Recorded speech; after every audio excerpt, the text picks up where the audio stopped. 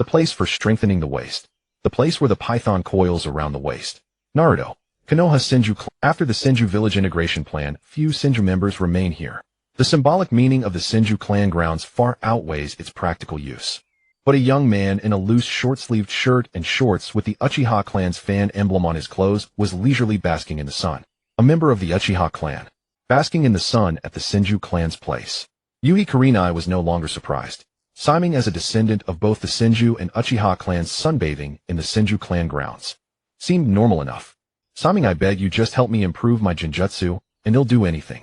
Kurenai blinked her eyes, ruby-red eyes full of pleading. Kurenai, I've told you many times I'm really not good at genjutsu.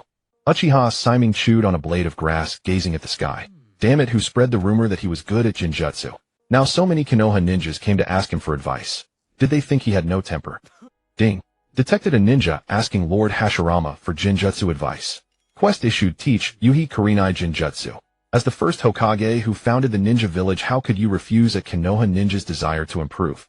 Please help Uchiha Kurenai. Quest reward: sage mode. TSK. Siming clicked his tongue. He really had no temper. Siming smacked his lips. He really had no temper. It all started 15 years ago. Back then he was a 20-year-old, ambitious young man. Everyone has moments of luck, and Siming was no exception. He hit the jackpot. The jackpot truck. Then Siming arrived in the world of Naruto, reincarnated as a member of the Uchiha clan. But the problem was he was an Uchiha, and the system gave him the Senju Hashirama template. What the hell? This made him look like a spy. System, you're getting better too. Uchiha Siming exclaimed in surprise. You can actually issue such a powerful quest as Sage Mode now. Previous quest rewards were only basic earth and water techniques. Who would still pursue basic skills after reincarnation? Looking at the pitiful Kurenai, Siming sized her up and said, well, it's not impossible. I knew it. Among Uchiha who haven't awakened their Sharingan, your genjutsu ability is the strongest. Kurenai's eyes were full of joy.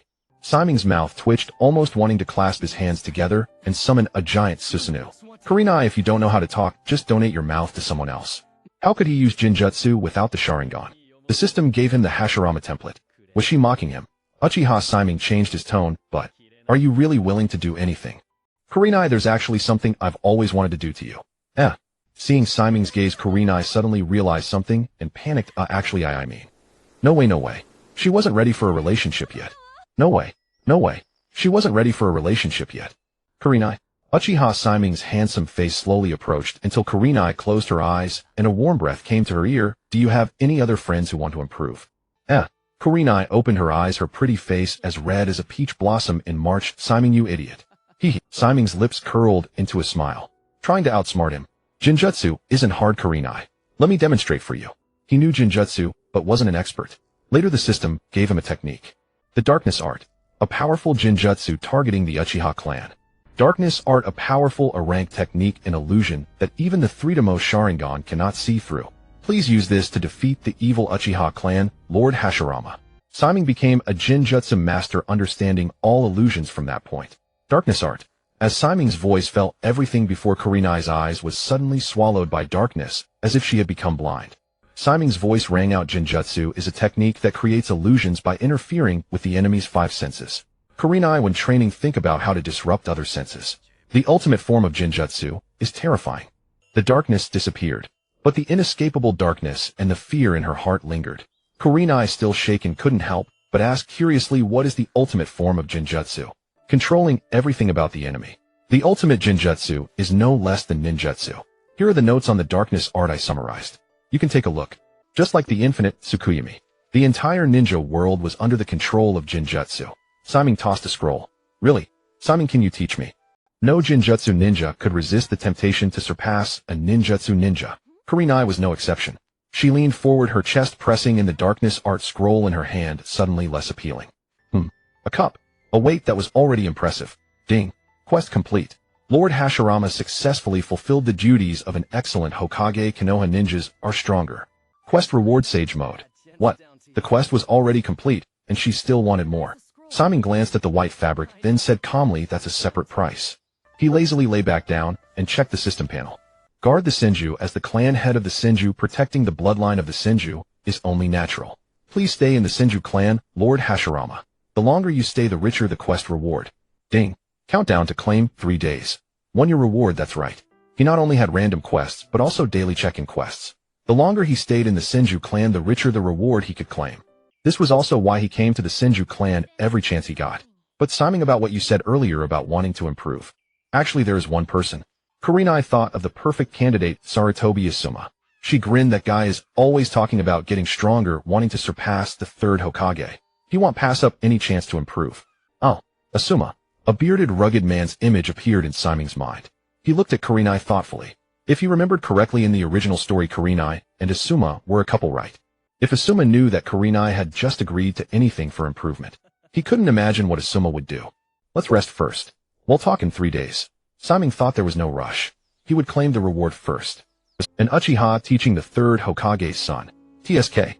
Was he trying to make the conflict between the Uchiha and Konoha even deeper? Or did he want Danzo to have a reason to act against the Uchiha? Ding. Detected a ninja requesting Lord Hashirama. Quest issued. Kurenai's request. Poor Sarutobi Asuma has always lived in the shadow of the third Hokage. Shouldn't Lord Hashirama be the first Hokage? What happened? Why does the village already have a third Hokage? Whatever Lord Hashirama is the strongest. Please teach Sarutobi Asuma to get stronger. Quest reward would release with dragon technique. Simon's face turned serious, his voice resolute. Helping the village's comrades is the duty of the Uchiha clan. Half an hour later, the Sarutobi clan compound. Looking at Uchiha Shimei and Yuhi Kurenai standing before him, Sarutobi Asuma gasped in disbelief. Red, do you mean to say that you want Uchiha Shimei to teach me to become stronger? He pointed at the 15-year-old Uchiha Shimei, then pointed at himself, already 21. In other words, in Red's eyes, he was no better than a 15-year-old child. Well, although you can understand it that way. Yuhi Kurenai felt a little guilty just realizing that Shimei seemed much younger than them. But who could blame her? Shimei was tall, acted like an old veteran, spent his days gardening and planting flowers so much so that she overlooked his age. Impossible. Sarutobi Asuma refused without a second thought. I am already a jonin. A mere Uchiha who hasn't even awakened his Sharingan doesn't have the qualifications to teach me. TSK. Uchiha Shimei clicked his tongue. Current Asuma. Age 21. He was not yet the calm character from the original story. At this moment, Asuma was a bit like later Boruto. Looked down on his father. The third Hokage wanted to prove himself, and thus had an arrogant personality. A bit rebellious. A little crazy. But want to stop me from getting my reward. No one can do that. Is that so, Asuma? Uchiha Shimei's black eyes slowly fixed on him. At 15, his height was already comparable to Asuma's. Your father was cage level at 21. You are merely a jonin now. What are you so proud of? Sarutobi Asuma suddenly raised his head, his eyes blazing with anger. His figure shot forward like an arrow released from a bowstring. Uchiha Shimei, you're asking for death. He hated being labeled as the third Hokage's son, but his strength and talent falling short of his father's was an unavoidable. In the blink of an eye, they had exchanged dozens of moves, evenly matched, even with ninjutsu. Sarutobi Asuma was stunned. You haven't even awakened your Sharingan. How can you reach jonin level at 15? Most importantly, the opponent's attacks were heavy and powerful. Even he found them hard to withstand. Is that all you've got? Shimei's voice carried disappointment. What? Asuma was bewildered. I mean, if this is all you have, you can prepare to lose. Uchiha Shimei's eyes instantly filled with a vivid red eyeshadow, and a crimson double circle mark appeared on his forehead, adding a divine aura, sage mode. His figure seemed to start disappearing. Visible to the eye, yet his presence was untraceable. Whoosh. Breaking the sound barrier in an instant, a deafening sonic boom. Asuma's vision blurred, his body curled like a shrimp, flying backward unconscious. Ding. Congratulations, Lord Hashirama, on completing the mission. Lord Hashirama has successfully made Asuma realize his own strength. Strength is the capital of arrogance, and no one except Lord Hashirama can be arrogant. Mission reward with dragon technique. Asuma. Yuhi Kurenai exclaimed, rushing over. Shimei, is he okay? Don't worry, he's just unconscious. Shimei hadn't used full power, only about 30% of his strange strength. But even so, it was more than a jonin could bear. Yet it also made Yuhi Kurenai's beautiful eyes widen. Shimei, are you now an elite jonin, or cage level? Able to defeat a jonin so quickly, he must be at least elite jonin. In comparison, she was still only a special jonin. A 15-year-old elite jonin. And without even awakening the Sharingan. What astonishing talent was Shimei.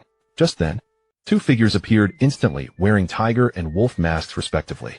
Shimei planned to pretend not to see and slip away, hands in pockets, whistling softly as he strolled. Yanbiyu. The tiger mask. Yanbiyu quickly said, Uchiha Shimei, the Hokage summons you. Please come with me. Fine. TSK. Although openly at odds, he still peeked at the bathhouse regularly and found time to check on his good son.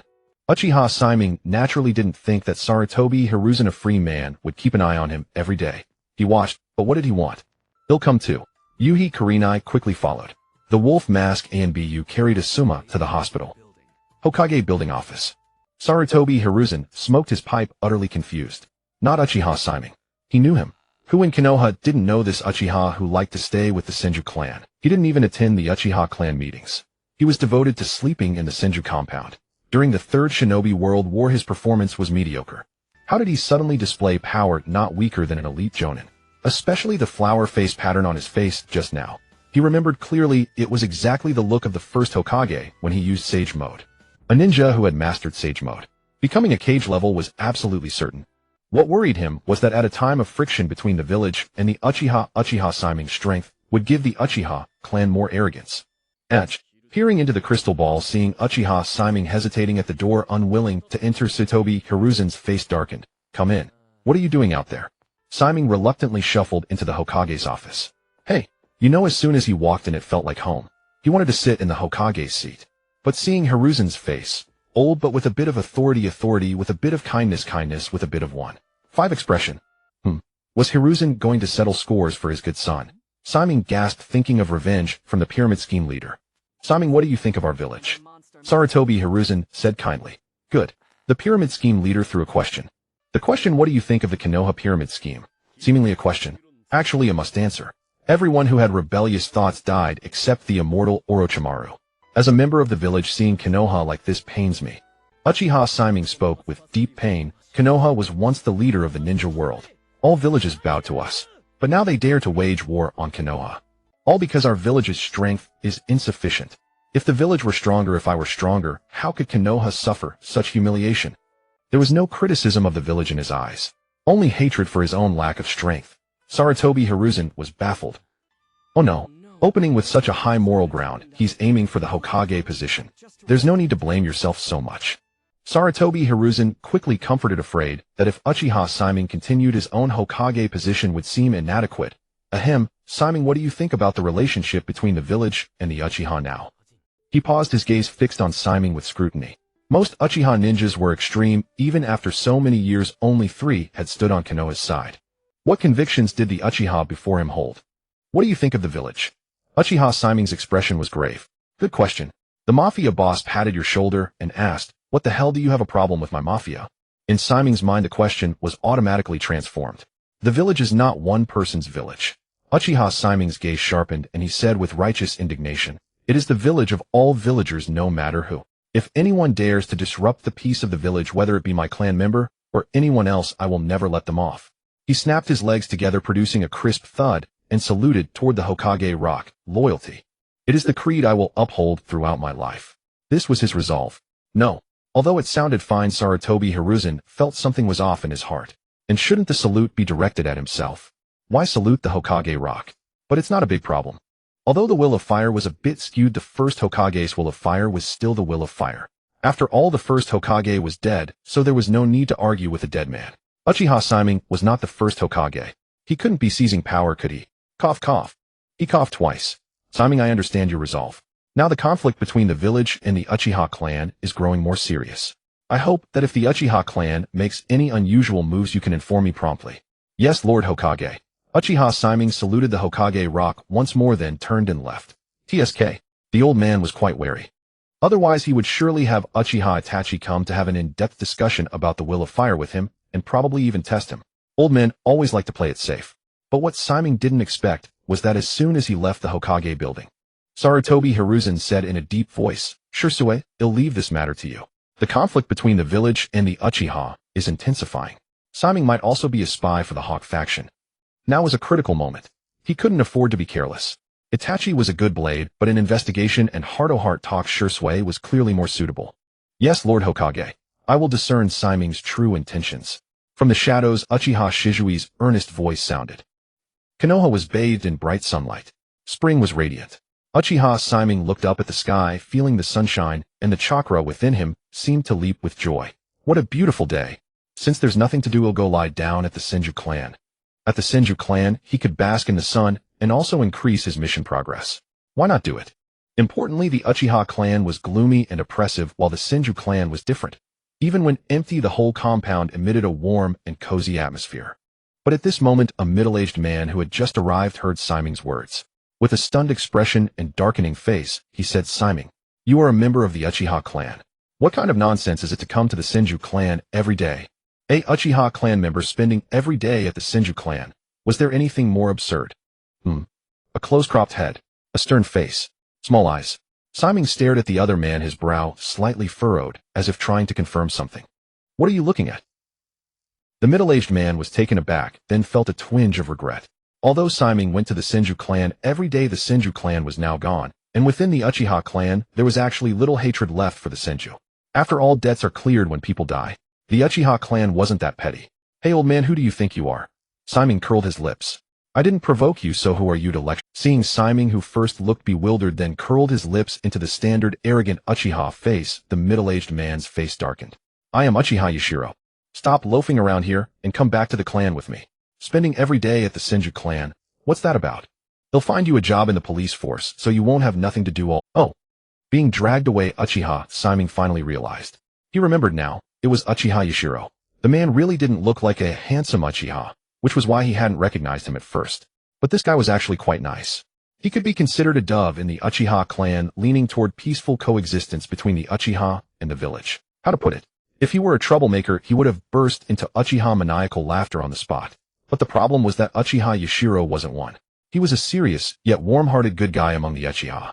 In short, an older serious version of Shisui with reduced strength. Besides, really helpless and powerless. Uchiha Siming shook his head helplessly. Ding. Lord Hashirama is actually in contact with the Uchiha clan. Please, Lord Hashirama, show the passion of a Hokage and let the Uchiha clan feel the care of Konoha. Quest issued handshake and reconciliation. Handshake and reconciliation. Please have Lord Hashirama shake hands with more than 10 Uchiha clan members. Quest rewards sealless healing. The system's electronic voice sounded in his mind. But even though it was an electronic voice, Siming could hear the system's shock and excitement. Indeed, the Uchiha clan had always avoided Senju Hashirama. How could they be dragged along like him? "Senior Yashiro, I can walk by myself." Siming pulled away Yashiro's hand and helplessly straightened his sleeves. Ding. Quest completion 110. Senior Yashiro, is there something going on in the clan today? Just as they entered the Uchiha clan compound, which was in a remote area, the number of people clearly increased. Normally, the Uchiha clan was either cutting down people or on their way to do so, and during the day the compound was mostly filled with the elderly women and children. Today was different. There were so many people. Yashiro wanted to speak, but didn't know where to start. After a moment of silence, he sighed and looked at Siming with a hint of envy. "Actually, it's fine for you to stay at the Senju clan." As for Siming, he naturally knew that he was neither a hawk nor a dove.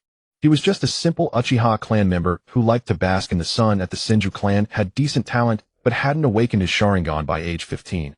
An ordinary Uchiha. "No," Siming said with righteous indignation. "As a member of the Uchiha clan, how can I stay at the Senju clan every day? I carry the responsibilities of the Uchiha clan." Then, under Yashiro's bewildered gaze, he walked toward the other Uchiha clan members.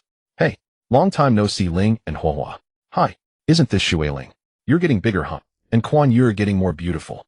He enthusiastically shook hands with every Uchiha. "Oh, even Itachi. Your nasolabial folds are getting deeper, huh? Don't just keep a cold face. A smile takes 10 years. Siming vigorously shook Itachi's hand, ignoring any resistance. Uchiha Itachi. First of all, he didn't want to attend the clan meeting. Furthermore, he hadn't provoked anyone. Uchiha Siming Uchiha Itachi gritted his teeth, but before he could finish, Uchiha Siming had already released his hand and reached out to Uchiha Shisui beside him, giving a firm squeeze. Siming's words came again. "Uchiha Itachi. Damn, is he chasing me to kill me?" He had never met such a detestable person. Dead fish face. Siming's words came again. "Uchiha Itachi. Damn, is he chasing me to kill me?" He had never met such a detestable person. All right, we're all from the Uchiha clan, no need to argue over such a small matter." Uchiha Shisui smiled helplessly, trying to mediate. Siming just speaks a bit too enthusiastically. A flicker of thought passed through his eyes. He scanned the people Siming had just greeted one by one. There were doves and hawks. That is to say, Siming was not a hawk. Hawks never voluntarily greet doves. Indeed, Siming had the magnanimity to hope for harmony between the village and the Uchiha. Thinking this, his eyes grew even softer. "Long time no see, Siming. The last time you came to the clan meeting, it seemed." Uchiha Shisui trailed off. "I've never attended a clan meeting. When I was younger, I was too young, or later, I was too busy." Siming kindly reminded. "Why the hell would I come to a clan meeting? They'd talk all night long. With that time, he'd rather go to the Senju clan to rack up hours. While at the last clan meeting, Senior Kenjin firmly believed that the Uchiha should no longer endure, while Senior Yashiro believed the Uchiha should coexist peacefully with the village. Shizui's eyes showed a hint of worry. He sighed and glanced meaningfully at Simon. Last time the two of them were at loggerheads. This time it's probably the same. Simon, what do you think? Simon knew these two well. One represented the hawks, the other represented the doves. They could be said to represent the different views within the Uchiha clan, with the hawks being more new. What opinion could an ordinary clan member like me have? Simon lazily clasped his hands behind his head, leaning against the training wooden pillar behind him, looking indifferent. Shursui frowned slightly. In the Hokage's office, Simon hadn't said that. Could it be that Simon had been deceiving? The wheel of the times rolls forward, not swayed by anyone's will. Without absolute power, everyone is nothing but an ant. Simon chuckled lightly, his dark eyes suddenly falling on Shursui. Just like you now. His words were light, but to Shizui's ears they were like a needle piercing the most sensitive spot in his heart. Shizui's eyes trembled slightly. That's right, this was exactly his current state of mind. No matter how he tried to mediate the relationship between the Uchiha and Konoha, there was never any progress. Instead, the conflict between the village and the Uchiha was escalating. Simon, do you have a way? Looking into the young man's dark eyes, Shursui inexplicably felt as if he had been seen through. Whether it was the mission entrusted to him by the Hokage or his current state of mind, Simon didn't speak. He was waiting for an opportunity. Ding. Detected that Uchiha Shursui is caught in confusion between the village and the clan. Lord Hashirama, please quickly help Shursui out of his mission. Released Shizui's confusion. Please help Shursui overcome his confusion and provide a practical and feasible plan to solve the Uchiha clan's problems. Mission reward Sage Body. Simon's lips curled into a smile. Now the time had come. In the face of a system reward, any hesitation was disrespect to. At this moment, the clan leader with a middle-part haircut and a square face, who you said was named Fugaku, walked to the center of the stage. As an Uchiha clan member, you could afford to disrespect the Hokage, but you couldn't disrespect the clan leader. Shursui, don't be anxious. Let's discuss it in detail after the clan meeting. Simon was not in a hurry, but Shursui was so anxious he wished the clan meeting would end right now. And in reality, it was no different from what Shursui had said. As soon as the meeting began, after Fugaku said a few formal words, the Hawk Uchiha Kenjin and Uchiha Yashiro started a mutual scolding match. One couldn't wait to start a rebellion right now. The other was so angry he cursed shamelessly, and the underlings were even more furious. Uchiha Simon was watching with great interest, but at this moment Uchiha Kenjin, as if possessed, cast a cold, sharp gaze on Uchiha Simon. Instantly a hint of joy appeared on his face. No. What the hell are you happy about? I barely even know you. Simon's hand that was cracking sunflower seeds paused. Yashiro, not to go far, the Senju clan also endured the third Hokage suppression, but what was the result? How many of the Senju clan remain today? Uchiha Kenjin snorted coldly. A pure-blooded princess Tsunade has already fled, and the entire Konoha is left with only a hybrid Uchiha Simon. Hey, know if you want to talk, but why drag me into it? Simon's face instantly darkened, looking very That was because of the first Hokage Senju village integration plan. The Senju clan may indeed be gone, but they have merged into the entire Konoha. Uchiha Yashiro retorted, refusing to back down. Stop talking nonsense here. Uchiha Kenjin sneered as if hearing the greatest joke. The first Hokage's village integration plan was to let part of the Senju merge into Konoha, not the entire Senju clan. Even the clan is gone. The Senju's current state is our future. Who knows, the Uchiha might even end up worse than the Senju. His gaze toward Uchiha Yashiro was filled with pity and contempt.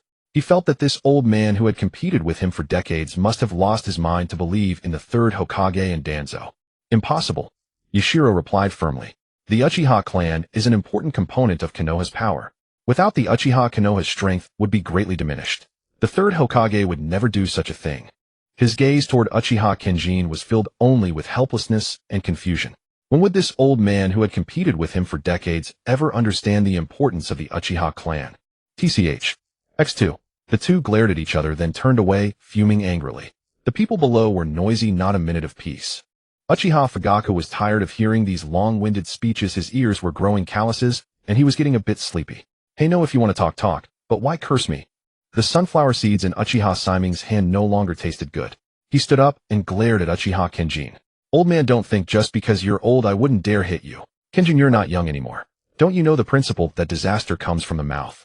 Simon's tone in the first half of his sentence was even more arrogant than the most arrogant Uchiha. The second half was even more serious than the most serious Uchiha, somehow creating a sense of role reversal. Huh. The crowd gasped in shock and pairs of red eyes the Sharingan appeared among the Uchiha. Afraid of missing anything, Uchiha Izumi clutched her clothes, her heart pounding wildly. She was also a hybrid, usually not well liked by the clan. Hearing Siming's words, she was even more excited than Siming. Uchiha Fugaku's eyes widened, and he suddenly wasn't sleepy anymore. Oh, there's new drama today? Xianren was dazed.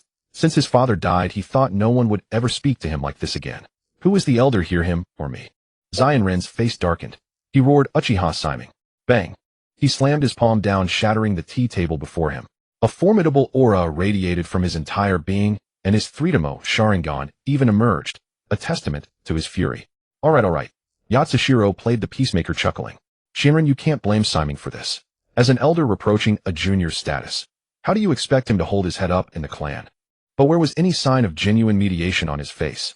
He was clearly just enjoying watching his old rival make a fool of himself. Seeing Yatsushiro's eyes crinkle with laughter, Uchiha Xianren grew even angrier. Yatsushiro, you old rogue. You've gone too far. Forget about the future. Bang. He slammed the ground, springing to his feet, and pointing at Uchiha Yatsushiro, cursing loudly. Today you and I will settle this. The loser will never attend any clan meetings again. The atmosphere was as gloomy as storm clouds. Any spark could ignite the suffocating tension. Crimson Sharingan spread like an epidemic. Pairs of eyes appeared. Pat. All right, since there are no other suggestions, today's clan meeting is adjourned. Uchiha Fugaku brushed the wrinkles from his clothes and stood up. In an instant, all clamor vanished without a trace. Xianren and Yatsushiro simultaneously snorted, expressing their displeasure with each other. Uchiha Yatsushiro leaned in close to Siming and said with great satisfaction, you know that scolding you gave Xianren was really satisfying. That old geezer is always itchy. He hadn't gotten the better of Yatsushiro. Unexpectedly, Siming had made Xianren lose face. Hearing this, Uchiha Xianren glared at them with burning rage. Then he heard Siming click his tongue and cast a sidelong glance at Yatsushiro. Huh? Yatsushiro, did I scold him without including you? Whoa. The Uchiha members who were about to leave immediately halted their steps. The drama today was intense.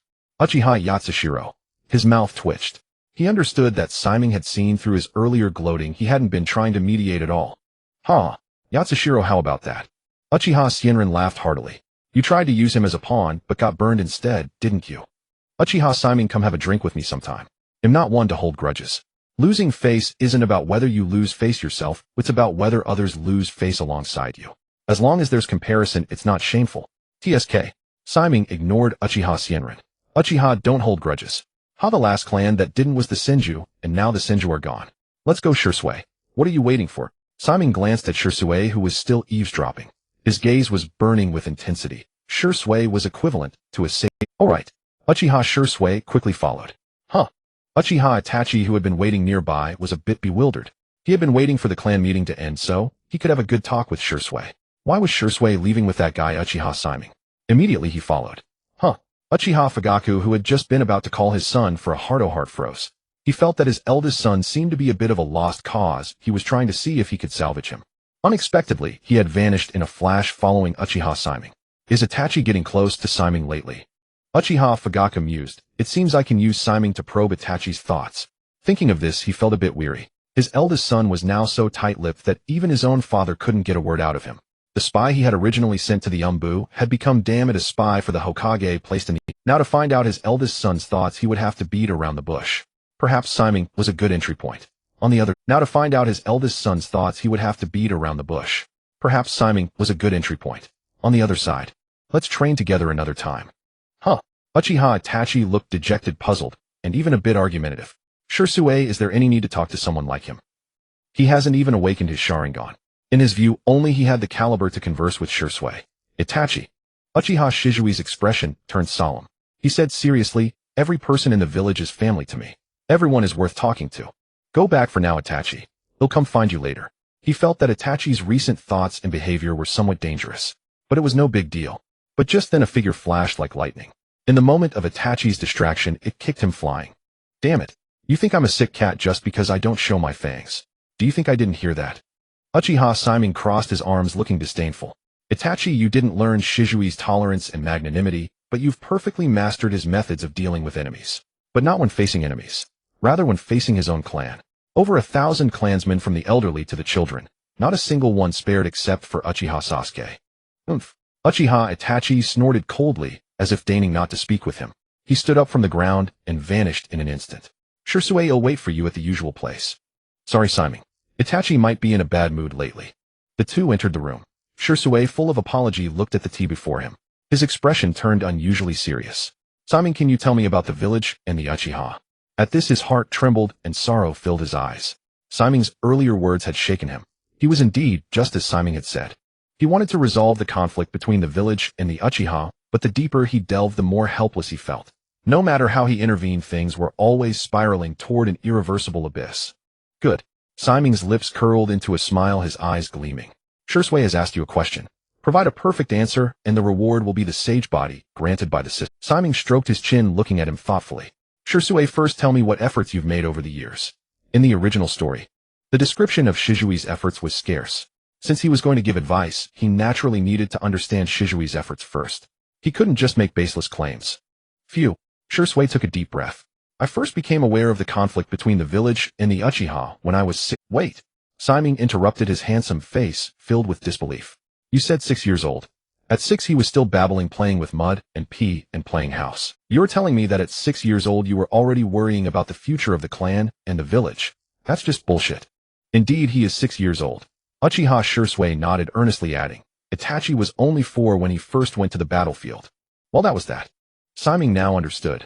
Ninjas matured early, developing wisdom by the age of 6 or 7, yet marrying late, with many still single well into their 40s. It was a striking contrast. After Shisui's hour-long explanation, Simon had a rough grasp of the situation.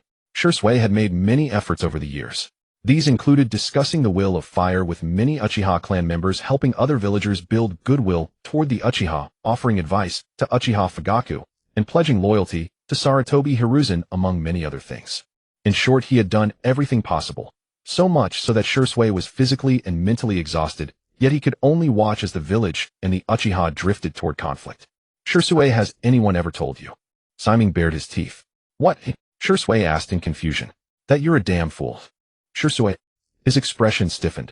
Hey Simon, there's no need to pause for effect when you're insulting me, is there? I don't think I've done anything wrong. After all, who in the entire Uchiha clan or Konoha could say a bad word about him? That was the reputation of him, Uchiha Shisui. Humph. Simon let out a scornful laugh, setting down his teacup. He rested one hand on his knee, tapping it lightly while the other propped his cheek against the low table. You say you haven't done anything wrong. Shisui, do you know the saying, a man may be innocent, but the possession of jade makes him guilty?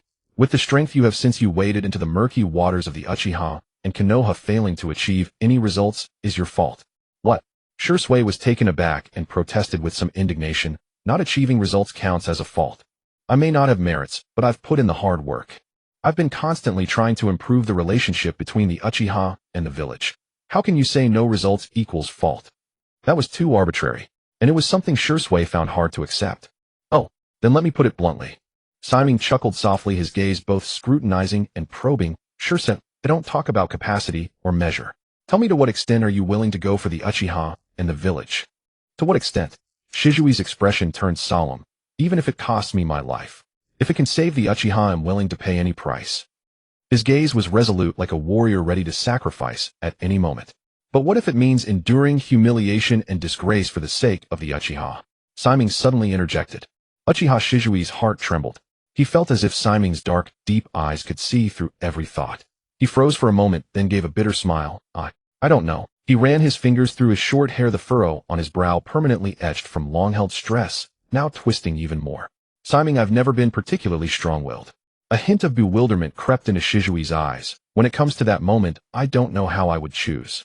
Shisui and Itachi each had their strengths. Itachi's strength was absolute rationality. This became especially pronounced after Shisui's death. As for Shisui, his virtues were tolerance, magnanimity, and optimism. He could be cold toward enemies, but when faced with the family of Konoha, he fell into hesitation and indecision. Shisui, you're actually a bit like Minato. Simon suddenly changed the subject. Yondaime. Shisui was startled, and a glimmer of admiration appeared in his eyes. I fought alongside Lord Yondaime. If he were still alive, the village and the Uchiha would never have reached this state. Both of you are equally optimistic and magnanimous, equally powerful, but Uchiha Simon paused, looking at Shisui with a half-smile. You lack Yondaime's boldness and his wisdom. Both of you are equally optimistic and magnanimous, equally powerful, but Uchiha Simon paused, looking at Shisui with a half-smile. You lack Yandame's boldness. TSK, what the hell are you thinking? Simon looked utterly exasperated. Who the hell doesn't know you're not as good as Yandame?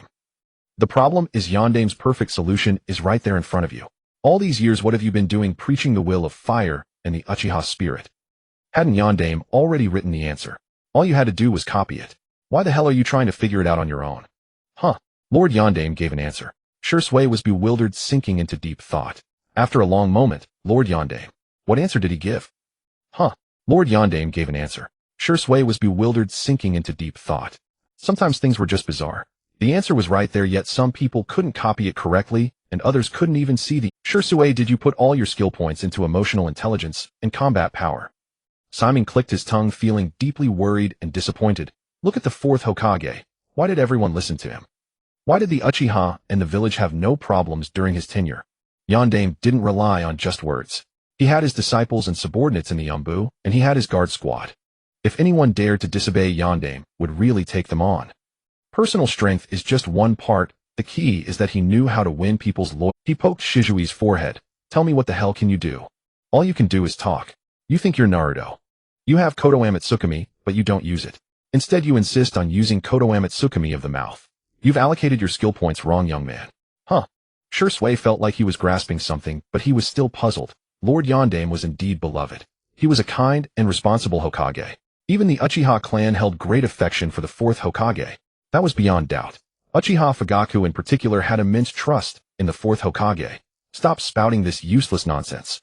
Uchiha Simon looked up at the ceiling in helplessness. Shui, you're like a block of wood. Why can't you understand? What I mean is your strength is already sufficient. If you want the village and the Uchiha to coexist peacefully, you need to build your own faction. One that follows your orders, obeys your leadership, and can balance the Uchiha and even Konoha. That is the only solution. Dignity lies only on the edge of the sword, and truth exists only within the range of cannons. This principle holds true in any situation. What? Shui was stunned. Build my own faction? How can that be? That would be equivalent to betraying the clan. Absolutely not. No, as a member of the Uchiha clan, I could never do something so rebellious. His expression changed drastically. It was as if he had touched an unbreakable shackle. Just thinking about it made his entire body stiffen, and he dared not cross the line. TSK. A hint of mockery flickered in Simon's eyes. Wanting to save the Uchiha, wanting the Uchiha and Konoha to coexist peacefully, yet unable to break a single rule, he said flatly. Then why come to me to talk about saving the Uchiha? Shui, you dare not take responsibility. You dare not bear the burden of sin. And yet you keep talking about saving others. You can't even save yourself. Get out, get out. Shui walked away dejectedly. Simon'll have my own way. Simon lay there with a grimacing expression. Damn it, this mission is really fucking hard to complete. The difficulty was not his plan but Shizui's thoughts, which were like a stinking stone in a latrine, hard and foul. The Uchiha clan responded to softness, but not to hardness, yet they had produced a fool like Shui who wanted to win people over with virtue. Still has his own fucking way. Your way is just to use Baishinshin to control Uchiha Fugaku. You don't have a fucking chance. The seeds of doubt have been sown, just wait for them to sprout. If Shui really doesn't measure up, find a chance to take his— Simon stroked his chin, squinting. This thing was a strategic weapon. Giving it to that old geezer Danzo would be too cheap. Shui probably never imagined that as he walked away dejectedly, Simon had already started scheming to take his eyes. Hokage's tower. Office. Looking at the bewildered Shui before him, Hiruzen Sarutobi felt a bit troubled. Shui was good in every way, but he loved philosophy and always thought about nonsense, sometimes asking questions that even he couldn't answer. Shui, how is your investigation of Uchiha Shimei? Shui was startled, then came to his senses. Lord Hokage, please believe in Simon's loyalty. He, like me, is willing to give everything for the peace of the village. However, his magnanimity might be even purer. His expression was complex. For the peace of the village and the Uchiha, he was even willing to bear the sins himself. What magnanimity? Simon is an Uchiha with the same magnanimity as the fourth Hokage.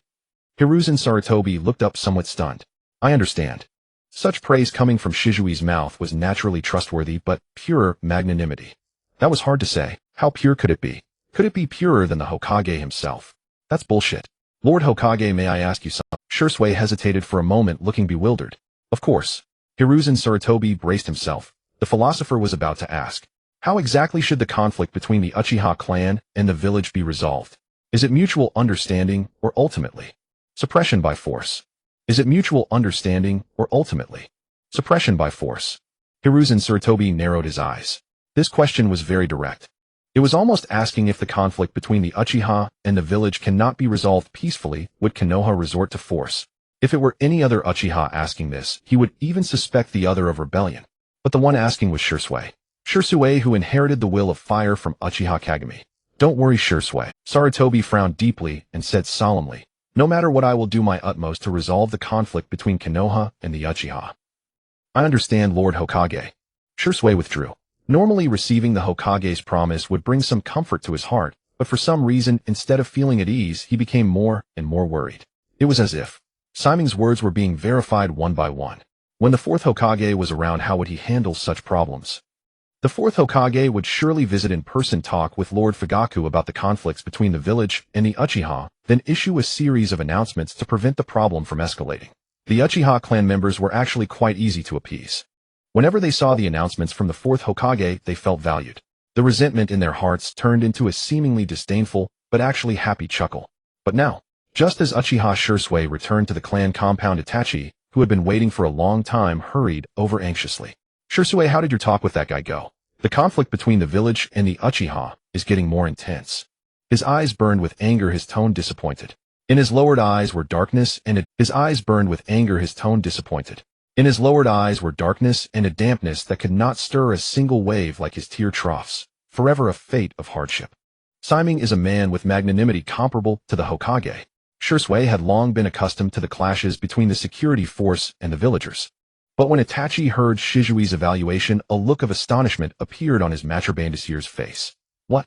That slacker has magnanimity comparable to the Hokage? This was even more absurd than the Senju clan awakening the Sharingan. Itachi, let me ask you a question. Shisui looked at Itachi, who was younger but no less magnanimous than him, and said, the conflict between the Uchiha and the village may have reached an irreconcilable point, even possibly leading to war. Do you have a solution? Uchiha Itachi was startled, then shook his head. No. This was exactly the dilemma they faced. No solution, only watching helplessly as the Uchiha clan plunged into the abyss. But Siming has a solution. How is that possible? Itachi's pupils contracted. He couldn't believe that a half-blood Uchiha who hadn't even awakened the Sharingan could see through the fate of the Uchiha clan. Form his own faction within the Uchiha clan, bear all the blame, and when his faction is strong enough to suppress the Hawks, he can change the current situation between the Uchiha and the village. The moment Shisui said it, Itachi was first stunned, then couldn't help but gasp. He keenly realized that this plan was feasible. Perhaps Uchiha Siming wasn't as useless as he thought. However, the one implementing this plan would bear pressure from the Hawks, Doves, and even the village and the clan leader. That Siming actually has such magnanimity. He also realized the difficulty of the plan. One wrong step, and he would be doomed. Moreover, unlike the Hawks and Doves within the clan, taking this step, recruiting followers and forming his own faction, was almost tantamount to betraying the clan. At that moment, a strange thought suddenly arose in Itachi's heart. Siming's magnanimity is above mine. This is the plan Siming proposed. What do you? Shizui's heart was very uneasy. Such audacity, such perverse action, which Uchiha could accept it. I think it's very feasible. Itachi's words were firm. Huh? Shizui's face stiffened, and he looked at Itachi suspiciously. Wait, Itachi, you think it's very feasible? Hiss. He couldn't help but gasp. Previously, he had always felt that Itachi, this younger brother, shared his will and beliefs, willing to do anything for the peace of the Uchiha and Konoha, and would never commit betrayal. But this incident made Shisui realize one thing. Damn it. Itachi is a fucking reactionary too. Unexpectedly, someone collided with him. Hiden. Sorry, big brother. Two didn't mean to. A golden-haired little boy fell to the ground, scrambled to his feet, and apologized, his pitiful face exuding an undeniable cuteness. Siming was taken aback. Even though he had never had children in either his past or present life, he couldn't deny the little boy's adorableness. His voice instantly softened, tinged with surprise. A wild little boy. The little boy was stunned. Then he quickly became dejected and timid. I have no parents, so I suppose I could be considered wild. No parents. At that moment, Siming felt a surge of guilt. But then he squinted, studying the golden-haired, blue-eyed boy with his soft, tousled hair. You wouldn't be Naruto Uzumaki, would you? He simply couldn't reconcile this well-behaved, adorable, slightly timid boy with the one who would later cause trouble, constantly, always putting on a brave face and brainwashing himself day after day. I'll leave now. Naruto Uzumaki's azure eyes were filled with panic, and he turned to flee in a fluster. His first instinct upon being recognized was terror and escape. He wanted to flee to that messy home, to a place with no one around. Wait. Simon grabbed Naruto's dirty clothes, shrugging. I wasn't watching where I was going. I should be the one apologizing. Oh. Naruto's mouth dropped open in disbelief. He stammered, it's okay. It's my fault. Alright. How about this? I'll treat you to a bowl of ramen from Ikaraku's as my apology. Seeing that Naruto was about to run away again, Simon made a crucial suggestion. Gulp. Naruto swallowed his stomach, betraying him with an involuntary growl. His face flushed. I didn't thank you. Heh. Simon chuckled. Easy to handle, this little brat. They arrived at Ichiraku Ramen, and he called out loudly, boss, one large tonkatsu ramen, please. Oh, it's Simon. Daetong Yuyao turned around, greeting him warmly. Then he looked at the dirty Naruto, a flicker of pity in his eyes. And little Naruto, long time no see. How about uncle treats you to some ramen today? No need for that. Simon shook his head, smiling. I accidentally bumped into Naruto today. This is my apology. Yao caught on, and a new light gleamed in his eyes as he looked at Simon. Soon 2 large bowls of tonkatsu ramen were served, each portion noticeably larger than usual. Naruto timidly glanced at Simon, who ruffled his golden hair helplessly. Eat up. Simon was already full after finishing his own large bowl. Who would have thought that Naruto, barely 5 or 6 years old, could polish off his bowl cleanly? Afterwards, Simon escorted him home. But just then an electronic voice rang in his mind. Ding. The son of the 4th Hokage, Naruto Uzumaki, is being called a demon fox. His psyche is already severely unhealthy. How can Lord Hashirama allow a child to bear such pressure? Go forth, Lord Hashirama. Let Naruto feel the warmth of family. Mission: help Naruto establish a correct set of mission. Reward: 1 random draw. TCH, just as I thought. Simon understood. He knew a mission would be triggered. If Kurenai Yuhi could trigger one, why not Naruto, the child of prophecy? At that moment, a cold voice came from behind him. Uchiha Simon. The Uchiha clan is absolutely forbidden from approaching the Nine-Tails Jinchuriki. I will report this. An ANBU with a fox mask appeared before him, his voice harsh. Since the Nine-Tails rampage, no Uchiha were allowed near the Nine-Tails Jinchuriki. This was the rule. Without a doubt, Simon's actions today had crossed the line. You're talking out of your ass. Simon's face turned cold, and he rebuked with righteous indignation. I haven't even asked what the ANBU have been doing. The Hokage ordered you to watch over the Jinchuriki, to protect him, not to let him starve to the point where he can't even afford a meal. He's not just the Jinchuriki. He's the son of the 4th Hokage. The ANBU was stunned, frozen in place.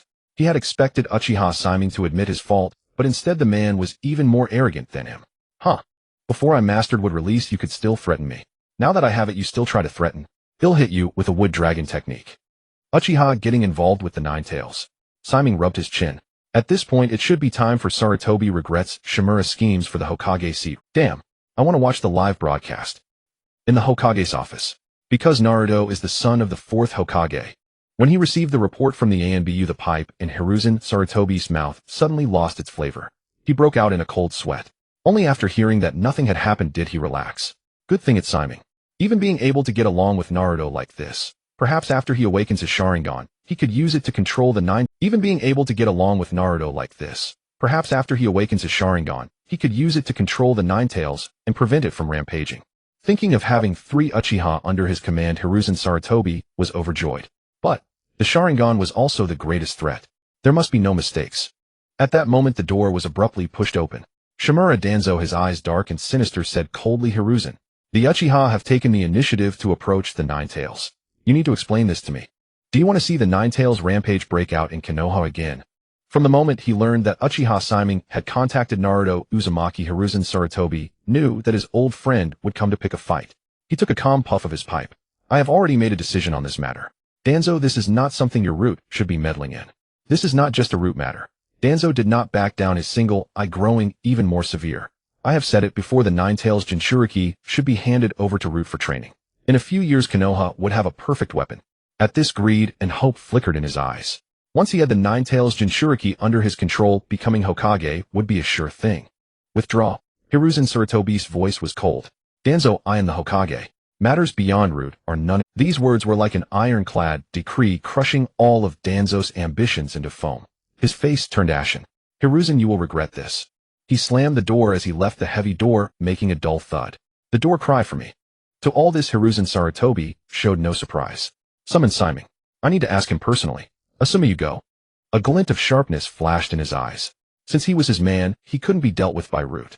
And since he was his man, he must not harbor any other thoughts. Ami. Asuma, who had been eavesdropping at the door and planning to sneak away, froze. He reluctantly entered, his face scrunched up like he had eaten something sour. Old man, can't you send someone else?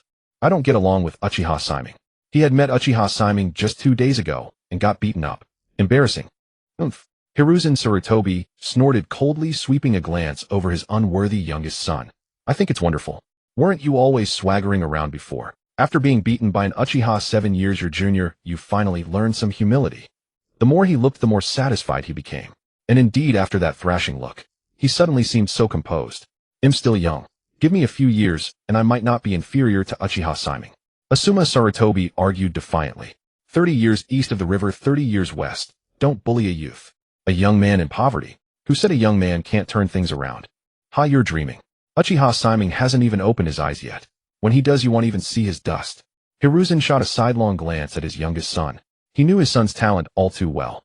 An elite jonin was barely within reach, but the Kage level was forever out of the question. Asuma drooped his head. Final go. Hiruzen nodded with great satisfaction. He took a few puffs on his pipe, recalling how his son used to cause trouble every day and defy him as Hokage. Now after being disciplined, he was much better. He couldn't help but sigh. A wicked person is always tormented by someone even more wicked. Asuma has no major flaws, he's just too arrogant. I should have had Shursui teach him a lesson long ago. That would have straightened him out much sooner, wouldn't it? Look at him now. Calm, dignified, with a newly grown beard. A fine son indeed. To be honest, Shimei really didn't like being disturbed while sunbathing. Especially when he was chatting with a childhood friend and got caught red-handed. Like right now. Kurenai Yuhi clung to Shimei's arm, her voice as sweet as sticky white rabbit candy, her curves pressed. Ask you. Shimei, I just can't master the dark release technique. Teach me, please. And Shimei was lying on a hammock. So Kurenai lay on the hammock too, pouting adorably. Asuma had just stepped in and saw this scene. At that very moment, Uchiha Shimei's casual, practiced voice rang out, as if had been through this countless times. Oh. Same as last time. Anything goes. Anything goes. Asuma felt as if struck by lightning. His whole world collapsed. Had Kurenai and Shimei already progressed this far? Then what? What was he? He shouldn't be here. He should be under the car. Asuma, you're here. Come in. Asuma, who was about to leave, heard the call and widened his eyes, breathing heavily. You scoundrel, how dare you? No sense of shame at all. They weren't even bothering to hide it anymore. Uchiha Shimei, what do you want? Asuma stormed over, furious. He had seen shameless people, but never this shameless. But when he got closer, he froze. Uchiha Shimei and Kurenai Yuhi were each on their own hammock far apart. The earlier scene was just an illusion caused by distance. Hey Asuma, why is your face as red as a monkey's? But Shimei raised an eyebrow. The kid used to have a dark face, but now it was red. Dark red, looking exactly like a monkey's. It's frostbite from a mission. Asuma's heart still rankled. He said coldly, not like you basking in the sun in the Senju clan compound every day. Uchiha Shimei, the old man wants you at the Hokage's office immediately. Even if he had misjudged what Shimei said to Kurenai about anything goes couldn't be a lie, right? This wicked Uchiha brat, he was brazenly lecherous. All right. Shimei rose leisurely and turned to Kurenai. Kurenai, don't forget the terms you agreed to. Once I teach you the dark release, you'll have to fulfill your promise. Of course. Kurenai answered without hesitation. Crack. Asuma heard the sound of his heart shattering. He looked up at the sky, struggling to hold back his tears. Asuma, what's wrong? Sensing her friend's distress, Kurenai blinked her crystal-like red eyes. You can tell me anything. We're best friends. Crack. Friends. Yes, they were just friends. Asuma's heart ached even more, as if pierced by 1,000 arrows. By the way, Asuma, how should I fulfill Shimei's condition? Kurenai looked troubled. Asuma's breathing turned ragged. His voice was strained. Kurenai, you don't need to tell me about this kind of thing. He was just a friend. The mere thought made his heart wrench. When he got back, had definitely badmouthed that damned Uchiha Shimei to the old man. Uchiha Shimei, you deserve to die. Why not? Last time Shimei's condition for teaching me dark release was to find him a teaching partner. This time it's the same. But where can I find another one? Kurenai said with a troubled expression. Really, even though Shimei is an Uchiha, he worries more about Konoha than the Senju. Asuma froze, his mind clearing. He said excitedly, You mean Shimei's condition is to find him someone to teach? Not some other condition. Of course. What else did you think? Kurenai's little face showed confusion. Ha ha ha. Asuma laughed heartily, as if reborn. So that's it. In an instant his mood transformed, his mind soaring. The whole world seemed enchanting. Wonderful. When he got back, he would definitely put in a good word for Uchiha Shimei. On the other side, Uchiha Shimei stood warily at the door, muttering to himself. Damn it, what does that old man Hiruzen want from me every few days? He's not really planning to do me in, is he? He kept his hands clasped together. Uchiha Shimei, get in here. Inside the room, Hiruzen, watching Shimei lingering at the door through the crystal ball, darkened his face. As Shimei entered, he said irritably, What's the matter? Every time you wait at the door, do I have to personally invite you in? And why are your hands clasped? Are you praying to Buddha or chanting sutras? He found it utterly baffling. Not at all.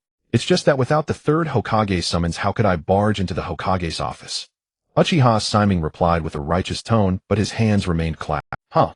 Hearing this, Hiruzen's mood lifted considerably. Although he had announced that any Konoha villager could come to his office with matters, seeing such a considerate Uchiha Shimei, he nodded in satisfaction.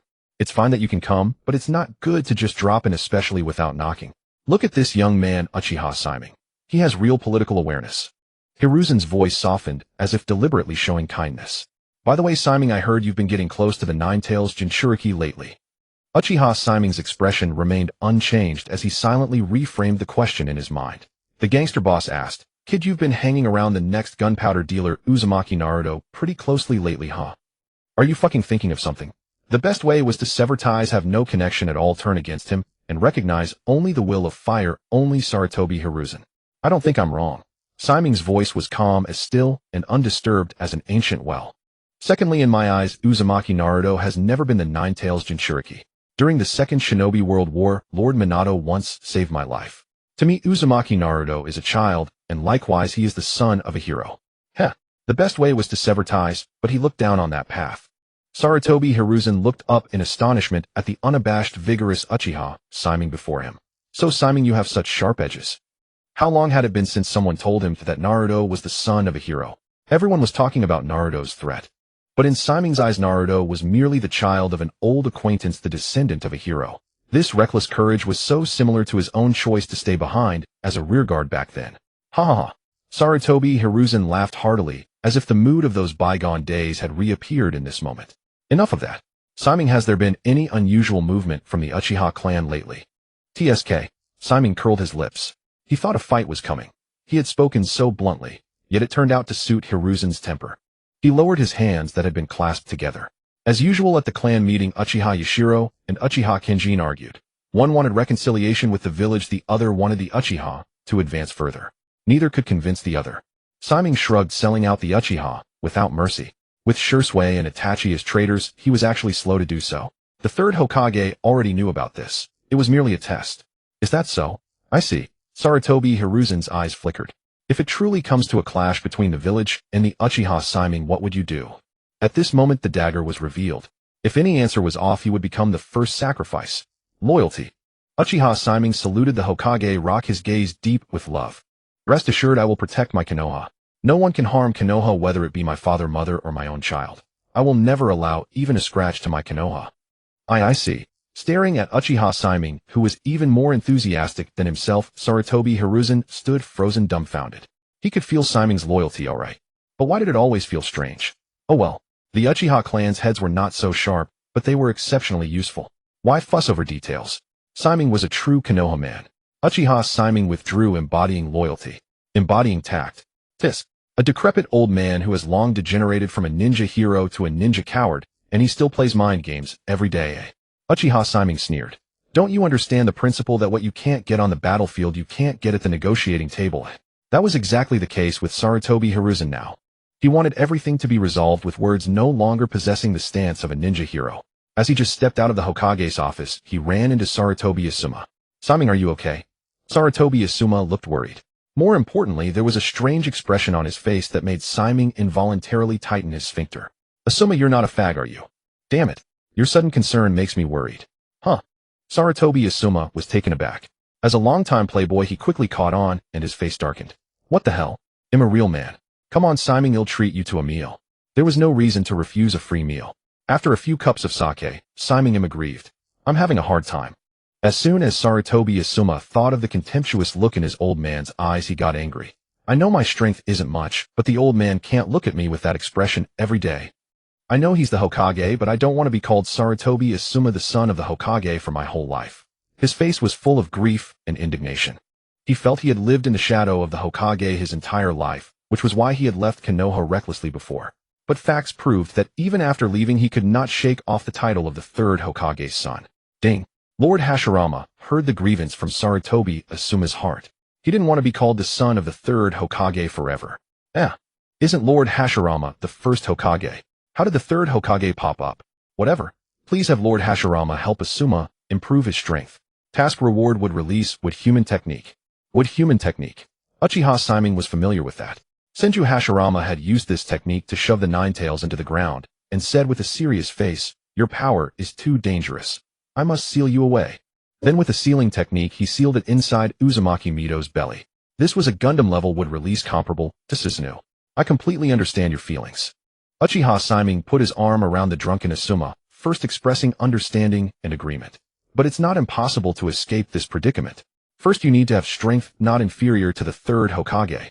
Asuma smiled bitterly, tears glistening in his eyes. Of course I know that.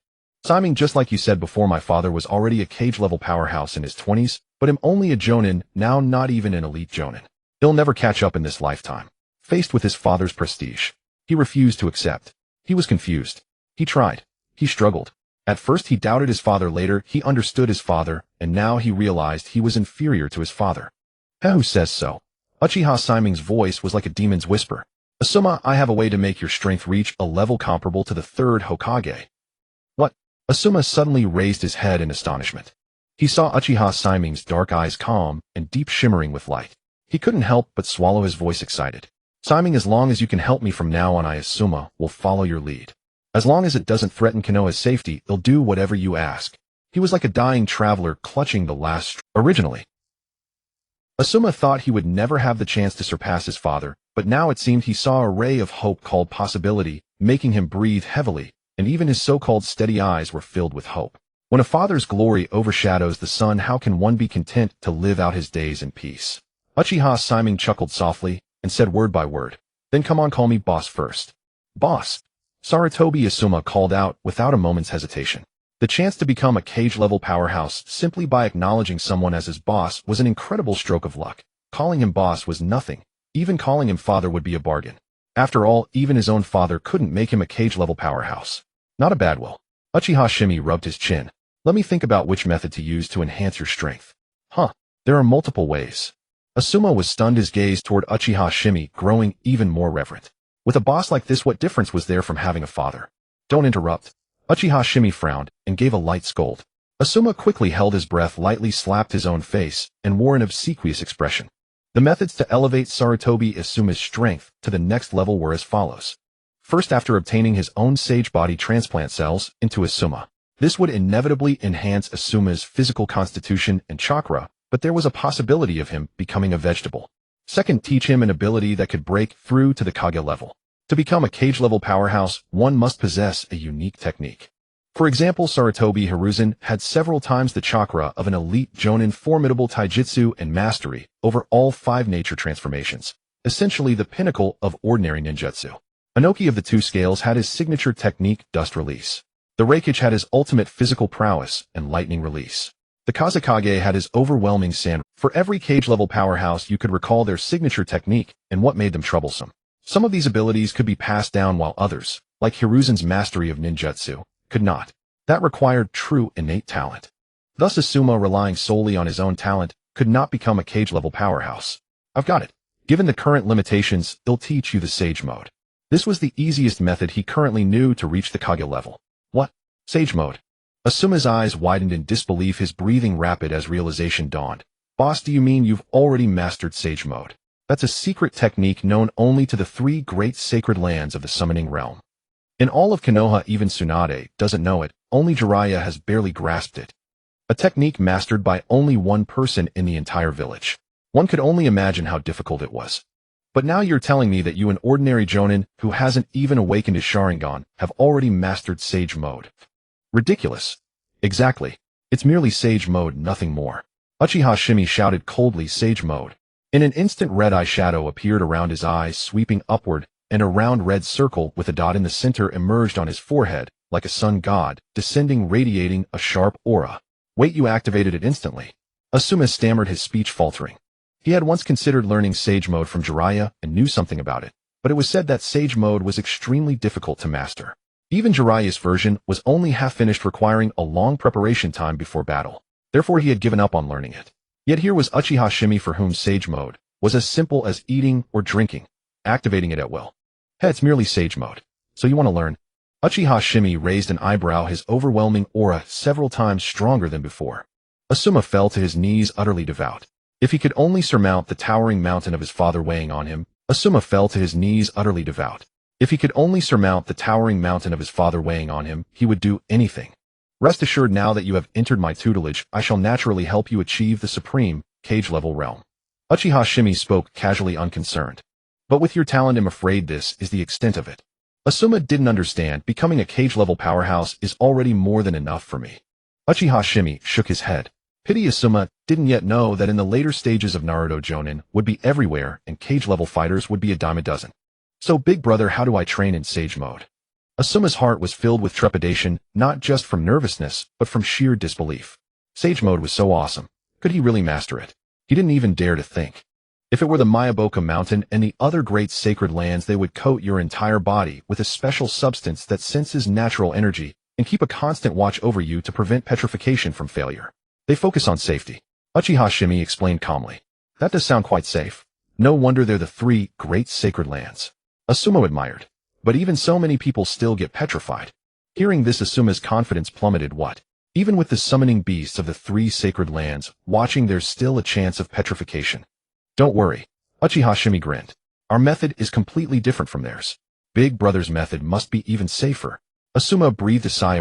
Not exactly. Uchiha Shimei shifted his tone, a naive smile curling at the corner of his mouth as his hand landed on Asuma's shoulder.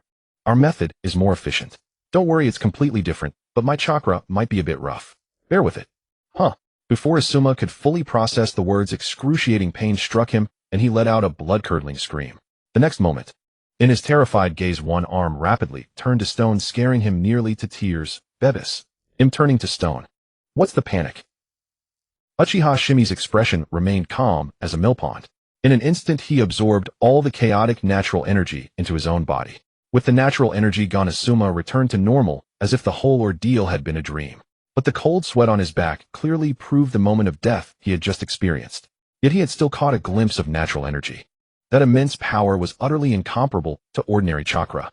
Asuma's gaze toward Uchiha Shimei grew even more reverent. As long as he followed his big brother, becoming a cage level was no longer a dream. From now on, whenever you're free, come to me for training. Do it a few thousand times and mastering sage mode will be a sure thing. Uchiha Shimei rubbed his stomach. Let's go. It's getting late. Treat your big brother to a meal. Now that he had a little brother, there was no reason for him to pay. Hey big brother, the food street is that way. Saratobi, Asuma quickly reminded. I know, Uchiha Shimei said calmly. I think at this moment there's a kid who might be hungry. He glanced at the system panel. Quest help Naruto establish correct values. Quest reward 1 random draw. 1 meal 2 system quests. Heh, what a clever little trickster he was. Gasp. The Umbu ninja wearing a fox mask drew a sharp breath, staring incredulously at Uchiha Shimei, who had returned with an air of righteous indignation. Uchiha Shimei, what are you doing here? Do you really think no one in my can rein you in? Don't make trouble for yourself. He couldn't help but feel a headache coming on. Why do you keep coming to see the Nine-Tails Jinchuriki? Show some respect for our work, alright. Brother, your Uchiha clan is practically on the verge of war with Mai, and you still come to see the Nine-Tails Jinchuriki every day. What's the point? Isn't Uchiha Fuyua looking for you? How are you telling me what to do? Uchiha Shimei raised an eyebrow. I'm inviting the hero's son to a meal. Got a problem with Uchiha Shimei? Are you joking? The fox-masked Umbu let out a sharp screech. You're an Uchiha, and he's the Nine-Tails Jinchuriki. Get out of here now, or I can't imagine what I'll do. Uchiha Shimei, are you joking? The fox-masked Umbu let out a sharp screech. You're an Uchiha, and he's the Nine-Tails Jinchuriki. Get out of here now, or Oh, wait, I'll get someone else to talk to you. Uchiha Shimei clapped his hands. Has someone else? The fox-masked Umbu sneered. No matter who comes today, no one will get near the Nine-Tails Jinchuriki. Then he saw Asuma, the son of the Hoying, walk up behind Uchiha, Shimei, his face dark with displeasure. Well, my elder brother wants to invite the hero's son to a meal, and we need the Umbu's permission. Before this, Asuma had never paid attention to Schwanwa Mingren's condition. But today he saw it. The chaotic room, the expired milk cup after cup of instant noodles. How could this be the life a child should live? He suppressed his anger. Mingren is first and foremost the hero's son. Oh, only second is he the Nine-Tails Jinchuriki. If there are consequences, let the old man punish me. The fox-masked Umbu was stunned, his voice stammering. I understand. He was indeed Umbu, but the other was the son of the Hoying. To put it bluntly, he was second only to one and above all others. Who would dare to mess with Asuma? Brother Shimei. Seeing Uchiha Shimei appear at the doorway, Schwanwa Mingren's young face was filled with both surprise and apprehension. Are you here to play with me? This is the first time someone has come to my home to play. Of course, but first we need to fill our stomachs. Uchiha Shimei smiled, ruffling Xuanhua Mingren's smooth golden hair. The texture was wonderful. Come on, it's my treat. Are you here to play with me? This is the first time someone has come to my home to play. Of course, but first we need to fill our stomachs. Young face. Half an hour later, after feasting at Yao Ramen, the three of them patted their stomachs with utter satisfaction. It had to be said, Yao Ramen was amazing. The more you ate, the more delicious it became. Of course. Uchiha Shimei always believed that the reason Yao Ramen was popular wasn't the noodles themselves, but Yao. He always insisted on the best ingredients, and he always treated everyone with warmth, whether ordinary people, ninja, or even the nine-tails Jinchuriki. Hey, isn't that the demon fox? Just then a vicious mockery rang out. Three boys pointed at Xuanhua Mingren and said without restraint, how does a demon fox have money to eat ramen? He must have stolen the money. Beat the demon fox, beat the demon fox. The three of them picked up stones from the ground and threw them over. I didn't. Xuanhua Mingren's face was full of grievance. Normally he would have endured it, but not today. He couldn't let Brother Shimei think he was a thief. He argued anxiously, I never stole money. My money is given by Grandpa. And today Brother Shimei treated me to the meal. You, a demon fox, a monster like you, who would give you money? The three boys were unimpressed, instead bursting into even more vicious laughter. Xuanhua Mingren was frantic, defending himself desperately. But it was useless. The stones kept coming more and more. He was like a drowning kitten struggling in vain to sink deeper. How could this be? Yuanfei Asama was stunned, his eyes vacant, the pipe drooping from his lips. The two of them were both sons of the Hoying. But their treatment was worlds apart. Hey, he bellowed, stop it. Mingren is not a demon fox. The three boys shrank back, but one of them stubbornly shouted, why not? Everyone says he's a demon fox. He doesn't deserve to live in my... The intervention didn't stop the bullying, it only made it bolder. Asama suddenly felt a wave of exhaustion. Mingren was the hero's son, but the others were just children too. What could he do? Swoosh. Several kunai shot out, grazing viciously past the boy's cheeks like death's inevitable scythe. Oh. The three boys fell to the ground in terror, scrambling away in panic. The demon fox is killing people. The demon fox is killing people.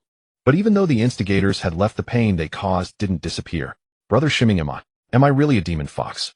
Xuanhua Mingren looked up, his azure eyes filled with sorrow and helplessness. After all, he was only a child of 5 or 6. Mingren, don't punish yourself for others' mistakes. You have never been a demon fox. Uchiha Shimei ruffled his golden hair, his gaze turning distant. But remember, weakness is always the original sin. They bully you not because you're wrong, but because you don't yet have the strength to resist. Uchiha Shimei ruffled his golden hair, his gaze turning distant.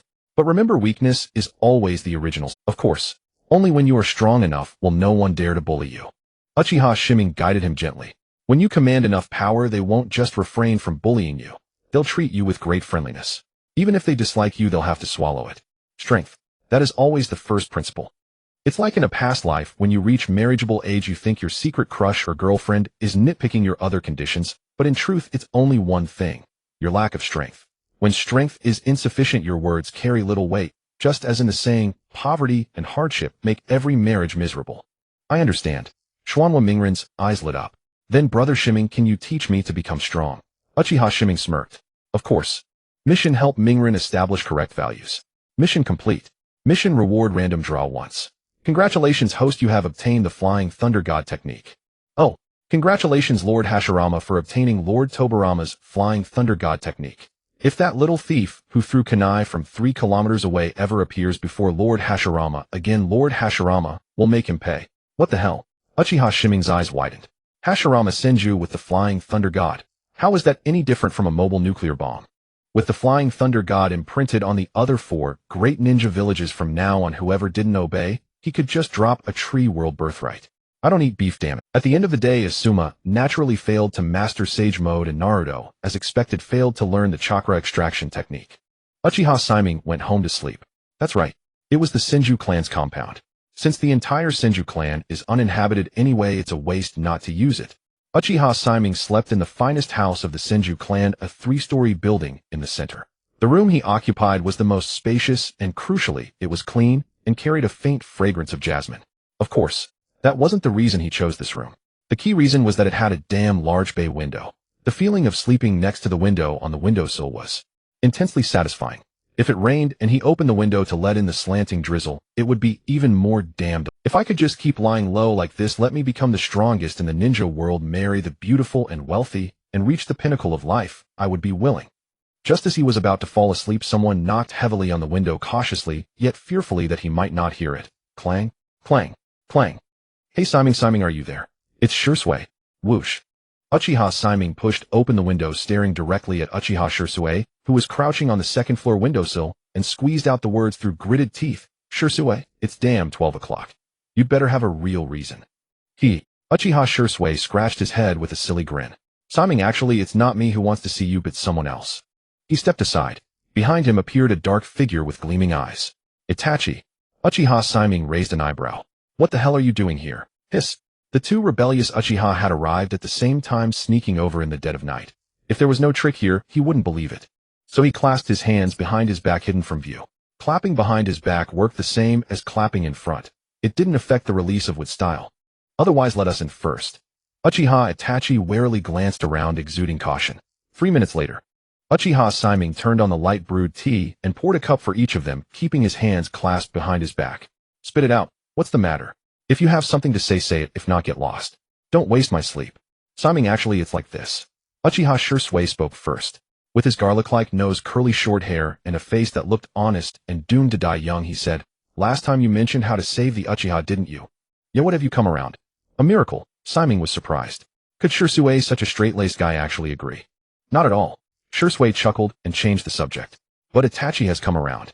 He thinks your plan is excellent, so he wants to meet you. Shimei was full of question marks. He wasn't sure. So you don't approve of the organize a faction plan I told you about, but your little fanboy Itachi approves wholeheartedly. Shisui nodded. Shimei's expression turned very intriguing. TSK. This development was interesting. Shisui was a staunch pacifist. He would never betray the Uchiha, so he wouldn't even form his own faction. But he never expected that the little brother he had raised from childhood would actually think it was a brilliant idea. Shisui, neither of us can stop the escalating conflict between the Uchiha and the village. At least all the efforts we've made over the years have been useless. Itachi was very calm. So instead of waiting to die, why not try Shimei's method? Maybe it can still save the Uchiha. When his only close friend died, seeing the chaos of the Uchiha, Itachi would almost certainly walk the path of clan annihilation. But now his friend was still alive, and he hadn't yet reached that point of desperation. You're right, Itachi. Shisui sighed. I'm completely out of ideas for the current Uchiha and the village. Uchiha Itachi breathed a sigh of relief, then looked at Uchiha Shimei with sincere eyes. Shimei, please help the Uchiha. As long as we can save the clan, Shisui, and I will do anything. People say Itachi is too cruel, even cold-blooded. That's not wrong. But Itachi had awakened the Mangekyō Sharingan when he was only 13. His best friend had died at the hands of the village. His father never opened his heart to him, and no one in the Uchiha understood the value of peace. In the end, for the sake of Konoha's peace, he had no other choice. His wisdom offered him no better solution. Itachi was terribly wrong. But Shimei always believed that the truly twisted world was to blame. Okay, I accept. Uchiha Shimei rubbed his fingers on the table. Since we're forming an organization, the most important thing isn't the goal, but the leader. We need a leader everyone can trust, one whose will never changes no matter what. Within an organization, there will be countless voices. So there must be one person whose voice can drown out all others, making decisive choices amid the chaotic noise. Shimei's gaze swept over the two. Don't look at me, Shimei. I'm not a hard-hearted person. Shisui gave a dry chuckle. Uchiha Itachi thought for a moment. I don't really like being a leader. Shimei, since you proposed this plan, I think you're the most suitable to be the leader. As soon as these words were spoken, Shishui's eyes lit up immediately, and he quickly chimed in, right. If my subordinates beg me, I'd definitely cave from their nagging. As for Itachi, he didn't finish. But Shimei sneered. No need to say it. His heart is harder than anyone's. Even if his girlfriend were soft, he'd still be cold. If there were a ranking of ruthless ninjas, then Itachi's campaign slogan would be a man who can harden his heart to annihilate his entire clan, and his girlfriend will succeed in everything he does. Itachi. Uchiha Shimei brewed tea for the two, again his voice turning cold. I have no problem being the leader, but first let me be clear, once I become the leader, whether it's you two or anyone else, you must obey my orders. Otherwise don't blame me for being unmerciful. His dark eyes were deep and fixed on them. If he wasn't going to be the leader, fine. But if he was, then it had to be his way. That's for the best. Shisui let out a sigh of relief and smiled bitterly. I'm really not cut out to be a leader. At this moment, Itachi realized Shimei's sharpness. Ordinarily, he kept his abilities hidden, but when faced with a problem, his will and caliber were enough to awe anyone. Perhaps that was precisely why he could propose such a bold plan. Shimei, you are far more suited to be the leader than Shisui and me. The two bowed their heads respectfully. Lord Shimei, for the future of the Uchiha clan and Konoha, please command us as you wish. Shimei's lips curled upward. Don't worry, I certainly will. Ding. Congratulations to Lord Zhujian for completing the task, helping Ji Shui overcome his confusion and providing a practical and feasible solution to the problems of the Yuzhibo clan. Task reward Sage Body. Ding. Congratulations to Lord Zhujian for completing the task, establishing a force that can influence the Yuzhibo. Task reward Bright God Gate. 2 prodigies in 1 family. Cough cough. It's completing 2 tasks at once. This is reputation, this is skill. In an instant, a warm current merged into his limbs and bones, and a powerful force filled his entire body. Now I lack nothing at all. The chakra in his body instantly turned into a chakra ton, and powerful life energy filled his entire body. This was the true value of the sage body. He now understood why Qianshou Zhujian had such immense chakra and could instantly activate sage mode. The life energy of Qianshou Zhujian's sage body was too powerful. If before the chakra extracted from each cell was 1, then now it was 100. What was even more terrifying was that Yuzhibo Shimei discovered that the cells in his body now actually had natural energy of their own. What the hell kind of sage body is this? Shimei's mouth twitched. This is clearly a mini Ten Tails. Why could he instantly activate sage mode? Naruto, when activating sage mode, must first absorb natural energy from the surroundings, and once it's used up, he deactivates. But Zhujian was different. He directly extracted it from within his body. Madara, my boy, your loss was not unjust. You didn't lose to Zhujian, you lost to the biased sage of 6 paths. Suddenly a special energy surged in his eyes. A pair of crimson double Tomo Sharingan appeared, shining with an eerie light. Holy shit. Shimei, how did you awaken your eyes? Ji Shui was bewildered. No, Shimei, what kind of stimulation did you receive? Nothing, I just got my eyes forced open by sheer pressure. Shimei stroked his chin, lost in thought. Obito, because of Zhujian's cells, had no side effects from his Mangekyō. The sage of 6 paths awakened the Rinnegan with 3 Tomo, and I, by compensating for my genetic defects, awakened double Tomo Sharingan without any stimulation. Is there a problem? This is perfectly reasonable. Beside him, you said expressionlessly with a low voice, Ji Shui, we both awakened our eyes because a close friend died right before us, right? The two exchanged a glance. They both felt like clowns. How, what do you think this is, eh? Shimei sneered and glanced at you. In the future, you'll know that to awaken the Mangekyō Sharingan, you don't even need a close friend's death. A love can also awaken it. No joke. The moment Zhuo Liangnao awakened her eyes through love, every Uchiha became a clown. X2. Ji Shui, and you thought it was a fantasy, a joke, right? The Uchiha have always awakened their eyes through pain, alright? Shimei looked at Ji Shui and warned. Ji Shui, remember to be wary of the old villain Danzo. That old thing is very covetous of your Mangekyō Sharingan. Once he gets a chance, he will never let it go. What? Shimura Danzo covets my Mangekyō Sharingan. Ji Shui was stunned in disbelief. That shouldn't be the case, right? Now Ji Shui not only trusted the 3rd Hokage, he trusted every high-ranking official of Konoha. TSK. No. Now Ji Shui not only trusted the 3rd Hokage, he trusted every high-ranking official of Konoha. TSK. No wonder you died so miserably. Yuzhibo Shimei clicked his tongue in disdain and instructed you. Ji Shui is hopeless in the brains department. You keep an eye on this matter. As he spoke, his palms had already landed on Ji Shu's neck and Yu's hand respectively, and a pitch-black flying thunder god mark appeared like a tattoo. Forget it, it'll give you both an insurance policy. He instructed, from now on, whenever you encounter danger, just shout, cough cough. Just input your chakra into the mark, and then I will descend from the sky to rescue you from fire and water. Simply put, Ji Shui and you had not yet experienced the dangers of society. Both of them were still naive, innocent little flowers. If they were normal people, letting them experience setbacks would be fine. But the Uchiha are different. Once their brains overload, they directly turn dark with absolutely no room for... I understand. Yuzhibo Ji Shui nodded. He also knew that Ji Shui meant well. Then he asked, since we've established an organization, what do you and I need to do now? You do nothing. Shimei waved his hand. Ji Shui, you can't do anything either. Just do whatever you want and wait for me to operate. I understand. Yuzhibo Ji Shui nodded. He also knew that Ji Shui meant well. Then he asked, since we've established an organization, what do you and I need to do? Ji Shu's reputation within the clan was too good, but his personality was too soft. He might end up being persuaded by others more than he persuades them. In short, neither of them had any talent for salesmanship. Yuzhibo Ji Shui and you looked at each other in bewilderment. So they were still the same as before, not needing to do anything. Then what kind of organization did they actually establish? But at that moment, Yuzhibo Shimei's eyes sharpened, and he said with a half-smile, see, someone has come to us. Ji Shui and Yu's expressions changed. Especially Yuzhibo Ji Shui, someone. How can it be? Who would dare to act within the village? He was shocked. He had already awakened the Mangekyō Sharingan and hadn't sensed any anomaly, but Siming had already detected it. This proved that Siming was far superior to him in perception, at least. By the way, let's test something first. Yuzhibo Siming chuckled lightly, and an ethereal natural aura instantly appeared. Eyeliner and a red dot appeared around his eyes. Sage mode instantly activated. Whoosh. His figure disappeared in an instant. Holy shit. Ji Shui exclaimed, Siming, what the hell is that? It gives me a feeling of fear. No, that seems like Sage mode. But that's wrong. Isn't that skilled Shinsho Zujian's special move? Siming, you are an Uchiha. On the other side, keep a close watch on Yuzhibo Siming. He shouldn't be asleep yet.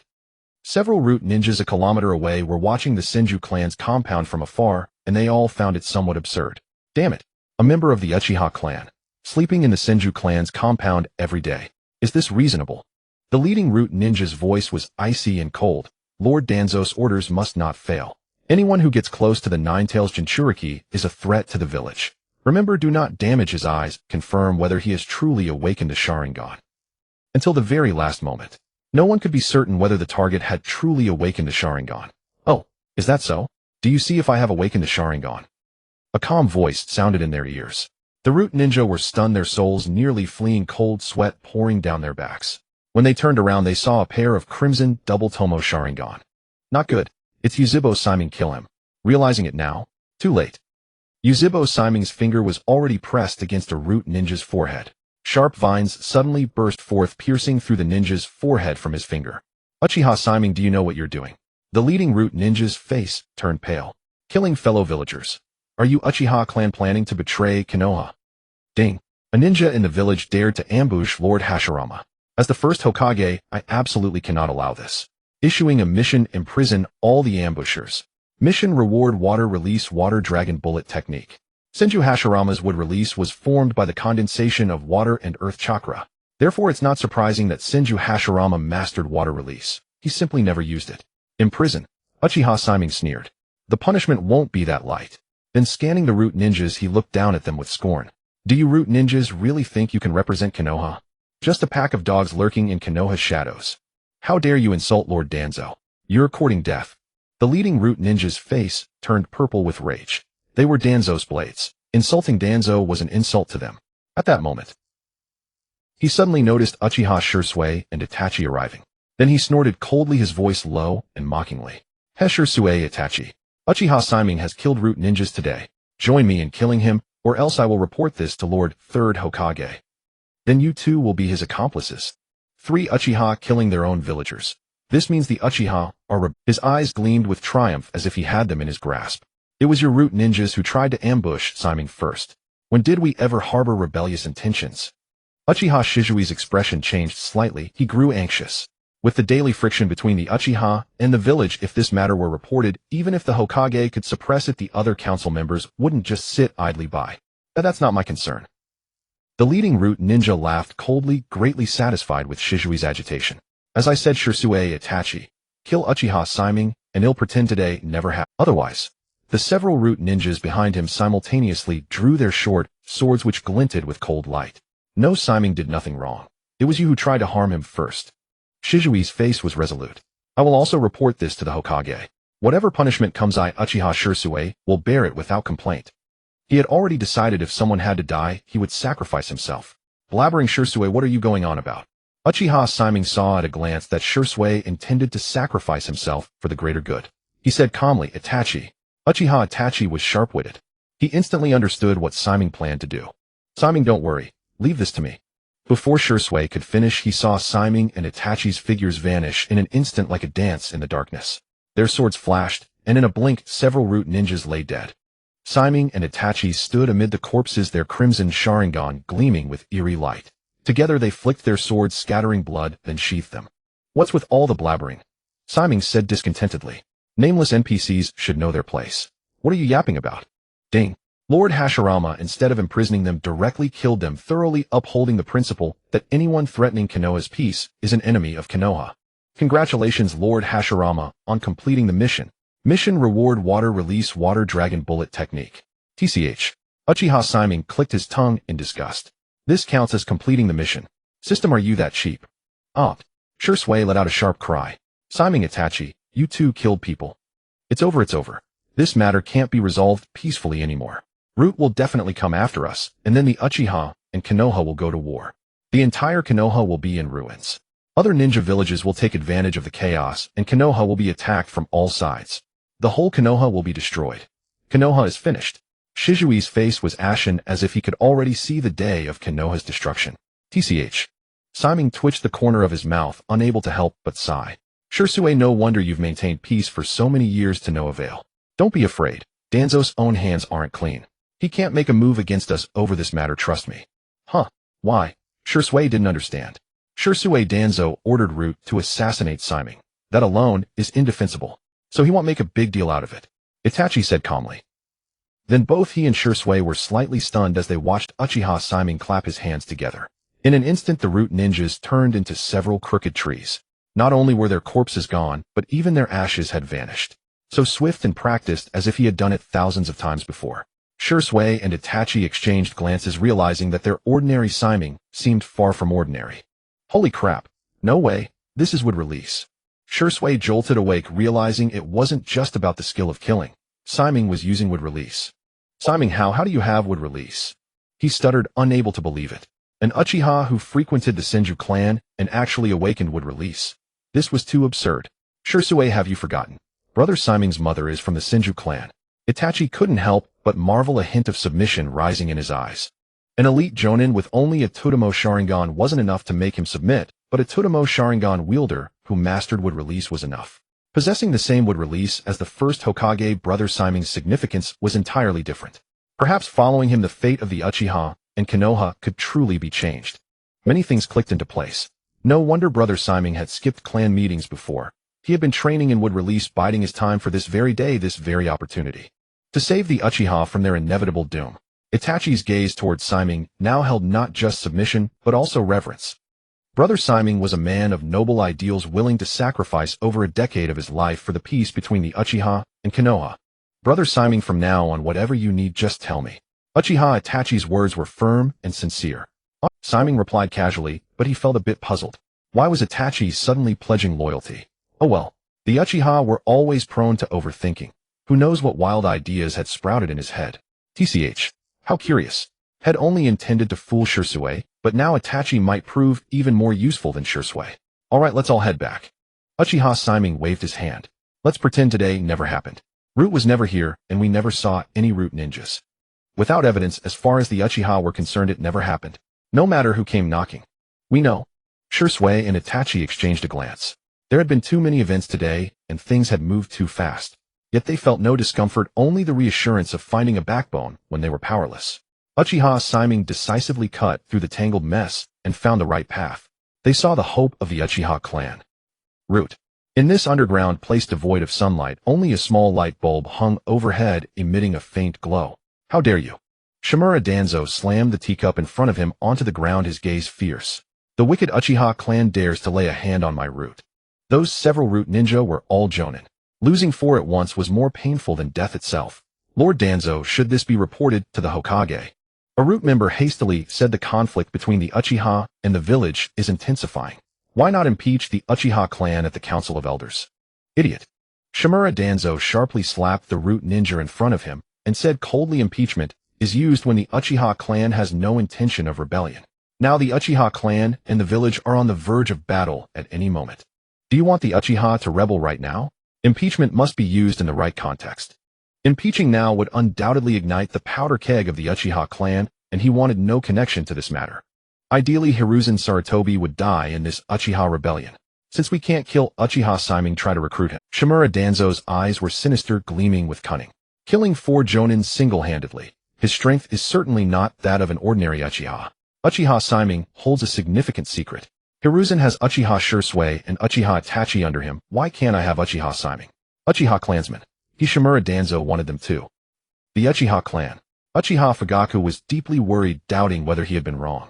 Makoto, do you think I shouldn't have agreed to let Itachi join the Umbu? Ever since Itachi joined the Umbu, he could sense that his son was gradually drifting away from him. Even if the change was subtle, how could he not notice it? Don't worry, Fugaku. Itachi has his own judgment. Perhaps we adults should be happy. Uchiha Makoto was always gentle in nature. This eased Uchiha Fugaka's heart a little, but at least Sasuke is a very kind child, and his talent is quite remarkable. Thinking of this, a faint smile tugged at his lips, as if recalling something pleasant. I'm home, father, mother. At that moment the door slid open, and Uchiha Fugaka's expression instantly turned impassive. Let's eat first. Huh, something's off. Today his eldest son didn't use honorifics. It sounded warm like when he was a child. How nostalgic. I'm full, father. Under normal circumstances, after saying that his eldest son would leave, Fugaka was used to it. But today Itachi suddenly spoke again. Father, Danzo's route has been acting suspiciously lately. They might move against the Uchiha clan. Please be cautious. I'll take my leave. With that, Itachi left. Hey. Ow. Uchiha Fugaka's chopsticks clattered onto the table. His breathing quickened, and he turned to his wife in disbelief. Ha ha ha, it seems Itachi still cares about the Uchiha clan after all. Uchiha Fugaka's lips curled up uncontrollably. Ha ha ha, it seems Itachi still cares about the Uchiha clan after all. Uchiha Fugaka's lips curled up uncontrollably, but soon he frowned. But how did Itachi change so suddenly? Who has he been in contact with recently? He could sense that his beloved son seemed to be tilting the scales toward the Uchiha clan. Itachi and Shisui have been in contact with Simon lately. Uchiha Makoto thought for a moment.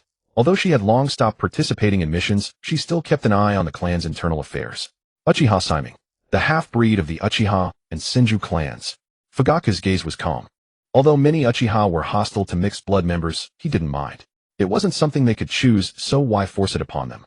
Quick call, Simon here. I want to ask if Itachi's change is related to him. Heavens! Earth!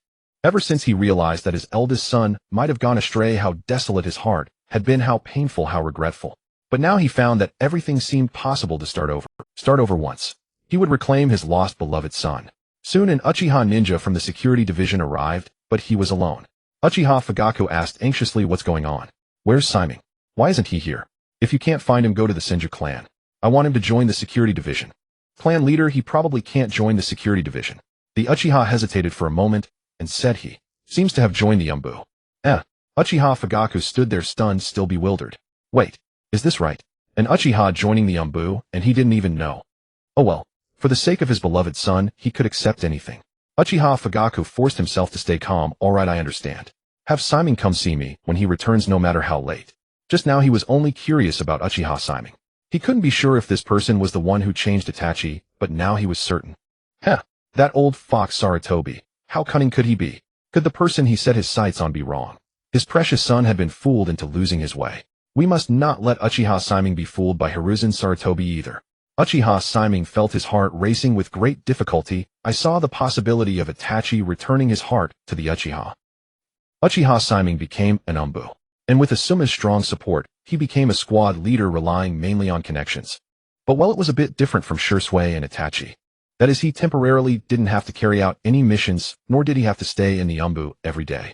In other words, he had the title of Umbu and the salary of Umbu, but no Umbu missions. If anything, there was only one mission.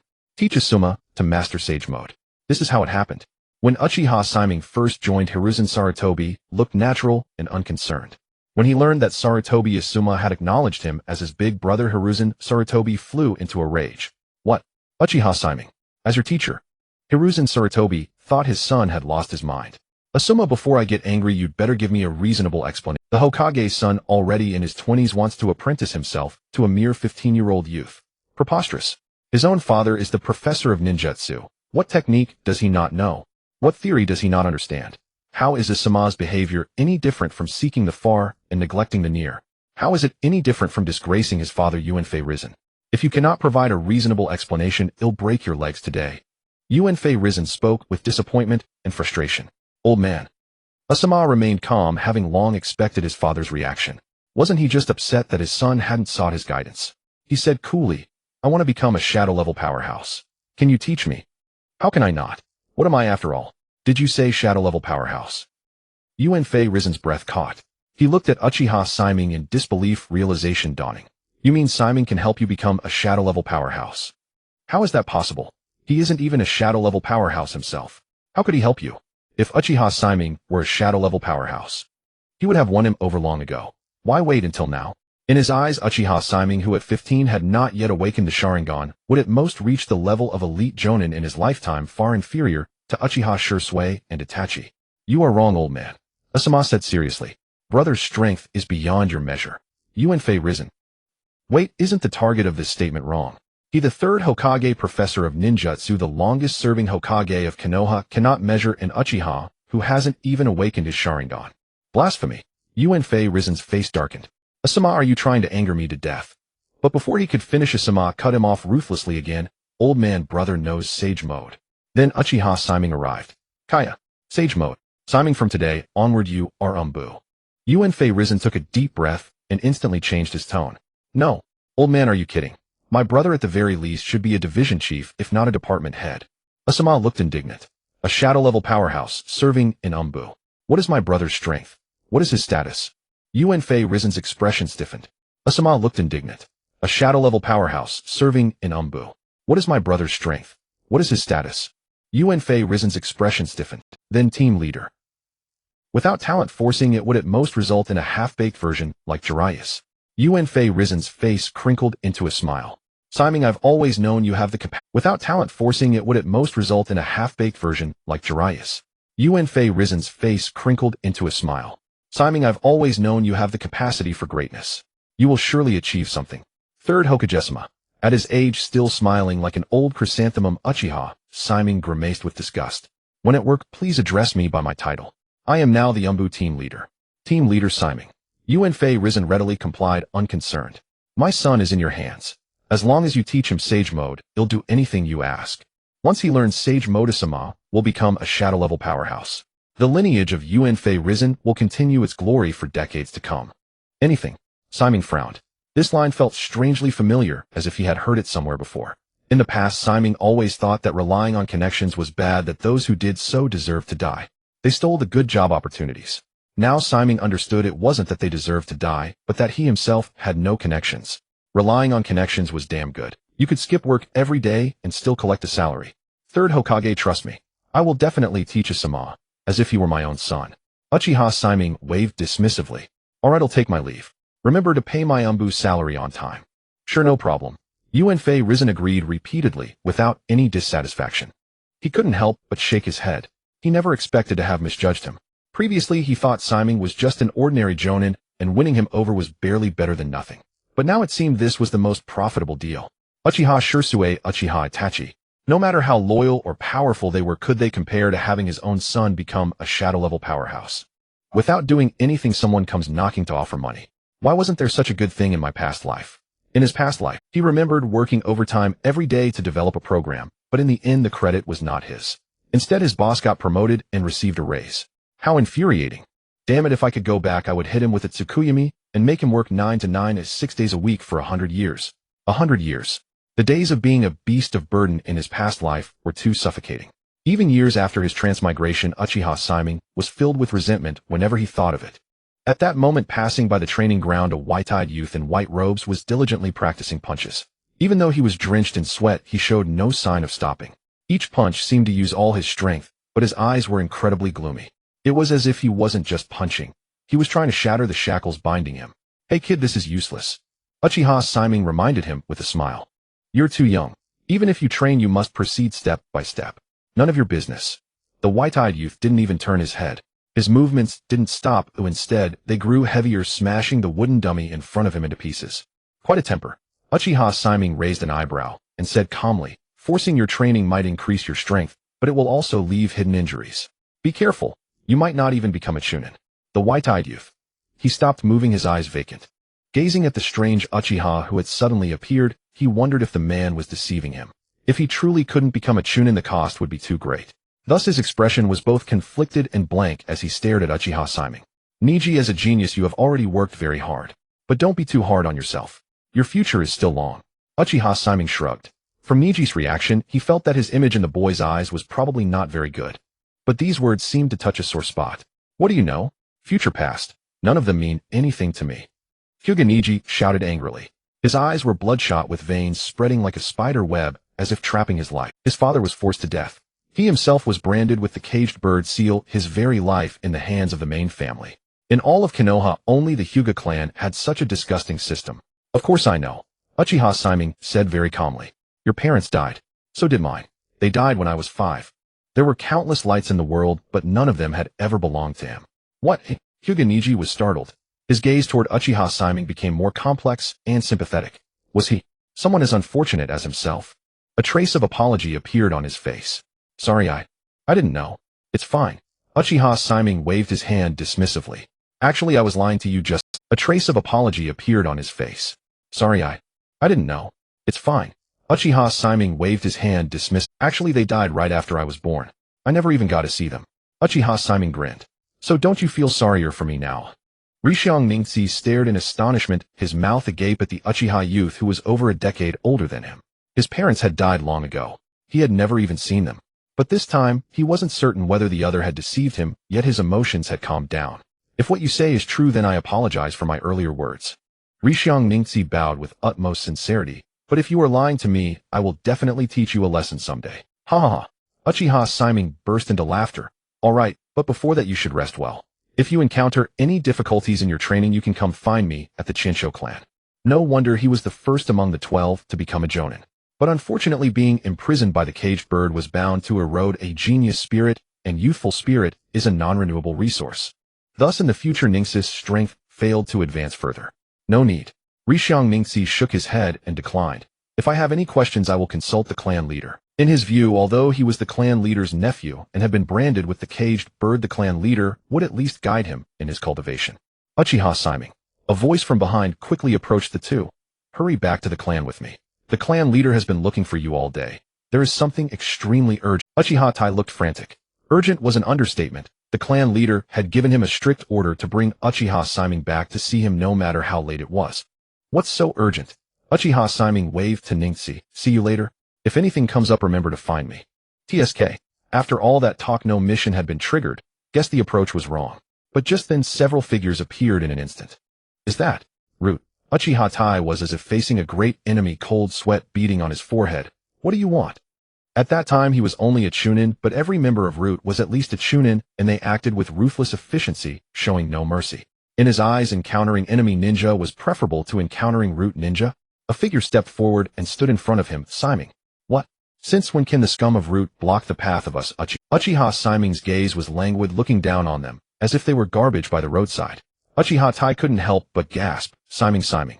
Watch your words. They are Root. Though the Uchiha were powerful, they couldn't afford to offend everyone. His legs were already trembling. Root. Uchiha Shimei sneered. I am cursing Root, that's what I'm doing. This was it. Uchiha Tai's heart was in his throat. Today could be the day the Uchiha and Root went to war, even the spark of the Third Shinobi World War. But to his surprise, the Root ninja with the dog mask spoke calmly, even with a hint of politeness. Uchiha Shimei, we have no intention of provoking you. Lord Danzo summons you. Please come with us. Uchiha Tai's eyes widened. Root was always cold and ruthless, but this time they weren't angry. They were actually respectful to Uchiha Shimei. Unbelievable. Not interested. Uchiha Shimei didn't even spare them a glance. He rose and headed back to the clan. That old geezer Danzo only wanted to recruit him, but did he need that? Beside him, Rishiang Ningxi's eyes sparkled. Both the leader of Root and the Uchiha clan leader were no weaker than the Rishiang clan leader, yet they both favored this Uchiha youth, meaning his strength must be outstanding among the younger generation. But it had nothing to do with him. If he encountered problems in training, he could ask his uncle. He arrived at the Uchiha clan. Uchiha Fuyue had already brewed tea piping hot. Uchiha Shimei glanced at it. Clearly the cautious Fuyue had brewed this pot more than once. Just waiting for him. All right, clan leader, what's the matter? If nothing, he'll go home. Uchiha Shimei took a lazy sip. He had to admit good tea really was delicious, with a natural sweetness that grew more pleasant with each sip. A square face, a middle part, that was style. Otherwise he couldn't have fathered two sons. Uchiha Fuyue. Going home means going back to the Chinsho clan. He laughed helplessly with some anger. You spend all your time at the Chinsho clan. Are you really used to it? Why not? Uchiha Shimei retorted boldly. My mother's surname is Chinsho. In the past, Uchiha Fuyue would have been furious, but now it was different. The Chinsho clan was gone, and there was no rivalry between the Uchiha and Chinsho. Most Uchiha members even felt grateful to Lady Tsunade. Grateful for her life-saving grace during the Second Shinobi World War. All right. Uchiha Fuyue sighed helplessly. Apart from the elders, everyone treated him with respect, but Uchiha Shimei was always so casual and carefree. He didn't take the clan leader seriously at all. There is something. He paused, his eyes probing, and said solemnly, Shimei, have you been in contact with Itachi recently? Is Itachi's change related to you? His voice was already tinged with urgency. Uchiha Shimei understood. Itachi had always had rebellious tendencies. So when he learned that his younger son's talent was not inferior to Itachi's, he warned his younger son not to emulate Itachi. As a result, the second son thought it meant your talent is too weak, don't compare with Itachi. Thus he entered a cycle of proving himself. In fact, Sasuke's talent was extremely strong. When teaching Itachi the fireball technique, Itachi had already been on the battlefield and undergone rigorous training, and he was also older than Sasuke. But Sasuke hadn't. It was his first time learning ninjutsu. In an afternoon, he trained the fireball technique to a level not inferior to Uchiha Fuyu's. Sasuke's talent was obvious. As for why Sasuke wasn't trained much, probably because the main account was abandoned, so he wanted the alternate account to be happier. Now seeing that Itachi showed signs of being saved, Uchiha Fuyu couldn't sit still. Uchiha Shimei glanced at his seemingly calm face, but trembling hands. Heh, not a good act. Clan leader. Uchiha Shimei took a sip of tea and smiled with satisfaction. This tea of yours is good. Uchiha Fuyu's breath hitched. How could he not understand? Take it. Just tell me, does it have anything to do with— Damn it. The more urgent it gets, the more composed you become, right? Uchiha Shimei waited a moment longer. Uchiha Fuyu was nearly frantic. TSK. Shimei sighed softly. System, your speed in triggering missions is not great. Ding. Lord Hashirama is actually sitting on the floor in discussion with the Uchiha clan leader. Triggered mission, Uchiha Fuyu's plea. Please help Uchiha Fuyu ease his relationship with Uchiha Itachi. Mission reward: 1 lottery draw across the multiverse. A lottery draw across the multiverse. System, you've been hiding this from me. I've been in contact with Itachi quite a lot recently. Uchiha Shimei said calmly, but whether his change has anything to do with me, I don't know. I just often told him to respect his elders and incidentally told him about Uchiha's history and the small matter that if it weren't for Chinsho Feijin, the Uchiha would definitely have produced a Hokage. Ah, but he keeps coming to me. It's very tiring, clan leader, you understand. He emphasized the word incidentally. He spoke very helplessly with a look of disdain. Gasp. Uchiha Fugaku gasped in shock, his brow twitching as he recounted the history of how the Uchiha clan should have become Hokage. His eyes suddenly lit up. Although the Uchiha's current predicament was self-inflicted, they had indeed not received fair treatment. As an introverted person, he disliked voicing these thoughts, especially since his own eldest son didn't quite trust him. But when someone else said it, the effect was surprisingly good. He knew this trick all too well. Shimei, do you know that in the entire Uchiha clan, even I as the clan leader have never taken advantage of anyone? He intended to give this young Uchiha a good lesson. Too damn arrogant. I know that. Uchiha Shimei remained unperturbed, even somewhat self-righteous. You're upright, you're aloof, but what does that have to do with me? Putting it nicely, it's meddling. Putting it bluntly, isn't that calling yourself stupid? Fine. Fugaku waved his hand. The Uchiha clan indeed had no rule forbidding taking advantage of others, especially not forbidding taking advantage of the clan leader. Clearly this young Uchiha was determined to walk the path of exploitation. Fugaku remembered that his parents were honest, simple Uchiha. Shimei, please let Itachi get closer to the Uchiha clan. This is not only a request from the clan leader, but also a plea from a father. As a reward, you may choose any ninjutsu within the clan. He lifted his head, his eyes filled with solemnity. Uchiha Shimei was well aware that given Uchiha Fugaku's thunder nature, uttering such words showed how much he valued Uchiha Itachi. I can make Itachi protect the Uchiha forever. Uchiha Shimei's lips curled up. But I want 2 ninjutsu. Uchiha Fugaku pondered for a moment and didn't hesitate. Agreed, but the second ninjutsu will be given to you only after you achieve certain results. Deal done. After all, this was a no-cost transaction, so it was right for Uchiha Fugaku to be cautious. He stood up. Follow me. They'll take you to choose a secret technique, but remember, you can only pick one. The last time he went to the secret chamber was 3 years ago. He had taken Itachi to learn ninjutsu there. To learn a secret technique, one must make a great contribution to the clan. But in times of peace, such opportunities were rare. Then he brought Shimei into the room and took out a pile of bamboo strips, each inscribed with a ninjutsu and its effects. Fire release, great dragon fire technique. Fire release, great fire annihilation. Uchiha flame formation, barrier type fire release, summoning hellfire to form a protective circle. Transcription seal, using the Sharingan to seal a certain ninjutsu into the Sharingan with the ability to set trigger time and conditions. Izanagi, at the cost of the blindness of a 3-demo Sharingan, it can rewrite the reality of one's own death. Izanami, at the cost of the blindness of a 3-demo Sharingan, it records the opponent's actions through physical contact, trapping the target in an infinite loop of time segments. Only by accepting their own fate and repenting can they be released. Uchiha Shimei. Looking at the bamboo strips before him, he sighed. So it's by the brief introductions on the strips that I'm supposed to choose. I thought you'd take me straight to the secret chamber. How could that be possible? Uchiha Fugaku glared angrily. The Uchiha secret chamber is only accessible to the current clan leader. Hurry up and choose. Which one do you pick? Each of these ninjutsu was extremely powerful. No Uchiha clan member could resist the temptation. Then I'll take. Uchiha Shimei placed his finger on the bamboo strip for a Izanami, a smirk curling his lips. This thing is quite a treasure. Uchiha Fugaku was surprised, lifting his head. I thought you would choose Izanagi since its effect can rewrite a fatal fate at the cost of one Sharingan. Living is more important than anything. His words carried a hidden meaning. TCH. Stop your nonsense. Uchiha Shimei curled his lip. When the Uchiha clan is in real danger, Izanagi is handed out for free. Weren't all three Tomo Sharingan users issued it during the Second Great Ninja War? Although Izanagi is impressive, it's actually not scarce in the Uchiha clan.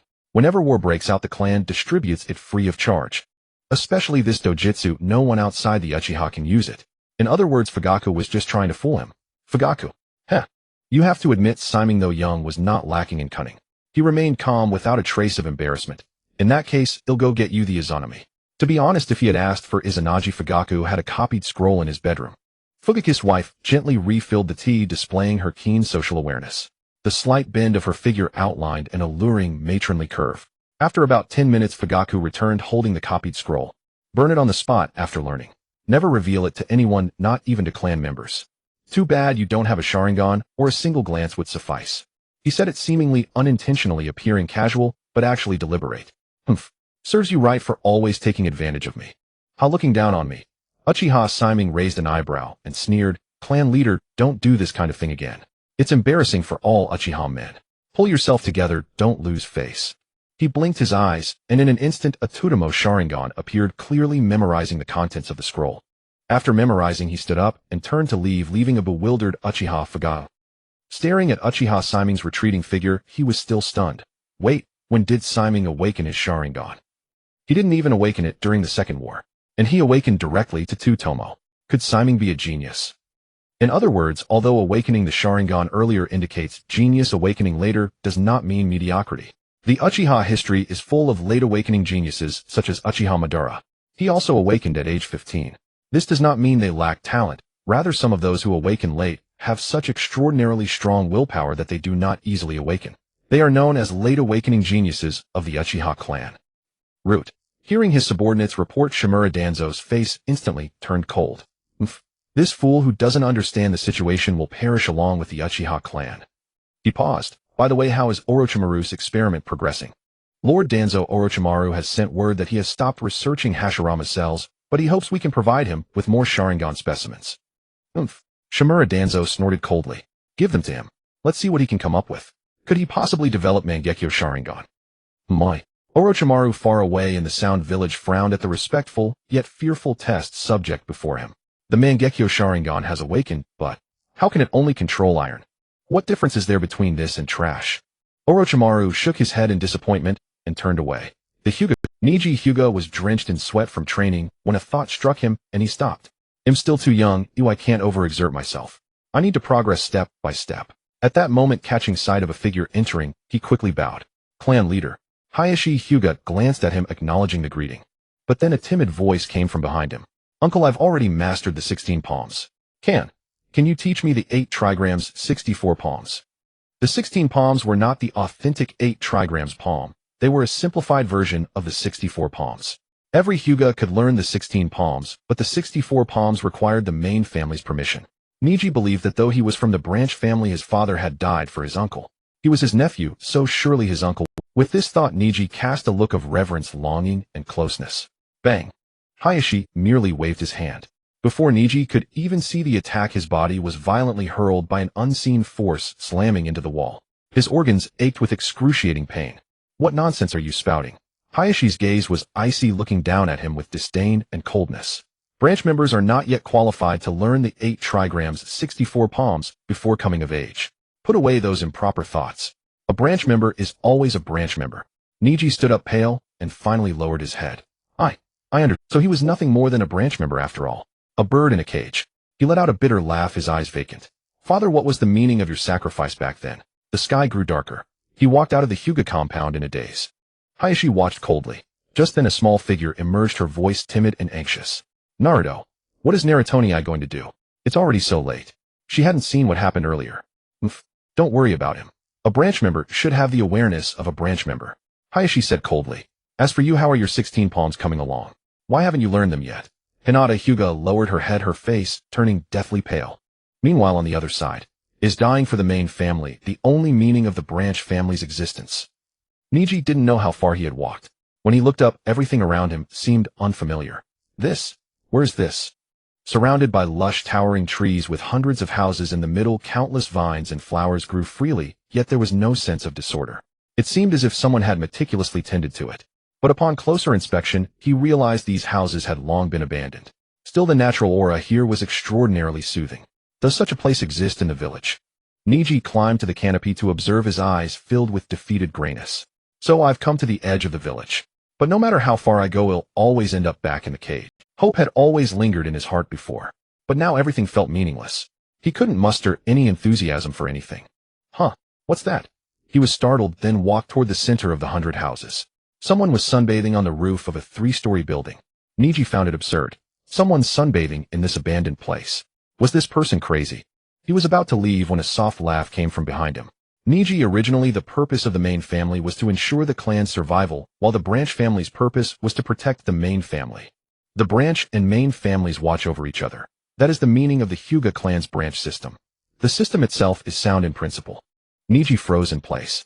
He couldn't help but walk over stunned. You're Uchiha Shimei. He had heard the name from the Uchiha, who summoned Shimei. But why is the branch family now? What? He didn't know how to describe it. But why is the branch family now treated like dogs that can have their names stripped away at any time by the main family? Uchiha Shimei chuckled, voicing what Niji was too ashamed to say. Niji remained silent, an implicit admission. The system isn't wrong. Shimei explained. Without the branch system, every Hyuga on the battlefield would be the first target to be killed, yet ordinary Hyuga lack sufficient strength. But a hint of mockery flickered in his eyes. The system is dead, but people are alive. For those in power, the best subordinates are dogs. Just like Hashirama Senju distributing the tailed beasts. His intentions were good, but it didn't bring peace. Instead, after his death, the tailed beasts became tools of war. How can this be? Niji's mouth fell open. He was intelligent from a young age, and once the key points were pointed out, everything became clear. But this didn't solve his predicament. It only plunged him into greater confusion. He cried out indignantly, "Must this wrong continue forever?" In others' eyes, the Hyuga branch family are nobles, but in our own eyes we're worse than commoners. At least commoners can decide their own life and death. And they, as Shimei had just said, were nothing but dogs kept in captivity. Don't wallow in self-pity. Shimei understood the young man's mind well. Niji, in the end, all your anger stems from your own lack of strength. The cage of the branch family is not unbreakable. He shifted the topic casually. I once read an ancient text. It recorded that above the Hyuga's Byakugan, there is an even higher realm. Once you break through, the so-called caged bird will naturally cease to exist. The so-called caged bird was essentially a technique that used the Byakugan as a medium and the user's own body as a cage to imprison the branch family. But once the Byakugan evolved, the caged bird would most likely become ineffective. Niji was stunned, a spark of hope igniting in his eyes. Are you serious? Can I break the caged bird once I reach the realm above the Byakugan?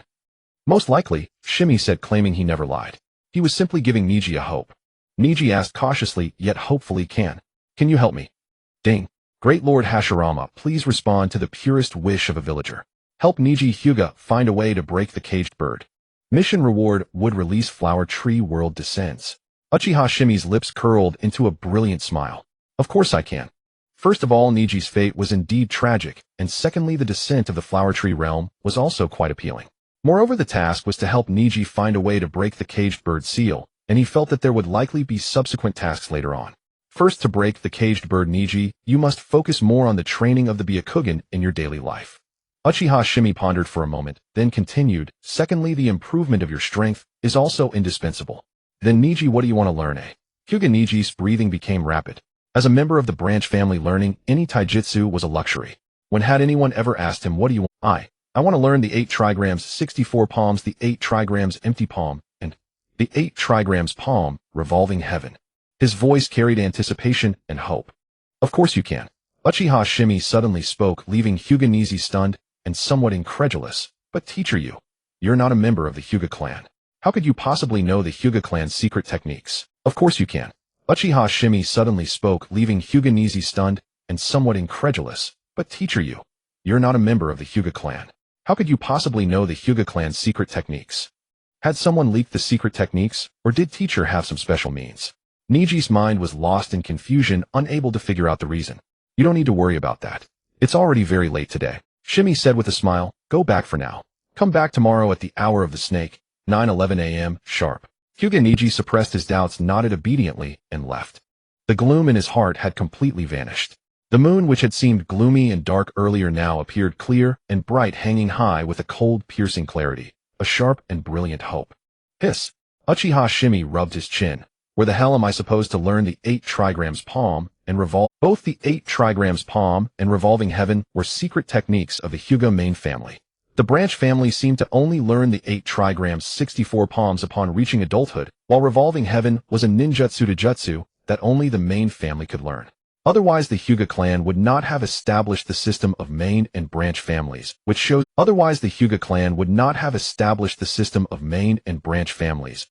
Hyuga's conservatism, strictness, and rigidity.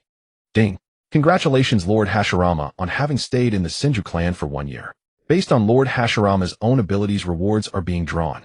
A massive roulette wheel appeared before Uchiha Shimei's eyes, spinning rapidly. On it were the Sage Body Wood Style, Wood Dragon Technique, Water Style, Water Dragon Bullet Technique, and a Tobirama Sharingan. Uchiha Shimei wondered, is this drawing the power most suitable for me based on my own abilities? Ding. Detecting that Lord Hashirama possesses a Tobirama Sharingan, it is being enhanced. Congratulations, Lord Hashirama, on obtaining the Mangekyō Sharingan. How does Lord Hashirama have an Uchiha Sharingan? This must be Lord Tobirama's doing.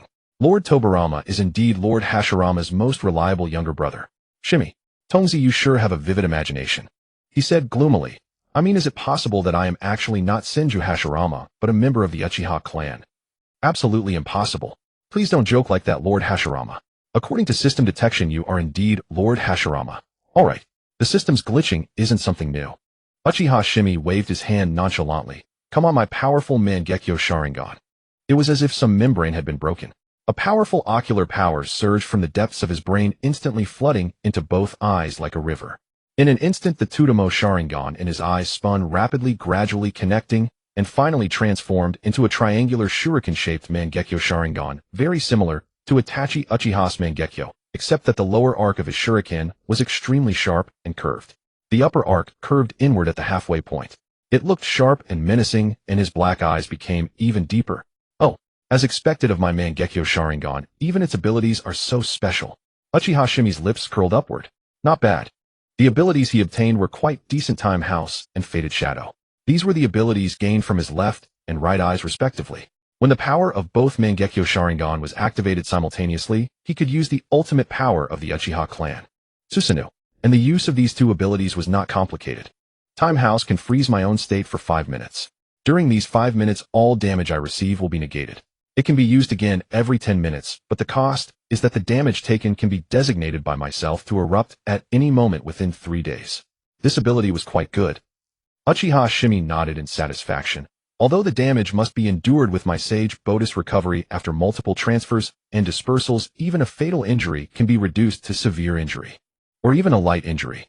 Faded Shadow's ability complements Time House. When attacking an enemy, it can transfer the location of the damage received. His eyes flickered, feeling that this skill was a bit sinister. For example, if the enemy is injured on the arm, which is not fatal, but when the second attack lands, he could transfer the location of the first injury. That is, transfer the arm injury to any part of the enemy's body. A 10 centimeter wound on the arm is not fatal, but what if that 10 centimeters is transferred to the heart? Hiss. Even Uchiha Shimei couldn't help but take a sharp breath. Damn, a righteous person like me actually has such a sinister ocular power. It's terrifying. With this ability, he could proudly say that unless the opponent was a cheat, no one could withstand 2 of his strikes. 2 ocular powers. 1 absolute defense, 1 absolute offense, complementing each other. Not bad, not bad. But the current problem is still teaching Niji ninjutsu. Uchiha Shimei's gaze turned toward the direction of the Hyuga clan, a slight smile curling at the corner of his mouth. His body vanished like a black shadow, swiftly disappearing from the Senju clan. Although he didn't know the Hyuga clan's secret techniques, there was someone who did. The Hyuga clan. Hyuga Hayashi sat calmly drinking tea, his expression unruffled. With Niji's talent, he was not unworthy of being taught the 8 trigrams 64 palms. But there was no need. He didn't need a branch family member more brilliant than his own daughter. At that moment, a hurried figure appeared instantly and said respectfully, Clan leader Hyuga Niji aimlessly left the clan grounds, and met Uchiha Shimei in the Senju clan. And Uchiha Shimei seems to intend to teach Niji. My. Hyuga Hayashi's hand holding the teacup paused, his gaze turning deep and serious. Since when did the Uchiha clan meddle in the affairs of the Hyuga clan? But the Uchiha clan has no powerful taijutsu, and Uchiha Shimei is merely a jonin. He doesn't even have the Byakugan. What can he teach Niji? Don't bother with him. He's just an Uchiha who hasn't awakened his eyes. A trace of disdain flickered in his eyes. The best taijutsu matched with the Byakugan was only the Hyuga clan's secret techniques. Step back, Liohua. Keep a closer watch on Ningxi's movements from now on. Rishiang Rizu waved his hand. Yes, clan leader. Rishiang Liohua bowed respectfully, backing out cautiously. He was more like a docile dog than a branch family member. Witnessing this, Rishiang Rize's ancient placid eyes revealed a flicker of satisfaction. A mere branch family member had been allowed to learn secret arts like the 8 trigrams 64 palms not only because of his talent, but also because Rishiang Liohua was a beast. Only after retreating from the courtyard and entering his own did Rishiang Liohua breathe a sigh of relief. It seems I must keep an even closer watch on Ningxi. Not just watch, but also immediately report to the clan leader if I detect any increase in his strength. His eyes turned cold as he muttered to himself. What the clan leader wants is merely an ordinary Rishiang Ningxi. As a subordinate, his most important skill was discerning the intentions of his superiors, and that was precisely how he had reached his current position. Now, a better opportunity for advancement lay before him. Suddenly his vision went dark. He instinctively looked up and his eyes filled with terror. Yuzhibo Siming, how are you here? But before he could finish, the wariness in his eyes vanished without a trace before the pair of crimson Mangekyō Shuriken. Lord Siming, what are your orders? Come demonstrate the 8 trigrams 64 palms for me and write down its key points and notes. Yuzhibo Siming chuckled. Before the Mangekyō, a mere branch member of the Rishiang was more obedient than a dog held. Yes, Lord Siming. Rishiang Liohua, his expression utterly reverent, immediately began the demonstration, then recorded the critical points and meridian diagrams of the 8 trigrams 64 palms in meticulous detail. Any branch member of the Rishiang clan, as long as they had enough talent, could definitely learn it. Siming then asked, what other secret arts do you know? I'm afraid that's all, my lord. Rishiang Liohua spoke with utmost reverence. Yuzhibo Siming was silent for a moment. Damn, it's not just the past life that's competitive. The Naruto world is just as cutthroat. Even the dogs work harder selling out the entire branch for a single technique. Alright, get lost. You'll forget everything from today. With that, he vanished like a shadow into the endless night, as if he had never been there. The next day at the hour of the snake, the sun shone on Yuzhibo Siming's home within the Chinsho clan compound. He was napping on the bay window, and the sunlight did not wake him, but only made him sleep more comfortably. Sensei, are you here? Rishiang Ningxi, unable to find him, woke Yuzhibo Siming, who sat up with a head of messy hair. Ah, it's Ningxi. Spotting the breakfast in Rishiang Ningxi's hands, he took it with satisfaction, bit into a fried dough stick, and said, I almost forgot I was supposed to teach you today. Rishiang Ningxi didn't entertain any high hopes. After all, how could his teacher, a member of the Uchiha clan, possibly know the Rishiang clan's secret arts? He was already content to be taught some taijutsu. Wait a moment, I have something to take care of first. With that, he vanished from the spot. In the distance, Rishiang Liohua watched warily, binoculars in hand. Whether I earn the clan leader's trust depends on this. I must keep a close eye on Rishiang Ningxi. But just as he raised the binoculars, a pair of crimson Mangekyō appeared in his field of vision. Who are you? He screamed in terror, but before he could lower the binoculars to see the enemy's face, his consciousness faded into unconsciousness. Tisk NPCs shouldn't waste time with useless words. Just go along with the process. The crimson Mangekyō rotated gently. Yuzhibo Siming, still holding a fried dough stick in his mouth, commanded in a muffled voice, today nothing unusual happened. Ningxi only learned some basic taijutsu. Yes, Lord Siming. With a whoosh, Yuzhibo Siming was already back at Ningxi's side. Let's go, Ningxi. Today I'll teach you something simple first. Yuzhibo Siming chuckled, quickly washed up, and went downstairs. The Chinsho compound was now vacant, so any place was a perfect training ground. Hearing Siming's words, Rishiang Ningxi had already assumed that his teacher didn't know the Rishiang clan's secret arts. Otherwise, he wouldn't have used the word simple. Watch closely, Ningxi. Yuzhibo Siming assumed a stance, his expression turning serious. An aura of natural ease, blending strength and gentleness, emanated from him. This is the first gentle fist technique I'll teach you. Moving like a startled rabbit, still as a maiden, every motion embodied the fusion of hardness and softness. When fierce, it struck like a mountain crushing. When gentle, it carried a natural, effortless power. Rishiang Ningxi was stunned, his eyes wide with disbelief. How is this possible? This is the 8 trigrams 64 palms. You really know it. His heart raced. So this was what his teacher called simple. This was the very secret art he could only dream of. And now it was being presented before him in its entirety. Merely the 8 trigrams, 64 palms. Uchiha Shimei tossed a package. Neji opened it with suspicion, then his pupils abruptly contracted. This is the body meridian diagram for the 8 trigrams, 64 palms along with its key points and precautions. His breathing quickened uncontrollably. The demonstration of the 8 trigrams, 64 palms just now had already filled him with delight, but the secret manual before him now struck him with awe.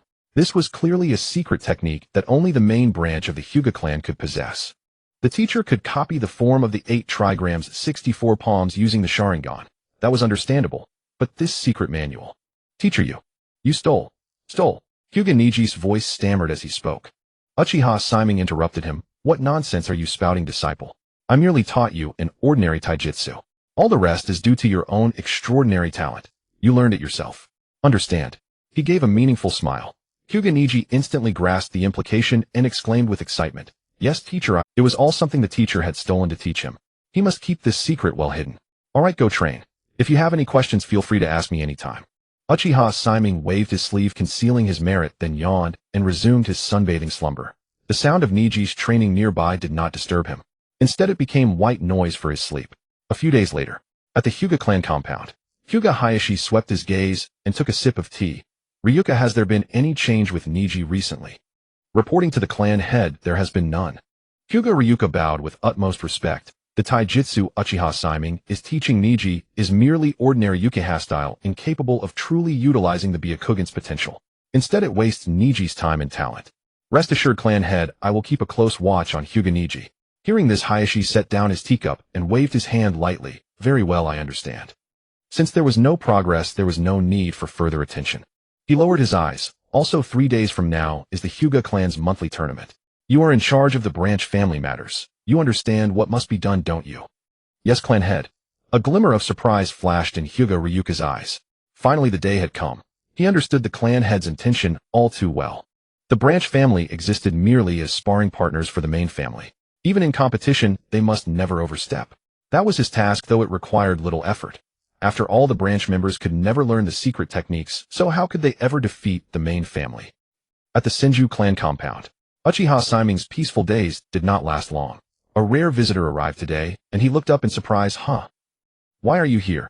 It was Izumi Uchiha, another mixed blood of the Uchiha clan. Her mother was an ordinary person, so her status in the clan was lower, but her talent was not. She had already awakened the 3-tomo Sharingan. Samingni, it's terrible. Shursui Shisuni has been taken by root. Izumi's eyes were filled with panic. I was taking a walk behind the mountain this morning and saw many root operatives lying in ambush. Shisuni was heading to the back mountain. Oh, Uchiha Shimei frowned in confusion. He and Izumi were not that close yet. Shouldn't she have informed Itachi Uchiha, who was closer to her? Then he realized the Senju compound was nearer to the back mountain. Understanding the reason, he couldn't help but mutter bitterly, damn confident Shursui. Do you think you're Minato, Namikaze? Minato could actually go home, but you might not be able to pull off that confidence. He had warned Shursui before. It seemed Shursui hadn't taken it to heart. Or rather, he trusted the Konoha higher-ups too much, so even after the warning, he remained unconcerned. I understand. Uchiha Shimei nodded slightly. Go tell Itachi to come to the back mountain immediately. Do not notify anyone else. Neji, return home at once. Come back tomorrow. With that, under Izumi's gaze, Uchiha Shimei's figure transformed into a streak of black light darting into the distance. One moment he was in sight, the next he had vanished without a trace. So fast. Izumi Uchiha was stunned. She had only thought that the Senju compound was closer to the back mountain, so she came to inform Shimei first, hoping he could play a supporting role. But at this moment, she realized that Shimei was far more than he appeared. Little boy, you should go home too. At the same time, she noticed Hyuga Neji beside her. After speaking, she turned and hurried. Is teacher in trouble? Hyuga Neji gazed in the direction Uchiha Shimei had gone, lost in thought. He pondered for a moment, then resumed training on the spot. Meanwhile, on the mountaintop. This was the back mountain of Konoha. Due to its remoteness, few people ever came here. Uchiha Shursui felt a flicker of wariness in his heart. He had always remembered Shimei's words. Though he trusted the village's leadership, he still harbored a sliver of caution. Danzo, what is the matter? From within the forest, Danzo emerged. His triangular eyes, even without emotion, radiated a chilling cold. Shursui, you intended to use that immensely powerful Mangekyō Sharingan to control the Uchiha clan head. I will never allow such a thing. Uchiha Shizui's expression changed. Danzo, what are you trying to do? Danzo did not reply, but continued in a grim tone. Even if you control Fugaku Uchiha, will that stop such incidents from happening in the future? The best course is to destroy the entire Uchiha clan. As his words fell, his figure burst forward like a gale. But the moment he closed, a pair of crimson eyes appeared, and his body instantly froze. The 3 inches before him seemed like an insurmountable chasm, so close yet forever unreachable. The 3-tomo Sharingan slowly ceased its rotation. Uchiha Shimei said calmly, "This is only a basic genjutsu, he will wake up soon." After all, Danzo was a Konoha elder, and Shimei held back. The destruction of the Uchiha clan would affect Konoha's peace, just as Danzo's death would. He turned to leave. In the next instant, Danzo's figure vanished like a phantom and reappeared before Shimei. In that moment of relaxation, his swift and ruthless strike tore out a crimson Sharingan. But as he reached for the other eye, Shimei was faster. Suppressing the searing pain, he twisted like a swallow to evade the fatal blow. Swoosh, swoosh, swoosh. Seeing his attack miss, Shimura Danzo unwrapped the bandages on his face, revealing a withered gray eye, and said coldly, "Shimei, the Sharingan is wasted on you. Hand over the other one too." Whoosh. A sound of breaking air followed. Several figures in various masks appeared around him. Uchiha Shizui's heart sank. All of them were Jonin. Whoosh. In an instant, several root Jonin closed in their kunai, whirling in an impenetrable dance. With one eye lost, even Shizui's strength was greatly diminished. In the turn of a moment, he was struck by multiple attacks. "Shimei, you will surely die here today." Shimura Danzo said coldly, "You must have felt it by now. Their kunai are coated with poison. Instead of struggling, why not give me your Sharingan?" His expression was indifferent, as if looking at a dead man. Shizui's face changed slightly, his body swayed, and his vision blurred. He realized it was a sign of the poison taking effect. "Danzo, I will never let my eyes fall into your hands." Uchiha Shizui's heart turned to ashes. Why was this happening? They were all people of the village, and Danzo was a high-ranking official. Could it be that all his persistence had been wrong? Shi? A surge of powerful ocular power flooded into his eyes, and a green giant rose from the ground. Well, what is that? Everyone widened their eyes in shock. Even the well-trained root members were stunned. Danzo reacted faster, commanding coldly, "Shimei is already poisoned. Kill him now." But in his sight, countless green chakra arrows shot out from the giant's abdomen like a torrential rain. They had no way to avoid it, frantically retreating and dodging, but in that moment, Uchiha Shizui's figure vanished without a trace. "Shimei, you cannot escape." Danzo's expression was indifferent. "Search for him. Even if you have to dig 3 feet into the ground, find Uchiha Shimei. He must have both Mangekyō Sharingan in his hands."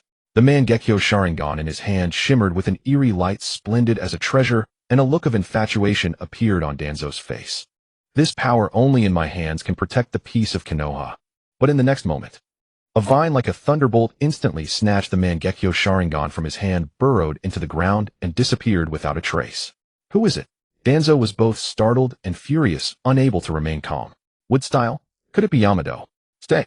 He quickly formed hand seals and bombarded the ground where the vine had disappeared. Wind style vacuum waved. Wind style vacuum great ball. Wind style vacuum sphere. Boom, boom, boom. All the massive chakra transformed into powerful wind style techniques, causing the ground to crack and sink inch by inch, forming a crater dozens of meters deep, kicking up clouds of dust that swept in all directions. When the dust settled, there was nothing in the semicircular crater. No vine. Not even the recently lost Mangekyō Sharingan. Hiruzen, you had planned this day all along, didn't you? All the massive chakra transformed into powerful wind-style techniques, causing the ground to crack and sink inch by inch, forming a crater dozens of meters deep, kicking up clouds of dust that swept in all directions. When the dust settled, there was nothing in the entire village. Only one person could use wood style. Now that the Mangekyō Sharingan had been taken, he unhesitatingly believed it was a warning from Hiruzen. A mountain stream waterfall with fresh mist. Shimei had always loved the scent here, but now he felt the mist bitingly cold, chilling to the bone. A mountain stream waterfall with fresh mist. Shimei had always loved the scent here, but now he felt the mist bitingly cold, chilling to the bone. So all my persistence was just a joke. Shimei hunched his back, leaning against a rock to catch his breath, his entire body exuding a sense of ruin. A calm voice sounded. Uchiha Shimei walked over step by step, his eyes dark and deep. Betrayal broke the spirit of youth, leaving only a hunched back and a bitter smile. A calm voice sounded. Uchiha Shimei walked over step by step, his eyes dark and deep. Betrayal broke the spirit of youth, leaving only a hunched back and a bitter smile. Where was Shizui's former high-spirited and straight-backed spear-like posture? "Shimei, you're here." Shizui's voice was hoarse, his black eyes dim and silent, as if coated with a layer of time's gray. He gave a bitter smile. Simon, you're here. Shizui's voice was hoarse, his black eyes dim and silent as if coated with a layer of time's gray. He gave a bitter smile. Don't say that. Uchiha Shimei waved his hand, refusing without mercy. I won't bother with such a mess. You'd better handle it yourself. The village does have powerful medical ninja. Your injuries can be healed. Saying this, he helped Shisui up and began to walk toward the village. No, don't go to the village. Shisui struggled, forcefully fell to the ground, his face ashen. I don't want to live anymore. I can't do it, Simon. I really can't. He was like a white flower in the storm, fragile and battered, now a ruined blossom. Tears flowed uncontrollably from his eyes, and it took a moment before his voice choked with tears. Danzo is a high-ranking official of Konoha. How could he strike me so heavily? How could he? The pressure accumulated over the years. The efforts shuttling between the Uchiha and Konoha. The trust in the village. His loyalty to the Uchiha at this moment collapsed, shattered into the confusion that weighed on him like a boulder falling into an abyss, spiraling down endlessly. Shisui, even if your eyes are returned, do you still not want to live? Uchiha Shimei sighed, a crimson Tobirama Sharingan appearing in his hand. When he had arrived, the battle was already over, and he had used with style to steal the eye from Danzo's hand. He asked in a deep voice, Shisui, don't you want the Uchiha clan and Konoha to reconcile? Shisui looked at the crimson eye, but there was not a flicker in his eyes, like a dead well, lifeless. He forced a weak smile and murmured softly, Simon, I'll leave these two eyes to you. Right now, I don't want to do anything. Anything at all. He gouged out his remaining eye and handed it forward, his life like a candle in the wind. Just like his will to live now. Lord Hashirama has discovered the severely injured Uchiha Shisui. This is the perfect opportunity to show Lord Hashirama's Hokage magnanimity. Please have Lord Hashirama save Uchiha Shisui. Task reward Indra's chakra. Uchiha Shimei curled his lips. System, you claim to be the Hashirama system, but you even give Indra's chakra. You're a bit unbalanced, damn it. Shisui, as a friend, since you've decided, I won't force you. He sighed, took the eye, and without hesitation activated it. The Tobirama Sharingan in his hand instantly transformed into a Mangekyō Sharingan, Kodoame Tsukumi. Simon, you. Before Shisui could finish his words, the dejection, confusion, and melodramatic whining on his face vanished without a trace. Simon, with lightning-fast hand speed, reinserted both eyes back into him. It was like a USB plug and play. Simon, you are so great. Shizui's eyes moved, focused, and a bright smile appeared on his lips. Thanks to you, otherwise I would have gone to die like a fool. Shisui now wore a clear expression, his eyes filled with hope and clarity for the future, as if the suicide just moments ago had been an illusion. You know it yourself. Uchiha Shimei curled his lips. He hadn't done much, just uploaded a compressed zip of 9-year compulsory education to Shisui, and just in case, he issued a command for Shisui to obey him. This way Shisui wouldn't be so stubborn in the future. What should we do next? If he were dead, everything would be unverifiable. But if he survived, Danzo's actions would have to pay a price, even leading to direct war between the village and the Uchiha, something he wished to avoid. A ranking official. If he were dead, everything would be unverifiable. But if he survived, Danzo's actions would have to pay a price, even leading to direct war between the village and the Uchiha, something he wished to avoid. He continued in a low voice, Simon, it seems I have to fake my death. This was the only way he could think of to prevent a collision between the village and the Uchiha clan. It's a pity. If only my left eye's Kodoame Tsukumi permanent hadn't just been used, I could have hit Danzo with it and turned him into a true good person. The Kodoame Tsukumi in my right, I can only briefly influence others' wills. A sharp glint flashed in Shizui's eyes. He who had always insisted on not using Kodoame Tsukumi now voluntarily mentioned it. Oh, not bad. Uchiha Shimei chuckled lightly, sizing up Shisui. So sending you that 9-year compulsory education zip wasn't in vain. You've learned to be flexible, unlike before when you only knew about sacrifice and seppuku. When faced with unsolvable problems, they habitually resorted to suicide. In their mindset, they lacked the concept of problem solving. Instead, they glorified suicide. They used suicide to atone, as if that proved the nobility of their will, a typical small island mentality.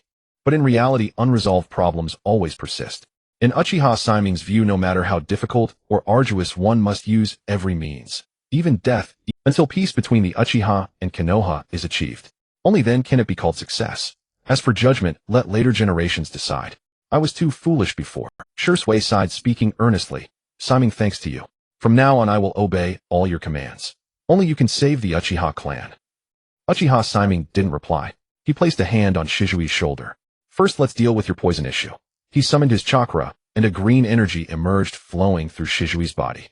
In an instant, a cool force coursed through Shizui's body, and the poison melted away like snow under the sun, vanishing without a trace. What is this? Shui was stunned disbelief in his eyes. This is a unique poison from root. Even the village's top medical ninjas would need to remove it bit by bit at least half a month. Even Tsunade's healing speed couldn't be this fast, could it?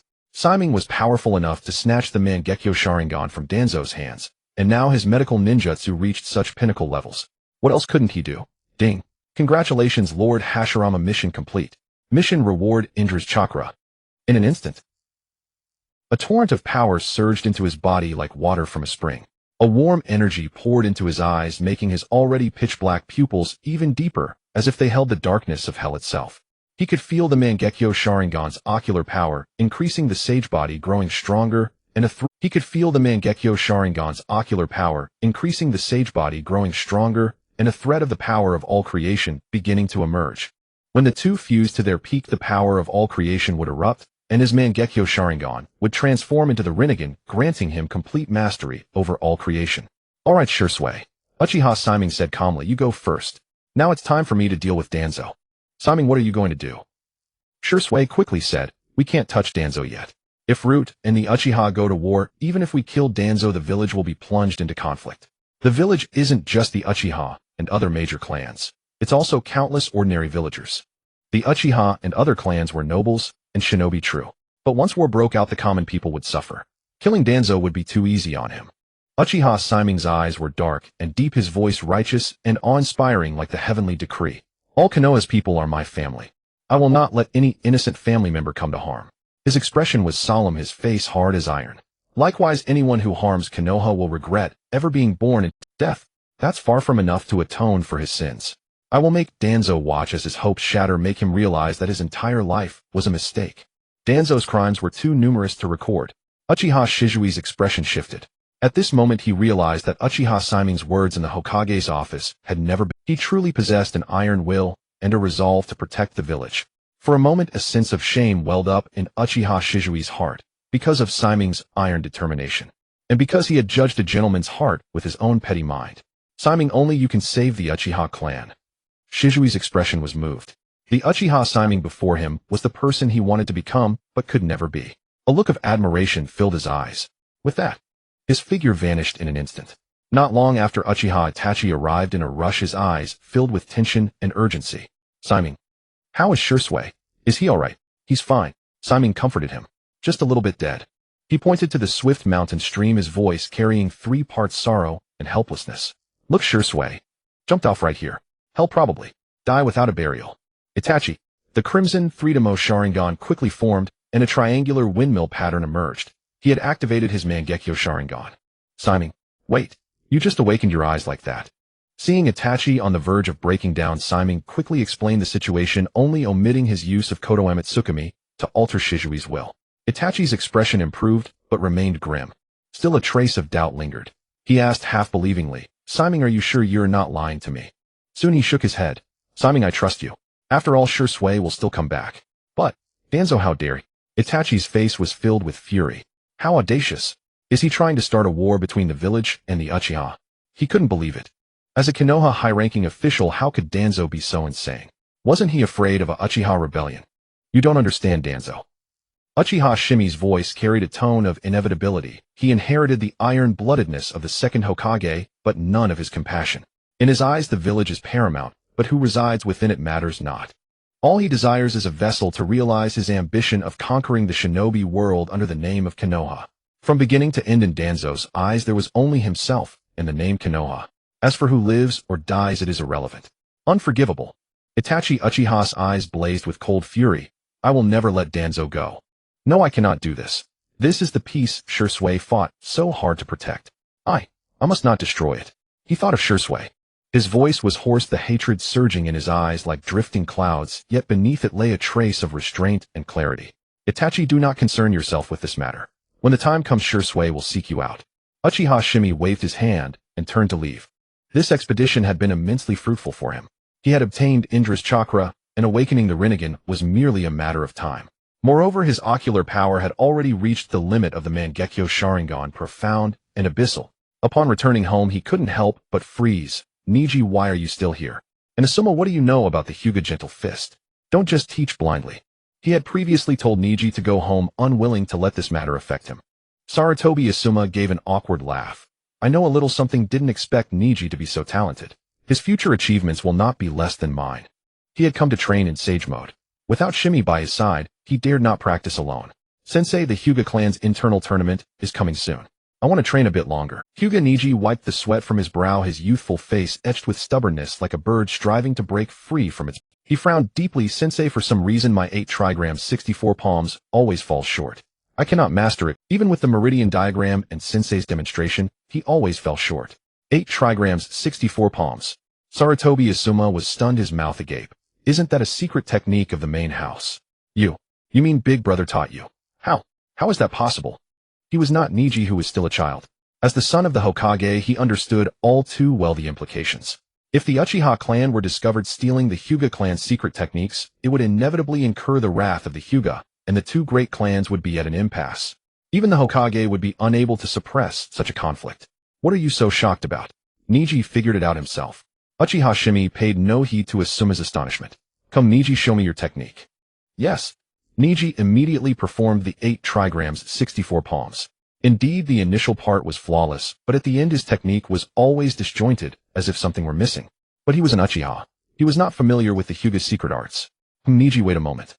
He'll go find someone to ask. Shimei stroked his chin and his figure vanished in an instant. A minute later he returned accompanied by a masked figure whose eyes were even covered with a special material rendering them invisible. All right, tell me, Shimei said to the masked man beside him. Why can't Niji master the 8 trigrams 64 palm? The masked man's voice was calm and matter-of-fact, pinpointing the issue with uncanny accuracy, because the branch family's 8 trigrams 64 palms is an incomplete version. Thus it is more difficult to practice, especially in the final stages. In the last 12 palms starting from the Tanjong acupoint, although they are also struck with the palm, the chakra output must increase by 1 part with each successive strike. Only then can the technique combine softness with hardness and seal the enemy's chakra. Otherwise, insufficient chakra output will not only slow down the strikes, but also make it easier for the enemy to break the seal. He recited the intricacies as if counting treasures. In an instant Hyuga Niji understood.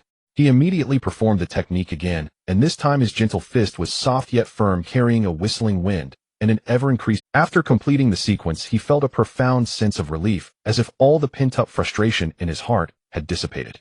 He bowed respectfully to Shimei, and said with utmost sincerity, "Thank you, Sensei." If not for his teacher, he did not know how long it would have taken to master the 8 trigrams 64 palms. All right, I understand. You may withdraw. Uchiha Shimei waved his hand in satisfaction.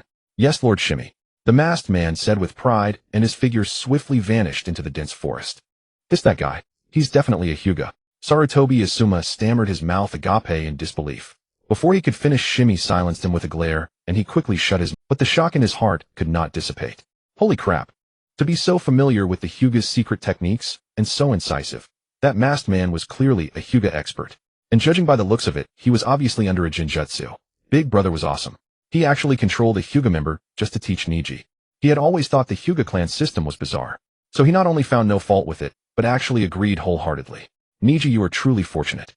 He patted Niji's shoulder with a complex expression. You have a good teacher. Study well. If he had encountered a teacher as good as Shimei when he was young, would he have already mastered sage mode by now? Niji didn't quite understand, but he still gave a bright smile. Don't spout nonsense. Shimei cast a faint glance at Asuma. Come today, you need to meditate for at least 2 hours. That is your limit. The power of natural energy was too great. For someone like Asuma, who had little chance of learning it in the first place, 2 hours was already the limit. Saying this, he used a shadow clone, then turned and walked out himself, leaving the shadow clone to teach Asuma. Big Brother, where are you going? Asuma was taken aback. Usually at this time, Shimei loved to lie on the roof and bask in the sun. To the Uchiha clan. Something is going to happen today. Something at the Uchiha clan. Asuma didn't think much of it, and nodded, resuming his training. But no sooner had Shimei left than a figure rushed over urgently. Shimei, hurry back to the clan. The Uchiha clan is in an uproar. Stop coming to the Senju clan every day. Uchiha Yashiro huffed and puffed, exasperated, yet helpless. But what could he do? Shimei's father had been his close friend. How could he ignore this child of mediocre talent? If Shimei frequently missed clan meetings, there would inevitably be criticism within the clan, which would severely damage his future reputation. Just like Itachi. All right. Uchiha Shimei followed reluctantly as they returned to the Uchiha clan, with Yashiro still muttering along the way, his expression one of utterly disappointed frustration. "Old man, if I become steel, I'll scare you stiff." As soon as he entered the Uchiha compound, Shimei felt the oppressive atmosphere. Even the usually genial aunt selling pancakes was now silent, weighed down by a profound sorrow. Going deeper in, suddenly a furious roar erupted, its pure killing intent sending chills down the spine. "Itachi, you claim you didn't kill then how did you know Shisui was dead? If you didn't kill him, then who is the real murderer?" Uchiha Inabi and Uchiha Teka's eyes were bloodshot, their crimson Tobirama Sharingan fixed in a piercing stare. "If you cannot provide a reasonable explanation, then I will consider you the one who killed Shisui." Uchiha Teka drew a kunai, its blade glinting with a cold, sharp light. His eyes held suspicion, but more than that, grief and unwillingness to believe. Shisui was such a good person, having saved so many Uchiha clansmen on the battlefield, and even other ninja from Konoha. Uchiha Yashiro stepped forward and said in a heavy voice, he was Shisui of the body flicker. If it wasn't someone he trusted, even a cage-level powerhouse couldn't have left him. "Itachi, if you have any difficulties, you can speak them out now. I don't want to believe you were the one who killed Shisui, but please give us a reasonable explanation." A member of the Uchiha clan. Even if not Shisui of the body flicker, one cannot die so carelessly. Itachi closed his eyes, his voice dry. "I have nothing to say." At that moment he understood why Shisui had almost committed suicide. Yes, it was Danzo who ambushed Shisui, but for the sake of peace between the Uchiha and Konoha, they simply couldn't name the true culprit. He was to bear everything under the name of traitor. "It has nothing to do with Itachi." At that moment a clear, calm voice rang out. The crowd turned in astonishment, their gazes falling on the languid youth. Uchiha Yashiro's expression shifted slightly, and he said urgently, "Shimei, do you know what you're saying?" The other Uchiha looked displeased, and Uchiha Teka said coldly, "Shimei, Shisui is dead now. No one can use him as a joke. Do you understand?" First of all, Itachi didn't even see Shisui. By the time he arrived, Shisui had already jumped off the cliff. Uchiha Shimei ignored his words and said calmly with implication, "Secondly, Shisui never said who ambushed him. But given his nature of desiring village peace, the murderer, he would rather die than reveal." He paused, and that silence fell over everyone. Indeed, Shisui was exactly the kind of person who bore everything alone. But they couldn't help thinking further. Shisui didn't say, but who do you think it could be? Isn't it those top figures in Konoha? Uchiha Shimei's voice suddenly rose like a thunderclap. The men trembled. Even Uchiha Yashiro widened his eyes at Shimei, as if seeing the young nephew for the first time. Shimei, who had always been unremarkable, now revealed a sharpness that even made him feel a chill in his heart. Damn it, who killed Shisui? The men were filled with anger and resentment, but after deliberation, they could not determine, nor could they give a specific answer. Though Shisui is dead, we cannot halt our steps forward, nor can we just offer our necks for the slaughter. Uchiha Shimei spoke, drawing the attention of the others. Uchiha Yashiro nodded. Indeed, they could not sit idly by. Now it's Shisui who died. In the future it could be you, Inabi, or even your younger brother Teka. Uchiha Inabi's pupils contracted, and his face changed drastically. "No one shall harm my brother." As if not noticing Inabi's change in expression, Uchiha Shimei continued, "Shall we declare war on the entire Konoha and slaughter every last one of them?" His voice carried a seductive tone like the whisper of a demon from hell. With his first words he threatened to drag everyone into the abyss. "No, that won't do." Uchiha Inabi broke out in a cold sweat and said urgently, "The village is not only filled with villains, there are also high-ranking officials who are sympathetic to the Uchiha. We cannot beat them all with one stick, they are living lives too." His Adam's apple bobbed. "We must get to the bottom of this matter. Until then we absolutely must not act rashly. Especially you, Shimei, your idea is too dangerous. Itachi, you must keep an eye on him." Inabi's gaze held wariness. Originally he had thought Itachi was dangerous enough, even a threat. But now, he felt that Shimei was the truly dangerous one, speaking of destroying the entire Konoha at the drop of a hat. A veritable demon from hell. None of them were hawks. Rather than vengeance at all costs, they wanted to protect the Uchiha clan. I understand." Uchiha Itachi was stunned. Was this the same Uchiha Inabi who had just been so eager to kill him? He met Shimei's gaze, who winked at him, and couldn't help but smile. So that was it. Rather than trying to persuade the other Uchiha, it was better to blow things up to make them regain their senses. Uchiha Yashiro Inabi and Teka only wanted to find the killer of Shisui. But Shimei directly proposed to this time it was their turn to object, and they even thought Shimei was somewhat deranged. "Shimei, you have a way after all. Otherwise I wouldn't have known what to do today." After the others left Itachi's side. "So you do nothing and bear everything alone." Uchiha Shimei curled his lip, looking at him as if he were an idiot. "Don't you understand the principle that the noble does not walk alone? The more powerful you are, the more you should hide among the crowd and gain the support of others. People like Itachi were the classic type who wanted to solve everything on their own. In the end, they would exhaust themselves to the point of coughing blood bleeding from the eyes, die at the hands of their little brother Sasuke, and live a life of endless toil. Itachi was silent for a moment, then said in a low voice, "I understand. You'll be more careful in the future." Oh, Uchiha Shimei raised an eyebrow. It seemed Shizui's life and death indeed had a great impact on Itachi. As long as Shisui was alive, Itachi was a good child who could consider the Uchiha's interests. But if Shisui died, he would only think about Konoha. Of course, now Itachi's thinking had undergone a fundamental change. Barring any unforeseen circumstances, he would no longer become the same as in the original story. Then he'll leave you a task. Uchiha Shimei chuckled lightly. Reveal your Mangekyō Sharingan and recruit as many subordinates who share our will as possible. Remember, don't alert the enemy. What? Uchiha Itachi was taken aback, but still nodded. I understand. Shimei nodded approvingly. Although Itachi's thinking was a bit rigid, he was still reassuring when it came to carrying out tasks. Meanwhile, the two entered the clan assembly grounds where nearly all the Uchiha had gathered. Uchiha Fugaku sat at the highest seat, his expression as calm as still water. But when he saw Shimei and Itachi enter, his expression shifted slightly, and he couldn't help but glance at Shimei. It seemed his son truly trusted Shimei. Even after Shizui's death, under Shimei's reassurance, he remained so composed. He was very satisfied. Meanwhile, Shizui's death weighed heavily on him, casting a shadow of displeasure. His expression flickered with complexity, now his brow easing, now furrowing in distress. The Uchiha clan members beside him felt a chill grip their hearts. If even the clan leader wore such a conflicted look, the matter had truly escalated beyond control.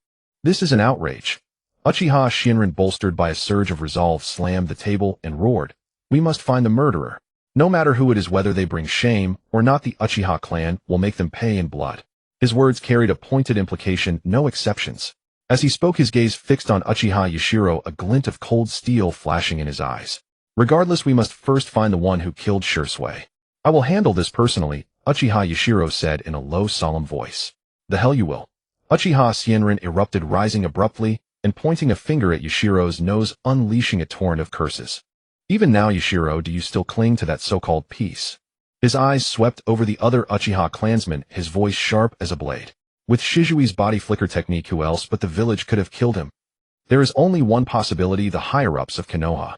The blood of the Uchiha clan must not be shed in vain." Hearing this, Shimei knew the matter would not end peacefully today. The Uchiha clansmen's eyes turned bloodshot, their breaths grew heavy, and even the doves among the clan were visibly shaken. The Uchiha clan was inherently fearless and proud.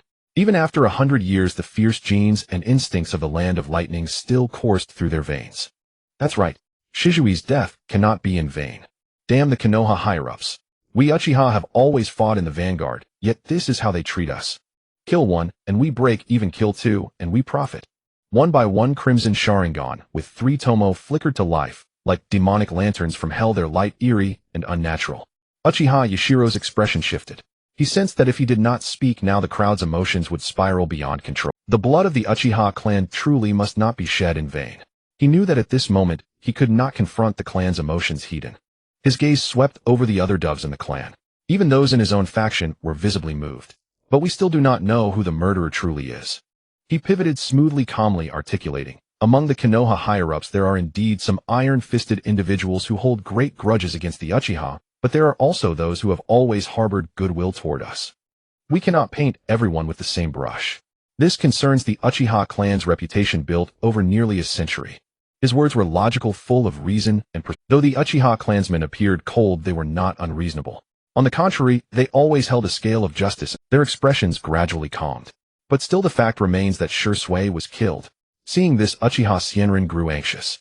This was the best opportunity in years. The two immediately fell into a heated argument, muddying the waters. Shinran shouted fiercely, but no matter how he attacked, Yashiro became increasingly composed. Uchiha Shimei shook his head and chuckled softly. What's wrong?" Uchiha Itachi beside him asked, his heart filled with worry, though his face remained perfectly calm. "No need to worry."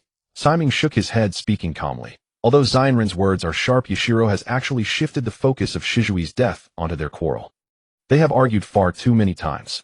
Because of this, the other clansmen have developed a kind of inertia. Their rebellious feelings toward Konoha have already subsided. Without any surprises, nothing will happen within the Uchiha clan. The other clansmen had just been swept up in emotion. Once they calmed down, they would realize that now was not the best time to go to war with Konoha. The emotions were there, but the strength was not. If Uchiha Fugaku was the clan's cornerstone, then Shursui was the emotional bond that held the Uchiha together. Enough. Uchiha Fugaku's steady, icy voice rang out like a hammer striking their hearts. Shursui has just died, and yet you argue heatedly over this matter. What kind of behavior is this, eh? His gaze swept coldly across the crowd. A pair of Tobirama Sharingan appeared, their deep abyssal power, sending chills down everyone's spines. Shizui's death is of utmost importance. We must find him at any cost, alive or dead, he said with a biting tone, but more importantly. Who killed Shursui? Yashiro, I am entrusting this to you. You, Inaho, and Tetsuka, regardless of the cost, find the murderer. His deep gaze swept over the other Uchiha clansmen, and he sighed inwardly. Today was not the day to decide on a rebellion. Others might not understand, but he knew very well, without Shizui's Mangekyō, the Uchiha clan would be courting death if they rebelled now. The crowd dispersed. Just as Simon was about to leave, a voice called out from behind. Simon, stay for a moment. Uchiha Simon turned to see Fugaku's profound eyes. Yes, clan leader. Beside him, Uchiha Itachi looked surprised and cast him a questioning glance. What's wrong? Do you need me to stay? No, it's nothing. They exchanged a look. Uchiha Fugaku's mouth twitched. Damn brat, always siding with outsiders. He wasn't worried about his own father, but instead was concerned that Simon, an outsider, might be targeted. Entering Uchiha Fugaku's home, it was as always. Uchiha Makoto served tea, her tailored cheongsam outlining her voluptuous tall figure, especially when she bent down to pour the tea. Thank you, madam, Uchiha Simon said with great politeness, watching intently. Uchiha Fugaku's expression was odd. Every time Simon saw him, he was very relaxed, but when it came to his wife, he was unfailingly polite. Could it be because he always wore a stern face? Simon, you should know the cause of Shizui's death, right? Uchiha Fugaku took a sip of tea, his opening words like a bolt from the blue. Uchiha Simon. His eyes flickered, suspicion rising as he looked at Fugaku. Damn it. I trusted you, old man, and you actually spied on me. He set down his teacup, clasped his hands behind his back, and brought them together. Damn it. Spying on me. He'll hit you with a wood release right in the face. Uchiha Fugaku sighed, helplessly pressing his forehead. His gaze involuntarily swept toward Uchiha Simon's hands hidden behind his back. Such an obvious gesture, as if he truly couldn't see it. And at such close range. What threat could it possibly pose to him, a powerhouse who had already awakened the Mangekyō Sharingan? His expression was confident, imposing without anger, yet he still explained, actually, I simply awakened a special dojutsu of the Mangekyō Sharingan. As he spoke, the black irises in his eyes transformed into the three Tomo Sharingan, then gradually linked to become the Mangekyō Sharingan. The crimson eyes carried a hint of eerie charm, their formidable ocular power, sending chills down one's spine, as if gazing into an abyss from hell.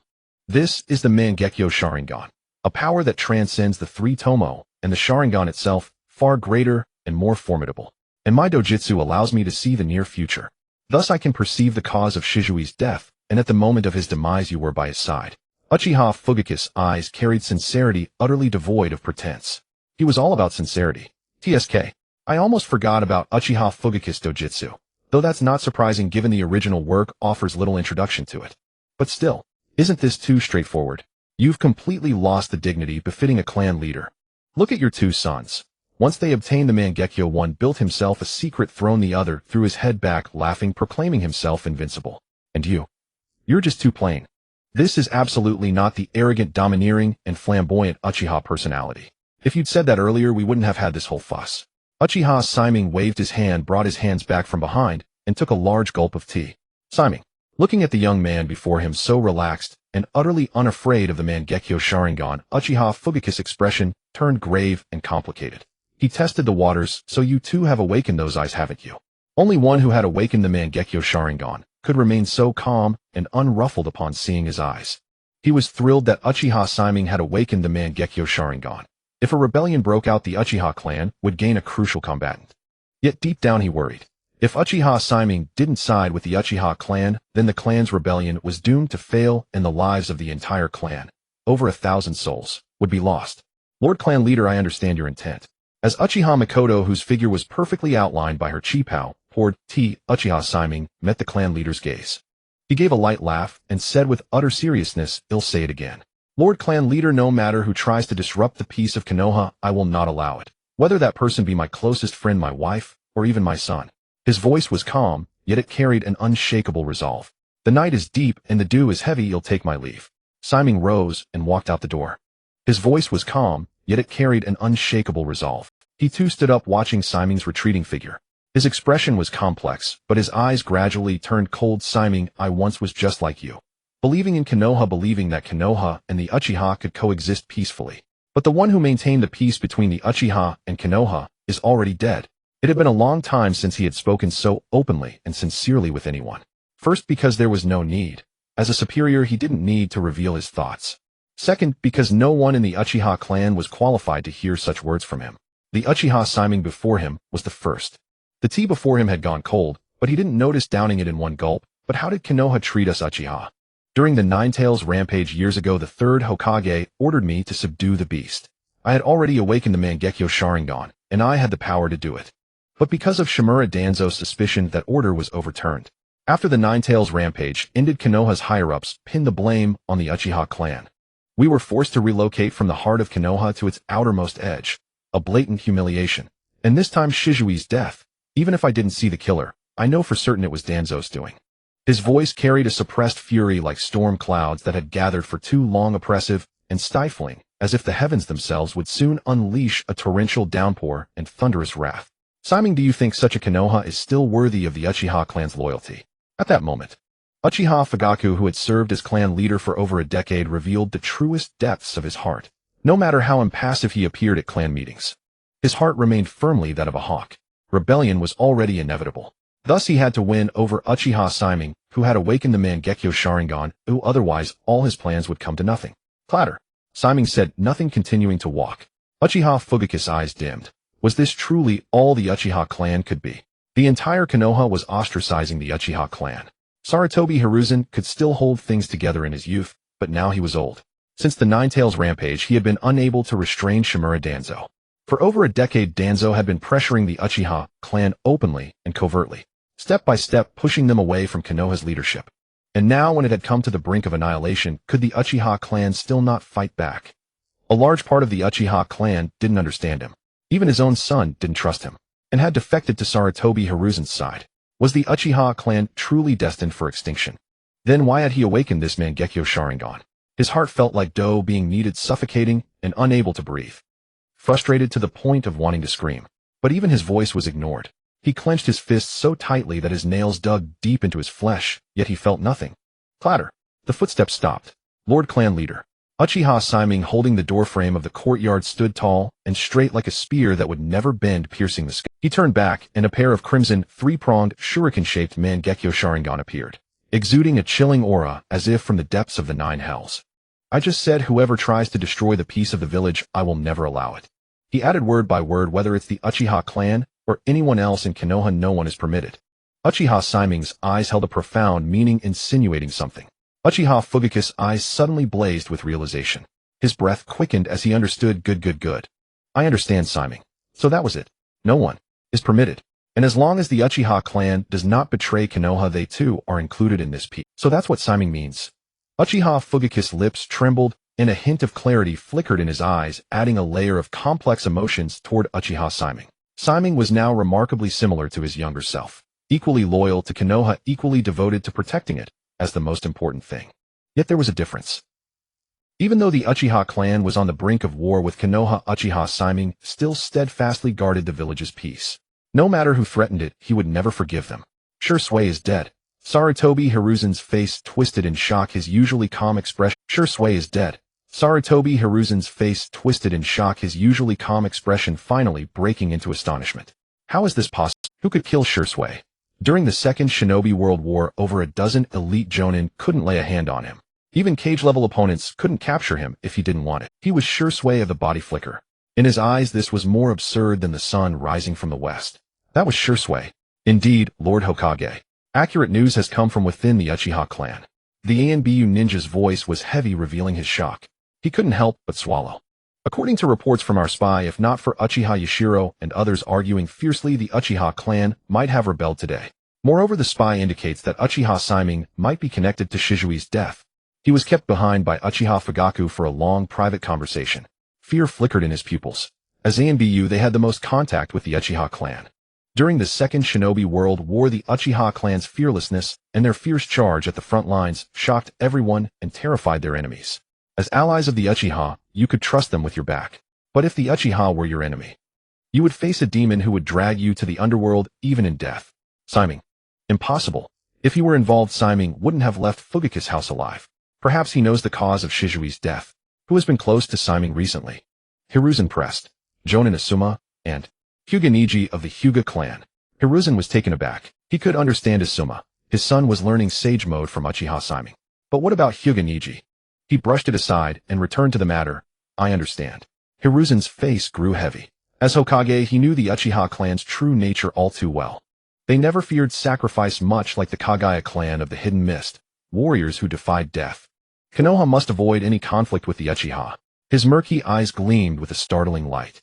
If war broke out, the entire village would bear the brunt. This would be more devastating for Konoha than another world war. I'll go see Fugaku myself. After a moment of thought, Hiruzen made up his mind and stood abruptly. Shursui was also a member of the ANBU. His death in such mystery cannot be ignored. As he was about to leave, the door suddenly burst open with a heavy thud. A sinister eye like a jackal's appeared in Hiruzen's sight. Danzo. Hiruzen, how long will you indulge the Uchiha? Shimura Danzo's triangular eyes glinted with cold malice. Shursui is dead. The Uchiha clan could rebel at any moment. The best course is to strike first and annihilate them all. He spoke calmly, each word deliberate. But the cruelty and brutality in his words sent a chill down Hiruzen's spine. Danzo, what are you saying? Hiruzen slammed his fist on the desk, producing a sharp crack. They are Konoha's Uchiha clan. Not enemies on the battlefield. Put away your schemes. I should never have listened to your advice during the Ninetales incident. If Fugaku had been allowed to act, the fourth Hokage would still be alive. The thought pained him deeply. The only one among the third generation worthy of the Hokage mantle had died, quelling the Ninetales rampage. That was why Danzo now acted with impunity. That was why Uchiha Fugaku had no one to pacify him. All these problems stemmed from Minato's death. If Minato were alive, with his political acumen and calm demeanor, none of this would have happened. Even Shimura Danzo would have been suppressed under Minato's rule, unable to act out. He couldn't help but wonder what would Minato do in this situation. That seemingly absent-minded, yet deeply composed young man. Perhaps he would not hesitate to kill the troublemaker Danzo. Indeed, Hiruzen, you have grown old. Danzo's triangular eyes were indifferent, as if none of this concerned him. If the younger Sarutobi Hiruzen were here, he would never say such things, nor dwell in the past. Be decisive like the shinobi no Kishi of old. Eliminate the Uchiha clan, and Konoha will know no more turmoil. He finally raised his head to meet Hiruzen's gaze. Those eyes revealed a sinister, cold ambition that seemed eternal. Even Hiruzen felt a tremor in his heart. Absolutely not. Danzo, I am the Hokage. Shimura Danzo's expression darkened, as if the words struck a nerve. He knew further discussion was futile. Hiruzen, you will regret this. He turned and slammed the door shut with a thunderous bang. But as the door closed, his eyes grew even colder, like a nightjar in the dark. He muttered, each word deliberate. Hiruzen, you know the purpose of my root's founding. My existence has always been for Konoha. On the surface, Konoha has you a Hokage who upholds justice and light. But beneath it must have me, a root buried deep in the earth. What you cannot do, I will do. Long ago, the teacher said the Uchiha were an evil clan never to be underestimated. Now he had always remembered the teacher's words. Sarutobi Hiruzen, you have long forgotten. He murmured to himself like a whisper from hell. I will show everyone that I am the greatest Hokage. Uchiha Fugaku was once the most loyal member of the Uchiha clan to Konoha. After returning to the Senju clan, Uchiha Shimei slept soundly until dawn. But unfortunately, in the more than 10 years since he took office, he had been subjected to Shimura Danzo's overt and covert suppression. That he didn't commit seppuku was a testament to Uchiha Fugaku's remarkable psychological resilience. After all, the last person slandered by Danzo had already committed seppuku. Konoha's White Fang, a powerful ninja who died from rumors. Otherwise, White Fang would have been an excellent candidate for Hokage. At the same time, he had no doubt about Uchiha Fugaku's firm rebellion. Instead, he considered it perfectly normal. If the one who acted on the night of the clan's extermination had not been his son Uchiha Itachi, anyone else would have met with a fierce counterattack from his Mangekyō Sharingan. By the way, if I remember correctly, today is Niji's clan tournament, right? Uchiha Shimei rubbed his chin. Clan tournaments and such. Before the establishment of ninja villages, every major clan would hold such tournaments to compare the strength of the younger generation within the clan. However, after the founding of ninja villages, such as Konoha, peers could spar with each other and also be exposed to more combat systems, so the highly restrictive clan tournaments basically ceased to exist. The Hyuga clan was different. The Hyuga clan was exceedingly conservative. Moreover, even within the clan tournament, there might be some hidden dealings between the main and branch families. For the Hyuga clan, it could be said to be an old tradition. He lazily got up and happened to run into Sarutobi Asuma, who had just arrived carrying breakfast. Seeing Uchiha Shimei awake, Asuma looked shocked. "Boss, why are you up so early today? It's only 8 o'clock and you're up. Unbelievable. Screw you." Uchiha Shimei formed a shadow clone, then grabbed the breakfast Asuma had brought, eating while waving his hand. "You only have 1 hour a day to practice Sage Mode. A shadow clone is enough." Asuma, so sad. "No, I must learn Sage Mode as soon as possible." Saying that, he began his grueling 1-hour daily training. His expression shifted from bewildered to anxious to excited, and then his hand turned to stone. The shadow clone saved him just in the nick of time. Asuma smiled bitterly. "As expected of Sage Mode, it's so hard to learn. Even with Big Brother's help, I have no clue at all. I can't control it at all." Although he had been training diligently during this time, he was fully aware that without Uchiha Shimei's help, his Sage Mode training would immediately stall, and he would be unable to take another step forward. Big Brother must have taken a very long time to learn it back then. Asuma couldn't help but look at the shadow clone. Not real. The shadow clone thought for a moment. From realizing the existence of natural energy to mastering Sage Mode, the original probably took less than a minute. Learning through the system counts, right? Asuma, kinda wanna die. Don't lose heart. The shadow clone consoled him very sincerely. Don't compare yourself to the original. After all, sometimes the gap between people is bigger than the gap between people and dogs. Asuma looked at the shadow clone gloomily. "Big Brother, actually, if you hadn't said that last sentence, I would have felt better." He looked in the direction Uchiha Shimei had left. "What is teacher going to the Hyuga clan for?" "Right. Today. It must be the Hyuga clan tournament, right?" "As expected, it's because of that little Niji." His eyes pondered, a hint of emotion stirring. The Hyuga clan. Training ground. Looking at his opponent, Hyuga Niji thought of what Hyuga Ryuka had just said to him. "Niji, I know you are very talented, but the more talented you are, the more you should know when to display your talent. I won't interfere with how you display your talent and strength against opponents from the branch family, but..." Niji still vividly remembered the stern expression on Hyuga Ryuka's face when it was as if he didn't comply, there would be very cruel consequences. When facing the young lady of the main family, you must not win.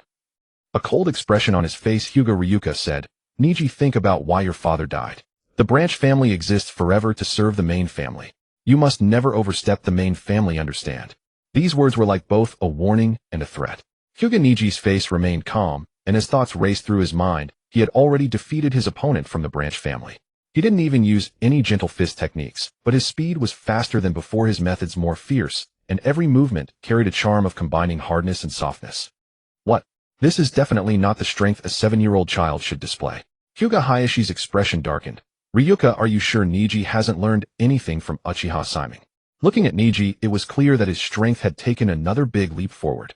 Sweat dripping from his forehead, Hyuga Ryuka said, "No, that's right, clan leader, rest assured. Niji only learned some body-strengthening methods from Uchiha Shimei. Perhaps his strength has improved, but only the gentle fist is the ability most compatible with the Byakugan. And as a mere branch family member before coming of age, Niji can never learn the 8 trigrams 64 palms." Hearing this, Hyuga Hayashi's expression eased a bit. No matter how great the talent, with the passage of time, one will eventually become a mediocrity. Hyuga Hisashi was like that, and now Hyuga Niji would be the same. After the final rounds, without a doubt the one standing in the arena was Hyuga Niji, and he would have the opportunity to fight against the main family's Hyuga Hinata. "Brother Niji, please guide me," Hyuga Hinata said softly, getting into her starting stance. "Miss Hinata, please guide me."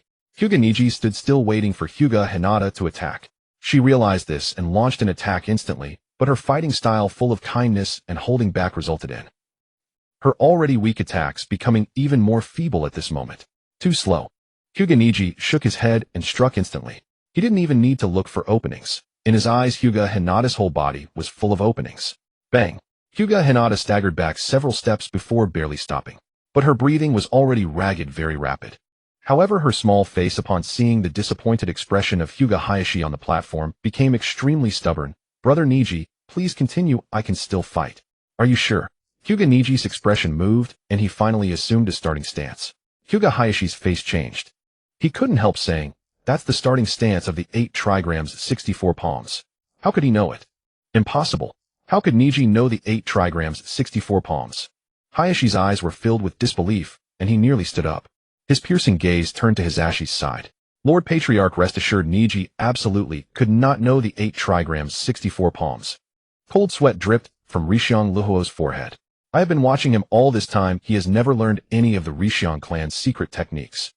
He patted his chest in assurance.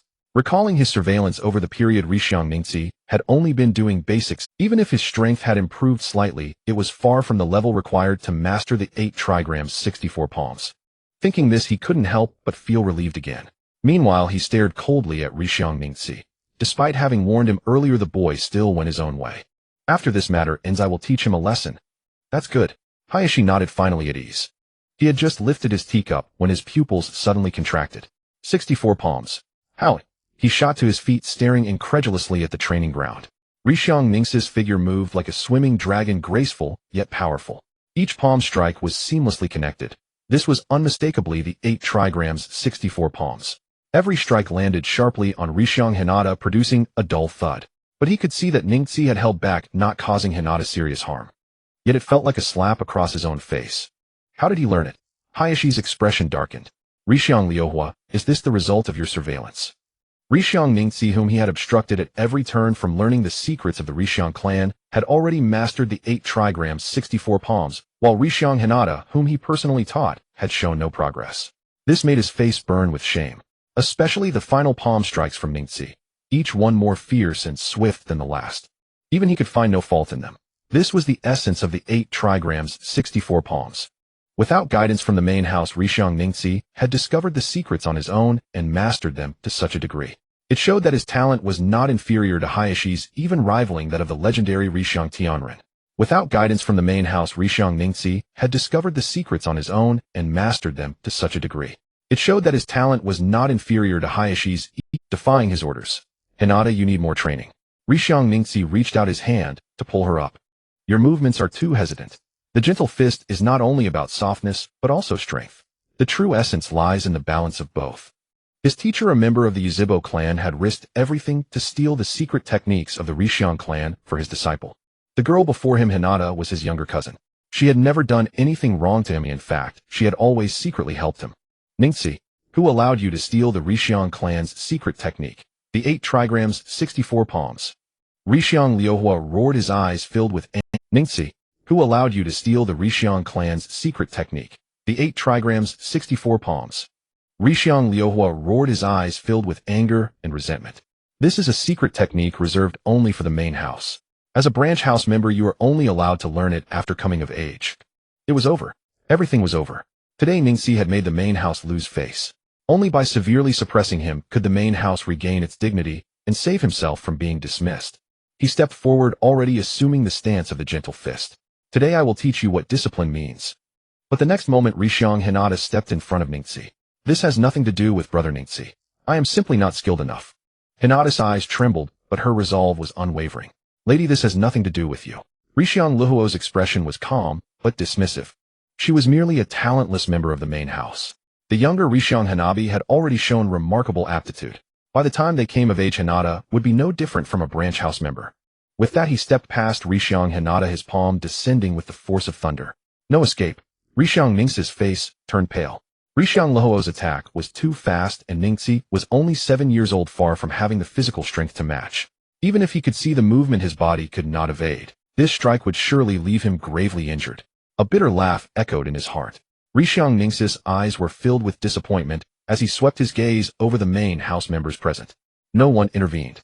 Only cold, indifferent stares, as if he deserved such punishment for overstepping the bounds of the main house. Yet this was supposed to be a competition hosted by the main house itself. If he was not even allowed to display his strength, then why was he here? But the next moment, a figure appeared before Rishiang Ningxi, gently raising a hand. The thunderous palm strike, as if crashing against a mountain, was effortlessly stopped. A dull sound rang out.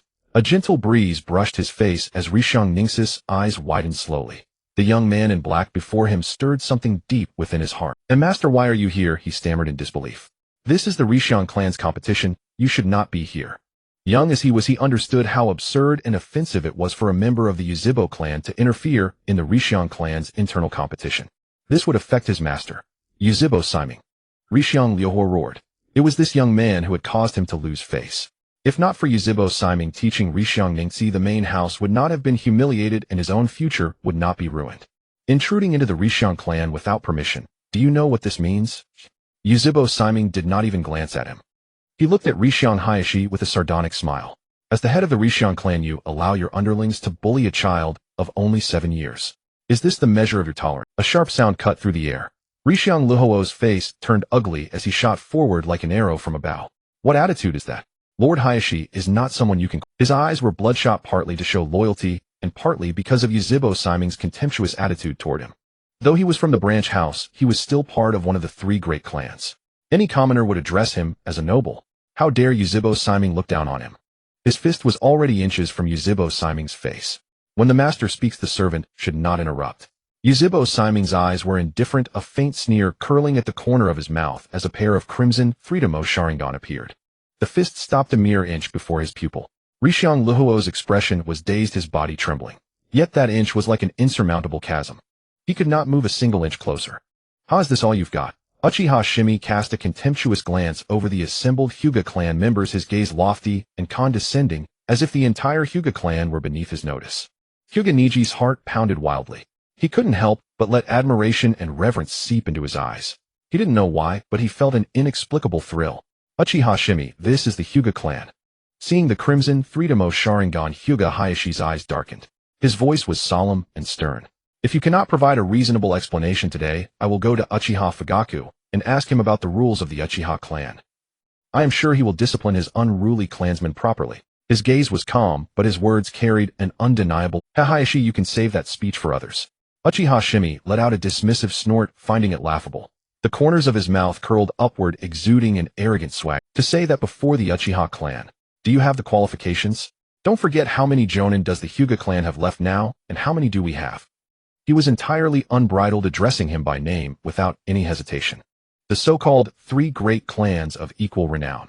In the end, the Hyuga clan only benefited from the seniority of Hyuga Tenin, and the system of branch and main families preserved the main family's strength considerably. Hence the Senju Uchiha and Hyuga clans were called the 3 great clans. But times have changed. Though the Senju clan is gone, the Uchiha clan's combat power has returned to its peak. The Jonin of the entire Hyuga clan could be counted on one hand, but the Uchiha clan's Jonin, anyone who awakened the Tobirama Sharingan, stepped into the rank of Jonin, now numbered over 20.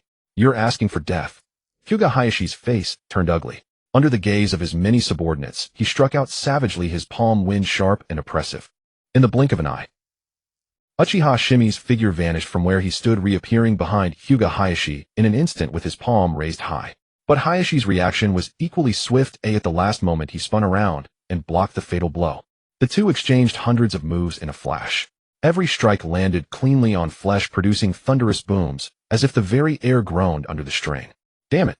Hyuga Hayashi's expression shifted, his movements growing more frantic. He thought to himself, how does he have such astonishing strength? It's like Tsunade's monstrous power. I can't seal his chakra points at all. Once the 8 trigrams palms are fully executed, they can seal the enemy's chakra points, immobilizing them. But this technique is not invincible. If the enemy's physical strength is too great or their chakra overwhelmingly powerful, even the 8 trigrams palms struggle to seal them. He had just used the 8 trigrams 128 palms, and it was utterly useless. What? Is that all you have? Uchiha Shimei was eager, growing more excited as he fought. Hayashi, I've only used 3/10 of my strength. I assume you're the same. Let's not hold back anymore. Let's go all out. His face was full of excitement, a glint in his eyes. Hyuga Hayashi was left speechless. He momentarily froze, a look of horror on his face. Then he saw Uchiha Shimei's figure appear right before him, moving several times faster than before. He only saw a blur. The next moment, a heavy blow slammed into his chest. He felt as if his bones were cracking, and his entire body flew backward like a shrimp. Is this truly the speed and power a human can possess? Hey, wait. You really were using your full power just now?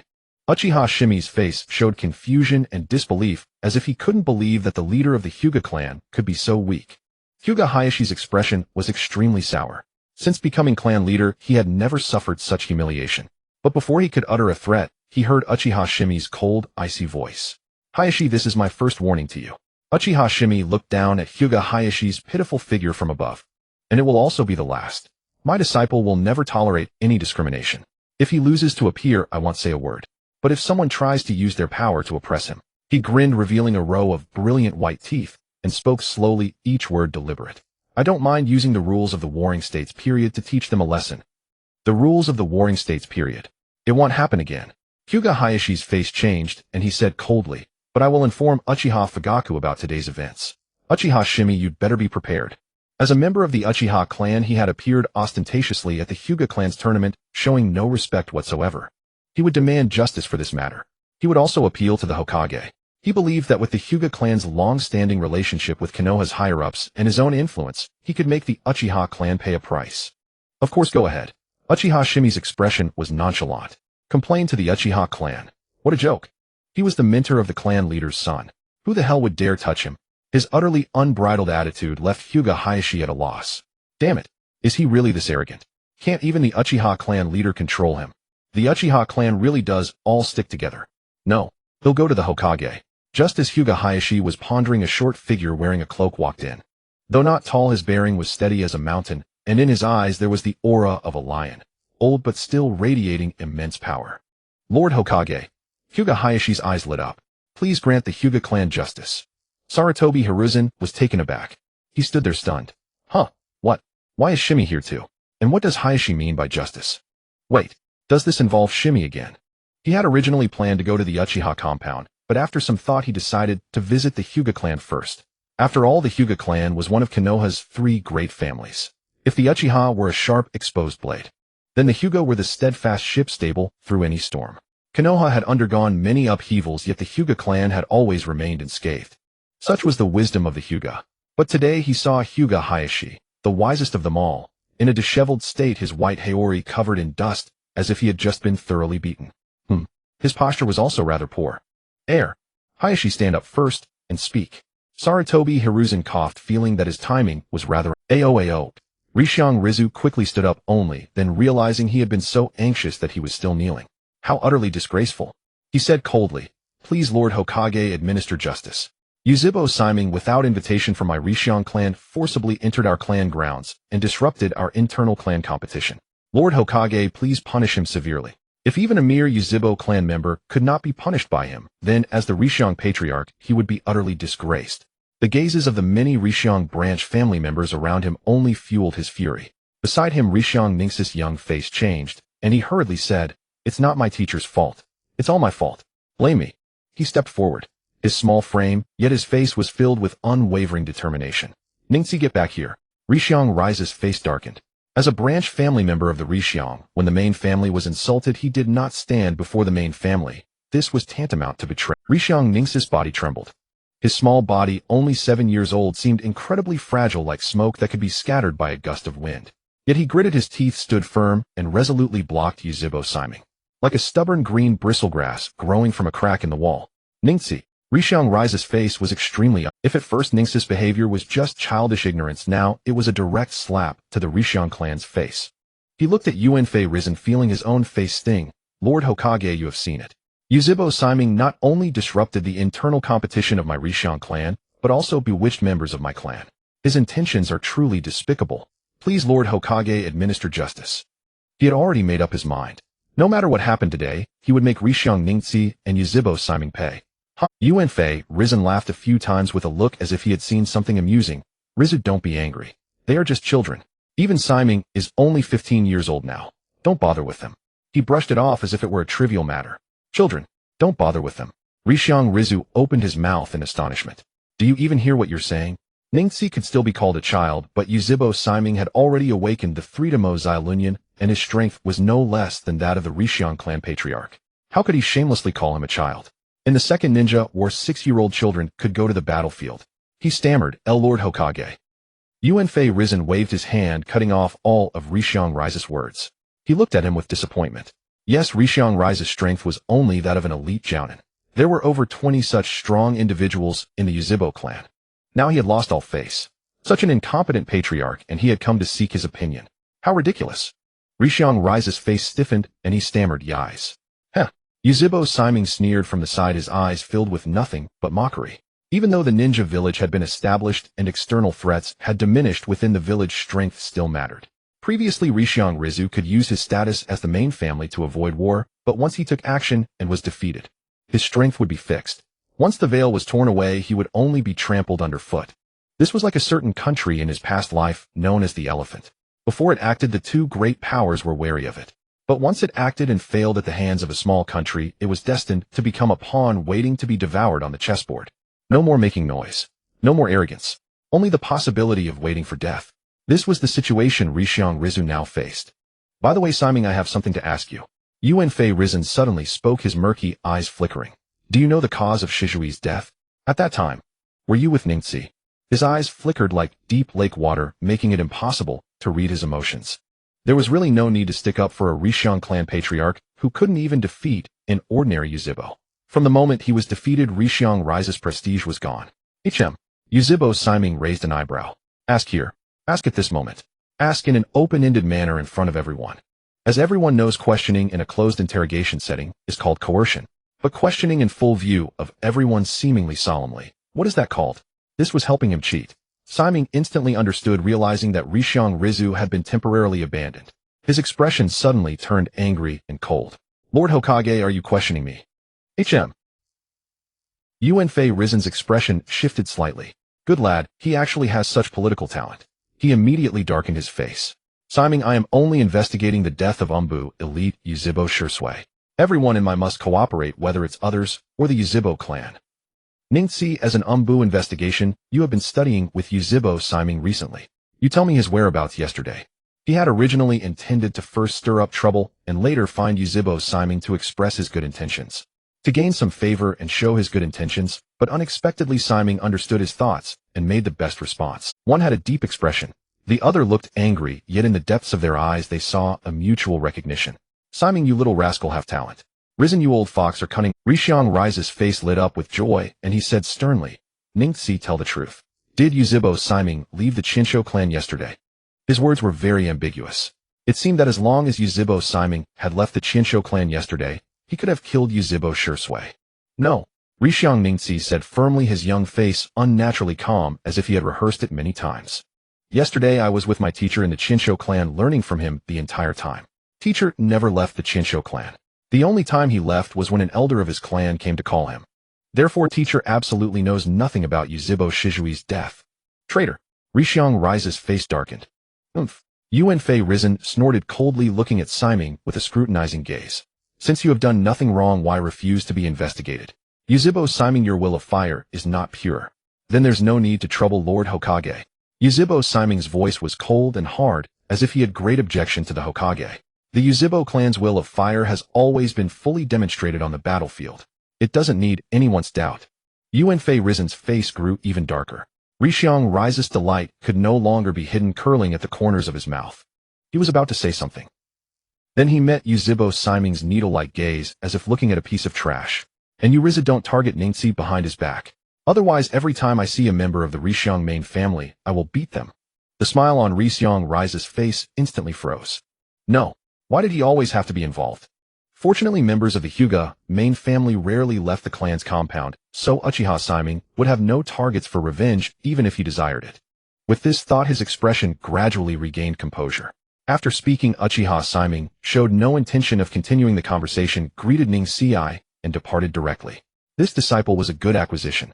As a branch family member of the Hyuga, choosing to speak for an outsider in front of the main family and strangers would inevitably draw the main family's opposition. Though young Ningxi was exceptionally precocious due to his father's death. Thus it was rare that Ningxi understood he would be targeted for speaking up, yet he still spoke without hesitation. So why are some children endearing, making the elders in the family willingly give everything? Uchiha Siming chuckled. Who wouldn't be happy in this situation? His figure vanished instantly, then concealed itself in the shadows. With his current mastery of wood release, even Hashirama Senju in his prime could not detect him. Lord Hokage, Uchiha Siming clearly showed no respect for you. Rishiang Rizu quickly reported from the side. Now the conflict between the village and the Uchiha clan is intensifying. Uchiha Siming's behavior is a clear external manifestation of the entire Uchiha clan's current attitude. If conflict erupts, the Uchiha clan will be a great threat to the village. It must be said that as a master of survival, Rishiang Rise's words were full of schemes and plots. Even knowing that Uchiha Siming was already the captain of the Umbu, and could not rebel, a trace of worry still arose in Hiruzen Sarutobi's heart. Rizu, what you said makes some sense. Hiruzen Sarutobi furrowed his brows in feigned contemplation. I will consider this matter carefully. He'll take my leave now. With that he turned and departed. Only then did Rishiang Rizu show a satisfied smile. What Uchiha clan? What Uchiha Siming? In the art of survival, even the Hokage cannot match the Hyuga clan.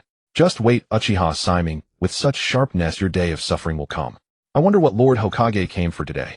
Ryuseong Rizu felt he had missed something. Could it be just to console the Hyuga clan? It can't be that he's getting old and forgetting what he came for, right? On the other side, the moment Hiruzen Sarutobi returned to the Hokage's office, Uchiha Shimei appeared instantly.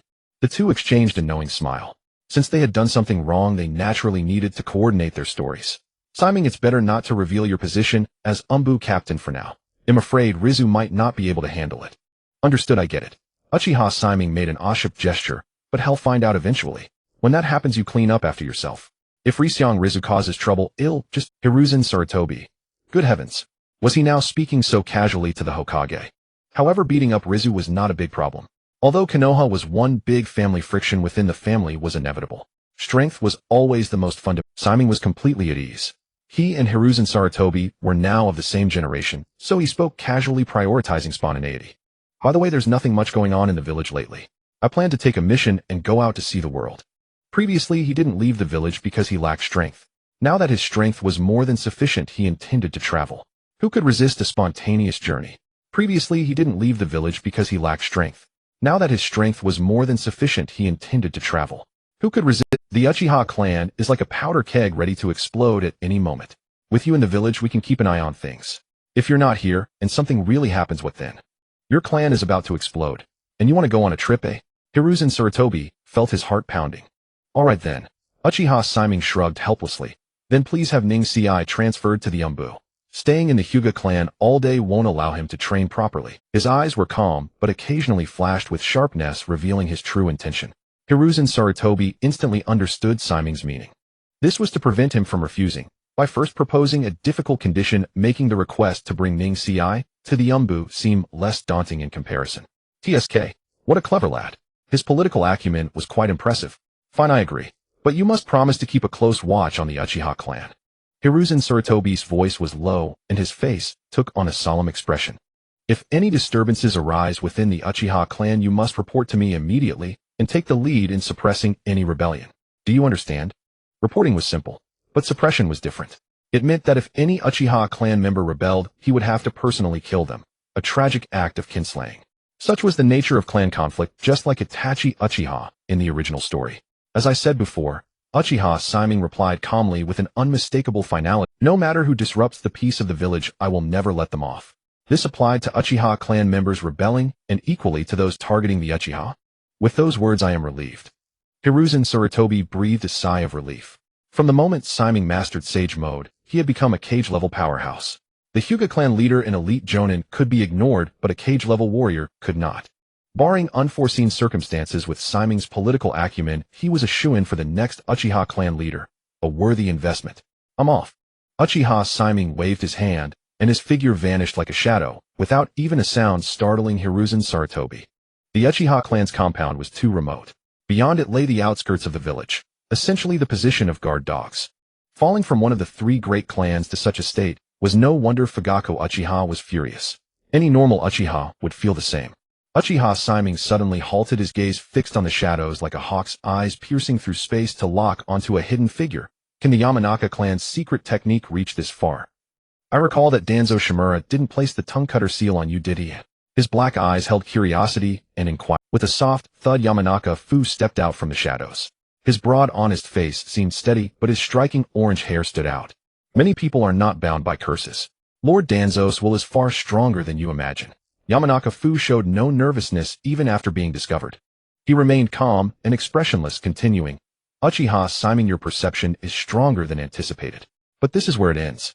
In the next instant, he moved like thunder, drawing a short sword from his back. He swung down through the air with immense force, a dazzling flash of cold light blinding the eyes.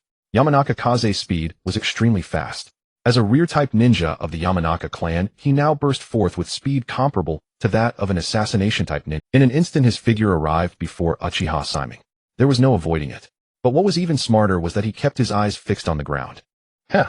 Uchiha Shimei curled the corner of his mouth, and the Uchiha Sharingan in his eyes flickered with a crimson glow. For a moment it seemed as if it had lost its effect. But he was completely unconcerned.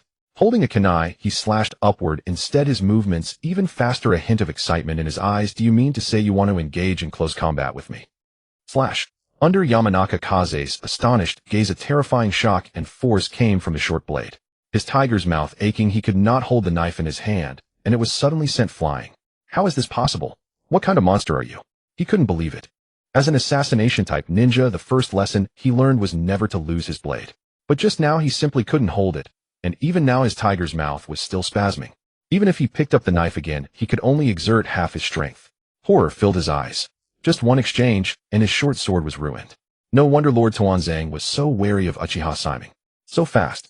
Before Yamanaka Kaze could react, Uchiha Shimei's figure had already coiled around him like the wind. The crimson Uchiha Sharingan gleamed, and his fist carried the immense power of a falling mountain. The sound of the air splitting and the wind pressure were deafening. I absolutely cannot take this punch. Yamanaka Kaze's mind raced. Uchiha Shimei's straight-line attack also gives me a chance to use the mind-body switch technique. He quickly extended both hands, determined to execute the secret technique before the attack arrived, and abruptly raised his head. Mind-body switch technique. He raised his head, and while casting the secret technique, he roared Sugen. Buzz. As long as it succeeded, even Uchiha Shimei, no matter how powerful, would have a momentary opening. But suddenly his pupils contracted, his heart skipped a beat. Thighs. What kind of eyes are these? A pair of crimson shuriken-like Mangekyō Sharingan appeared before him. Like stars in the sky with intricate and dazzling patterns, they were dizzying. His consciousness had already entered Uchiha Shimei's body through the mind-body switch technique. The Yamanaka clan's secret technique is indeed powerful, but has no one ever told you that before these eyes, any mental ninjutsu is like a mayfly trying to shake a tree inside the mental space, completely powerless. Fear of having his understanding overturned filled Yamanaka Kaze's heart. Merely maintaining himself inside Uchiha Shimei's body was already his limit. He could not suppress the other's spirit at all. As a member of the Yamanaka clan who specialized in mental power and used it as an attack method, he was like a grain of sand beneath a mountain before Uchiha Shimei. Is this your limit? Uchiha Shimei chuckled lightly. Looking at Yamanaka Kaze, whose forehead was drenched in cold sweat as he barely maintained the technique, he punched him fiercely, sending him flying. In reality, poisonous insect. The distance was too close to use a large-scale swarm of insects. Yun Kyujin's body produced countless nano-level poisonous insects spreading over his entire body like a cloth gradually being dyed. He would never miss this opportunity. As long as he touched Uchiha Shimei, the poisonous insects would instantly multiply and destroy his internal organs. But suddenly his heart jolted as he saw a pair of crimson Mangekyō Sharingan. Uchiha Shimei's movements did not pause at all. His fist descended like a mountain, viciously smashing toward Yamanaka Kaze. No, we are members of Root. If you kill Yamanaka Kaze, Lord Tuanzang will never let you go. Yun Kyujin's face drastically changed. How could he not see that Yamanaka Kaze's consciousness was scattered, that he had already lost consciousness? This punch would kill him. But Uchiha Shimei's speed was even faster, like a falling meteor, unstoppable.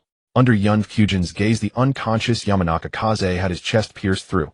Shimei's other hand instantly grabbed Yamanaka Kaze's ankle. Like swinging a giant hammer, he smashed it viciously toward Yun Kyujin. Impossible. How did you break free from Kaze's control so quickly? No, that's not it. You were never controlled at all. Yun Kyujin's breath stopped, cold sweat streaming down his back. It was too fast. Before he could even react, Uchiha Shimei had killed Yamanaka Kaze with lightning speed. It was as if Root's retaliation could not shake him in the slightest. He wanted to retreat, but his body was rooted to the spot like a giant tree. But Uchiha Shimei sneered coldly. Using Yamanaka Kaze as a weapon, he smashed him into... He was clearly breathing his last with more air out than in. Overreaching. Shimei's gaze from above was only indifferent, as if he had just crushed 2 ants underfoot. Tuanzang. He sneered, pronouncing the other's death sentence. It's already his luck that I haven't sought him out. But unfortunately, Yun Kyujin, you won't live to see that day. Haha. Lord Tuanzang underestimated your strength. Everyone underestimated your strength. As soon as Yun Kyujin spoke, blood gushed out with a wah sound. He gave a bitter laugh. He understood that it wasn't that they were too weak, but that the enemy was too strong, so much so that he and Yamanaka Kaze, both elite jonin, were no match. He did not beg for mercy, he only did not want his friend Yamanaka Kaze to die an unjust death. But even so, Uchiha Shimei, you will die sooner or later. Anyone targeted by Lord Tuanzang is destined to die in the shadows. He didn't finish his words. Shimei had no interest in saying more. He picked up Yamanaka Kaze's short blade, and with one stroke cut off Yun Kyujin's head. With a flick of his hand, the blood was flung off, leaving only a snow-white short blade that gleamed like frost under the moonlight. A good blade. He sheathed the blade. With a casual hand seal, the ground churned, and vines emerged like hands from hell, pulling the two corpses hundreds of meters deep into the earth, never to appear. Tuanzang is it? His departing back carried a chilling voice as if from the depths of hell. A hero's death should be amidst the crowd's adulation, but your sins should also be exposed to the light of day. Ding! Detected the anger in Lord Zujian's heart. The village absolutely cannot tolerate any darkness that destroys peace, even if it is cloaked in the guise of the village. The root of darkness must have wings. Quest eliminate root's minions. Quest reward with style Bangpai art. A good quest. The Bangfei art can be said to be the strongest defense in wood style. Even Uchiha Band plus the 9 tails using the armored Susanoo cannot break it. Well then, Uchiha Shimei walked step by step into the Uchiha clan. Let's start by eliminating the minions, but we must pay attention to the means and methods, otherwise we might become counter-revolutionaries. He shook his head. The feeling of being misunderstood is not pleasant. Big Brother Shimei. As soon as he stepped into the Uchiha clan compound, Itachi Uchiha approached, his face more troubled than before, perhaps because Shisui is gone. The dissenting voices within the clan have actually quieted down, but the opposition and hatred toward the village have grown even more severe. Itachi Uchiha approached, his face more troubled than before, perhaps because Shisui is gone. The dissenting voices within the clan have actually quieted down. He had been so worried these days that he couldn't even eat. But thanks to Big Brother Shimei's earlier intervention, which cleared him of suspicion for killing Shisui, he wouldn't have been interrogated daily by the trio of Yashiro Uchiha, or even faced with violence. Not only the extremists, but even Elder Yashiro, a moderate, has become somewhat frantic these days, trying to find the murderer. His expression was conflicted. He felt the Uchiha clan was too fractured now. That's normal too. After all, in Yashiro's view, without finding the killer of Shisui, the Uchiha clan might rebel at any moment. Shimei Uchiha shrugged nonchalantly. As a moderate advocating peace with the village, he naturally wouldn't sit idly by, so he's desperately searching for the killer. Don't worry, old Yashiro just loves to fret over trivial matters. A man already in his 40s. Day in and day out, never tiring. Suddenly Itachi Uchiha's expression changed slightly. Big Brother Shimei, isn't it inappropriate to speak of Elder Yashiro that way? What's wrong with that? Shimei waved his hand, his complaints growing stronger. At his age, why worry about so much? Look at Jiraiya, one of the 3 ninja legends. He visits brothels every day and enjoys life. And Uchiha Kamisu, his old friend, has long since retired to enjoy his grandchildren. But Yashiro still dwells on these trivial matters. No wonder his hair has turned white. But somehow Shimei felt the sky darken. He turned to look at the sky. Clear and blue without a cloud. The sky isn't dark, so why do I... But somehow Shimei felt the sky darken. He turned to look at the sky. Clear and blue without a cloud. The sky isn't dark, so why do I feel a shadow overhead? He turned his head again, and his expression froze. Squinting eyes, gaunt face, spiky hair like Sasuke's. Shimei forced a dry laugh. Uncle Yashiro, what brings you here? Is there no clue about Shisui? Do you need my help? Shimei Uchiha. Yashiro roared angrily. You remember this. The Senju clan is not your... The Uchiha clan is your home. Yes, you're right. Shimei nodded repeatedly, offering no rebuttal. Itachi Uchiha watched with a faint smile. In all of Konoha, perhaps only Elder Yashiro could make Big Brother Shimei bow his head. But he knew the reason better during Shimei's ordinary days. It was Yashiro who never gave up offering money, education, and companionship. He was practically a father. Shimei, you remember this. Uchiha Yashiro, red-faced with rage, left with one final word. If I ever hear you mention the Senju clan again, I'll break your legs. Well then, Shimei understood now. He had cursed old Yashiro for ages, but the elder only cared about where his loyalty lay. Loyalty. That old geezer sure has a lot to fuss about. Watching Yashiro leave, Shimei Uchiha pursed his lips. Itachi, I have a task for you. From now on, spread these pieces of information throughout the village by any means necessary. I want these messages to reach every corner of Konoha. Saying this, he handed a sheet of paper to Itachi Uchiha. Itachi took it and looked at it. Suddenly his pupils constricted as if he had seen a ghost. Big Brother Shimei, are these true or false? His Adam's apple bobbed silently, his voice stammering. He felt the thin paper in his hand weigh 1,000 pounds. He was certain that if the information here spread, the entire Konoha would undergo a massive upheaval. No one cares about truth or falsehood. Shimei Uchiha's gaze was distant, glancing at Itachi. Only when the outcome is decided will that paper determine its truth. Itachi's expression was dazed, as if he understood something. I understand, Big Brother Shimei. I will do everything properly. So that was it. So that was how it was. The conflict between the Uchiha clan and the village was impossible to resolve directly, so Big Brother Shimei had found a breakthrough point.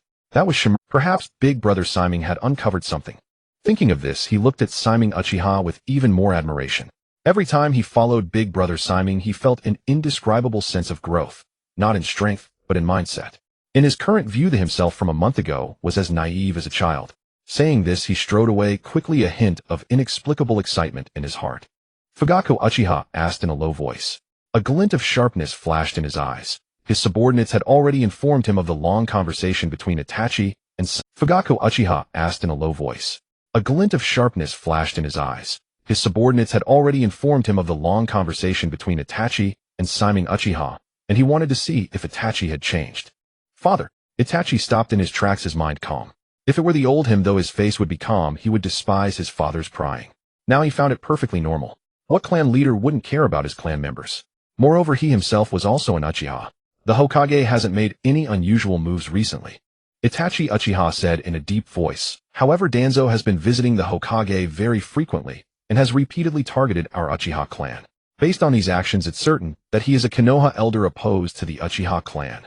Perhaps he even had a hand in the Uchiha clan being ostracized from the village back then. If possible, father should consider how to find a breakthrough from Danzo. Big Brother Simon's words earlier had enlightened him.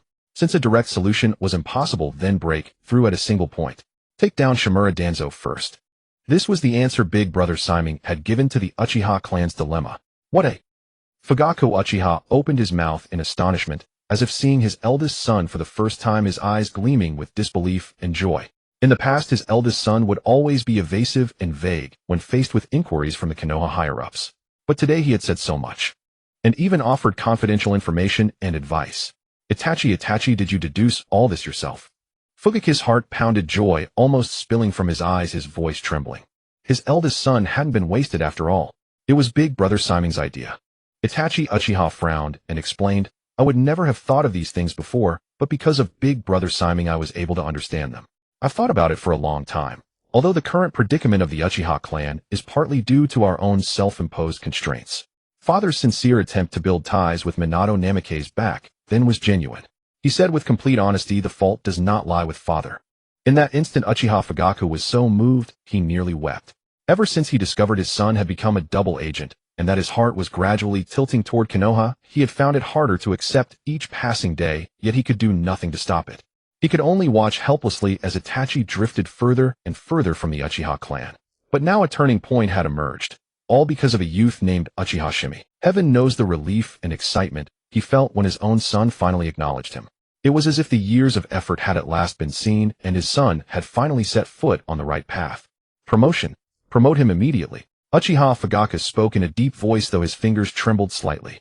He commanded, from this moment on, Uchiha Shimei shall be the captain of the Uchiha clan security force. If not for Shimei, his son would have been ruined long ago. A mere captain was nothing. If Shimei weren't so young, he would have even given him the position of security force chief. Even Itachi, who stood nearby, was stunned for a moment. After all, not even Shisui, who had earned great military merits, had become a security force captain. Any captain needed absolute strength and prestige. But in the next instant he understood the reason, and his eyes grew complex. Yes, father. At the very moment of their heartfelt father-son bond. A knock sounded. Clan leader Hyuga of the Hyuga clan requests an audience, saying he has matters concerning Uchiha Shimei to report. Matters concerning Shimei. Uchiha Fugaku frowned slightly. Let him in. The Hyuga clan, who prided themselves on their nobility and purity, rarely communicated with the Uchiha clan, even though both were among the three great families. The Uchiha in turn detested the Hyuga's pretentious aloofness. Thus their relationship had always been strictly formal. Greetings, Lord Fugaku. Hyuga entered, chin slightly raised, arrogance gleaming in his eyes. What brings Ruka here today? Uchiha Fugaku lifted his eyelids. The Hyuga clan rarely visits the Uchiha. The word rarely was an understatement. The two clans had almost no interaction at all. It is like this, Lord Fugaku. Please discipline Uchiha Shimei of your clan. Without the Hyuga clan's permission, he trespassed into our territory and interfered with our clan's internal competition. Moreover, he injured our clan members. Hyuga had intended to suppress his anger, but the moment he spoke, he recalled the humiliation of that day. In Uchiha Shimei's hands, he had felt like an ant, and his path to advancement had been shattered. He could not accept it. As the clan leader of the Uchiha, you must be well aware of the implications. Please punish Uchiha Shimei severely and give the Hyuga clan a reasonable explanation. Hyuga's face was cold. He hadn't touched the tea set before him. Oh, Uchiha Fugaku blinked. Is that so? Who was injured? Was it serious? Hyuga's breath hitched, and his face turned extremely ugly. He couldn't possibly say that the clan leader himself, the clan leader of the Hyuga, wounded by an ordinary Uchiha clansman. How disgraceful. Lord Fugaku, please do not change the subject. We are discussing the severity of Uchiha Shimei's misconduct. Hyuga Ruka tried to deflect, but his voice grew blustery and agitated. If such a thing happened in the Uchiha clan, if someone invaded your home, could Lord Fugaku remain indifferent? Anger flared in his eyes as he attempted to make the other understand the gravity of Uchiha Shimei's actions. That would not be the case. Uchiha Fugaku spoke calmly. Just as Hyuga Ruka's expression began to ease, he continued, the Uchiha clan would simply find it utterly shameful and use every means to kill the offender first. By the way, he said, drawing out each word with curiosity, why didn't you kill Uchiha Shimei? Since he committed a wrong, if he paid with his life in the Hyuga clan, the Uchiha would have no complaints. In an instant, Hyuga Ruka's face turned ashen like a pig's liver. He could no longer maintain his initial pretense of nobility. Or is it that the Hyuga clan lacks the strength? Uchiha Fugaku continued, each word striking Hyuga Ruka's heart like a needle. The latter suddenly understood. From the very beginning, Uchiha Fugaku had never intended to punish Uchiha Shimei. Hyuga Ruka felt his blood run cold, his head swelling with congestion, and his breathing grew rapid. Lord Fugaku, the Uchiha clan is also one of Konoha's 3 great families. Do you know the impact such an incident will have on the Uchiha? He shouted angrily, his words laden with implication. You must know that the Uchiha clan is already in a precarious position. But faced with the veiled threat, Uchiha Fugaku remained calm and composed. Then there is no need for the Hyuga clan to worry.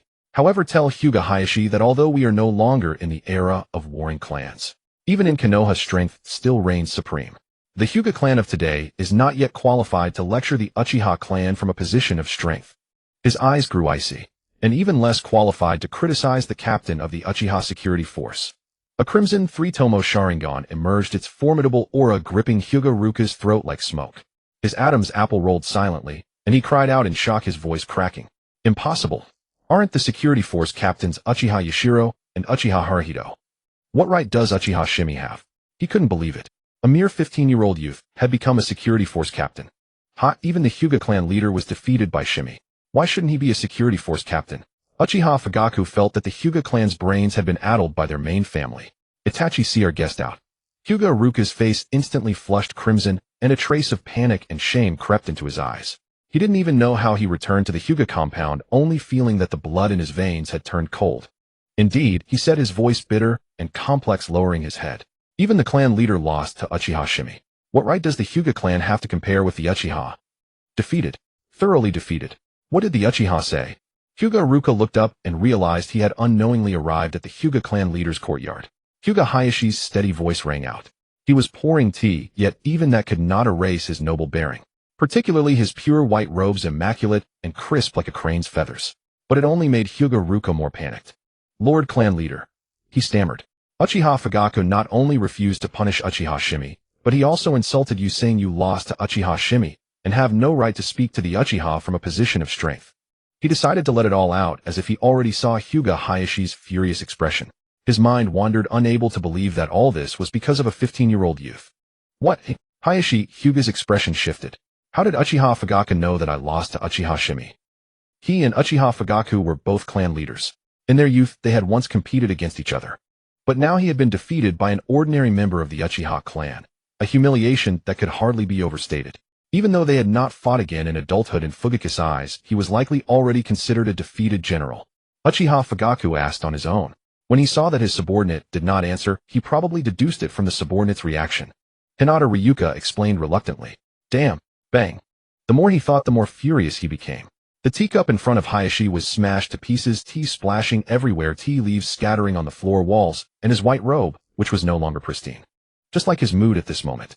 How dare Uchiha Fugaku be so arrogant? I am the clan leader of the Hyuga. He breathed heavily. He could no longer maintain his initial calm and nobility.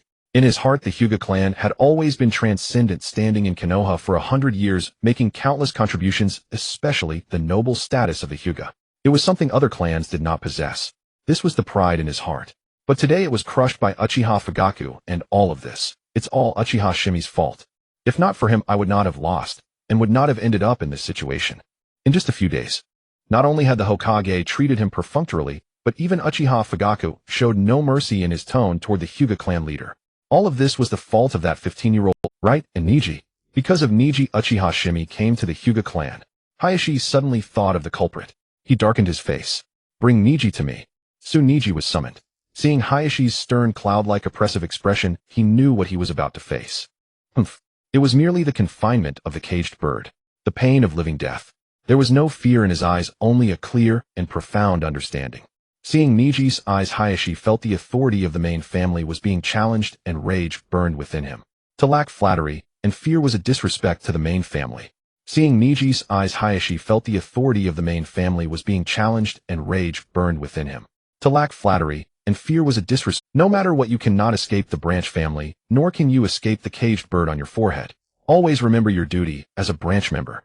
He set his gaze on Niji's forehead. If it were before, Niji would have felt inferior, sorrowful, and hateful. But now his eyes remained clear. He merely felt that Hayashi, who used such despicable means to control his clansmen, was nothing more than that. Like a clown. Hyuga Niji. Hayashi's eyes trembled. In Niji's eyes, he actually saw contempt. He couldn't believe it. Rage surged in his eyes. It's all that Uchiha Shimei, that evil Uchiha who has made you impure as well. A branch member who offends the main family must bear the pain of the caged bird. He wanted to make Hyuga Niji realize his mistake. But at this moment, two figures appeared instantly. The leader wore a wild dog mask, and his spiky white hair was particularly striking as he stood in front of him. Hyuga clan leader, Umbu Kakashi, the son of Konoha's White Fang, the man who had become an elite jonin. Hayashi's pupils contracted as his gaze fixed on the white hair of the ANBU. By order of the Hokage, I summon Hyuga Niji to become a member of the ANBU. I hope the Hyuga Lord will agree. It was said as a hope. But for the Hyuga clan, who had always supported the Hokage, this was no different from a notice. Hayashi's expression stiffened slightly. Then he said, since it is the Hokage's order, the Hyuga clan will certainly support it. Thank you, Hyuga Lord. Hatake Kakashi nodded and said, then I will take Hyuga Niji away now. If there is anything the Hyuga clan leader can communicate with the Hokage, with that he looked at Hyuga Niji, who immediately understood and followed closely behind. At the same time, as if struck by a sudden inspiration, he thought of someone, and his heart couldn't help pounding. This was his teacher coming to save him. After watching the three leave, Hayashi's face was as dark as ink, as if it could drip with water. What reason could there be for the Hokage to personally summon Niji to become an ANBU? In his view, Uchiha Shimei had just had a quarrel with the Hokage, so this naturally had nothing to do with Uchiha Shimei. Could it be that the Hokage had taken a liking to Hyuga Niji's talent? But the selection for ANBU had always been strict, and they always chose mature ninjas, letting a 7-year-old child with no battlefield experience enter the ANBU. This was the first time. But no matter what, the loss of the Hyuga clan's face is inseparable from Uchiha Shimei. Hayashi's eyes were as cold as an abyss. This matter will not end so easily. If the Hyuga clan were trampled underfoot by the Uchiha clan, then from now on everyone would question the Hyuga clan's ability and status. This was about the dignity of the Hyuga clan, and he would never allow such a thing to happen. Root. After half a month of searching, Yamanaka Fu and Aburame Toryun were still nowhere to be found. Shimura Danzo's expression grew darker and darker. His two most powerful trump cards were Yamanaka Fu and Aburame Toryun. If their poison insects and mental control were properly combined, even a cage-level powerhouse would be forced to regret their defeat. But now there was no trace of them. Even if I can't find them, I am certain that it must be Uchiha Shimei's doing. His sinister triangular eyes turned cold, but he took a deep breath. I underestimated Uchiha Shimei's strength. He already possesses power no less than a cage-level powerhouse. It seemed that the people under his command were no longer enough to deal with Uchiha Shimei. He would have to act personally. He quickly calmed down. I have waited so long, there is no need to rush. I must wait for a perfect opportunity, preferably. The Uchiha clan's internal strife and Uchiha Itachi is a very good entry point. He had been observing Uchiha Itachi for a long time. Itachi considered himself clear-minded, loyal to Sarutobi Hiruzen, and estranged from the Uchiha clan. Once the Uchiha clan revolted for the sake of peace, Uchiha Itachi would be the fastest blade. And now he need not do anything, he could just ponder the situation. But at this moment a hurried voice came. Bad news, Lord Danzo. In the past half-month, 2 rumors have spread in Konoha. One says that the Uchiha clan is arrogant and abuses the authority of the police force. The second says that you are arbitrarily killing fellow villagers, even conducting human experiments. Danzo's pupils contracted. His expression darkened abruptly. Who did this? Danzo was stunned, his face a mixture of disbelief and shock. No, wasn't he the only rumormonger in Konoha? He had planned to lie low and live in peace for a while, but instead someone was plotting against him. How utterly outrageous. Lord Danzo, we haven't found the source yet. According to the investigation, the rumor originated from a brothel, and the person was a stranger, so it will be difficult to locate the slanderer. The root operative with a patterned mask spoke in a stiff, emotionless tone. Damn it. Danzo's face grew colder. If Fu and Torian were still here, they would have found the answer to such a simple matter long ago. But now Yamanaka Fu and Aburame Torian were both dead. All because of Uchiha Shimei. Regardless, you must find the slanderer for me. Shimura Danzo's triangular eyes were cold and sinister, his face hidden in the shadows. What kind of mud hasn't been splashed on me? Back when Orochimaru defected, I was covered in filth too, yet I am still the leader of Root. If the slanderer thinks they can force me to submit with such tricks, their methods are far too naive. He had experienced this many times before. The name Danzo could stop a child from crying at night. He spoke slowly, each word deliberate, like a hungry wolf patiently waiting for its prey in the grasslands. Since they won't let me be quiet, I'll play along. Also ask Orochimaru about the progress of merging the wood release and the Sharingan. I need greater power. He was confident that rumors and gossip could not harm him much. But a sense of urgency grew in his heart. He had just killed Uchiha Shirasue, and now another Uchiha Shimei appeared. The Uchiha clan was endless. The Senju clan. Uchiha Shimei's courtyard. What a load of bullshit. Looking at Sarutobi Asuma struggling to maintain his sage mode, a hint of disdain flickered in his eyes. TCH. Why can't you enter sage mode on your own? Are you telling me that in future battles you'll have to come to me for help just to enter sage mode? What a pain in the ass. When Naruto first learned sage mode, though unskilled, he could still enter it by himself. But Sarutobi Asuma needed help to enter sage mode. And it only lasted a minute. Hell, well, I'm just not talented enough, right? Sarutobi Asuma was excited, looking at Shimei with respect and gratitude. His face was covered in intricate red markings, and his body had undergone a slight transformation, becoming stronger and darker.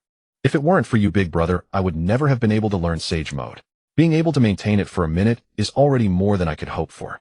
Once I can enter sage mode on my own, it'll make the old man drop his jaw. He let out a long sigh of relief, his back straight.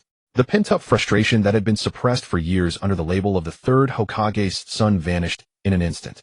He felt completely at ease, the past grievances and his awkwardness with his father fading like smoke. Strange. Now I think I was a bit foolish for always butting heads with the old man. Sarutobi Asuma scratched his head. He felt that his past self had been somewhat pointless. Excessive inferiority can lead to unwarranted rudeness and senselessness. Uchiha Shimei nodded in agreement.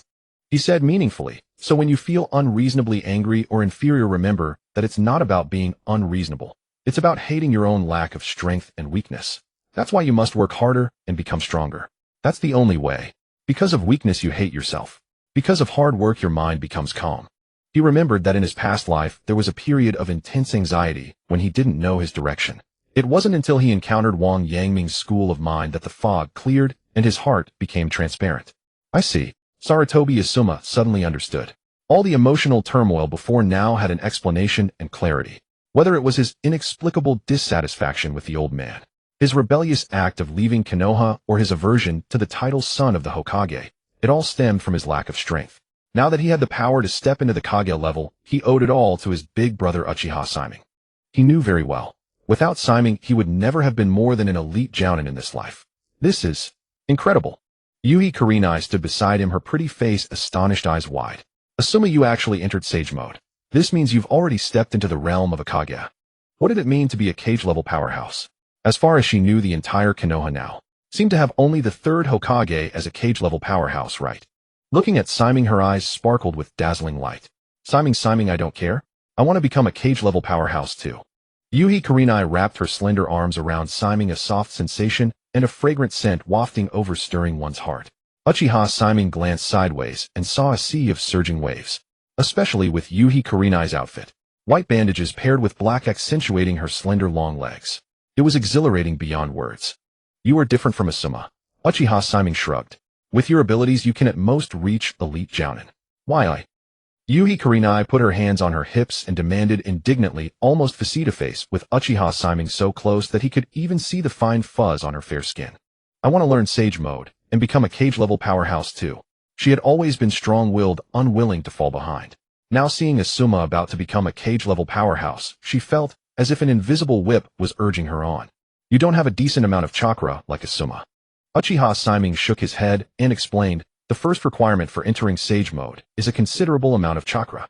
Without it you can't gather enough natural energy, and naturally you can't enter sage mode. It was like leveling up in a game. You need enough experience to advance to the next level. Without enough natural energy, you can't even enter Sage mode, let alone maintain it. Uchiha Kurenai deflated instantly. A look of disappointment spread across her face. Honestly, he'll find a way to become stronger sooner or later. Uchiha Shimei didn't respond. Hyuga Neji, seeing that the questions were finished, spoke with a hopeful expression on his young face. Teacher, I've already learned the 8 trigrams 64 palms. Next I want to learn the 8 trigrams 128 palms. Can you teach me? Last time you taught me the 8 trigrams 64 palms. This time the 8 trigrams 128 palms. A hint of nervousness appeared on his face. As far as he knew, the 8 trigrams 128 palms was a secret technique mastered only by the main branch, and even as an adult a branch member would never have the chance to learn it. 8 trigrams 128 palms, huh? After taking Neji from the Hyuga clan, Neji and Shimei lived together in the Senju clan. Ostensibly joining the Umbu, in reality Neji followed Shimei as a free agent to learn from him. Uchiha Shimei rubbed his chin and waited for a moment. Ding. The disciple wants to improve, how can we let him down? Please ask Lord Hashirama to negotiate with the Hyuga clan, making them understand that the main family and branch family are a whole, and that the branch family is not a tool in the hands of the main family, but rather blood-related clansmen. Mission: let Hyuga Neji learn the 8 trigrams 128 palms. Mission reward: Shuriken Shadow Clone Technique. Uchiha Shimei revealed a bright smile. Don't worry Neji, leave it to me. Damn. Sarutobi Asuma and Uchiha Kurenai exchanged glances, seeing the incredulity in each other's eyes. No way. He can teach even this.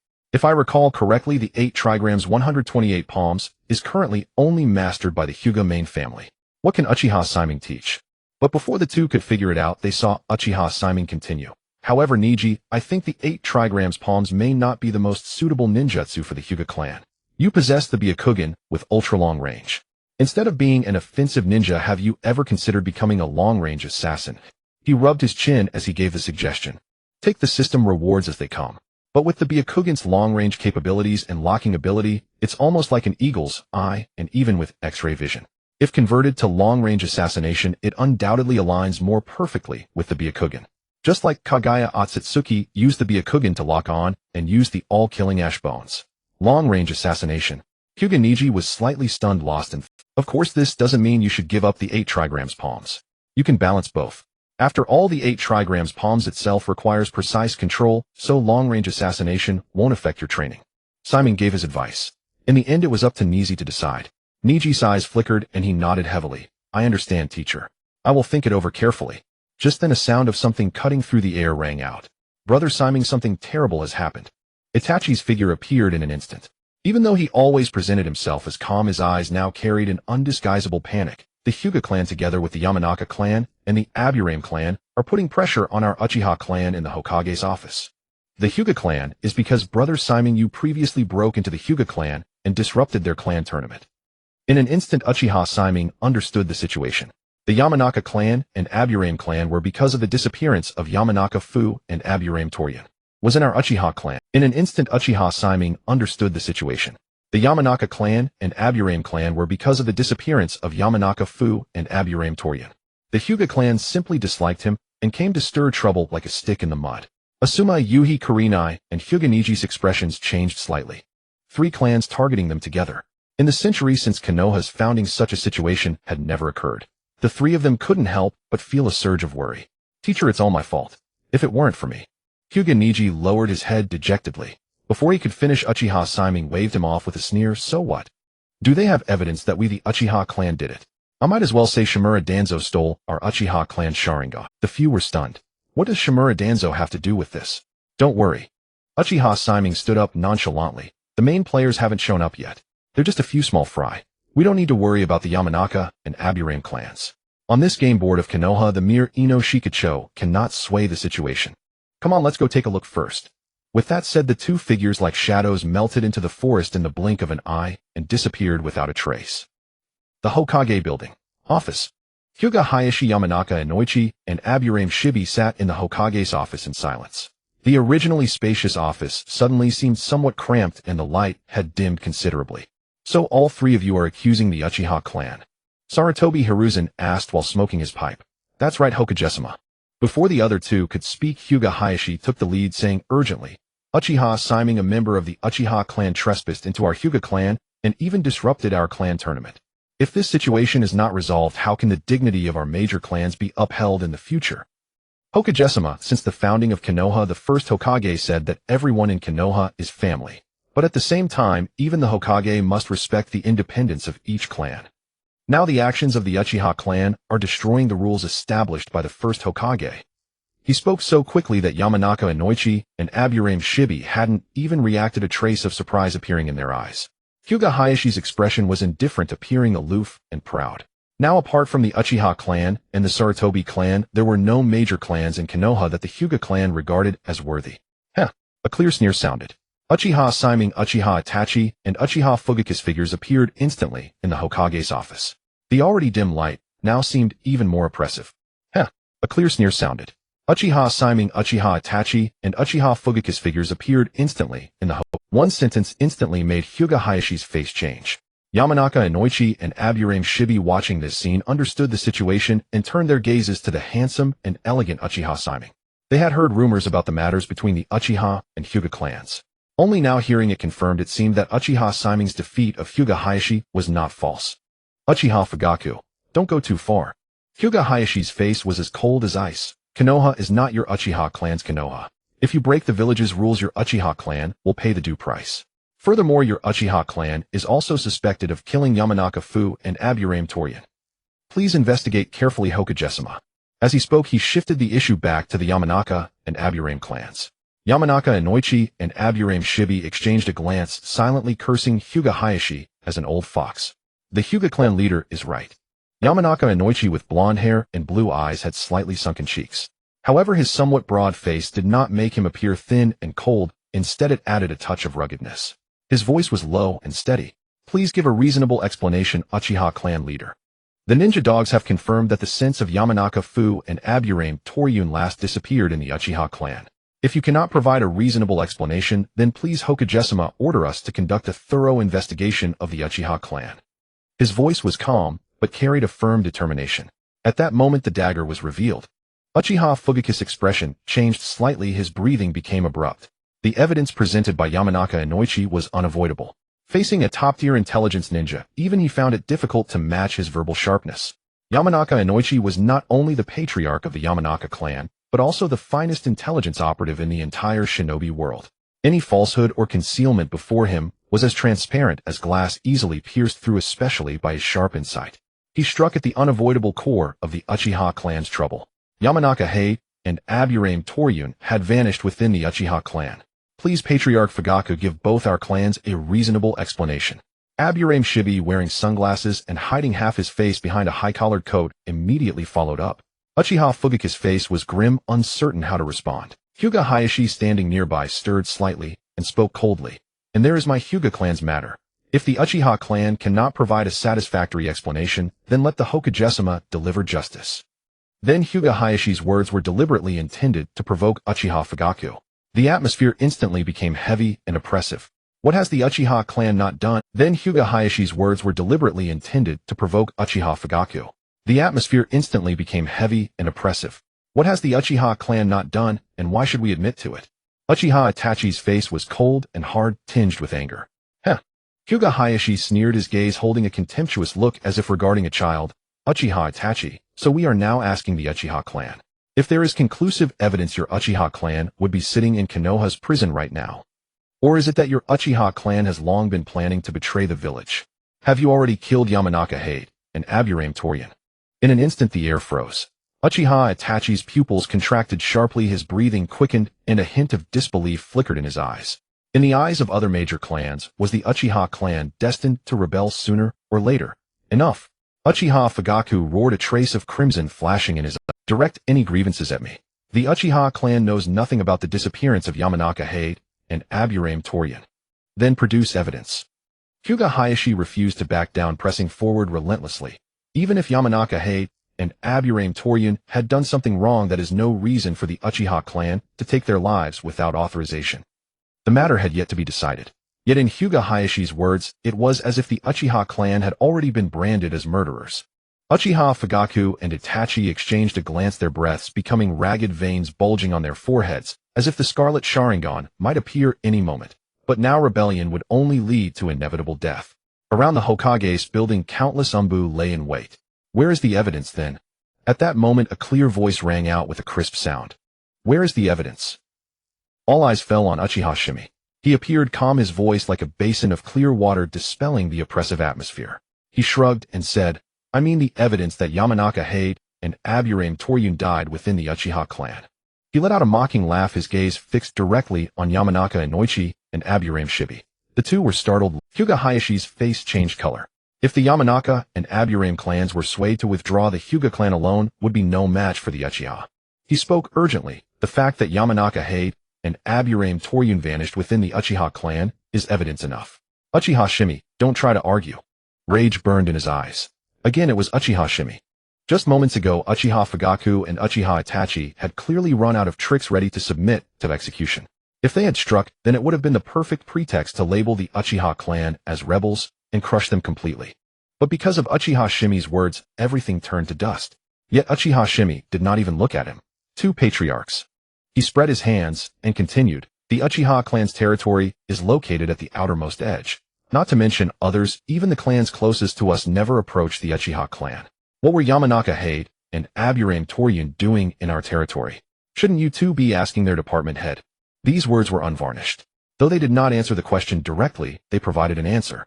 Yamanaka Inoichi and Aburame Shimei exchanged a glance, seeing doubt and uncertainty in each other's eyes. Yamanaka Inoichi cupped his hands. I understand, Hokage-sama. We will take our leave now. He gave Uchiha Shimei a deep, meaningful look, as if he understood something. Uchiha Shimei's expression remained calm. Those in intelligence were indeed never fools. After walking out of the Hokage building for a long time, Yamanaka Inoichi suddenly spoke. We've been played. What do you mean? Aburame Shimei was taken aback. We've been played. Shimei, that young man Uchiha Shimei already made it very clear Hade and Toryun died at his hands, and the reason is likely related to Danzo's mission. Yamanaka Inoichi's face was stern, his warning deliberate and measured. Do not involve yourself further in this matter. Let us act as if we know nothing. Aburame Shimei. His face was full of confusion, his mouth agape.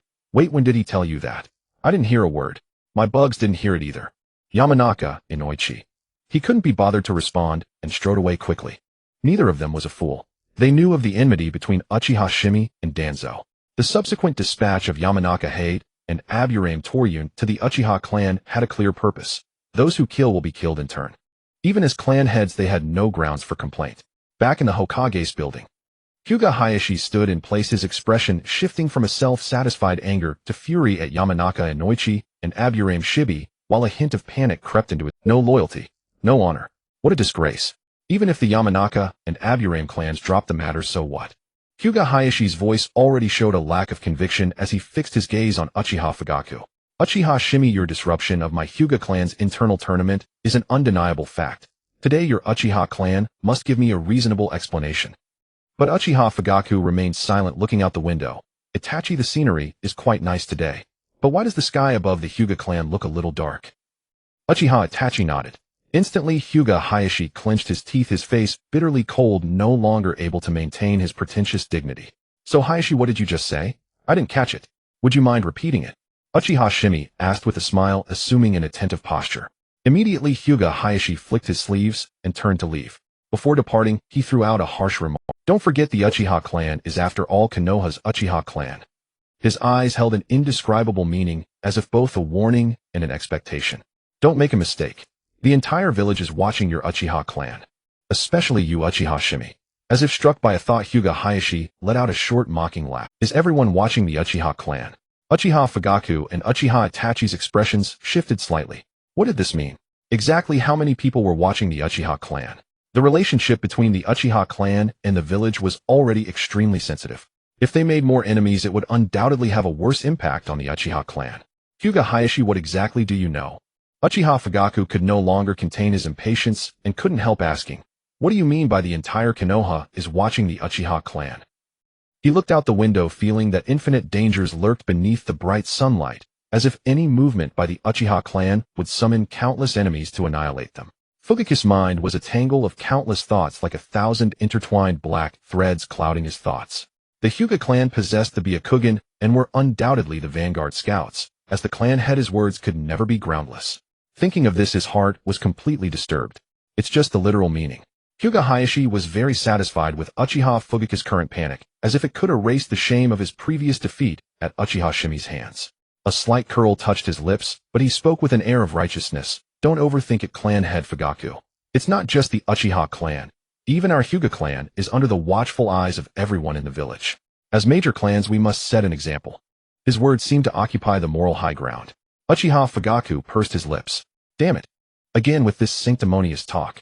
He most despised this kind of hypocrisy from the Hyuga clan, but Hyuga Hayashi's words must have deeper meaning. What was it? The more he thought, the angrier he became, wishing he could cast a genjutsu on Hyuga Hayashi right then. Heh. At that moment, Uchiha Shimei sneered from the side, as if he had heard something ridiculous. Isn't it just Shimura Danzo planning to target our Uchiha clan? Why doesn't he come out himself? Hayashi, you're being used as a pawn. What are you so proud of? He looked at him as if he were a fool. What a dummy. If Fugaku really got angry and used his Mangekyō on you, you'd be done for. Being used as a chess piece by Shimura Danzo, and you're still grinning there like an idiot. Hyuga Hayashi's expression turned horrified. His face suddenly changed and his heart pounded violently. What nonsense are you talking about? I never said that. Seriously. Was there something off about this Uchiha Shimei? How did he know everything? Hyuga Hayashi fled in panic, but his reaction made Fugaku and the others instantly understand. Oh, so it does involve Shimura Danzo. Cough. Hiruzen Sarutobi coughed twice, finding it absurd. Just moments ago, Hyuga Hayashi had seized the initiative, nearly driving Uchiha Fugaku to the brink, but then Uchiha Shimei stepped in and shut Hayashi down completely. Truly, Shimei possessed high political acumen. He coughed again. Since that's the case, let this matter end here. Everyone return. He had been watching for so long that he was tired. Yes, Lord Hokage. Uchiha Fugaku breathed a sigh of relief. It was finally over. He looked at Shimei with gratitude in his eyes.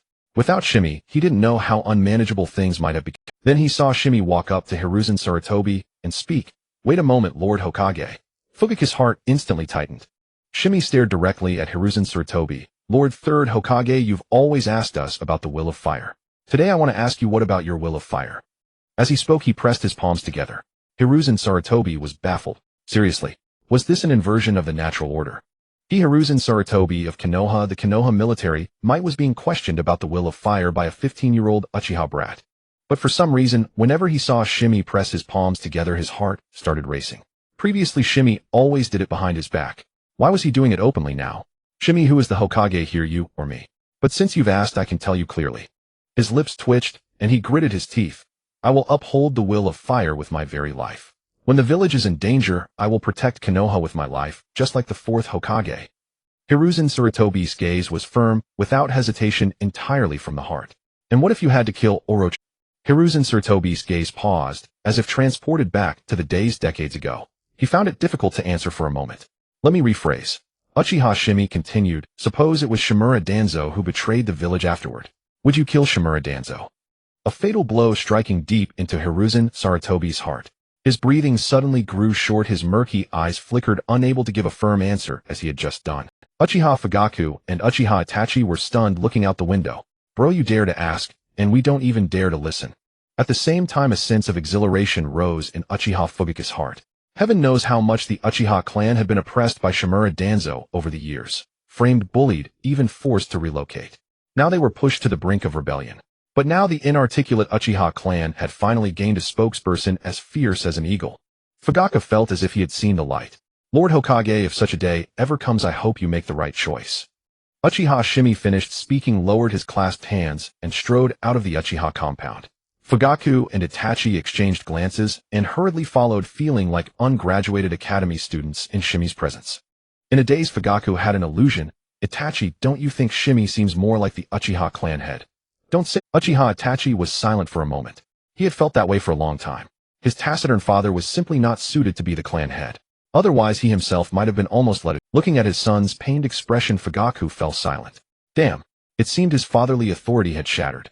Inside the Hokage's office, Hiruzen Sarutobi's gaze drifted, his murky eyes trembling slightly, as if sinking into a maelstrom of memories. No, the old man won't let the same thing happen again. Back then, with Orochimaru. I just slipped up. On the other side, Uchiha Shimei did not go home directly.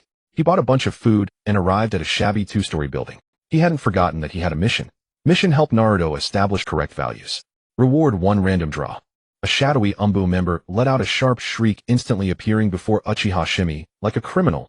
Uchiha Shimei, what are you up to now? The Uchiha clan is not allowed near the Nine Tails, don't you know that? Go play somewhere else. Uchiha Shimei's eyes turned a flash of crimson. The Umbu fell into a daze and confusion, then walked away on his own. I'm teaching a child of my own village. Do I need to report to you? Uzumaki Naruto opened the door curiously. If not for meals, he was truly reluctant to go out, unwilling to face. Uzumaki Naruto opened the door curiously. If not for meals, he was truly reluctant to go out, unwilling to face those gazes of hatred. Who was knocking? Was it Grandfather Third? Shimei. Uzumaki Naruto showed a delighted smile. Why are you here? Come in quickly, I've prepared a gift for you. Saying this, he pulled Uchiha Shimei into the room, and like presenting a treasure, handed a cup of ramen to Shimei. It was a cup of ramen unlike any other, with attractive packaging and a larger portion. It seemed specially designed for adults. Shimei, try it quickly. Uzumaki Naruto urged with eager anticipation. This is a collector's edition instant noodle I bought at great cost. This had cost him a lot of money. Shimei would surely be very happy. As Uzumaki Naruto imagined Uchiha Shimei's joyful expression, he was already feeling delighted, but the next moment a chop landed on his head. Bang! Even with Uzumaki Naruto's robust physique, he couldn't help but feel a sharp pain. He yelled, Shimei, what are you doing? Uchiha Shimei sighed helplessly. Are you an idiot? Spending so much money on a collector's edition ramen. This cup of ramen, if used to buy rice balls, would be enough to feed you for 3. Uzumaki Naruto's eyes widened as if he had discovered a new world with disbelief in his gaze. Then what did his years of starvation mean? And what about buying collector's edition ramen every day? Alright, from now on no more buying collector's edition ramen. Big brother bought some things to cook you a meal. Uchiha Shimei raised the items he had bought enough to make a simple meal. He immediately began preparations. Half an hour later, as Uzumaki Naruto stared blankly at a bowl of black mushy substance, Uchiha Shimei nodded. As expected, I still have no talent for cooking. Come on, let's just go out to eat. Wait a moment, I'll first notify someone. Uchiha Shimei looked at Uzumaki Naruto with an enigmatic expression. You two might have something in common. A former genius and a former dead last. What changes would occur when they gathered together this time? Summoning technique. Uchiha Shimei placed his palm on the wall, and summoning runes instantly appeared. A black crow emerged with a caw-caw sound. Go call Niji to come for dinner. Afterwards, Uchiha Shimei randomly found a highly rated barbecue restaurant. Because of Uchiha Shimei, even though the owner had objections to Naruto, he had to keep them to himself. Niji also arrived. The two little ones looked at each other. Seeing the adorable face of Uzumaki Naruto, Niji frowned. Was this a guy who came to steal my teacher? Just for some reason, he felt strangely familiar. Looking at the neat and aloof Hyuga Niji, Naruto lowered his head. As expected, everyone naturally liked clean and tidy children, didn't they? You two sit first, I'll go order dishes. Uchiha Shimei glanced at the different expressions on the two little ones' faces. He looked puzzled. Why did these two seem to have some friction? Are you here to steal Shimei Sensei? Hyuga Niji frowned, leaning forward slightly in his kneeling posture, exuding a sense of pressure. I will never allow anyone to take Shimei Sensei away. Asuma Sarutobi and Kurenai Yuhi were adults different. No, that's not it. Uzumaki Naruto's face showed grievance, tears about to fall. As expected, him not welcome anywhere, always called a demon fox. I just want to not be despised. No, demon fox. Despised. You are Uzumaki Naruto. Niji remembered, and the child who was always bullied by the villagers. To be honest, Naruto was even worse off than himself. At least he didn't have to worry about food and clothing, but Naruto was even chased away when buying things. Beast. How could I have just spoken to such a pitiful child like that? I was wrong, okay? I don't despise you. The aloofness on Hyuga Niji's face vanished without a trace. He stammered, from now on, I'll be your friend. No one will bully you. He really didn't know how to comfort people. So much so that after saying it, he himself blushed a little. Really? Uzumaki Naruto stopped crying at once, his eyes sparkling as if with stars. He slowly moved closer to Hyuga Niji. I have a friend too. When Shimei returned, he saw Uzumaki Naruto enthusiastically hovering around Niji, and Niji's perpetually aloof face even carried a hint of tolerance. What the hell? He scratched his head, finding it absurd. It's really a case of one thing subduing another, isn't it? Anyway, as long as the two got along peacefully, it was good. Uzumaki Naruto ate heartily, making Uchiha Shimei marvel at his capacity. After the meal, Uchiha Shimei laughed. Alright, since we've eaten and drunk our fill, let's go home and start training to work off the food. The three walked towards the Senju clan. Training. Uzumaki Naruto followed closely, his face frozen with curiosity. What is that? Hyuga Niji explained seriously. It's a way to make yourself stronger.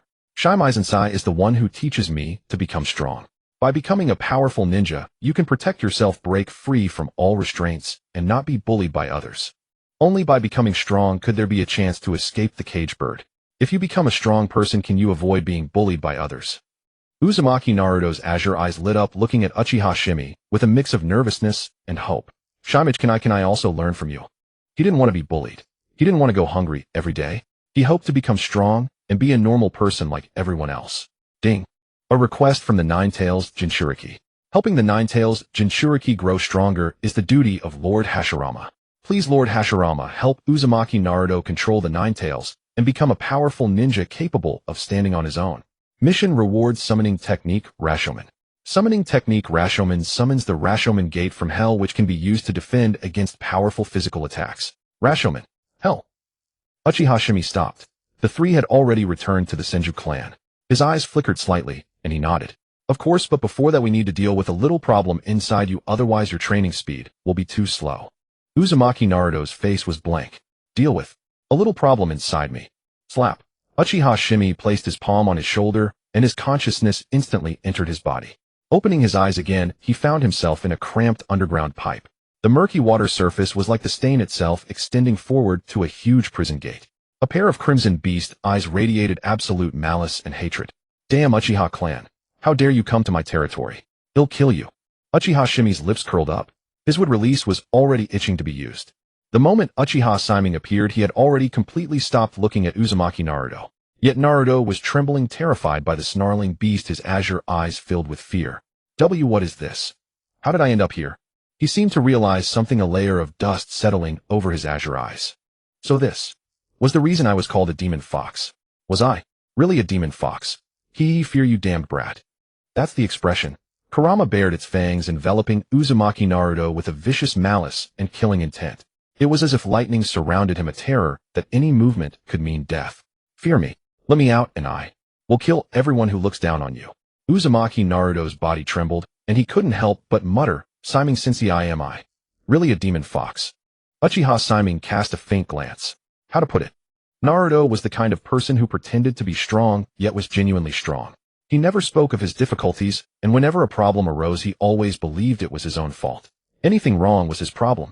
It was never someone else's fault. Everything was his own problem. He would only wrong himself. Thump. Uchiha Shimei slowly clasped his hands together, and patterns like the sun god emerged on his face. He instantly activated Sage Mode. Damn it. Sage Mode. What are you doing? Kurama froze, then let out a terrified shriek. The memories from its soul made its fur stand on end from the very marrow of its bones like a porcupine. It seemed to see a man who had long since died. That man had used the 1,000-armed cannon, pinning it in Susanoo armor to the ground with one hand, saying it was too dangerous, and then sealed it. Under its terrified gaze, Shimei showed no mercy, coldly uttering each word, Sage, Art Myo Jinmen. Chi, chi, chi, chi, chi. 5 enormous crimson torii gates descended from the sky, crashing down, with pinpoint accuracy, pinning Kurama's limbs and neck, leaving it unable to rise, crawling like a dead dog on the ground. Everything in its sight was filled with humiliation. Again. Kurama's beastly pupils were about to split. It looked at Uchiha Shimei with deep wariness and fear. How could there be someone who can use wood release after that man? You? Aren't you a wicked Uchiha? The world had gone mad. It actually saw an Uchiha using wood release. Kurama, since you don't want to keep your dignity, I'll help you keep it. Uchiha Shimei walked closer step by step until he stood before Kurama, staring straight into its pupils. Roar! Kurama howled, suddenly erupting. It opened its massive maw like an abyss that devours everything, fiercely lunging at Uchiha Shimei, a glint of satisfaction flashing in its beastly eyes. It believed that if it swallowed him, even that man would not escape death. But the next instant, a sharp pain shot through its neck. The torii gate pressed down violently, in an instant simultaneously absorbing the chakra within its body, making it like a starving dog chained to a collar for days. Kurama, this is the first time. If there's a next time, you know the consequences. Uchiha Shimei's crimson pinwheel Mangekyō appeared, the corners of his mouth turning up, unless you want to experience again the feeling of being controlled, unable to struggle even a bit. Demon. Kurama's pupils shrank, and a flicker of fear finally rose in its heart. In the past, whether it was Uchiha Madara or Senju Hashirama, each only had one way to bully it. But this young man had two. He tormented it in different ways. This was utterly terrifying. It lay on the ground, knowing that a wise man submits to circumstances. After all, it wasn't the first time it had been humiliated, and it wouldn't be the last. Good, you're sensible.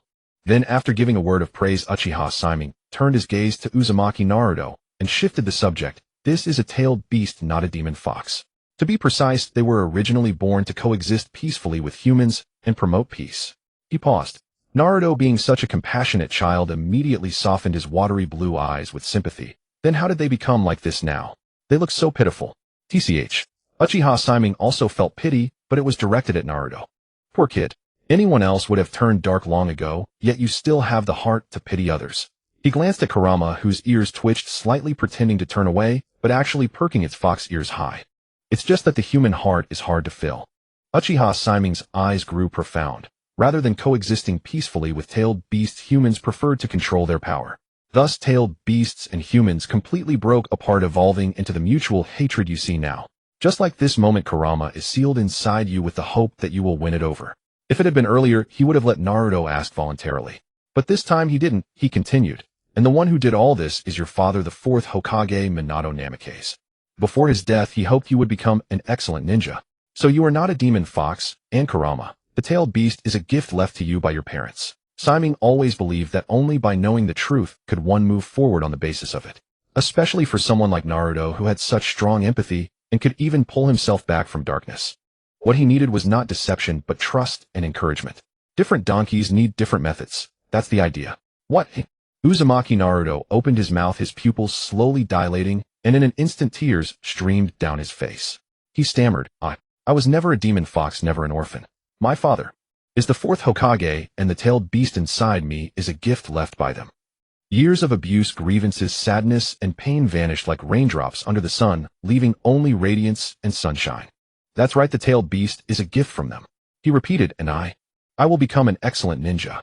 Then Naruto looked at Uchiha Shimei, his eyes filled with sincere gratitude and reverence. Shimei Sensei, thank you for telling me this. I will work hard to become stronger. His azure eyes were shining. If it weren't for Shimei Sensei, he would never have known who his parents were. He would have remained inferior and sad forever. But now he feared nothing. He had Shimei Sensei by his side and a gift from his parents. Ding. Mission: help Naruto establish correct values. Completed. Mission reward: 1 random draw. Can draw any ability from the Naruto world. Do you wish to draw? Uchiha Shimei smiled. Draw. Draw now? Draw immediately. He wanted to see what he could get.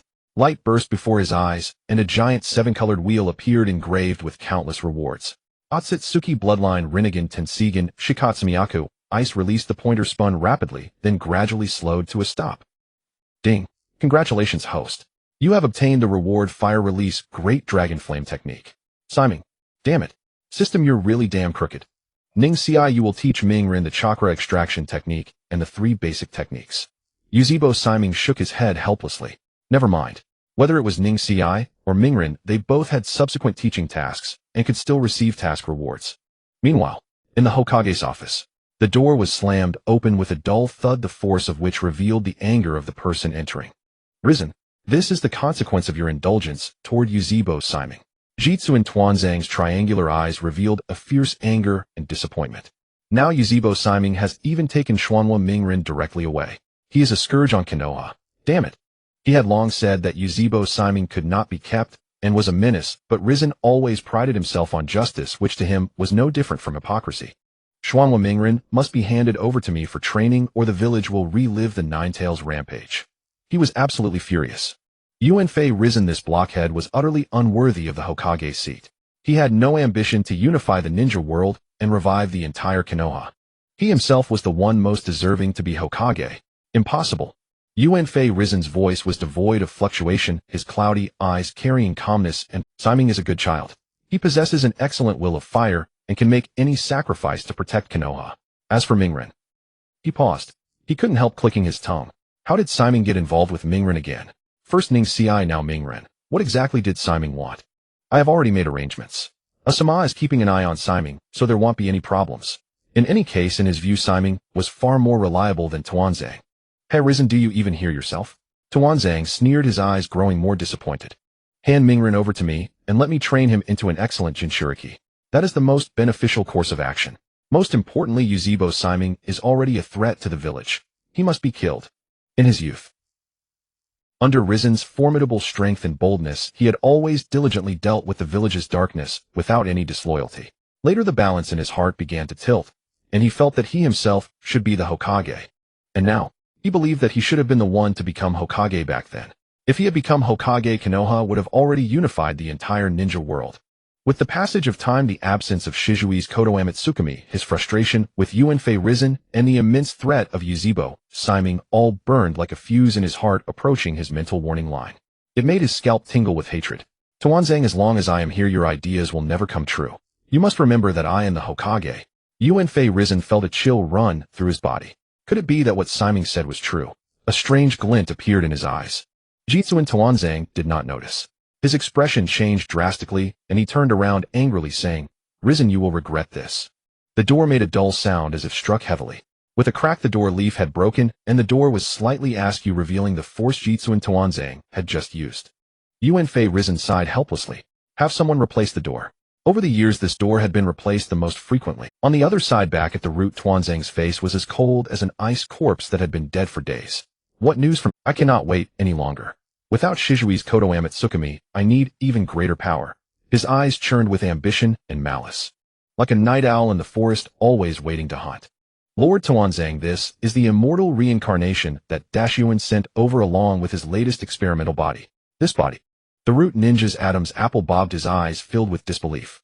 It has a pair of Mangekyō Sharingan, and it is said to be able to control the power of wood release. What? Tuanzang was stunned, then his eyes burst with startled delight. His gaze instantly fell upon the pure white, ugly experimental body. To him, this ugly body was that Dashuin has really developed a new experimental body again. As long as I use the immortal reincarnation, I can possess this powerful body. Ugly. He didn't care at all. He immediately took the immortal reincarnation and began studying it. The only thing he cared about was whether it could achieve his goal. The more Tuanzang looked, the more excited he became. He ordered, deploy root operatives. Target Xuanhua Mingren. Once I reincarnate into this body, I will have the power to control the Nine Tails. By then, neither Yuzhibo Shimei nor Yuanfei Risen would be a match for him, and the Nine Tails Jinchuriki would become his most powerful weapon. The Senju clan. How is this possible? Looking at Xuanhua Mingren, who had learned the chakra extraction technique and the three basic techniques, almost instantly his face full of bemusement, Ning Ci opened his mouth in astonishment. A genius. Mingren, you are the true genius. Yuzhibo Shimei's crimson Freedomo Sharingan spun gently. Under his gaze, the chakra flow inside Xuanhua Mingren's body was completely unaffected, even though he had just learned the chakra extraction technique. He already had a chakra amount far exceeding that of a Kakashi. Let me give you an insurance. When you encounter danger in the future, just channel your chakra into this. Yuzhibo Shimei placed his palm on the back of Mingren's and Ning Ci's hands, and a black pattern of a triangular shuriken Mangekyō appeared. I will naturally descend like a divine soldier and rescue you from peril. Although in the original story, Ning Ci and Mingren didn't suffer much harm in the early stages. But with him around now, who knew what plot changes might occur? Besides, since you've already extracted chakra, Yuzhibo Shimei grinned with a series of chuckles. Then it's time for me to reap the rewards. What do you mean? Xuanhua Mingren shuddered. Teacher Shimei, the way you look right now. It's terrifying. Boom. His crimson Mangekyō Sharingan emerged, and Yuzhibo Shimei instantly appeared within Xuanhua Mingren's body. With eyes that held 3 parts expectation and 7 parts malice, he looked at the 5-year-old Mingren, his smile brimming with delight. Come on, Mingren, it's time for it to go for. In an instant, Mingren dazedly found himself in the consciousness space. Yuzhibo Shimei unhesitatingly placed his hand on the seal and was about to tear it off forcefully. But the next moment, a golden figure flashed by, and a powerful force surged, trying to repel Yuzhibo Shimei. Yet Yuzhibo Shimei remained unmoved. With a ripping sound, he tore the seal's paper strip off fiercely. In the original story, the tug-of war occurred after Mingren faced his inner self and reconciled with his inner demon. But now with him here, there was no possibility of Mingren being corrupted by the dark side. You bastard, do you know what you're doing? Wolfeng Shuimin was stunned, his azure eyes calm and stern, filled with vigilance. Uchiha clan member, what are you doing here? Could it be that you are the culprit behind the Nine Tails rampage back then? But the next moment, Yuzhibo Shimei's figure shot like a dark light, seemingly surpassing the speed of light. In an instant, he appeared before Wolfeng Shuimin, and in his astonished gaze pressed his palm against his forehead. If I were facing your true body, I might still have something to discuss, but you are merely a residual mass of chakra. It would be better for you to remain sealed. With a hiss, Wolfeng Shuimin's eyes dimmed, and his figure was quickly resealed. Now Wolfeng Shuimin was just a mass of chakra with no power to resist. Master Shimei, who is that guy? He looks familiar, Xuanhua Mingren asked with a curious look on his childish face. You mean him? Yuzhibo Shimei waved his hand dismissively. Just a mass of your father's chakra, I've temporarily sealed him. Let's focus on the main task first. Get into the consciousness space, okay? Xuanhua Mingren stood frozen, his face bewildered. No, I think meeting my parents is the main thing, right? Mingren, you want to go for and obtain my chakra. The cage burst open, and the Jiawei with a ferocious face was startled, its pupils suddenly contracting. Then it realized something. Damn brat, don't you dare. I will never let any human obtain my power, even though I'm sealed now. The next moment. Ahem. Yuzhibo Simon coughed quietly, looking at the Jiawei. Jiawei? Who can understand this family? Its voice was a little too loud just now, and it was heard by a guy who knows would release and Mangekyō Sharingan. If it were Qinsho Zhujian, it would struggle desperately. If it were Yuzhibo Ban, it would roar in anger. But now facing Yuzhibo Simon, it just wants to play dead. It is no longer the young self who it has already been beaten by would release and Mangekyō Sharingan. Now it didn't want to be double-teamed by would release and Mangekyō Sharingan. So you're here too. The Jiawei bared its teeth, its huge body obediently lying on the ground. Since it's your command, there's nothing I can't do. It quickly explained, I'll just stay here and not move. Hurry up, Mingren, start the to-go for, or I'll help you out. Don't waste your energy. As it spoke, the Jiawei actively approached. The moment the crimson-red energy all over its body entered Mingren, it transformed into golden energy, instantly filling his entire body. His golden hair flew as if the son of the sun god had descended to earth. It quickly explained, I'll just stay here and not move. Hurry up, Mingren, start the to-go for, or I'll help you out. He would be a solid cage-level powerhouse. Ding. Congratulations to the host for completing the task. Make Mingren a powerful ninja. Task reward summoning Jutsu Rat. Not bad. It's a powerful jutsu too. Alright, let's go back. Yuzhibo Simon's eyes showed a hint of satisfaction. He patted Mingren's shoulder, and the two instantly returned to the real world. Ningxi and the newly arrived Yuanfei-sama, standing by, their eyes trembled as if they had seen a ghost. No way, Brother Simon, what's going on? The chakra inside Mingren, even I find it terrifying and frightening. Yuanfei-sama, who had just been able to enter sage mode with Simon's help, suddenly became unhappy. What kind of power is that? Brother Simon, I want to learn it too. That was clearly a power far greater than sage mode. He was envious. He was jealous. Oh, it's nothing. Yuzhibo Simon said calmly. I just helped Mingren master the Nine Tails chakra mode. From now on, he can freely control the Jiawei's chakra. He made it sound too simple, as if it were as easy as eating or drinking. So it's mastering the Jiawei chakra. Like hell it is. Yuanfei-sama's breath caught his heart pounding wildly. He couldn't help but swallow. How is that possible? Even the legendary Xuanhua Shuihu was said to only be able to suppress and use the Jiawei's power, never able to fully control it. The Jiawei is the most powerful of the nine. As someone who had witnessed the Jiawei's rampage, he knew all too well its terror. Slaughtering Jonin was as easy as eating and drinking. Even he would face certain death before the Jiawei. But now, Brother Simon had actually made it a power that Mingren could freely control. How many more unknown powers was Brother Simon hiding? He understood one thing clearly: the powerful one was not Mingren, but Brother Simon. Before his eyes, Mingren was enveloped in golden light, without any hint of ominous or terrifying aura forcing him to believe. Brother Simon, please continue to push me hard. I must master sage mode as soon as possible. Yuanfei-sama gritted his teeth, his eyes filled with self-loathing. Useless. You're useless. A child of a few years old is now stronger than you. Alright. Yuzhibo Simon clicked his tongue, a hint of pity in his eyes. Don't compare yourself to a cheat like Mingren. Your talent among all the students. In Asama's expectant and hopeful gaze, he slowly said, can be ranked in the lower middle. Asama, he said gloomily. Brother Simon, actually, you didn't need to say that last sentence. I'm not the kind of person who cares. But now I am. I must also train hard. Ningxi and Asama were inspired, training diligently, burning the midnight oil. The cheat Mingren finished training and went home to sleep, completely unaware that tonight's darkness was deeper than usual. Meanwhile, Simon went to the Yuzhibo clan. Today there was a very important matter. Zhishui had returned, and it was also the first gathering after Zishui's supposed death. At Simon's home, Yuzhibo sneaked around, his eyes flickering. Until he saw a familiar figure, he let out a sigh of relief, his eyes filled with eagerness and excitement. Zhishui, you really are alive. It could be said that the current state of the Yuzhibo split into two factions and on the verge of rebellion had a lot to do with Zishui's death. Thanks to Simon. Zhishui smiled, revealing a gentle expression.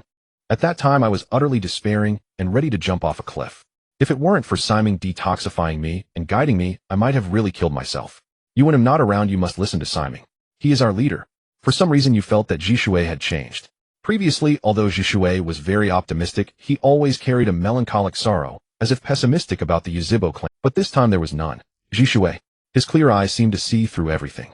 By the way, Zhishui, how did Brother Simon persuade you? You suddenly asked. Knowing your personality, if you were ambushed by Tuanzang and discovered that the village had betrayed you, you would definitely commit suicide. Just like if I lost you, I might kill all Yuzhibo clan members. He paused. Except for Brother Simon. Jishui. How was he persuaded? He recalled the violence of being controlled by his own Kotoame Tsukumi, and then having it forced back. He gave a fake smile. Forget it, let's not talk about these unpleasant topics. By the way, why hasn't Simon arrived yet? Shisui asked with a mix of curiosity and anticipation. He had heard much about Simon's glorious deeds recently. Breaking into the Hyuga clan, defeating the Hyuga clan leader, and stealing away the clan's genius. The most outrageous part. He had become the teacher of Sarutobi Izuma, and that was the son of the third Hokage.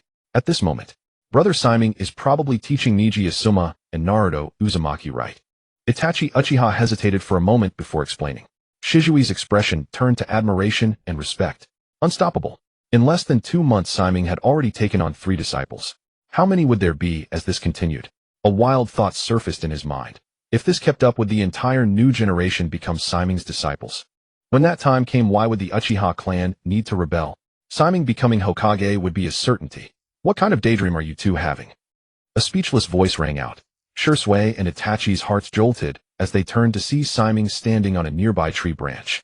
Simon! Shisui exclaimed in shock. When did you get here? He and Itachi both possessed the Mangekyō Sharingan, yet even so neither of them had sensed Simon's arrival. It was as eerie as a phantom. What level of power had Simon reached now? I've been here from the start, but you two simply overlooked me. Simon spread his hands, looking helpless. Also, Shisui, how did the task I assigned you go? Shizui's expression turned serious. Following your instructions, I've been recruiting powerful individuals. I've successfully recruited Kisame Hashigaki and Juzo Biwa from the Hidden Mist Village. Though their temperaments are peculiar, they are decent people at heart. He gave a helpless yet satisfied smile. Clearly, he had gotten along well with them. Not bad. Simon patted Shisui on the shoulder, remarking, Shisui, someone like you may not be suited to be a leader, but when it comes to making friends, no one is better than you. This was a bit like Yahiko. Not a good leader, but trusted by everyone. Shisui laughed helplessly and scratched his head. He'll take that as a compliment. Heh. See, he took it as a compliment. Oh, and one more thing, Simon. Shizui's expression turned grave. According to reliable intelligence, someone spotted Orochimaru crossing into the Land of Fire's border. His actions are likely connected to Konoha. That man has always been obsessed with the Uchiha clan's Sharingan. They'll keep an eye on Orochimaru and inform you as soon as I have news. Orochimaru. Simon narrowed his eyes.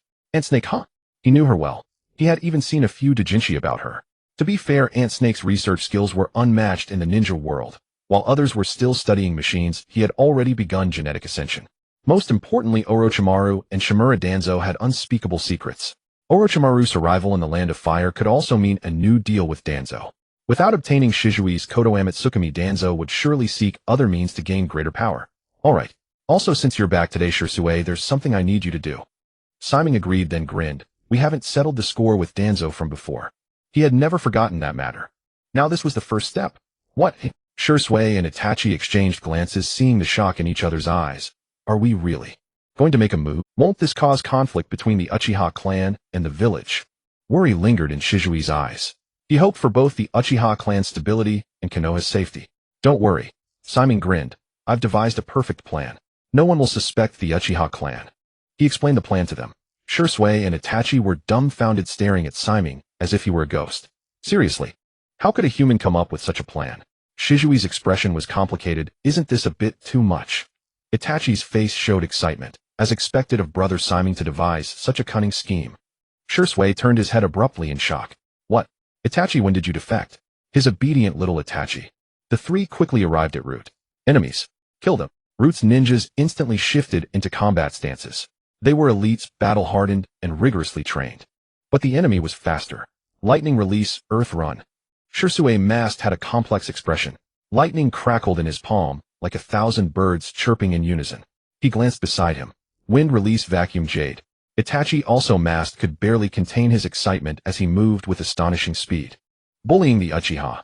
Trying to kill Shisui. Plotting to massacre the Uchiha clan. He struck with relentless ruthlessness. Shisui was utterly baffled.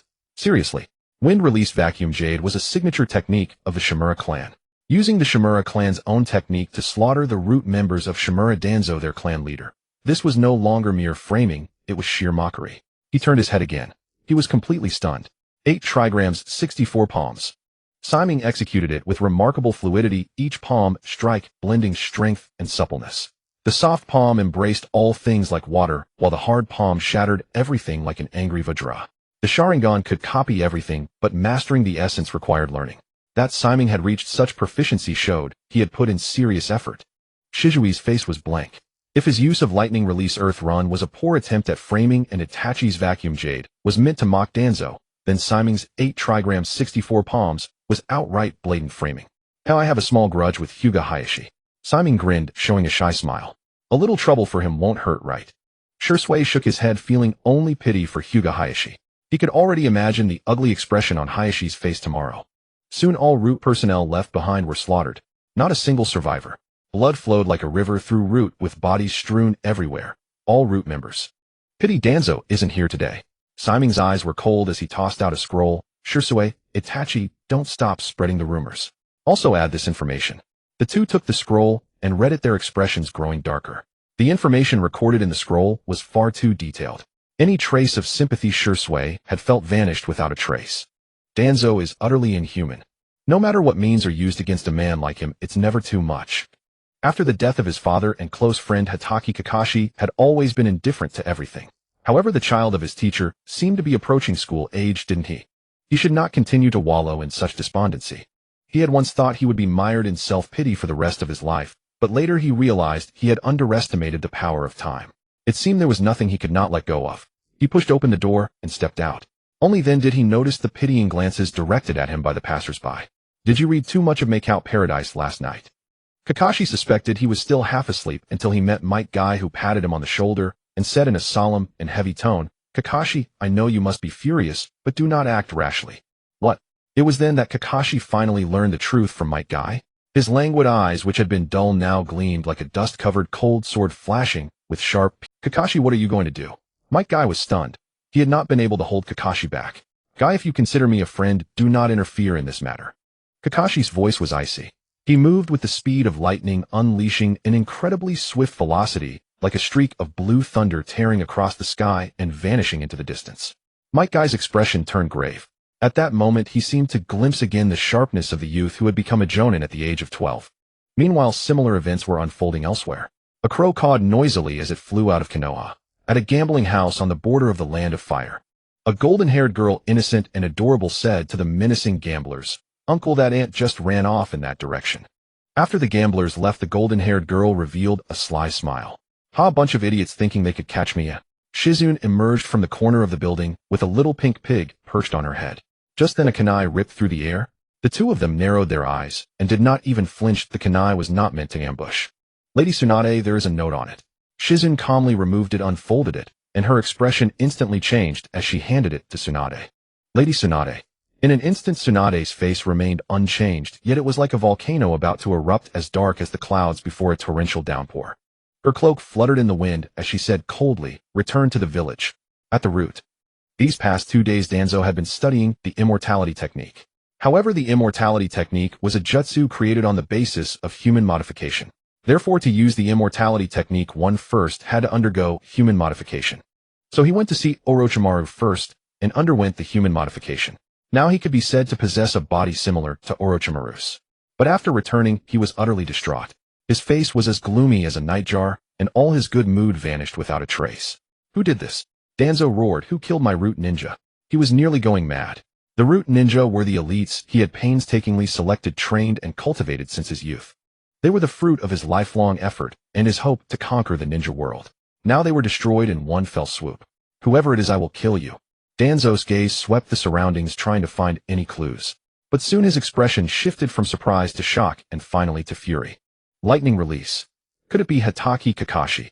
He is the most skilled lightning release user in Konoha. No vacuum sphere. Danzo gasped in shock. Had the Shimura clan rebelled, trying to replace him? But he quickly realized. Someone is framing me. No, this 8 trigrams 64 palms is too seasoned. Without decades of skill, one could not perform such a powerful 8 trigrams 64 palms. Could it be that the perpetrator is from the Hyuga clan? He shook his head again. Impossible. The Hyuga clan has always been as cautious as an old turtle, never doing anything unless it's safe. How could they be so blatant? Danzo's cold, triangular eyes burned with fury and agitation, along with a hint of suspicion. It seemed everyone could be the culprit behind the scenes. Who was behind this? Could it be the Uchiha clan? No. This matter must be thoroughly investigated. Root is not my personal root, it is Konoha's root. So an hour later, Uchiha Shimei and Uchiha Itachi arrived together at the Hokage's office. Unsurprisingly, the old scoundrel Danzo had come to complain to Hiruzen Sarutobi. Hiruzen Sarutobi explained the situation. His eyes dim with age held a hint of surprise as he said cautiously, "Therefore, I called you all here not to suspect you, but to investigate and find the true culprit behind this." Hiruzen Sarutobi explained the situation. His eyes dim with age held a hint of surprise as he said cautiously, "Therefore, I called you all here not to suspect you, but to investigate and find the true culprit behind this. We must not let the one who slaughtered the entire root go unpunished." He spoke in a deep voice, his expression imposing without anger, like an old lion that could still command the grasslands.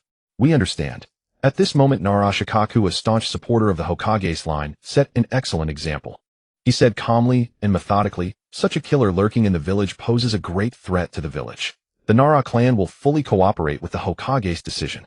Yamanaka and Noichi and Akimichi Chosen nodded in unison. "We will do the same."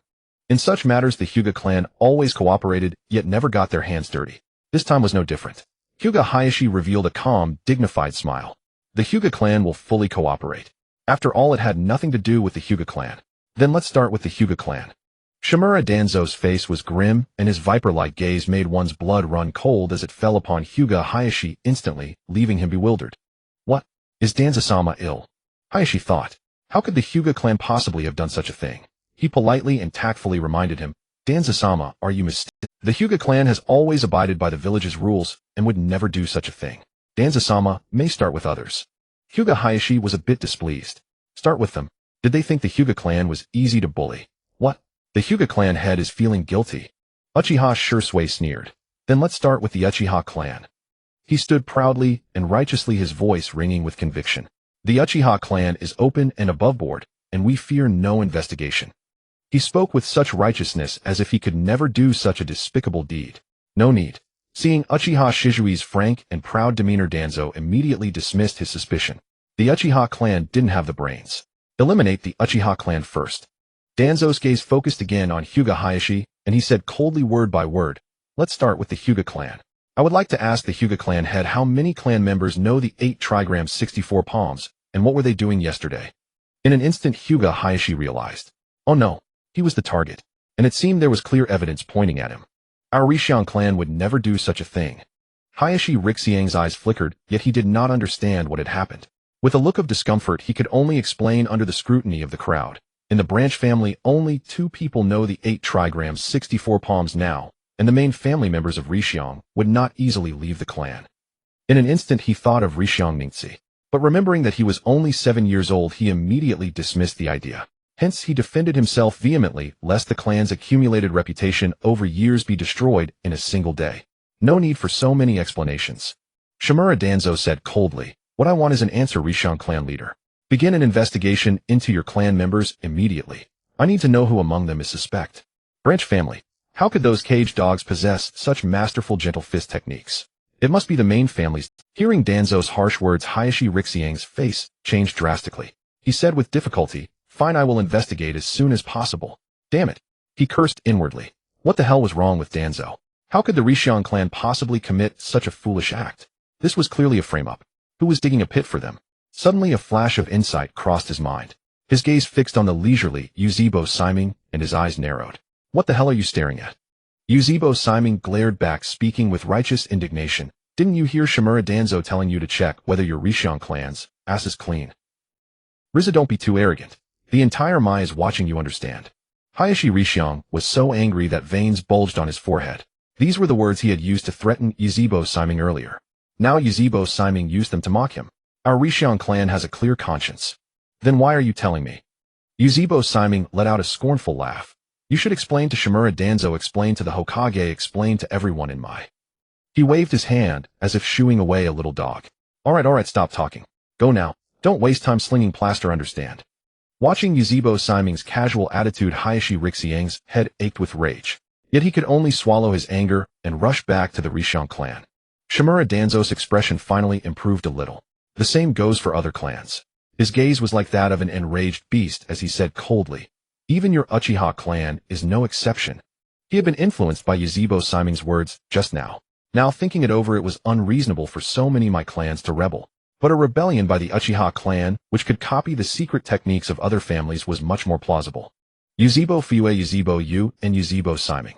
That's 3 people exactly matching the traces of the 3 ninjutsu at the scene. At this thought, his hair stood on end. The Uchiha clan was not like the Rishiang clan. If the Rishiang were gentle sheep, then the Uchiha were jackals that would stop at nothing to achieve their goals. If it was indeed the work of the Uchiha clan, did it mean that the Uchiha had already become wary of Mai and of him? For a moment his suspicion of the Uchiha clan reached its peak. If it was indeed the work of the Uchiha clan, did it mean that the Uchiha had already become wary of Mai and of him? For a moment his suspicion of the Uchiha clan reached its peak. Even the Shimura clan is no exception. Though he spoke of the Shimura clan, his gaze remained fixed on the Uchiha. This time, even if the culprit could not be found, he would make both the Uchiha and the Rishiang clans bleed and pay the price. The very existence of the evil Uchiha clan was a mistake. At the same time, his gaze swept over other minor clans, like the Chimu clan, the Yueguan clan, and so on. They did not require his personal intervention. Yuzhibo Fuyu's expression changed slightly, and he suppressed his anger. Fine then, please come with me, Lord Danzo. But just then, Chimu Kakaxi's calm voice rang out. Danzo, the loss of the root indeed represents the peace of the village, but does the safety of my people not also represent the village's justice? Everyone paused in their steps, their expressions ambiguous and somewhat stunned. Kakaxi, the 4th Hokage's disciple, now the captain of the Umbu, and a loyal member of the Hokage faction. What did he mean by stepping forward now? Even Yuenfei Rizen's eyes flashed with a hint of surprise. Of course it does. Shimura Danzo's eyes flickered as he said in a deep voice, but this is not the time for such nonsense, Kakaxi. You are an Umbu under Rizen, and you must prioritize the villages. This time I will spare you the offense of disrupting the meeting. His eyes were indifferent as he turned to leave. But the next moment a voice as cold as ice echoed through the Hokage's office. Then please, Danzo, give an explanation. What role did you play in the death of my father, my Baya, back then? Like a thunderclap. Everyone's pupils constricted. They had only come today to cooperate with the root investigation, never expecting such a bombshell. The death of my Baya.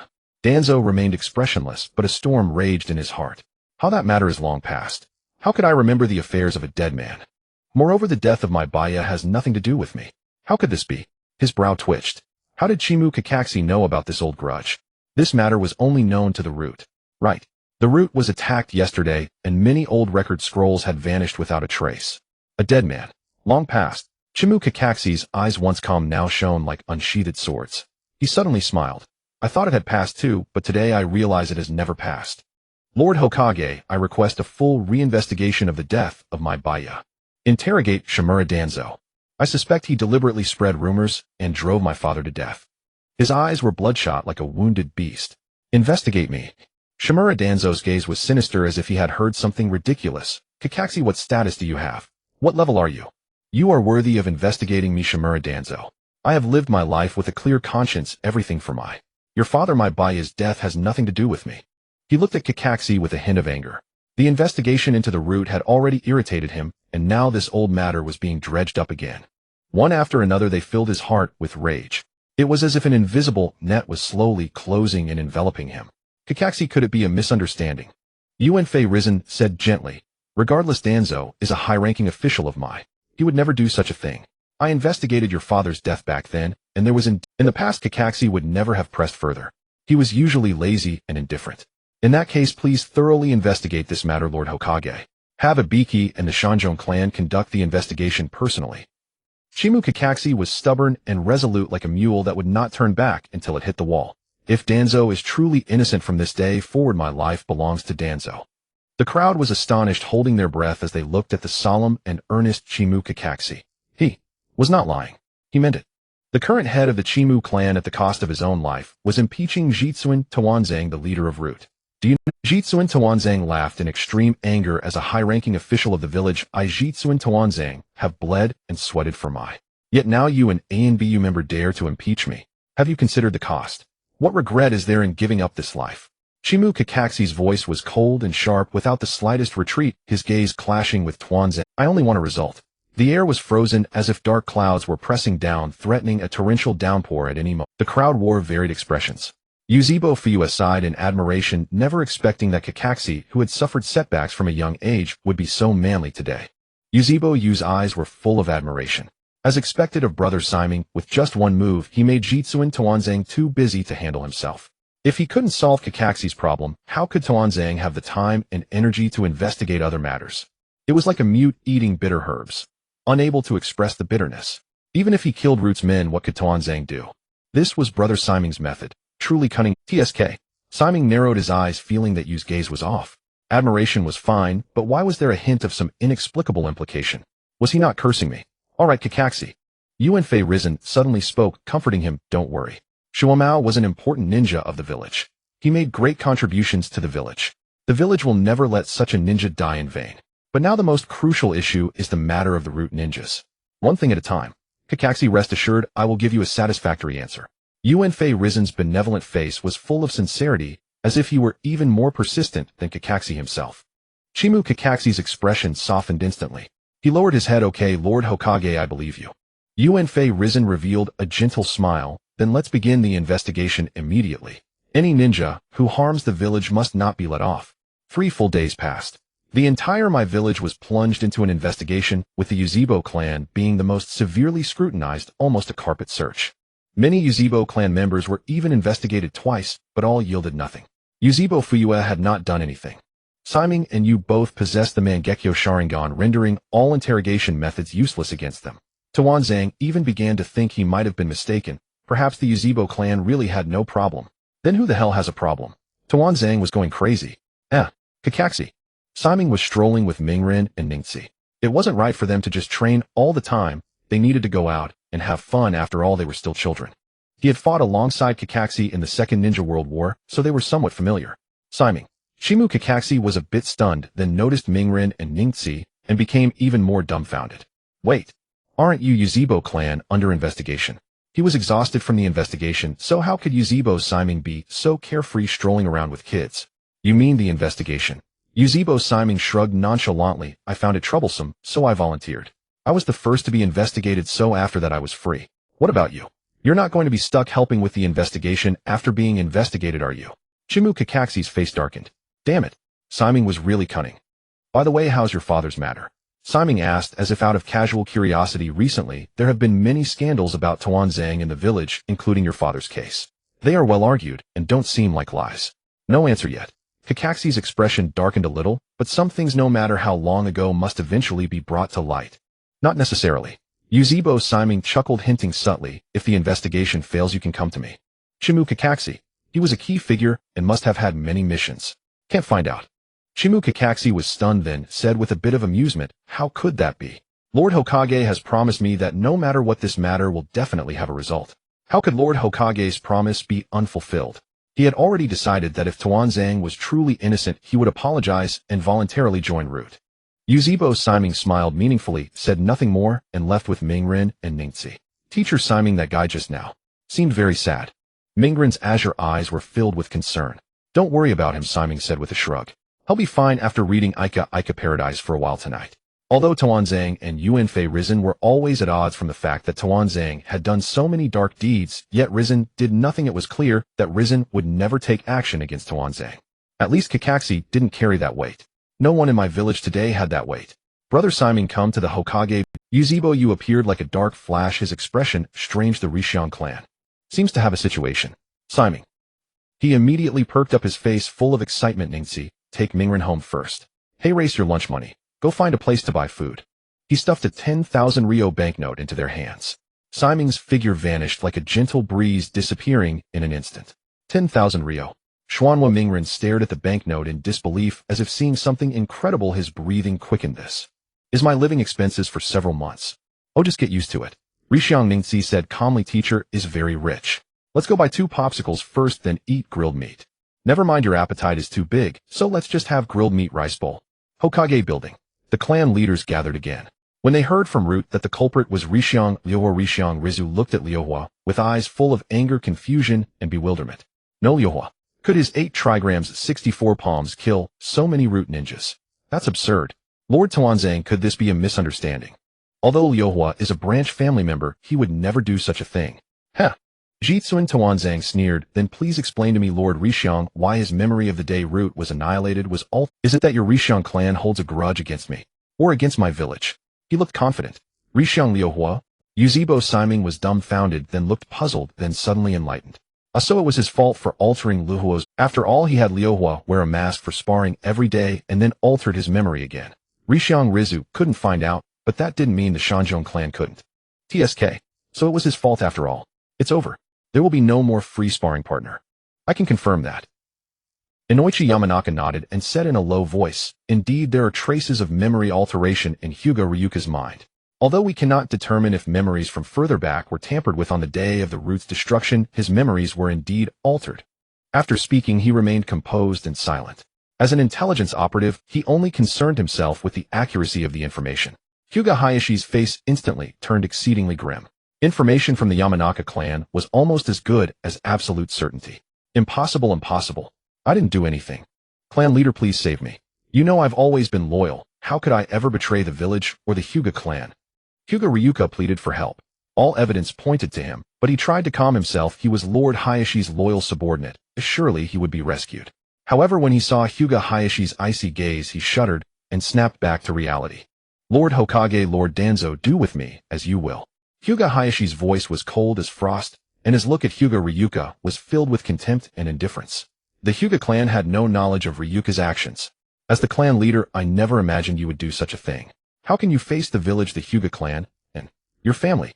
Hyuga Ryuka was about to beg for mercy again, but when he heard the heavily emphasized words your family, the fire in his eyes was instantly extinguished, and he trembled all over. What could resistance accomplish? In the end, he was just a bird in a cage, and it would only implicate his family. Despair and defeat filled his eyes. Hyuga Ryuka suddenly recalled something. Before he had always tried to climb higher, even oppressing other branch family members, but now he realized he was no different from them. He had ultimately been reduced to a sacrifice. Lord Danzo, Lord Hokage, I truly don't know how my memories were altered, but I am certain this matter has nothing to do with the Hyuga clan. Hyuga Ryuka's Adam's apple bobbed as he knelt on the ground, curling into a ball, and saying hoarsely, if you must punish someone, punish me. Hyuga Hayashi's eyes showed a faint trace of satisfaction. Then we'll start with you. Shimura Danzo sneered. Take him away, or I will interrogate him personally. Uchiha Shimei couldn't stand seeing Hyuga Hayashi so pleased. He said gloomily, Hayashi, you'd better be careful in the future. This time a branch family member made a mistake, but what if the main family heirs next time? What then? Will you still push your brother forward like before? He paused, then said with feigned surprise, oh sorry, I forgot. You already pushed your brother out as a shield long ago. He grinned, revealing a dazzling white smile.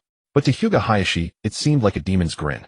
The affairs of the Hyuga clan are none of the Uchiha clan's business. You'd better take care of yourselves first. Veins bulged on his forehead in an instant. The nerves he had just relaxed instantly tensed up again. Then let's put this matter aside for now, Hiruzen Sarutobi declared decisively. Well, wait until Danzo extracts more information. The root incident had already begun to affect the harmony and unity within the village. Although no one spoke openly, under the calm surface undercurrents were stirring. Lord Hokage. Kakashi Hitaki suddenly spoke, his expression resolute as he reiterated his earlier request. As before, since clan leader Yamanaka is here today, I request an investigation into Shimura Danzo's memories concerning my father. If Marino Abiki was the most skilled in torture, then Inoichi Yamanaka was the best at probing others' minds and extracting memories without a trace. In the ninja world, Inoichi was known as the one from whom no memory can be hidden as long as the person is alive. The greatest intelligence expert in the ninja world was none other than Inoichi Yamanaka. His expression remained calm and emotionless. Shikaku Nara, standing nearby, furrowed his brow slightly, his eyes darkening. He knew the events of that year well, so the atmosphere in the room immediately grew heavy. Shimura Danzo, who had just been about to leave, stopped and turned back, his gaze malevolent. Kakashi, are you determined to? Very well, then investigate. I have a clear conscience, what do I have to fear? But remember, Kakashi, you are the first ninja to question the village's high-ranking officials. His voice was sinister, like a slimy, venomous snake flicking its tongue. Every word seemed laced with poison. A clever move, Uchiha Shimei thought, narrowing his eyes. Konoha was indeed a family, but it was also a military organization. With that statement, Danzo instantly escalated Kakashi's actions, branding him as a rebellious ninja who disobeyed orders and defied authority. Once this matter was over, Kakashi would never be trusted with important tasks again. Shimei glanced at Hiruzen Sarutobi and saw his expression had changed. If Kakashi questioned Danzo today, might he question the third Hokage tomorrow? Kakashi, maybe you should drop it. Danzo has been open and honest, as surely he has nothing to do with what happened back then. Might Guy stepped forward, his face solemn, resolutely blocking Kakashi's path. This matter ends here. God. Kakashi spoke calmly, but his voice was cold and unyielding. Step aside. Might Guy's face stiffened, and he sighed. Kakashi, you're smarter than I am. You know what this means. Precisely because I know I cannot back down. Otherwise, what was the meaning of my father's death? Kakashi Hitachi's voice suddenly rang through the entire Hokage's office like a thunderclap. When my father died, even I, his son, condemned him for abandoning the mission and called him a failed ninja. But now I understand those who abandon their missions are trash. Those who abandon their comrades for the mission are worse than trash. I was trash back then, and I don't want to be trash anymore. The Konoha Jonin showed his edge at that moment, standing unyielding even before the leader of Root, who ranked second only to the Hokage. How foolish! Hyuga Hayashi's Adam's apple bobbed disbelief in his eyes. How could Kakashi Hitaki throw away his future just for an answer? Yet for some reason he found it hard to meet Kakashi's sharp gaze. Fugaku Uchiha showed an admiring smile. No wonder you were given the Sharingan by Obito. Kakashi, you are worthy of that eye. He's a real man. Maybe he should change his name to Uchiha Kakashi. The more Fugaku looked at him, the more satisfied he felt. Please, Lord Hokage, give me an answer. He's a real man. Maybe he should change his name to Uchiha Kakashi. The more Fugaku looked at him, the more satisfied he felt. Please, Lord Hokage, give me an answer. He believed that the Hokage would give him an answer. The Hokage had promised him before. Not only Kakashi. At this moment, Uchiha Itachi's gaze also fixed upon him, a hint of anticipation in his eyes. Kakashi, rest assured I will give you a satisfactory answer. Sarutobi Hiruzen's voice was calm and benevolent like that of a kind neighbor. This brought a hint of warmth to Hitaki Kakashi. Regardless, the Hokage-sama was always fair. For some reason, he inexplicably recalled the words Simon had said before. If you cannot find the truth, you can come to me. Kakashi couldn't help but smile. The Hokage-sama had already promised him. How could he fail to uncover the truth? But the next moment, the benevolent voice echoed in his ear again. However, the investigation of Root is not yet complete. The entire Konoha is in a state of turmoil. Stability is needed now, and the reconstruction of Root also requires Danzo's strength. Under Kakashi's gradually stunned gaze, Sarutobi Hiruzen smiled and said, as the captain of Umbu, I'm sure you understand, right? Once the matter is settled, I will certainly give you an answer. Everyone remained silent, eyes downcast. Nara Shikaka's expression was calm, as if he had long known the answer. Kakashi's voice was hoarse. Hokage-sama. Indeed, the village had just endured the Root rebellion, and everyone was uneasy. As the captain of Umbu, how could he cause trouble? But when he turned around, he saw Shimura Danzo's calm, triangular eyes filled with a confident sneer, as if he had long known the outcome and was mocking his futile struggle. In an instant, Kakashi's whole body turned cold, as if falling into an ice cellar. If you cannot find the truth, you can come to me. Simon's voice echoed in his ear again. His sharp gaze like a drawn sword became clouded, and his eyes grew complex. Simon, had he known this, he wanted to persist, but he could not speak. Sarutobi Hiruzen revealed a satisfied smile, and sighed. The village must be the priority. No matter the time, the peace of the village comes first. Only when everyone is good can it truly be good. He loved this atmosphere of unity and mutual understanding. Everyone could empathize with each other. Only when everyone is good can it truly be good. Hitaki Kakashi's pupils constricted, his breath caught, and he felt a bone-chilling cold. Did this everyone include Shimura Danzo? But the problem was his father was already dead. At this moment, under the calm and peaceful atmosphere, Hitaki Kakashi felt a piercing cold, as if falling into a bottomless, devouring, demonic lair. I think that's not right, Hokage-sama. In the midst of this seeming peace, Uchiha Shimei suddenly spoke with a smile. Hitaki Kakashi's eyes lit up instantly, as if seeing a glimmer of light. Since only when everyone is good can it truly be good, he paused and smiled slowly under everyone's gaze. Why must Root's affairs be investigated, but Hitaki Tsukumo's affairs need not be investigated? Hokage-sama, does that mean the affairs of the Konoha high officials count, but the now-declined Hitaki clan is destined to suffer in silence? Or is it that the Hitaki clan is simply not included in this? Everyone is good. He was clearly smiling, but his words pierced like needles straight into the heart. Sarutobi Hiruzen's smile vanished instantly. The crowd was shocked, their pupils suddenly contracting. Kakashi's words, earlier though sharp, were still within the village's tolerance. He always bowed his head before the Hokage. But Uchiha Shime's opening words were directly questioning the Hokage's authority. In a ninja village where the Hokage held absolute power, this was an outright insubordination. Uchiha Shimei, are you questioning the Hokage's decision? Danzo, who had just breathed a sigh of relief, now turned cold. He knew Hiruzen's character too well. In his old age, Hiruzen would compromise again and again for the sake of peace. Uchiha Shimei's words forced Hiruzen to choose between peace and Shimura Danzo. Danzo's heart tightened. Or is it? His cold, fierce gaze fell upon Uchiha Fugaku. Is this the Uchiha clan's attitude toward the Hokage? The topic suddenly escalated from Uchiha Shimei questioning the Hokage's authority to the entire Uchiha clan. Uchiha Fugaku was dumbfounded. No one had rehearsed this with him beforehand. Then he noticed his son's face full of admiration. As expected of Shimei, he had made Danzo lose face in an instant. But Uchiha Itachi's eyes showed a hint of worry. Would Shimei be targeted for defying the Hokage's face like this? Fugaku shook his head. Foolish son, Shimei is far more cunning than you. You're worried about him. He straightened his expression and said unwaveringly, the Uchiha clan has always been loyal to the village. The third Hokage implemented the listening policy, allowing even ordinary villagers to come to the Hokage Tower to share their difficulties and concerns, let alone matters concerning the former hero of Konoha Hatake Tsukumo. Fugaku continued, what is wrong with restoring the hero's honor? Furthermore, if you Danzo are upright and above board, you will gain Hatake Kakashi's loyalty. What is there to refuse? Or is it that you Danzo have a guilty conscience? His eyes were filled with inquiry and scrutiny. At this moment, the majesty of the Uchiha clan was fully displayed, unyielding and confronting Danzo Hiden. But where others could not see, his hand trembled slightly and his heart raced. Shimei had already gone this far. As the clan leader, how could he retreat? They all gasped in shock. The world was changing.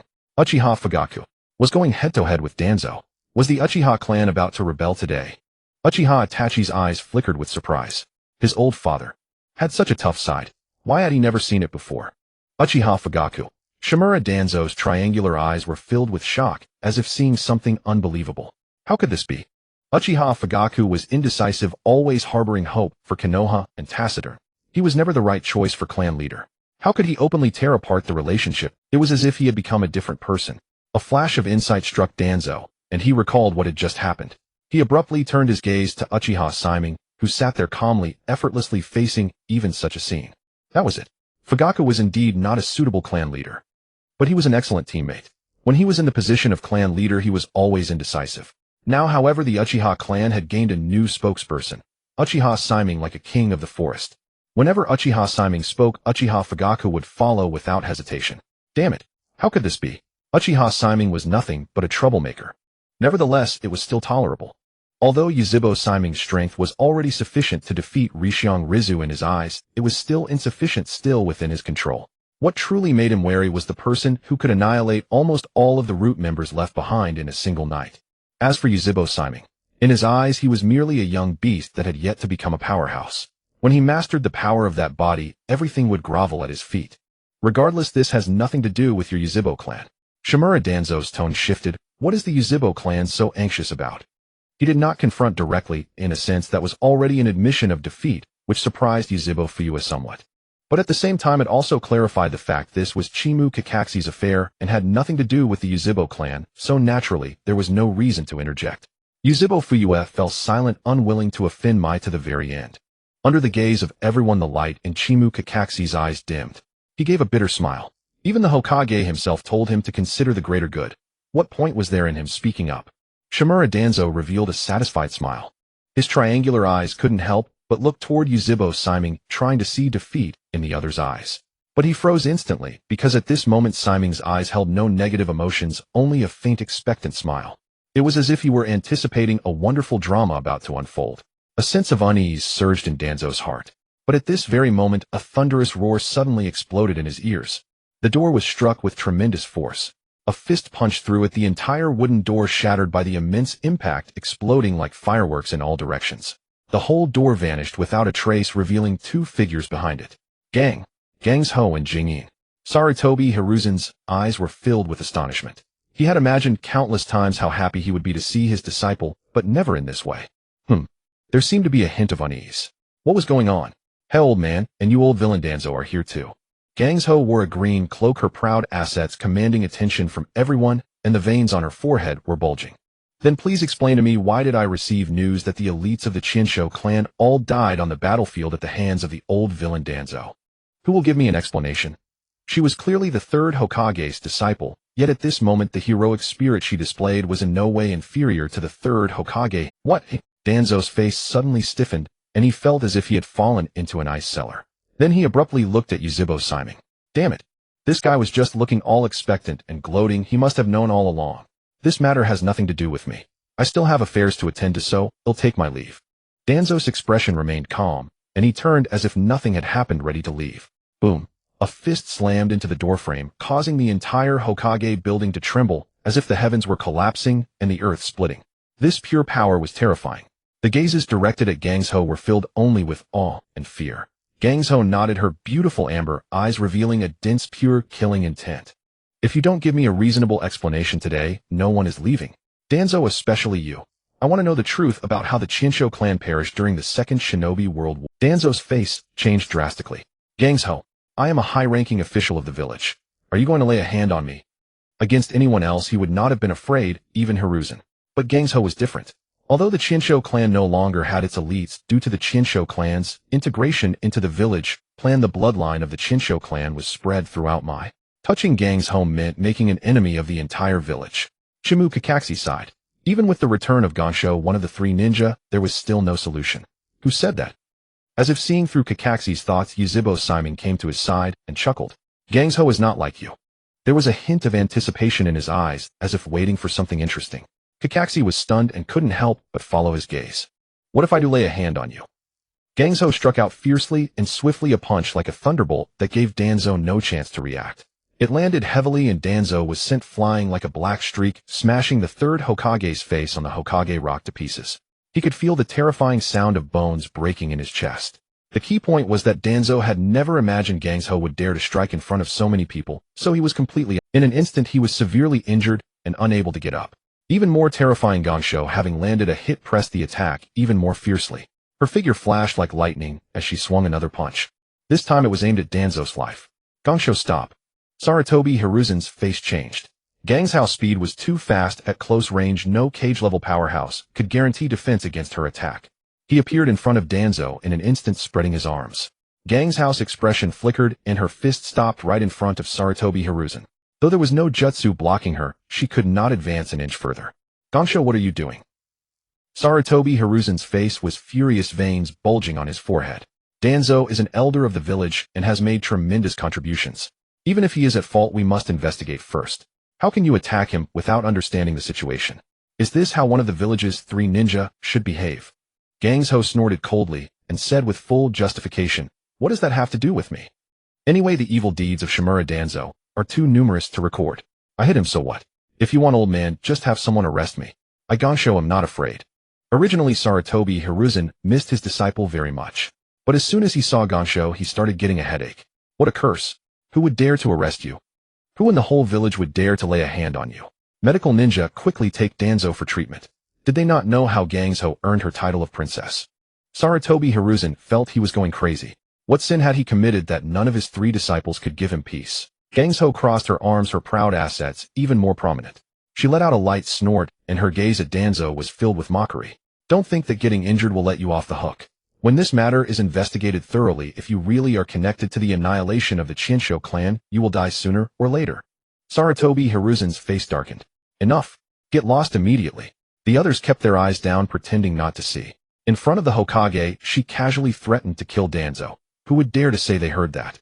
Shimu Kakashi watched in stunned disbelief, nearly dumbfounded. Wait, my words had no effect just now, but when Gangsho-sama speaks it works. Yuzhibo Simon sneered, looking at him as if he were an idiot. Kakashi, what status do you have? What status does Gangsho have? If you had a grandfather who was the first Hokage, you could be just as arrogant. What a joke. The first Hokage status was not something you could just ignore. He unified the shinobi world single-handedly. Oh, which clan had not received help from Chinsho Juji? Maybe there are still fanatical fans of the first Hokage now. Usually no one speaks, but when it comes down to it, any one of them that pops up is an elderly power holder. It would scare you. She gave no one face. Her expression was like an eternal ice of 1,000 years. The entire room seemed covered in frost, the air temperature suddenly dropping as Gangsho's eyes, like those of a cold-faced king of hell, swept over one ninja after another. Overhearing their conversation, Tsunade shifted her gaze, her brow furrowing as she stared at Uchiha Shimei. Uchiha, what the hell was he staring at her for? Just as she was about to lash out, she heard Shimei chuckle and say, Sister Tsunade, long time no see. It's me, Shimei. His mother was a distant cousin of Tsunade's, several generations removed, and though the blood relation was thin, they had always been on good terms. Thus, Shimei had spent part of his childhood playing with Nawaki and Tsunade. Oh, it's you, Shimei. Long time no see. Tsunade withdrew the curse words that were about to spill from her lips and quickly forced a warm smile. Few almost scolded the wrong person. So any thoughts about changing your surname back to Senju? Absolutely not. Uchiha Fugaku quickly refused. Are you kidding? The Uchiha clan relies entirely on Shimei now. He gave a dry chuckle. Lady Tsunade, please don't joke about that. Without Shimei, who would manage his son's psychological issues? Without Shimei, who would initiate the charge when trouble arose? Without Shimei, who would devise strategies for him? He now felt that Shimei's role was even more crucial than his own as clan leader. Seeing the two conversing so amiably, Sarutobi Hiruzen wore a satisfied smile. Perhaps he could use Shimei's good relationship with Tsunade to persuade her to stay in the village. That child Shimei, he had always been reliable. But the next moment he heard Shimei offer advice. Sister Tsunade, I think your punch just now wasn't fast enough, and certainly not fierce enough. If it were faster, the Hokage wouldn't have been able to block it. With an earnest expression he added, if your punch were ruthless enough, you could have killed Danzo with one blow. Tsunade's eyes glimmered with stars, as if she had just received some secret martial arts manual. Shimei couldn't help but admire Tsunade's figure. She exuded not only the charm of a mature woman, but also possessed a capacity far beyond the ordinary, making even proximity feel refreshing and exhilarating. Shimei, barked Sarutobi Hiruzen in a furious, agitated roar. If you have nothing better to do, go home and rest. Stop messing with Tsunade. Moreover, as a ninja, can one lay hands on the village's high-ranking officials? That is absolutely unacceptable. He had to correct their thinking. Are you kidding? If they could attack Danzo today, tomorrow they might attack him, Sarutobi Hiruzen. Such incidents must never happen again. Regardless, Danzo is a high-ranking official of the village. He has dedicated decades to the village, remained loyal to Konoha, and made countless contributions. How can you deny his sacrifices with a single statement? Striking him violently. Such behavior must never occur again. Tsunade flatly refused. Impossible. If Danzo is innocent, I will apologize to him, and personally heal his injuries. But if he truly committed those sordid acts, no matter who he is, I will never let him off. Her amber eyes were resolute. She was clear in her love and hate, unyielding to any threat. Sarutobi Hiruzen felt a throbbing headache coming on. He recalled the times when Tsunade had driven him crazy with frustration. Ever since her return, not a single moment of closeness had passed. Only endless headaches. He said indignantly, Shimei, you must talk some sense into Tsunade. Sister Tsunade, actually the Hokage has a point. Uchiha Shimei spoke with utmost sincerity. Even if Danzo were to seize the position of Hokage, even if one day he were to massacre our entire Uchiha clan and annihilate the Sarutobi clan, so what? He must have his own reasons. Rest assured, as long as each of us gives a little love, the whole world will become a beautiful paradise. When he started speaking, Shimei seemed a little shy. But as he continued, he grew more excited, pushing the boundaries further. Sarutobi Hiruzen's expression instantly changed. What did he mean by massacre the Sarutobi clan and his own reasons? Enough. Shimei stopped talking. Sarutobi Hiruzen said wearily, both of you leave. Let me rest for a while. If a moment ago he had only a headache, now he felt an additional layer of dizziness, as if a debuff had been inflicted upon him. Very well, Lord Hokage. We'll take our leave. Uchiha Shimei and Tsunade withdrew, leaving only the two of them, as everyone else had already left. What a pity we didn't kill Danzo today. Tsunade made no attempt to hide her intentions from Shimei. Even if it meant my old injury flaring up, I would never have let him off. Thinking of those rumors, every word of which seemed painfully true, she ground her teeth in hatred. The Senju clan was once one of the three great clans of the village. Even after the village integration plan, many powerful ninjas still existed. But then during the Second Shinobi World War, all the elites of the Senju clan perished. The Senju clan could die on the battlefield, but they should not have fallen victim to someone's conspiracy. Now with these revelations, Tsunade began to piece together her past memories, and the more she thought, the more shocked she became. The extinction of the Senju clan seemed utterly bizarre. How could all their elites, all jonin, have died, without a single survivor? It was like a sick joke. Of course, Uchiha Shimei's expression was calm, as if stating a fact. Just as the Uchiha clan cannot be wrongly blamed for the Ninetales rampage, someone must pay for all this. Tsunade nodded in deep agreement. Alright, I've been traveling all this way. You'll go rest now, Shimei. See you in a couple of days. She waved and prepared to head back. After walking a short distance, she noticed Shimei heading in the same direction. Hey, why is Shimei going the same way as me? Isn't the Uchiha clan compound to the northwest? Oh, Lady Tsunade, you misunderstand. Uchiha Shimei said with a grin. Actually, I'm going this way too. Huh. Tsunade was taken aback. The same direction as her. That far off. Because the Senju clan preferred nature, their compound wasn't in the village center, but rather somewhat remote. Seeing that the Uchiha clan had been forced to relocate, she couldn't help but feel a pang of sorrow. Just like the Senju clan now vanished. The Uchiha clan had it rough too. Huh. Hey, wait. Shimei, what are you doing entering the Senju compound? Tsunade's voice was filled with alarm. What the hell are you doing? That's when she noticed something. One of the houses was in perfect condition, as if someone had been maintaining it regularly. A wave of tenderness washed over Tsunade's heart. Old man, did you know I might come back and have someone keep my house clean all this time? The house in the center was indeed her family home. Sister Tsunade, don't flatter yourself. That's not your house. Uchiha Shimei offered a friendly smile. That's my house. I've been cleaning it myself. It has nothing to do with you. You can pick another house to live in. With that, he pulled open the door, slipped inside, and slammed it shut. The smile on Tsunade's face froze. The tender feelings she had just moments ago were now as hard as stone. Oh no. After being away for years, her home had been stolen. But what Simon hadn't anticipated was that even shutting the door couldn't thwart Tsunade's ambition to return home. As she put it, no matter when she came back, as long as she was around, the entire Senju clan would still endure. Thus, Simon, who had originally occupied the bay window on the second floor, was banished to the first. So that's why the old man is so lenient with Simon. Glancing at Neji, Naruto, and Asuma Sarutobi training below, Tsunade finally understood. Wait, Sage Mode. Asuma is practicing Sage Mode. Her breath caught in her throat. She had once attempted to learn it herself, but after discovering its glaring strengths and weaknesses, she had modified the clan's secret technique to create the Byakuga seal. Yet that didn't mean Sage Mode was weak. On the contrary, while Sage Mode required preparation time, the Byakuga seal demanded even longer, often months. But the longer the preparation, the longer it lasted. Each had its own merits. With Asuma's talent, how could he possibly master Sage Mode? Tsunade furrowed her brow. She knew Asuma's abilities all too well. At best a top-tier elite jonin, and even that through relentless effort. She appeared before him in an instant. Asuma, are you practicing Sage Mode? Tsunade frowned. But the natural energy in Konoha isn't dense enough. You could spend a lifetime here and never master it. Tsunadesima practice. No, I've already grasped half of Sage Mode. Asuma smiled confidently, his heart swelling with pride. There was a hint of smugness in his tone. Could it be that before showing off to the old man, he would first flaunt it to Tsunadesima? Grasped half. Tsunade looked skeptical. Asuma, have you lost your mind? Sage Mode is either initially mastered or fully mastered. There's no such thing as half-mastered. Sage Mode and ninjutsu were simple. You either knew it or you didn't. How could there be a halfway point? Brother Simon. Asuma shouted, his face brimming with confidence. Lend me your strength. At that, Uchiha Shimei opened the door, and a shadow clone instantly appeared beside Asuma. Before Tsunade's incredulous expression, the clone's hair stood on end, and it activated Sage Mode in the blink of an eye. Red patterns bloomed around its eyes, a sun-like circular mark appeared on its forehead, and a faint aura of nature emanated from its body. Then the red patterns swiftly faded. Asuma, like an inflated balloon, grew even more imposing than his already burly frame. Intricate red patterns spread across his face, which turned dark and wild, making him resemble a ferocious bear of the forest. His entire being radiated brutal, savage energy. Huh. Tsunadesima, this is the Sage Mode. Asuma laughed arrogantly, his voice echoing through the woods. I feel power surging through every fiber of my being. Tsunade's gaze shifted from astonishment to a hint of speechlessness. Oh, so that's what you mean by half-mastered Sage Mode. Heh. Yes. Indeed it was half. Without Simon, he couldn't even enter this state. Then her eyes turned to Simon's main body, a deep caution and awe in her gaze.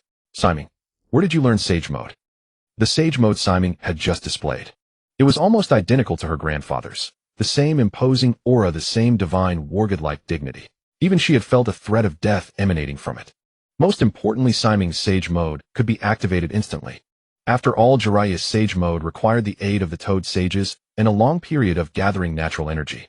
In comparison, Simon was nothing short of a genius. A genius who had already realized his talent and become a cage-level powerhouse. This? Uchiha Shimei shrugged calmly. After spending enough time with the Senju clan, I one day sensed natural energy and grasped it naturally. Tsunade's eyes widened in even greater shock, utterly dumbfounded. Learning Sage Mode on his own. That wasn't a genius. That was a monster. Meanwhile, Asuma deflated, instantly exiting Sage Mode, feeling utterly drained. He licked his lips. The feeling of Sage Mode is truly wonderful. At that moment, nearby Neji Hyuga held a longbow, a chakra arrow coalescing upon it. He spoke. Teacher, based on your earlier advice, I've begun to master using a bow for attacks, but the power still seems insufficient. Whoosh. Drawing the bow, a chakra arrow shot forth, but it failed to pierce the tree. Fast enough, yet lacking force. Neji frowned. At this rate, it was less effective than simply throwing a kunai. Don't rush. The Hyuga clan's techniques are gentle fist, which doesn't involve chakra nature transformation.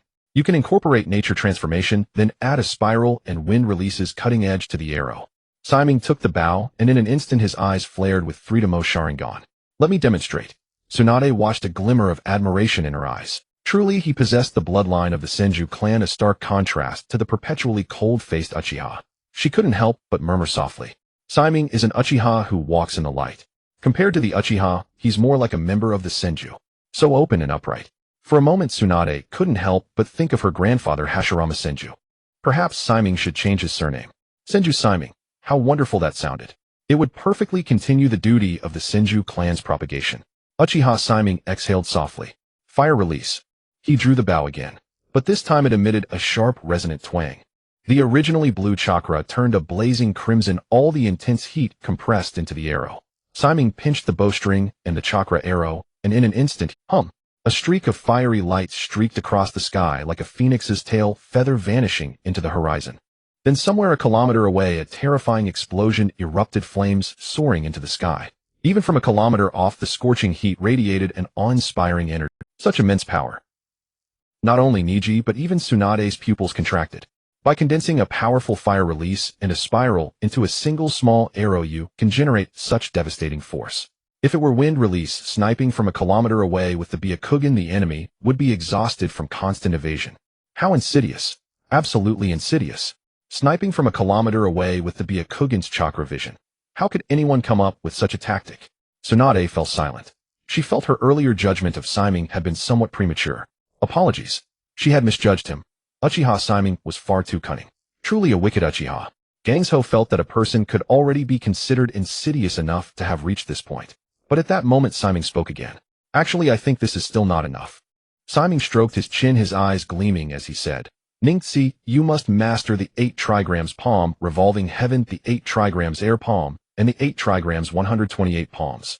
When the enemy draws near, just as they are delighted that they can finally defeat you, you'll teach them a lesson with a set of soft fist techniques. In close combat you have the 8 trigrams 128 palms, at mid-range the 8 trigrams air palm, and for defense the 8 trigrams palm, revolving heaven. He grew more and more excited as he spoke. If the enemy tries to flee, you'll hit them with a chakra arrow and teach them a lesson. If you can't win, then run. If you can win, then fish for them. Gang's beautiful eyes were already somewhat dazed. She had thought that a person could be insidious enough to match Deshuan's level, but today she felt she had underestimated the heroes and talents of the world. Who could be more insidious than Shimei? Teacher is right, I will not let down your expectations, and will master all these abilities one by one. Ningxi nodded in full agreement, frowning as he said, It's just that the 8 trigrams palms. I really have no way to learn them at the moment. He sighed. The 8 trigrams 64 palms is still manageable. The branch family has opportunities to learn it. But the remaining 8 trigrams 128 palms and the 8 trigrams air palm are secret techniques that only the main family can learn. Gangsho, who was also present, nodded in deep agreement, a hint of seriousness and disbelief in her eyes. Even the 8 trigrams palm revolving heaven is now only mastered by the Rishiang clan leader. Wanting the Rishiang main family to teach Ningxi these secret techniques was nothing short of a fantasy. This is indeed a problem. Shimei stroked his chin. Leave this to me. Ningxi, you first study chakra nature transformation. Here are some books on chakra nature transformation and also chakra paper. See what your affinities are. Soon the results came out. The good news, Ningxi had 3 chakra nature affinities. The bad news, no wind, fire, earth, and water. These were Ningxi's chakra nature affinities. Not bad, these 3 affinities are also good. Shimei nodded, already beginning to consider how to arrange a teacher for Ningxi. It is already extremely difficult for a ninja to master even one of these to the peak. Gangsho suddenly spoke, offering comfort. A distance of 1 kilometer is already enough to catch someone off guard, and likewise if you are outmatched you can quickly escape. Shimei, sometimes you don't need to force learning certain jutsu. Just like when I settled for the next best thing and invented the 100 healing mark. She could almost imagine. Once the archery tactic was combined with the buy-in, what a tremendous effect it could achieve. Capable of both offense and defense, a perfect strategy. 100 healing mark. Shimei curled his lips. Isn't that just a passive ability of the first Hokage's Sage Mode? What's the use of that? Gangsho. Veins bulged on her forehead. Yuzhibo, Shimei, I think your butt is itching for a spanking. But unfortunately Shimei was faster. The moment she threw her punch, Yuzhibo Shimei's figure had already vanished from the courtyard. The last thing he saw was a naturally breathtaking sight of surging waves accompanied by a fragrant breeze. And you? One of them knows Sage Mode, the other knows the buy-in archery tactic. What do you know? Gangsho was never one to hold back her temper. Her gaze locked onto the blonde-haired boy Xuanhua Mingren. Allah, what basin are you talking about me? Xuanhua Mingren looked dazed. At the moment of Gang's house, sudden fury golden energy surged through his entire body. On his chest appeared a pattern of commas and golden swirls emerged on his shoulders. The immense power made even Gang's house pupils contract. He said shyly, "Actually, I don't know much else. But the teacher helped me control the nine tails." Gang's house face instantly turned indescribable. She felt the words were incredibly unbelievable. She said dryly, "Controlled the nine tails." Her face was wooden. A storm raged in her heart. One was already a Jonin Yuanfei-sama, who could become a cage-level powerhouse by mastering Sage Mode. One represented a new system and had the potential to become cage-level in the future, Rishiang Ningzi. One had control over the nine tails and could already unleash its power with strength not inferior to a cage-level, Xuanhua Mingren. All of them were trained by Yuzhibo Siming. How is this any different from the future three ninja? No, they were even stronger than the three ninja. Gang's-ho felt as if she could already see a prosperous and powerful Konoha in the future, and all of this was because of one youth, Yuzhibo Siming. On the other side, the Rishiang clan. If the previous grievances were still bearable for Rishiang Rizu, the current grievances made him have no outlet for his anger. Again with the forbearance. Rishiang Rizu took several deep breaths, but could not suppress the anger in his heart. Back then, facing the Cloud Village, our Rishiang clan chose to endure and handed over Rishiang Richa. But now facing the root, our Rishiang clan has done nothing wrong, yet we have to hand over Rishiang Liuhua. One Rishiang Liuhua meant nothing to him. But this incident signified that in the eyes of the Hokage, the Rishiang clan had lost all its dignity and could be manipulated at will. And the turning point of all this was when he as the clan leader lost to Yuzhibo Siming. Can the contributions our Rishiang clan has made to the village over the years be erased with a single? His breathing grew heavier, and there were traces of bloodshot in his eyes. The merits of his Rishiang clan could be forgotten by anyone, but not by Yuanfei Risen. Of course, in his heart he knew that the most hateful was still Yuzhibo Siming. If not for Yuzhibo Siming, the Rishiang clan would never have fallen to such a state. Hehehe, Yuzhibo Siming, I may not be able to target you, but can I not target Rishiang Ningzi? He sneered. It's true that Ningzi has become an umbu, but when the clan has matters, how can he not participate? As a ninja, dying by accident in some incidents is not hard to understand, is it? Rishiang Rise's face regained its calm, dignified, and composed. He ordered, "Come arrange this. This year the main family, in its great mercy, will select 3 outstanding members from the branch family to learn the 8 trigrams, 128 palms. Those under 30 years old may participate. And the selection ceremony will be set 1 month from now." He was worried that Rishiang Ningzi might be on an umbu mission and unable to return, so he chose to postpone the ceremony as much as possible. He believed, under a heavy reward there are always brave men, and Ningzi would die in this selection ceremony. Yes, Lord Rizu. The branch family members accepted the order and withdrew, their eyes burning with desire and eagerness. The 8 trigrams 128 palms was a secret technique that they as branch members had never been able to approach in their lifetimes. But at that moment Rishiang Rizu seemed to sense something and abruptly turned around. A scarlet Wanhuating Xiaolunyan appeared before his eyes. Gorgeous and sinister, as if from hell. Siming pondered. Using Jinjutsu to control anyone was not as effective as controlling Hayashi Hyuga. Controlling other members of the Hyuga clan carried the risk of exposure, but Hayashi was different. No one dared to use the Byakugan on him, so naturally, they could not detect the chakra disorder in his body already under the control of Jinjutsu. It could be said that the darkest place is under the lampstand. Hayashi from now on every morning at the hour of the dragon, 79 a.m., wear a mask, and come to the Senju clan to teach Niji cultivation. Remember not to be discovered by others. After the teaching you will return to the Hyuga clan, remove the mask, and forget all of this. Uchiha Shimei issued the order. Although the Byakugan of the Hyuga clan was also a dojutsu. Uchiha Shimei issued the order. Although the Byakugan of the Hyuga clan was also a dojutsu. But the Hyuga clan had never trained the Byakugan, so their dojutsu power before the Mangekyō Sharingan was like the light of a grain of rice before the radiance of the bright moon. Completely powerless to resist. After finishing, his figure instantly transformed into a black crow and vanished without a trace. Then he appeared in the snack street, and he had to admit that Konoha had no shortage of delicious food, and the key point was that everything was made with genuine ingredients emphasizing freshness. But Shimei did not eat for long. A figure instantly appeared behind Shimei. Uchiha Shimei, the Hokage requests your presence. Please go to the Hokage's office immediately. Shimei narrowed his eyes. The Hokage. Weren't things all settled? What did he want? And the next moment a cold voice sounded from behind. We understand. We will go to the Hokage's office together shortly. Uchiha Itachi appeared silently. The umbu nodded and disappeared.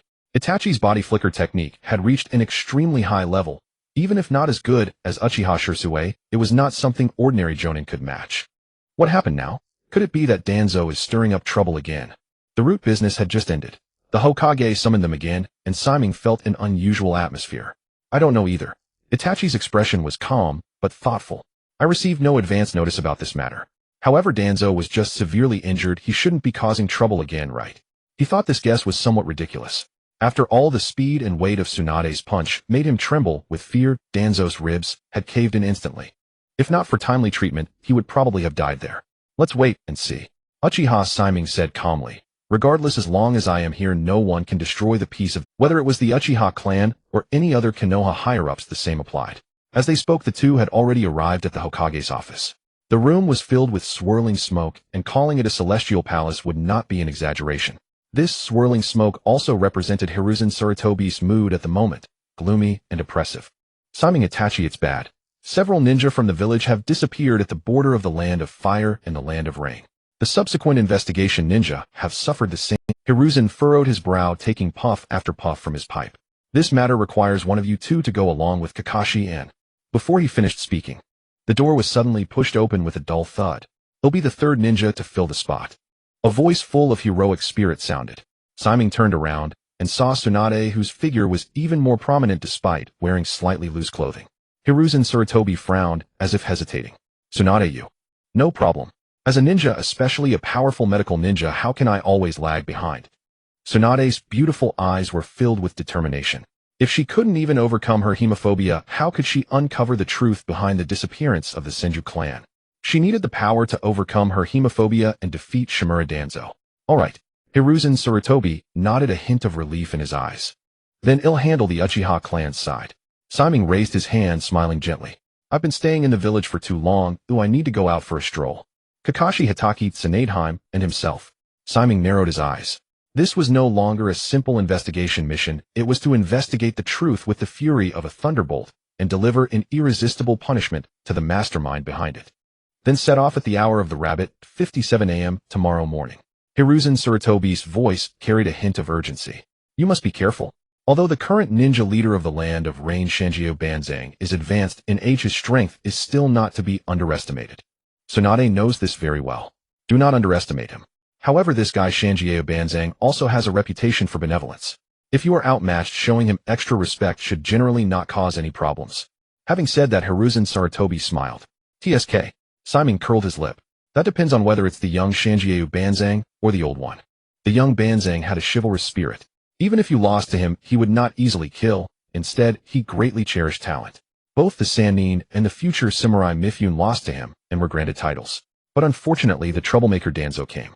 He led the old Banzang astray, making him an enemy of the Akatsuki organization that greatly admired him in his own land, and causing the death of Yahiko. Danzo wanted the Rinnegan.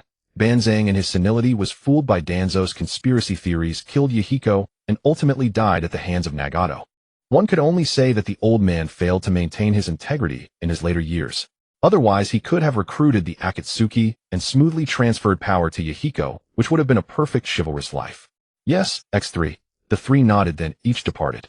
But Simon stroked his chin, a strange light flickering in his eyes. Sanjio Banzang has always been cautious. After his youthful days of unrestrained love for freedom, challenging the major ninja villages single-handedly, he has restrained himself a lot. It's obviously impossible for him to have done such a thing. He nodded. It seems it's still that old man Danzo's problem. When in doubt, blame Danzo. That's always right. There were too many miscellaneous conspiracies in the ninja world, big and small, that could be linked to Danzo. In the hospital, Danzo was quietly recovering from his injuries, occasionally coughing twice. At the root, the Uchiha clan's Izanagi is indeed useful. Danzo leaned on his cane, his triangular eyes filled with a grim expression, the faint shadow cast by his hair concealing his eyes, making him appear even more sinister. He couldn't wait for a recuperation period of nearly half a year, so he directly sacrificed a 3-Demo Sharingan to rewrite the unfavorable reality of his severe injury. Uchiha Itachi and Uchiha Shimei. Danzo's voice sounded as if from the depths of hell, sending chills down one's spine. This time, no matter which of you two participates in the mission, one of you will surely die at the hands of Sanjio Banzang. The venom of Sanjio Banzang. Even Tsunade back then could only barely neutralize the salamander's venom. This time it would be the same. No matter how powerful one's strength, it is helpless against poison. Even Tsunade struggled. How could Uchiha Shimei and Uchiha Itachi cope? They were not freaks like the first Hokage who could withstand poison with his body and instantly. Wasn't that nonsense? For the mission, it's best to have Uchiha Shimei. Without guidance, Uchiha Itachi is but a lone wolf, but with Uchiha Shimei, the Uchiha clan becomes a pride of lions gathered together, especially when thinking about a few days ago. Because of Uchiha Shimei, the usually taciturn Uchiha Fugaku actually bared his fangs. At this thought, a shade of wariness appeared in Shimura Danzo's eyes. The Uchiha clan can only retreat step by step. There must never be an Uchiha with leadership thoughts. In Danzo's view, the strength of a clan never depends on how many strong individuals it has, but on whether its leader is capable. A powerful leader can turn a flock of sheep into a pack of wolves. Hatake Kakashi suffered from insomnia. It wasn't because he was reading Make Out Paradise. A trace of confusion and bewilderment in his eyes, he gazed at the moon in the sky and murmured softly, "Father, was it truly right for you to take your own life back then for the sake of the village and your own reputation?" In the past, he had never wavered in his loyalty and trust toward the village. But just yesterday, he had to admit that for a moment his loyalty to the village had been shaken and a sense of desolation had crept into his heart. When Shimura Danzo's root suffered heavy losses, the third Hokage was able to investigate the entire Konoha for the sake of fairness. Even the Hyuga and Uchiha clans were not exempted. But when he brought up the old affair, the cause of his father's death, even staking his own life couldn't advance it. Even what stood before him was merely a promise from the third Hokage, yet it was also a towering mountain before which he was nothing but an ant. Utterly immovable. Shimura Danzo's root represents the peace of Konoha. Is my father's death unrelated to that peace? Hatake Kakashi tightly shut his eyes, trying hard not to think about these things. But the emotions in his heart and the anger in his chest erupted like a volcano, causing his chest to heave violently. Countless tangled emotions surfaced in his mind. Finally, they coalesced into a single question: what is true fairness? Until the sky began to lighten, he had not slept a wink. Arriving at the village entrance, his mind was still pondering this question. Tsunade and Uchiha Shimei were already waiting here. Seeing Kakashi's expression, Uchiha Shimei's eyes flickered with a gleam. TSK. He's starting to ponder life again.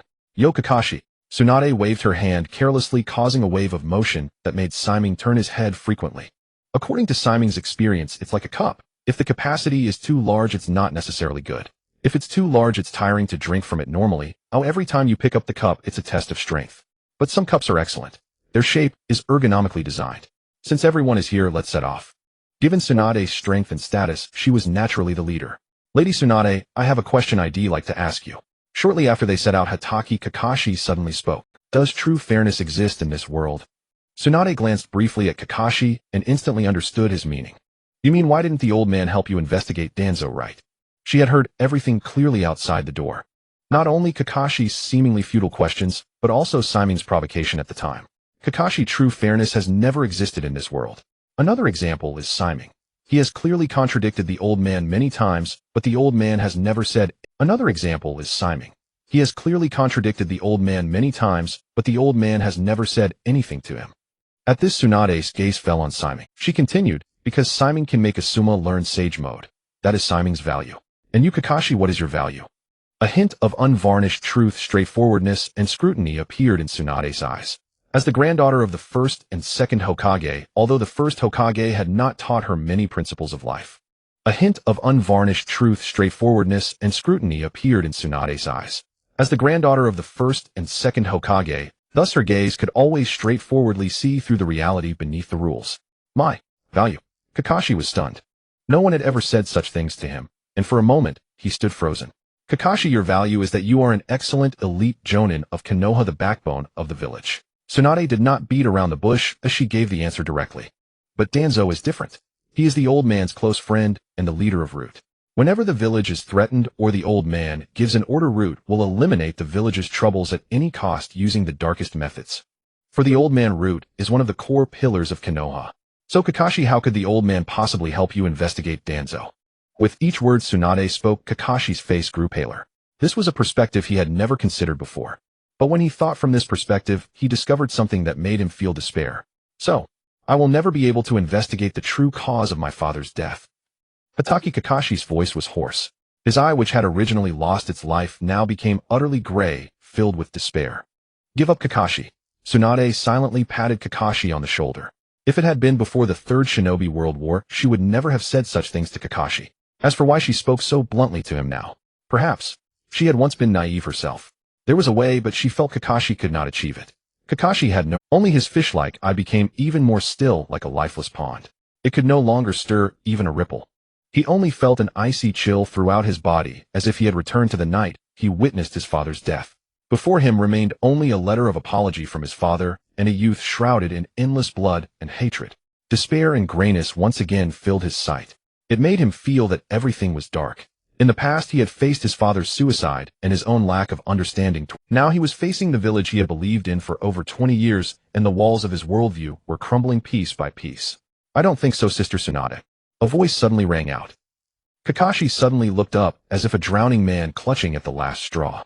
He saw the black-haired black-eyed youth grin and say, "In the Warring States period, everyone thought the conflict would continue forever, and the Uchiha and Senju clans would fight to the death.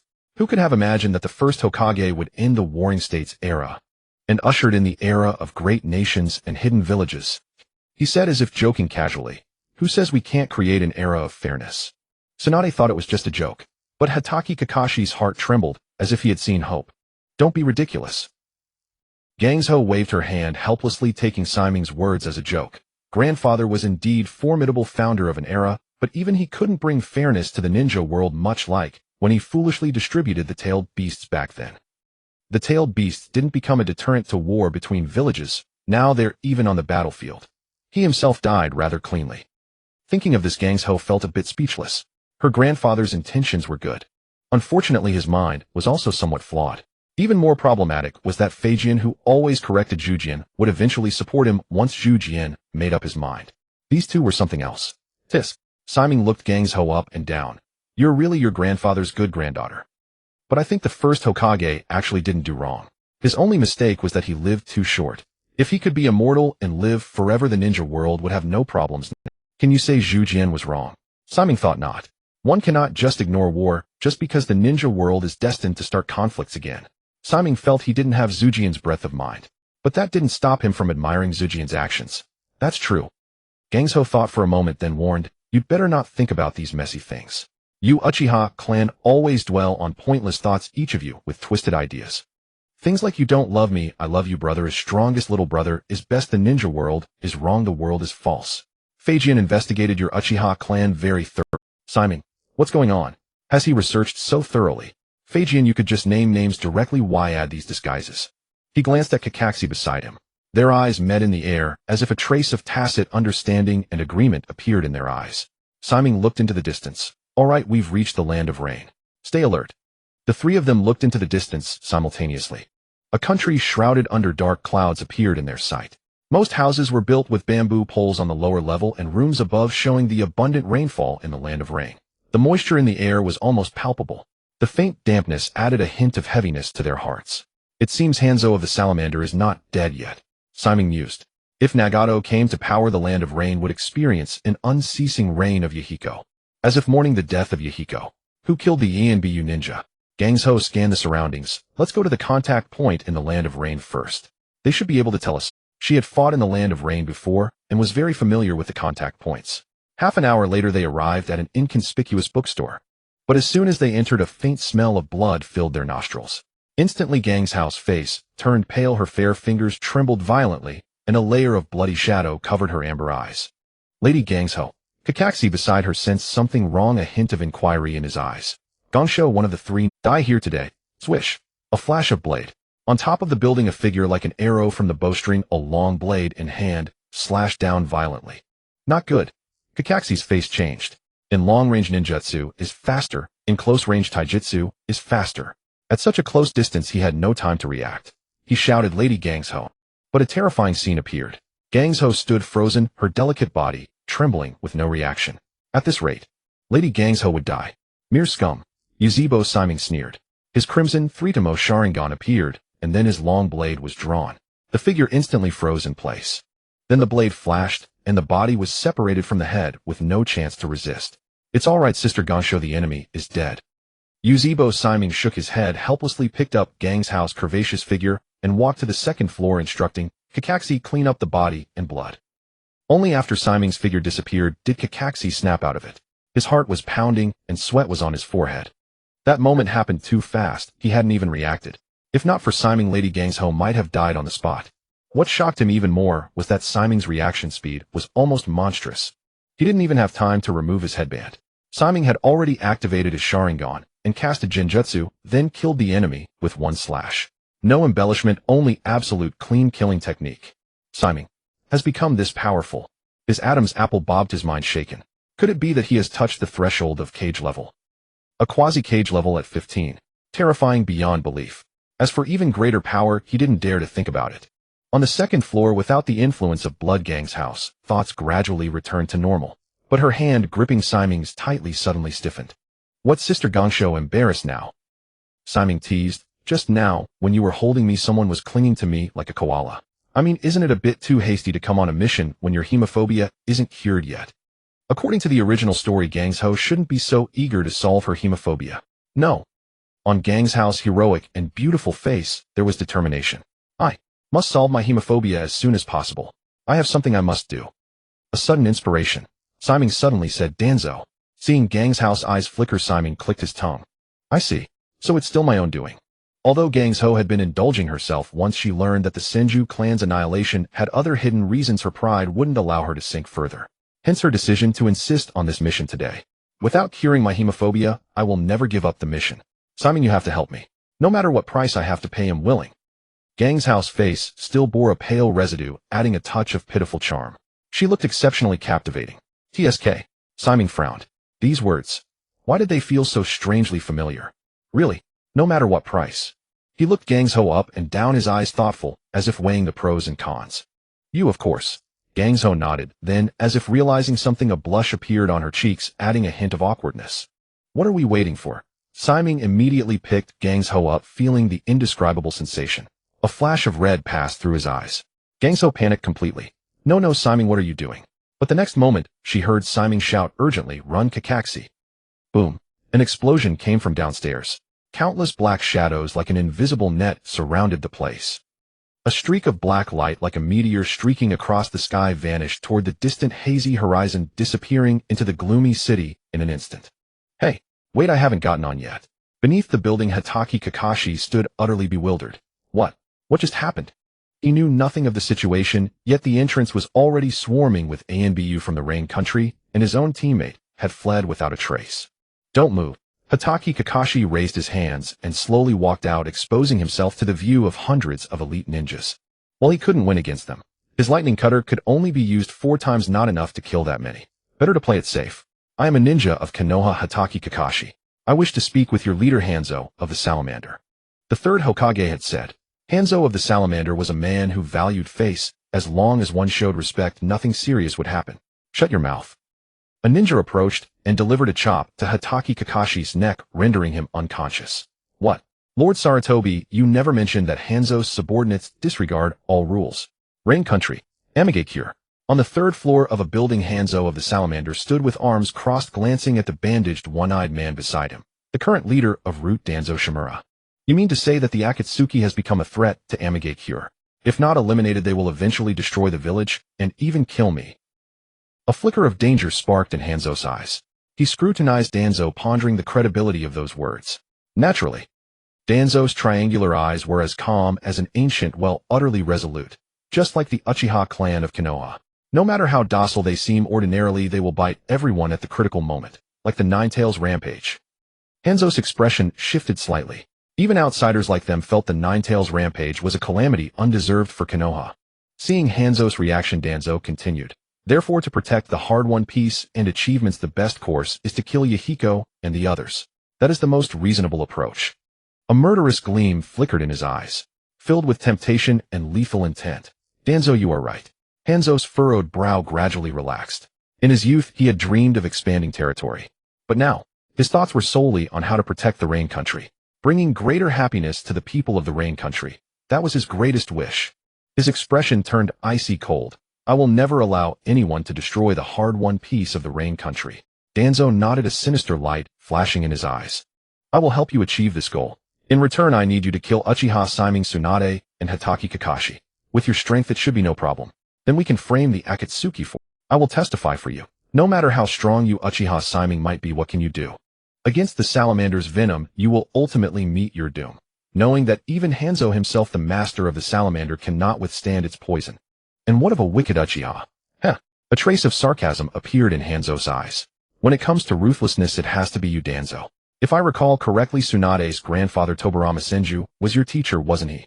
And what of a wicked Uchiha? Heh. A trace of sarcasm appeared in Hanzo's eyes. When it comes to ruthlessness, it has to be you, Danzo. If I recall correctly, Tsunade's grandfather Tobirama Senju, everything I do is for the sake of Konoha. Danzo's expression remained as calm as an ancient well, utterly unperturbed. On the other side, by the time Tsunade realized what was happening, she found herself in an utterly secluded cave. Sunadesima, wait here for now. They'll go buy some. Cough cough. They'll come back for you after the mission is completed. Hemophobic Tsunade was useless in battle. She was nothing but a burden. I understand. Tsunade took a deep breath.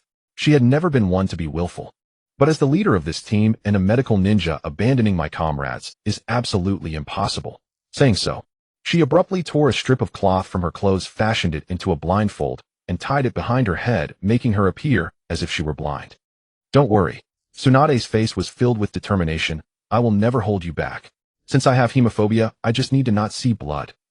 Simon let out a helpless sigh. Tisk, don't call the kettle black. The Senju clan's stubbornness is no better than the Uchiha clan's. Otherwise, how could the Uchiha and Senju clans have fought for 1,000 years? The Uchiha were obstinate. The Senju were equally obstinate. None of them were easy to deal with, fighting stubbornly from ancient times all the way to the Warring States period. It was truly something. Huh. Simon paused, noticing that the cloth Tsunade had torn was from the very area of her voluptuous chest. Well, how to put it? That white coat was really full and firm. Cough cough. See no evil. See no evil. Simon silently repeated it each time he glanced. Let's go, Tsunadesima. Simon supported Tsunade with one hand, while with the other, he gently imprinted a black kunai mark onto her clothes. Don't underestimate them. Leaving behind bloodstained bodies from the start. Maybe someone has been targeting you all along. Killing and disposing of bodies, eliminating all evidence, was the norm. Leaving bodies behind was simply foolish. Tsunade felt a chill in her heart and nodded silently. But when the two returned, Kakashi had already been taken away, leaving only a dozen elite ninjas scouting the area. They are spies infiltrating the Rain Country. Kill them. Tsunade is afraid of blood. Use blood to attack her. Wait, why is she blindfolded? With her eyes covered, she has no vision. Advantage is ours. Kill them. In an instant, a dozen elite ninjas rapidly closed in, countless kunai raining down like a storm. Simon easily dodged, while keeping an eye on Tsunade, who relied on hearing and intuition. Yet she still evaded all the kunai. The faces of the Rain Country ninjas twisted in shock. Die? Monstrous strength fist. Boom. Like an earthquake shaking the mountains, Tsunade's fist, as fierce as a hungry tiger pouncing on prey, slammed into a ninja, hurling him violently into the earth with immense force. The ground cracked, erupting outward. A crater over 10 meters deep instantly appeared. The remaining ninjas, destabilized by the powerful shockwave, had their chi, and then they were met with a series of fierce cold flashes. No, don't kill me, I am. A ninja's eyes were filled with terror as he tried to say something. Then a blade of light split him in two, leaving only terror and endless regret in his eyes, though his eyes could only express half of his emotions.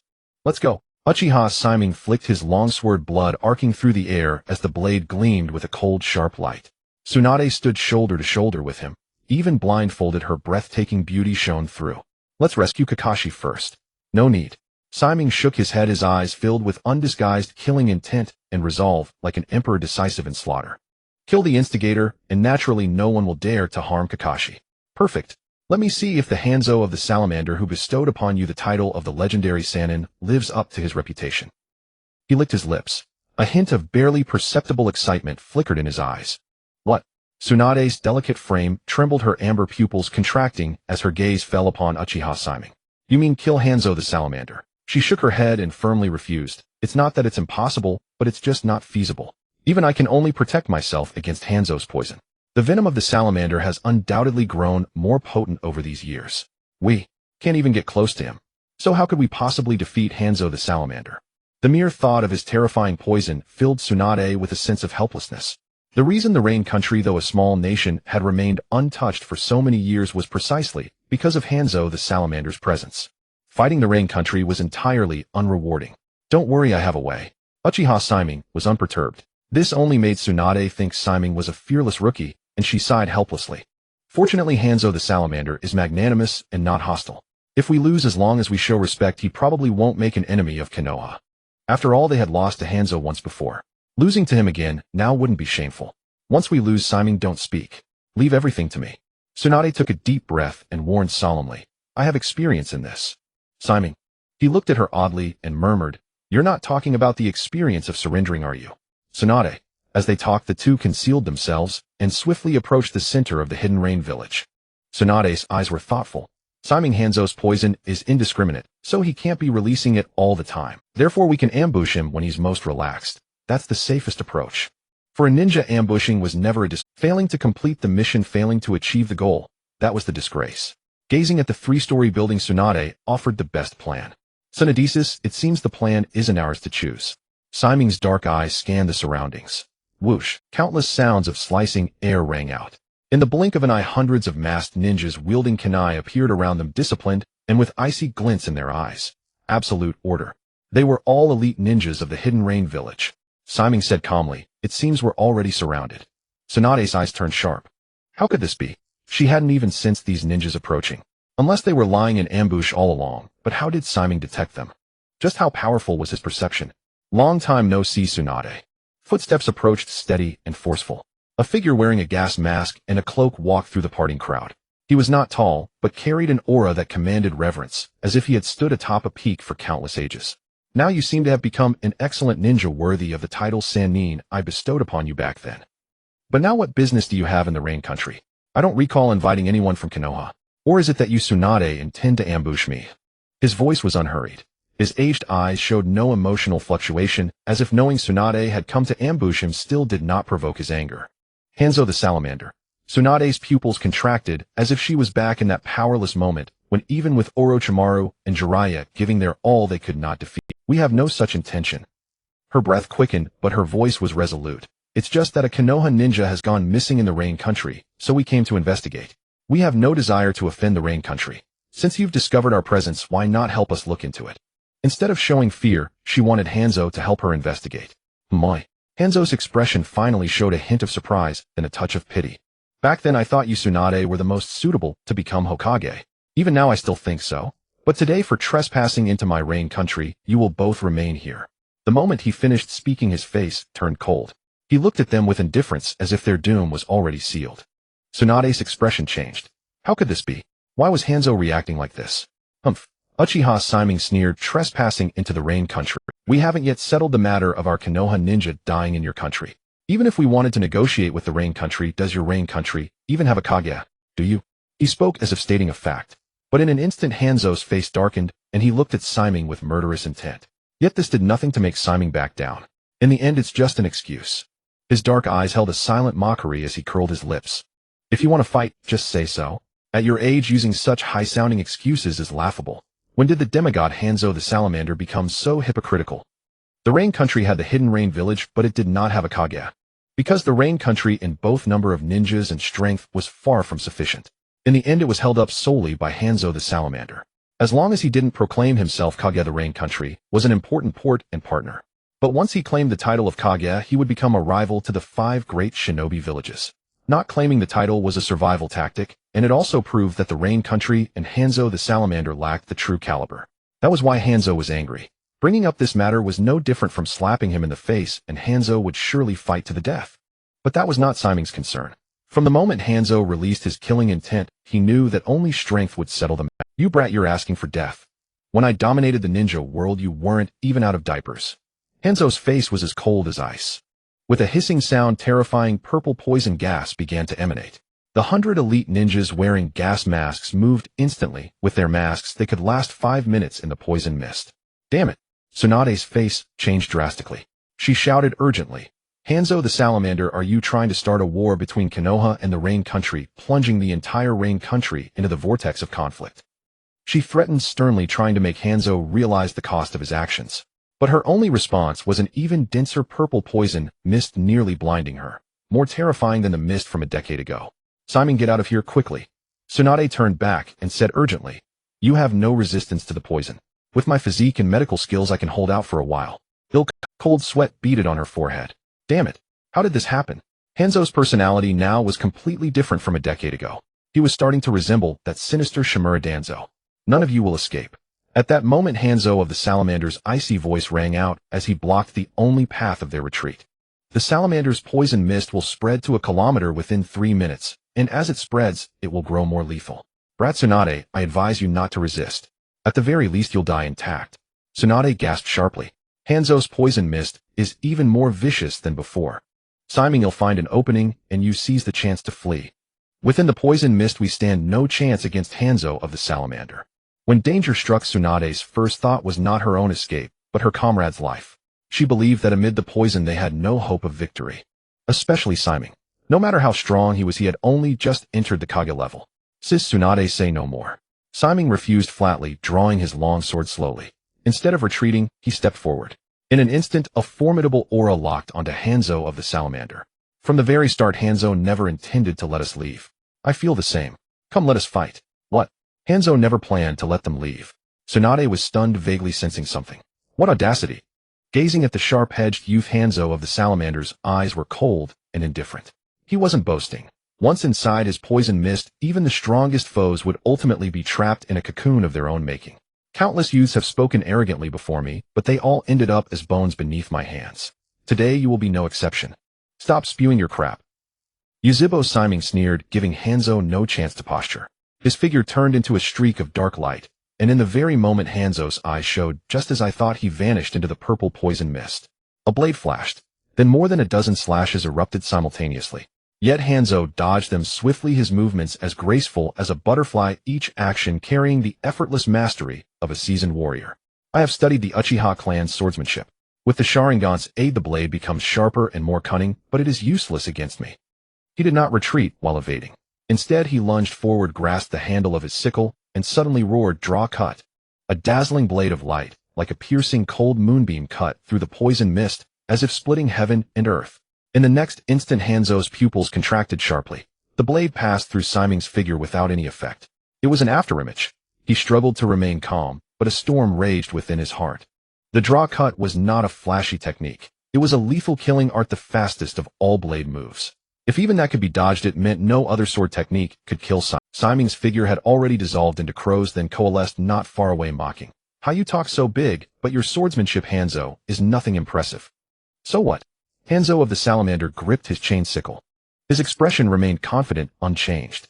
His figure pressed forward like a clingy venomous snake, a scheming glint in his eyes, as if deliberately forcing Simon into a narrower space to dodge.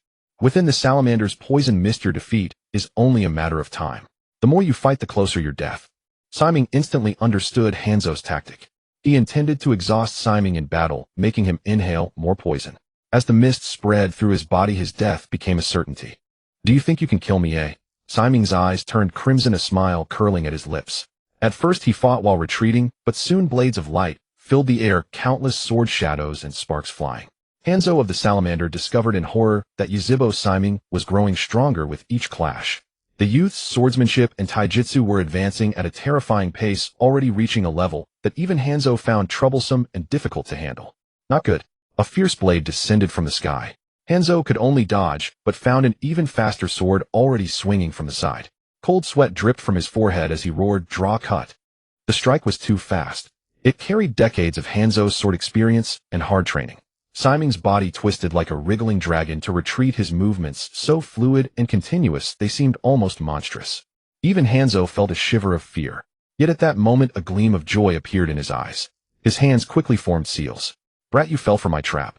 Countless explosive tags like clinging parasites crawled out from the ground, instantly spreading up Simon's legs. Simon dodged. While evading 100 ninjas, Tsunade's face changed. "Those are all explosive tags. If you don't get away, you'll die." Years ago, Hanzo had used this move. If it hadn't been for Jiraiya's needle Jizo protecting her, she would not have escaped with mere minor injuries. Crimson flames of explosion shot into the sky like a suddenly erupting volcano, venting its divine wrath, turning the land within 100 meters into scorched earth. Even the surrounding poison mist was swept away in an instant. How could this be? Tsunade's face was bloodless, her eyes trembling violently, past memories flooding. It was always like this. Always like this. Everyone who came close to her was touched by misfortune. Though the poison mist had dissipated, Hanzo of the Salamander remained indifferent, maintaining his haughty stance, without wiping the cold sweat beneath his mask. "Even I have to admit that the brat's strength just now surpassed yours, Tsunade. With that Uchiha brat gone." Tsunade alone could not overturn the situation. He had not expected a 15-year-old to be so powerful. A chill ran down his spine. Thankfully Shimura Danzo was a jealous old bastard. Otherwise, with so many geniuses in Konoha, what chance would other villages have? He breathed a sigh of relief and coldly declared, "But it's all over." In the next instant Hanzo raised his sickle again. "Over? Who says so?" Suddenly a calm, clear voice sounded. It was like heavenly music to Tsunade's ears. She whirled around, her amber eyes trembling. Then her pupils constricted. "This is..." would release. A cold wind brushed past, clearing her mind, but the fanged demonic wooden shield still stood before her, and he stood within it. Clearly the explosive tag attack had been blocked by this wooden shield.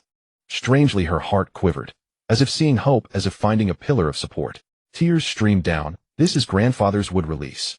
She had been without support for far too long.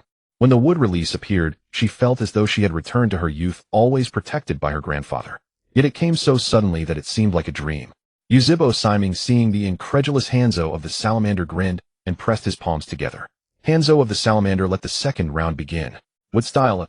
Shanjiao Banzang took a step back, his pupils constricting sharply as if he had seen a ghost, his gaze filled with disbelief. How can this be possible? The first Hokage has been dead for a long time.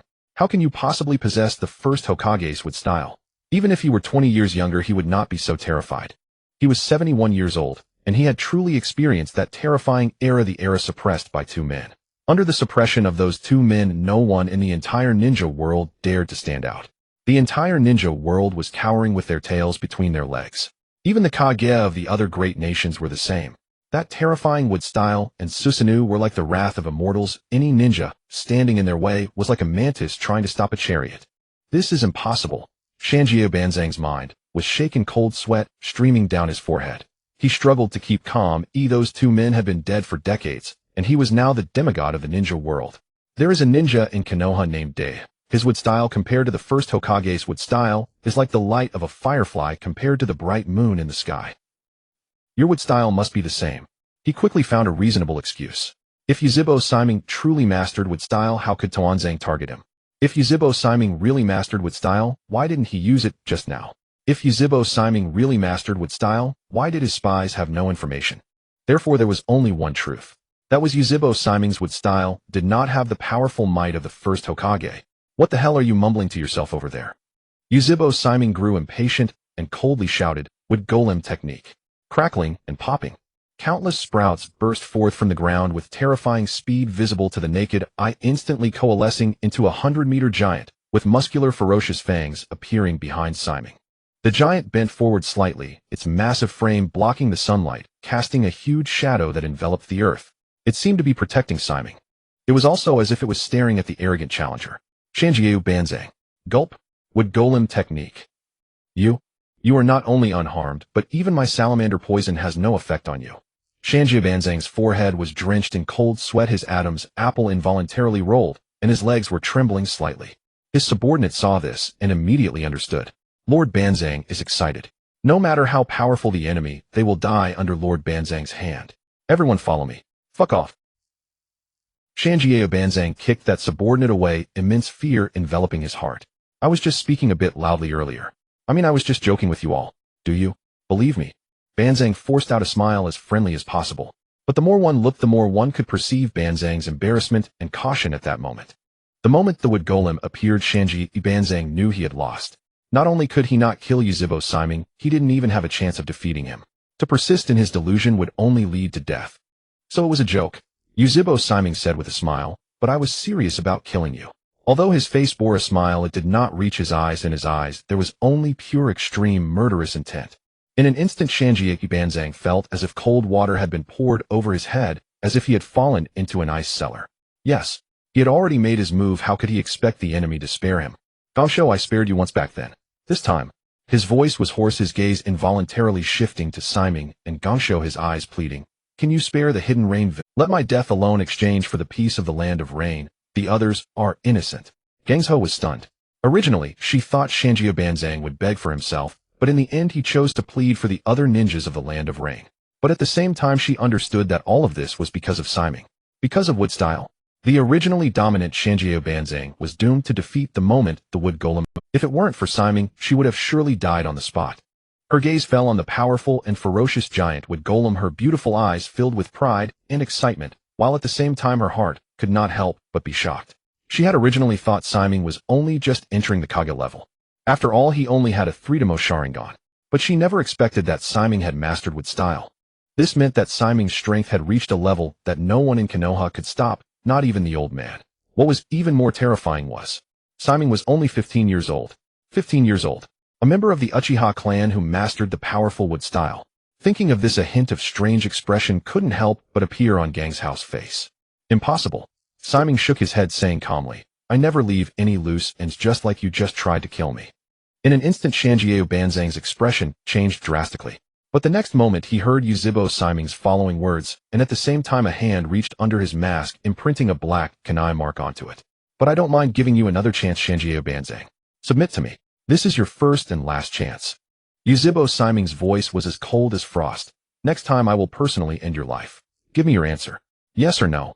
A pair of scarlet Uchiha Sharingan appeared in Yuzhibo Siming's pupils, as if from the deepest abyss, judging all sin. Gang's-ho was stunned. Submit to Siming. Not to Konoha. She keenly sensed something, but suppressed the doubts in her heart. I am willing. Shanjiao Banzang lowered his proud head. As long as I can protect the lives of the people of the Land of Rain, I am willing to do anything. Having passed through his proud and arrogant youth, what he had always wanted was only to protect the Land of Rain. He immediately continued, Lord Siming, the reason I was on guard against you and planted explosive tags was actually because Jitsuin Tuanzang of Konoha tipped me off. Without Siming and Gang's-ho asking, the very process-savvy Banzang immediately took the initiative to surrender, recounting the whole story. Damn Tuanzang. Especially when she heard that Tuanzang had ordered to kill all three of them. Gang's house pretty face turned livid. Betraying the village, colluding with other ninja villages to kill the village's own ninjas. Jitsuin Tuanzang's actions are tantamount to treason. No wonder the ninja who ambushed me knew about my weakness for blood. No wonder you were already on guard when we first arrived at the Hidden Rain village. Lead the way, I want to kill him. Gang's house forehead veins bulged. She was like an enraged lioness. Shanjiao Banzang glanced at Siming, and seeing his nod immediately took the lead to guide them. Soon they arrived at the banquet hall, and Banzang's expression turned very grim. Lord Siming Tuanzang has escaped. His eyes were filled with anger. Damn Tuanzang, this old man should never have trusted him. It must be that Lord Siming's use of the wood golem technique just now alerted him and allowed him to escape. At this moment, Tuanzang's decisive escape made the previously mentioned alliance conditions and instigation seem like a joke, making Shanjiao Banzang look like a clown. Obviously all of Tuanzang's conditions were just pretense. Escape, eh? He is not that fast. Yuzhibo Siming sneered, his gaze fixed on a dark corner.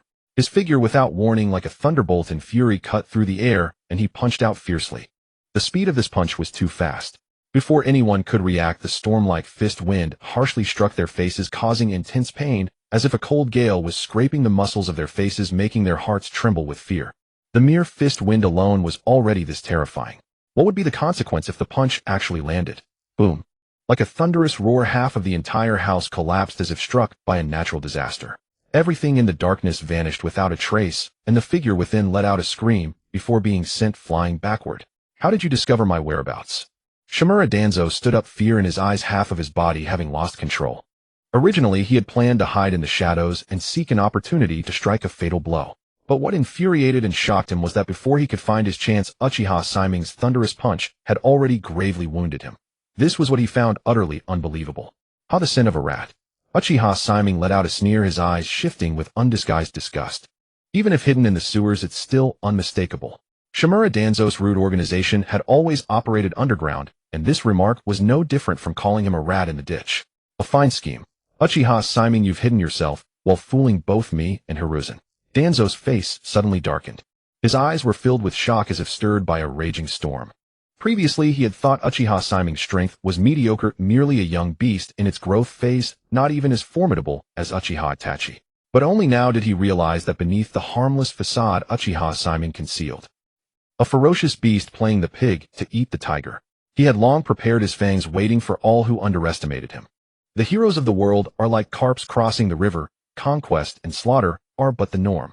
To lose to another only proves your own inadequacy. Uchiha Siming's eyes were indifferent, and he said calmly, if the roles were reversed and I lost to you, Danzo, it would only prove that I am a man of that caliber. At every stage some complain of hardship and countless others give up. But Siming always believed that he could rest, could briefly sink into despair, but he could never stop walking the path. He would either die or die on the road of conquest.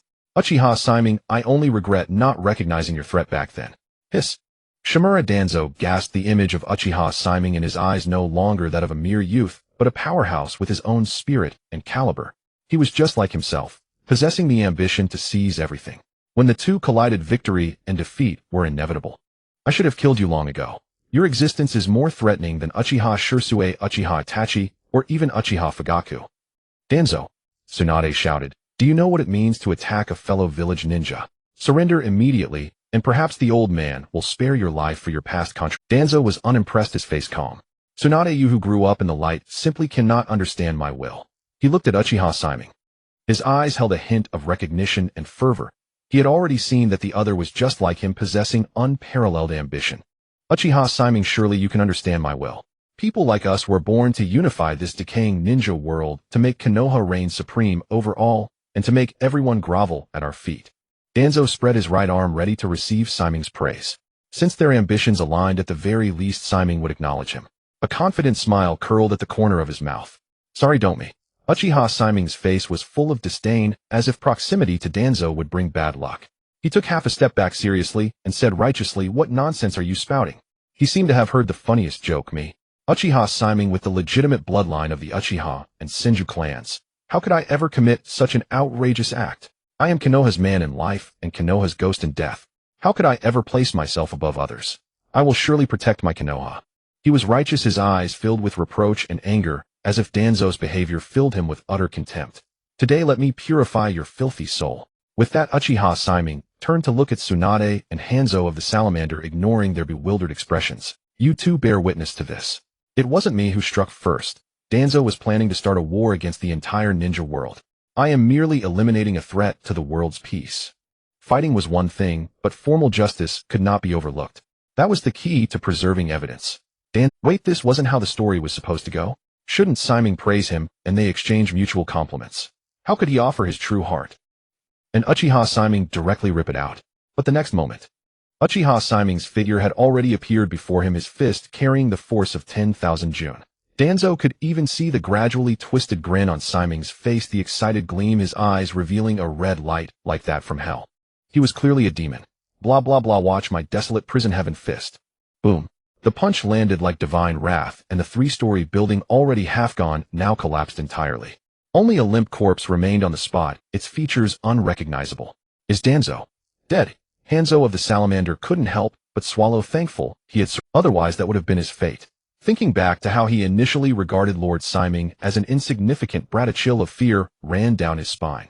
No, he escaped. Uchiha Shimei's eyes were indifferent as he looked at the corpse, shaking his hand with a flicker of surprise. This is Orochimaru's substitution jutsu.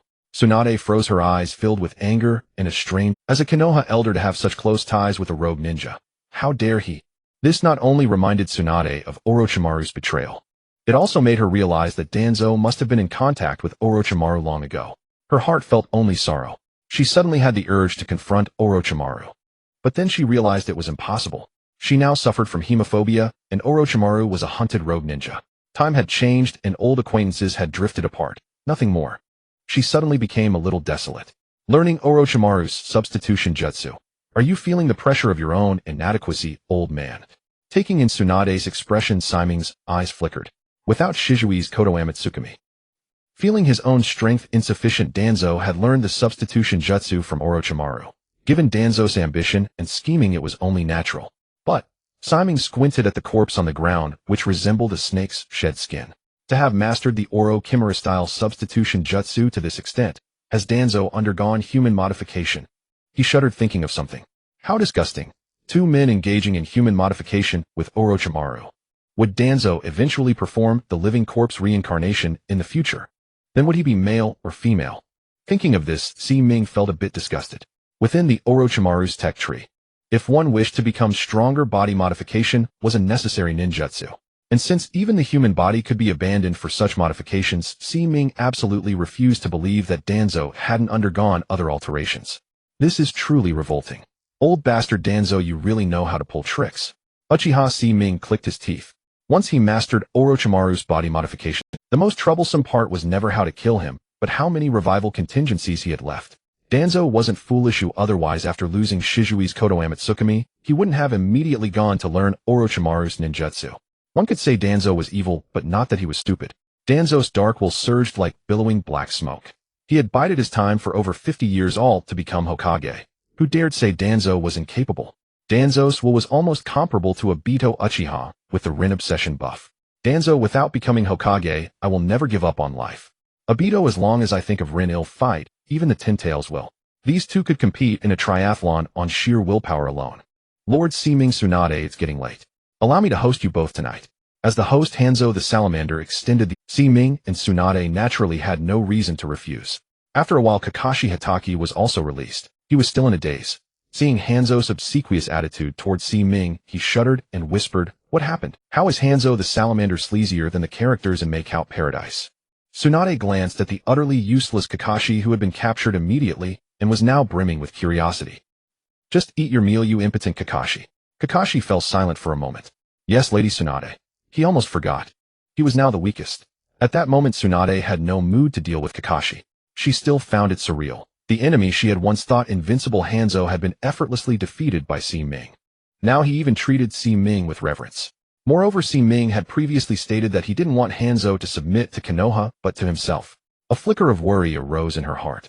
Late at night, Tsunade didn't come. Instead, Kakashi showed up. Not that one. Uchiha Seeming curled his lip. Everyone else had a late-night rendezvous with a beautiful blonde woman, but here he was stuck in a room with two grown men. Huh. Kakashi was a bit taken aback. "Didn't you tell me earlier, Seeming? If I couldn't solve my father's issue, I should come to you." After speaking, his expression grew complex and awkward. Seeming thought for a moment and recalled this. Ding. Helping outstanding ninjas in the village solve their troubles is the duty of Lord Hashirama.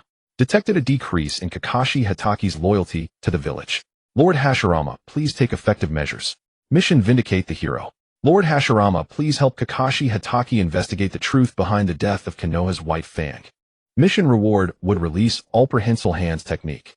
Would release all prehensile hands technique generates countless wooden giant hands that can be manipulated at will, possessing extreme flexibility and mobility with enough power to suppress all tailed beasts. Another would release. Seeming raised an eyebrow. He turned on the light, chuckled softly, and looked at Kakashi's complicated expression. Kakashi, I can help you, but have you considered what it means if the results are truly related to Konoha and what you will do? He poured a glass of water for Kakashi. It had been prepared by Hanzo. The water filled the glass, rippling gently, reflecting Kakashi's bewildered expression and rolling softly like his turbulent thoughts. At that point, will you choose to let it go for the sake of harmony? Seeming paused, his dark eyes gazing like an abyss from hell. Or will you pursue it to the end, clearing your father's name, but potentially making an enemy of the entire village and becoming a rogue ninja? Ding! A sound rang in Kakashi's mind, suddenly clearing everything. Was he truly ready? When it came down to it, for some reason a trace of hesitation arose in his heart. Was it the inability to abandon over 20 years of habitual life, or the difficulty of facing that unspeakable fear? Kakashi. Uchiha Seeming's voice was calm as a still pond, perfectly timed. Some people live a whole life, but they die the moment they abandon their dreams. Some people die at 20, yet their will is celebrated for 1,000 years. A person's life is not about how long they live, but whether they live without regrets. At that moment his voice carried no temptation, only a calm narration of a simple truth. There's nothing wrong with staying in line and bowing your head to survive. It's also not foolish to prefer death over dishonor, to die rather than surrender. Kakashi. Uchiha Seeming set down the kettle and looked at him calmly. Give me your choice. If you want to prioritize harmony, you can leave now. He didn't finish the rest. The Dharma is not lightly imparted. The Tao is not sold cheaply. The meaning of this saying is not that the master is cold, but that if the other party hasn't taken the first step themselves, all your advice is empty words. And this first step cannot be taught by anyone, only the person themselves can take it. I am willing to give everything to uncover the true cause of my father's death. Kakashi Hatake's eyes flickered with a cold gleam like a sword unsheathed as he took a deep, thinking of Hiruzen Sarutobi's repeated promises and betrayals, thinking of how his hope had turned to despair. He stepped back, cleared space in front of him, and bowed deeply. Lord Seeming, please help me. This bow was submission. It was also a betrayal of Konoha, a fact both of them understood clearly. At the same time, Kakashi was curious how Seeming would help him. After all, the other party was still just a 15-year-old boy. Kakashi, you won't regret today's decision. Uchiha Seeming helped Kakashi up, his eyes flashing. From today onward you are the liaison for the land of rain. Hanzo the salamander has submitted to me, and from now on you can command any resource of the land of rain. He spoke casually as if talking about something as simple as eating or drinking. But Kakashi's face instantly changed, and his legs nearly gave way. The land of rain. That Hanzo known as the demigod is now my subordinate. His breathing quickened and his eyes were filled with disbelief and absurdity. To think that even the legendary Sannin were no match for Hanzo the demigod, whose terrifying strength was renowned. Yet now he was bowing to Lord Shimei. How did Lord Shimei manage this? It was utterly unbelievable. And the second thing, Uchiha Shimei placed his hand on the back of Kakashi's hand, and a pitch-black kunai mark appeared. His voice was cold and sinister. Kakashi, you should know what this means. Betray me, and the only outcome is death. This is the Flying Thunder God technique. As he sensed the familiar yet unfamiliar mark, Chimu Kakaxi's face showed a mix of realization and shock. No wonder you Lord Shimei could defeat Shanjia Banzai. With the Flying Thunder God technique, almost no one in the entire ninja world is your match. As a disciple of Bluffing Shuimin, Chimu Kakaxi understood all too well the power of the Flying Thunder God technique. Once marked with the Flying Thunder God seal, one's home must be on constant alert for the enemy's appearance, almost synonymous with the fate of death. This was Lord Shimei's warning. But if he did not betray, it was also a protection from Lord Shimei. Besides, after returning to the village, I will give you some evidence regarding Shirtsuin Tuan. Uchiha Shimei said calmly. And these are enough to prove that Tuanzang was involved in your father's death, and can clear your father's grievances. He would force out all of Mui's trump cards bit by bit. He was indeed a time traveler, but who said that Mai only had the trump cards shown in the anime. One wrong move, and the whole game is lost. Now that he held the initiative, he naturally intended to apply pressure bit by bit using the Great Shift tactic. Either you reveal your trump cards, or you are gradually probed until you are pushed off the table. Back then the Cloud Village used this very tactic against Mai. But unfortunately the mountains were high and the Emperor was far away, making the Cloud Village's plan too time-sensitive, and were those previous evidences of Tuanzang spread by you? No, did you kill the root ninjas? Chimu Kakaxi suddenly realized something. Yes. In the end Tuanzang only found a scapegoat, Hinata Liuhua, and no one else. Yes. In the end Tuanzang only found a scapegoat, Hinata Liuhua, and no one else. But if it was the Uchiha clan who did it, then it would only be natural. Yes. In the end Tuanzang only found a scapegoat, Hinata Liuhua, and no one else. But if it was the Uchiha clan who did it, according to what he knew, Lord Shimei was also the first of the Uchiha clan to undergo interrogation and inspection, and was released the same day. Truly terrifying. I understand, Lord Shimei. I will definitely do this well. Chimu Kakaxi took a deep breath. Suddenly, he had an inexplicable intuition that he was participating in an earth-shattering event on a grand chessboard. He was about to continue expressing his loyalty. Moi. Shimei's eyebrows suddenly raised, and he stood up, grabbing Kakaxi by the collar and throwing him out. Get lost, I have important business here. Before Kakaxi could react, his whole body was already flying out. He quickly adjusted his posture to avoid falling awkwardly, but his gaze caught the last scene of Uchiha Shimei closing the window. A curvaceous green figure walked in. Kakaxi. No. Lord Gangsho. Inside the room. Shimei had just closed the window when Gangsho walked in carrying several bottles of wine. She frowned, slightly puzzled. Why close the window? The weather in the rain country is too stuffy, opening it would be cooler. The rain country has a lot of rain. If it rains it might affect sleep. Uchiha Shimei casually explained. At this moment, perhaps because she had just bathed, Gangsho's skin was fair and her face had a hint of rosy glow.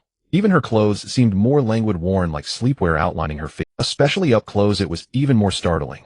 He lowered his gaze, a hint of fear in his eyes, and frowned. Sister Gangsho, why did you bring wine? I'm telling you I can't drink, and minors are not allowed to drink. Moi. Seeing Shimei's reaction, Gangsho's eyes lit up. Oh ho. A 15-year-old powerful handsome Uchiha guy actually can't drink. Very good, very contrasting. For some reason Gangsho's mischievous side suddenly emerged. She patted her chest vigorously and assured, don't worry Shimei. Drinking is nothing. You're already 15 now, a little drink won't hurt. As she spoke she hugged Shimei. Seeing his resistance, she became even more excited. No, I can't drink, I must not drink. Sister Gangsho, please go back. Come on, a little is fine. How can a man not drink? No, Sister Gangsho. I absolutely will not drink before I come of age. Shimei, are you a man? Without this little courage, how can you become an excellent man? Sister Gangsho, you. Final drink. TSK. A smile of triumph curled at the corner of Gangsho's mouth like a little fox. She narrowed her eyes. Still too young, just a simple provocation. Little Shimei easily handled. She was already prepared to see Shimei drunk later. Come, a real man downs it in one gulp. Gangsho kept urging him to drink, even drinking 2 cups herself to encourage him, and got more and more tipsy. No. Why wasn't Siming drunk yet? Gangsho lost consciousness, but Siming's eyes, though slightly drunk, still held clarity. Tisk, you think I've been the main attendant for nothing? Do you know the value of a main attendant? The next morning, when Gangsho woke up, she found herself disheveled, but nothing was missing. She was just hugging a man whose body felt. She remembered. She remembered everything from yesterday. Shame spread across her face. As she looked up, she saw a pair of dark, deep eyes filled with mockery and amusement. Hey, isn't this Sister Gangsho? Why are you in my room so early in the morning? He spoke deliberately, as if suddenly realizing. Oh right, Sister Gangsho wanted to teach me how to drink. After speaking, his dark eyes quietly stared at Gangsho, as if waiting for an answer. Uchiha Simon, you little brat. Gangsho fled in panic, her pretty face flushed with shame and anger, her graceful figure both fleeting and stunning. If you dare tell anyone about this, you're finished. Damn it. She lost to Simon, that little brat, in drinking. After speaking, his dark eyes quietly stared at Gangsho, as if waiting for an answer. Uchiha Simon, you little brat. Gangsho fled in panic, her next time I absolutely must not drink 2 cups at once just to encourage him. Thinking this, Gangsho felt a little more confident. It's not that I lack skill, but my tactics were flawed. Next time I'll make sure that brat Simon knows my power. Watching the graceful figure depart, Uchiha Simon clicked his tongue. Tisk, as expected of the princess of the Senju clan, the feeling is amazing. He wondered if it was because of the Senju clan. Based on Simon's knowledge of human anatomy, it seemed that Lady Gang's house body temperature was naturally 2 degrees higher than others. That scorching heat and sensation were far beyond what others possessed. To this, Uchiha Simon could only say one word: invincible. Many good brothers can only unlock a special gallery when their girlfriend has a cold. But Gangsho was different. She was born with a special gallery. The root. Here it was sunless and gloomy. Even on a bright and clear day, not a single ray of sunlight could penetrate this place. Contrasting with the prosperous light of this was like the deepest darkness of Konoha harboring endless filth. Damn it. Shimura Danzo, who had fled back to Konoha, still had a look of lingering fear, and recalling the fierce green-fanged giant that stood over 100 meters tall, a sense of powerlessness involuntarily rose in his heart. But the next moment, that feeling vanished without a trace. It turned into a burning thirst for power and ambition. Who says the wood release is invincible? Once I reincarnate into that powerful body, I will gain strength no less than the wood release. Bring me that body. To achieve the goal of unifying the ninja world, he must first become the Hokage. And now on the path to becoming Hokage, Uchiha Shimei was the greatest threat. After destroying Uchiha Shimei, he would complete his metamorphosis from a snake to a dragon, seize control of all of Konoha, and unify the ninja world. On the other side, Uchiha Shimei and his 2 companions were leisurely making their way back, enjoying the scenery and local delicacies along the way. When ninjas return from a mission, they no longer have the constraints of the task, and with their minds relaxed, their journey home naturally slows down considerably. This was one of the little tricks ninjas used to slack off. After all, being a ninja was a high-risk profession, or if they didn't occasionally take a break and rest, many would inevitably suffer from excessive psychological stress. Yet Tsunade couldn't shake the feeling that something was off.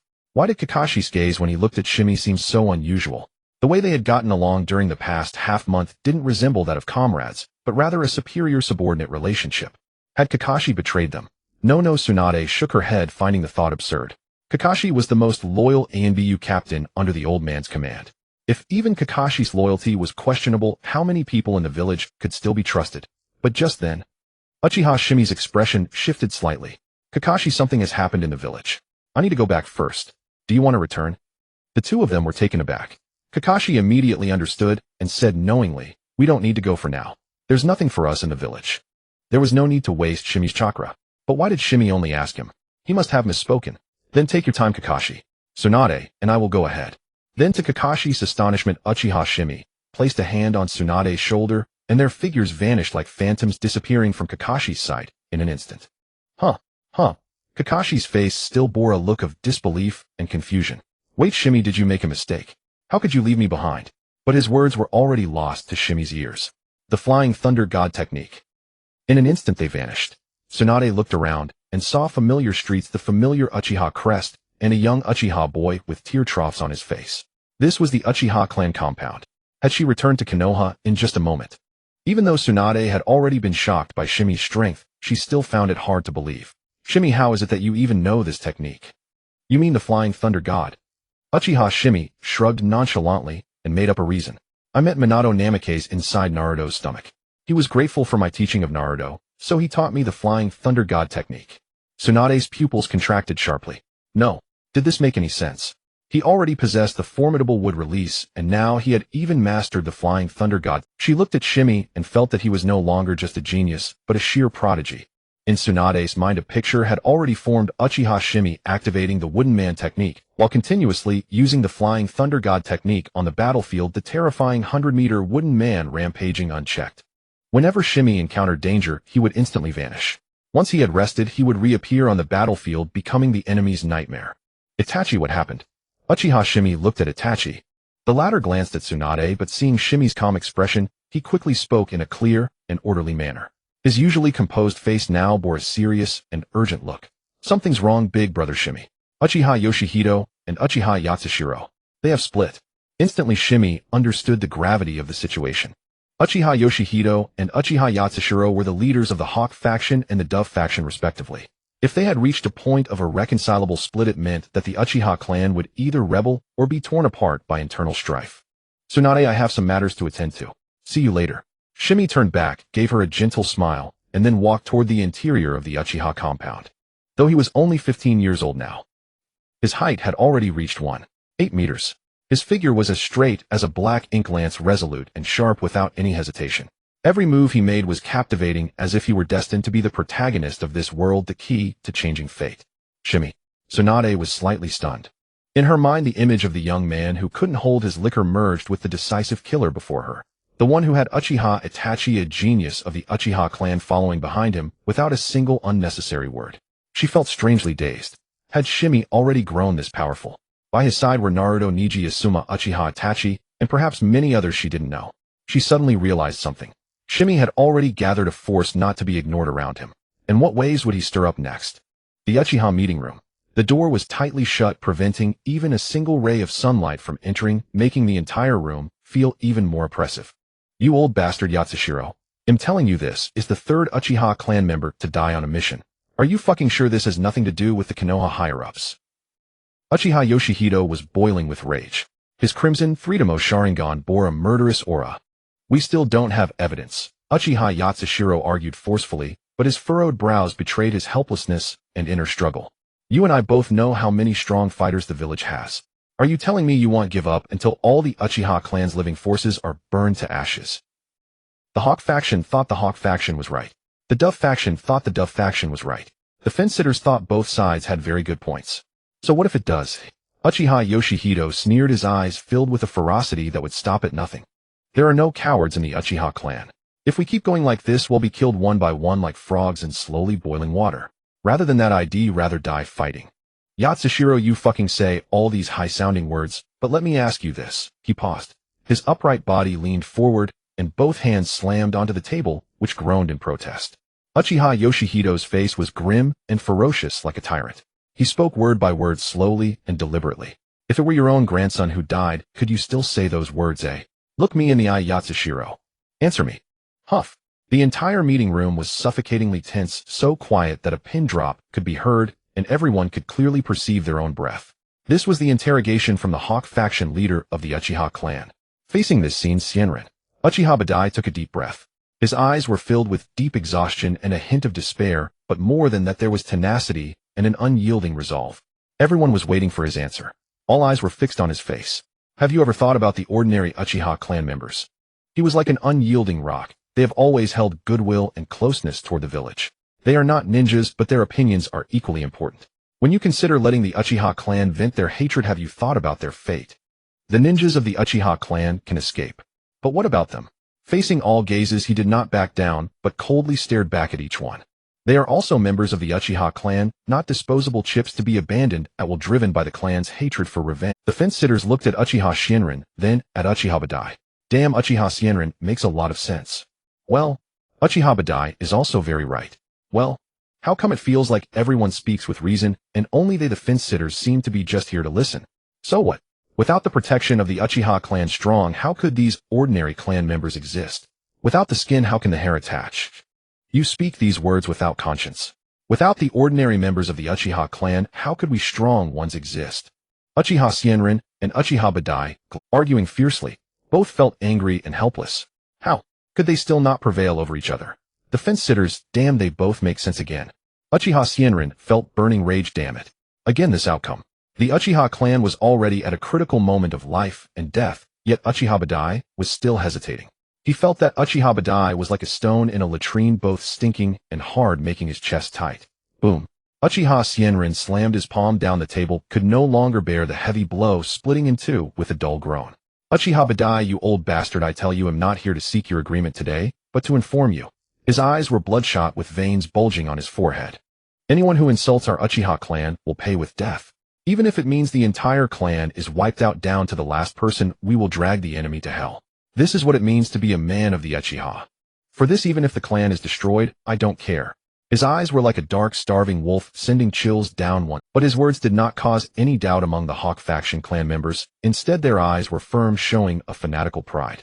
The Uchiha clan would rather die in battle than beg for peace. Uchiha Shimei stared down Uchiha Badai with a ferocious smile. Today, either you give me an answer, or I'll give you an answer. These words were ambiguous. But Uchiha Badai understood very well what Uchiha Shimei meant. Once he gave an opposite answer, from then on Uchiha Shimei would not inform him of any actions, including rebellion. At this moment, Uchiha Shimei felt as if he was at the edge of a cliff. Any choice would lead the Uchiha clan to destruction. His lips trembled.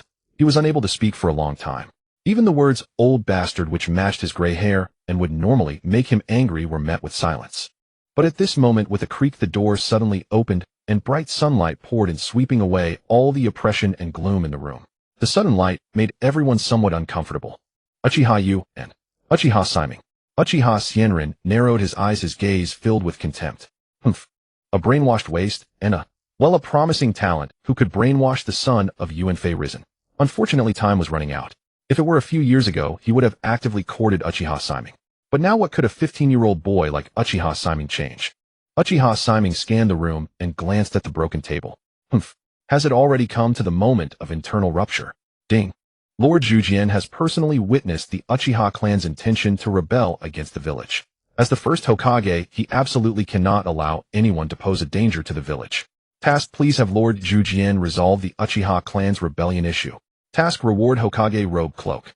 Hokage robe cloak, a robe representing the identity of the Hokage. This is the exclusive cloak of the first Hokage. Shimei.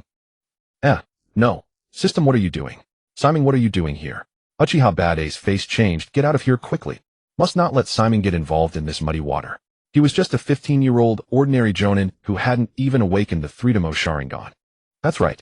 Uchiha Shimei sneered, his gaze condescending and indifferent. This is not a place for children's games. Get out. Uchiha Shimei, don't go too far. They are also members of the Uchiha clan. Uchiha Badai's face showed anger. Oh.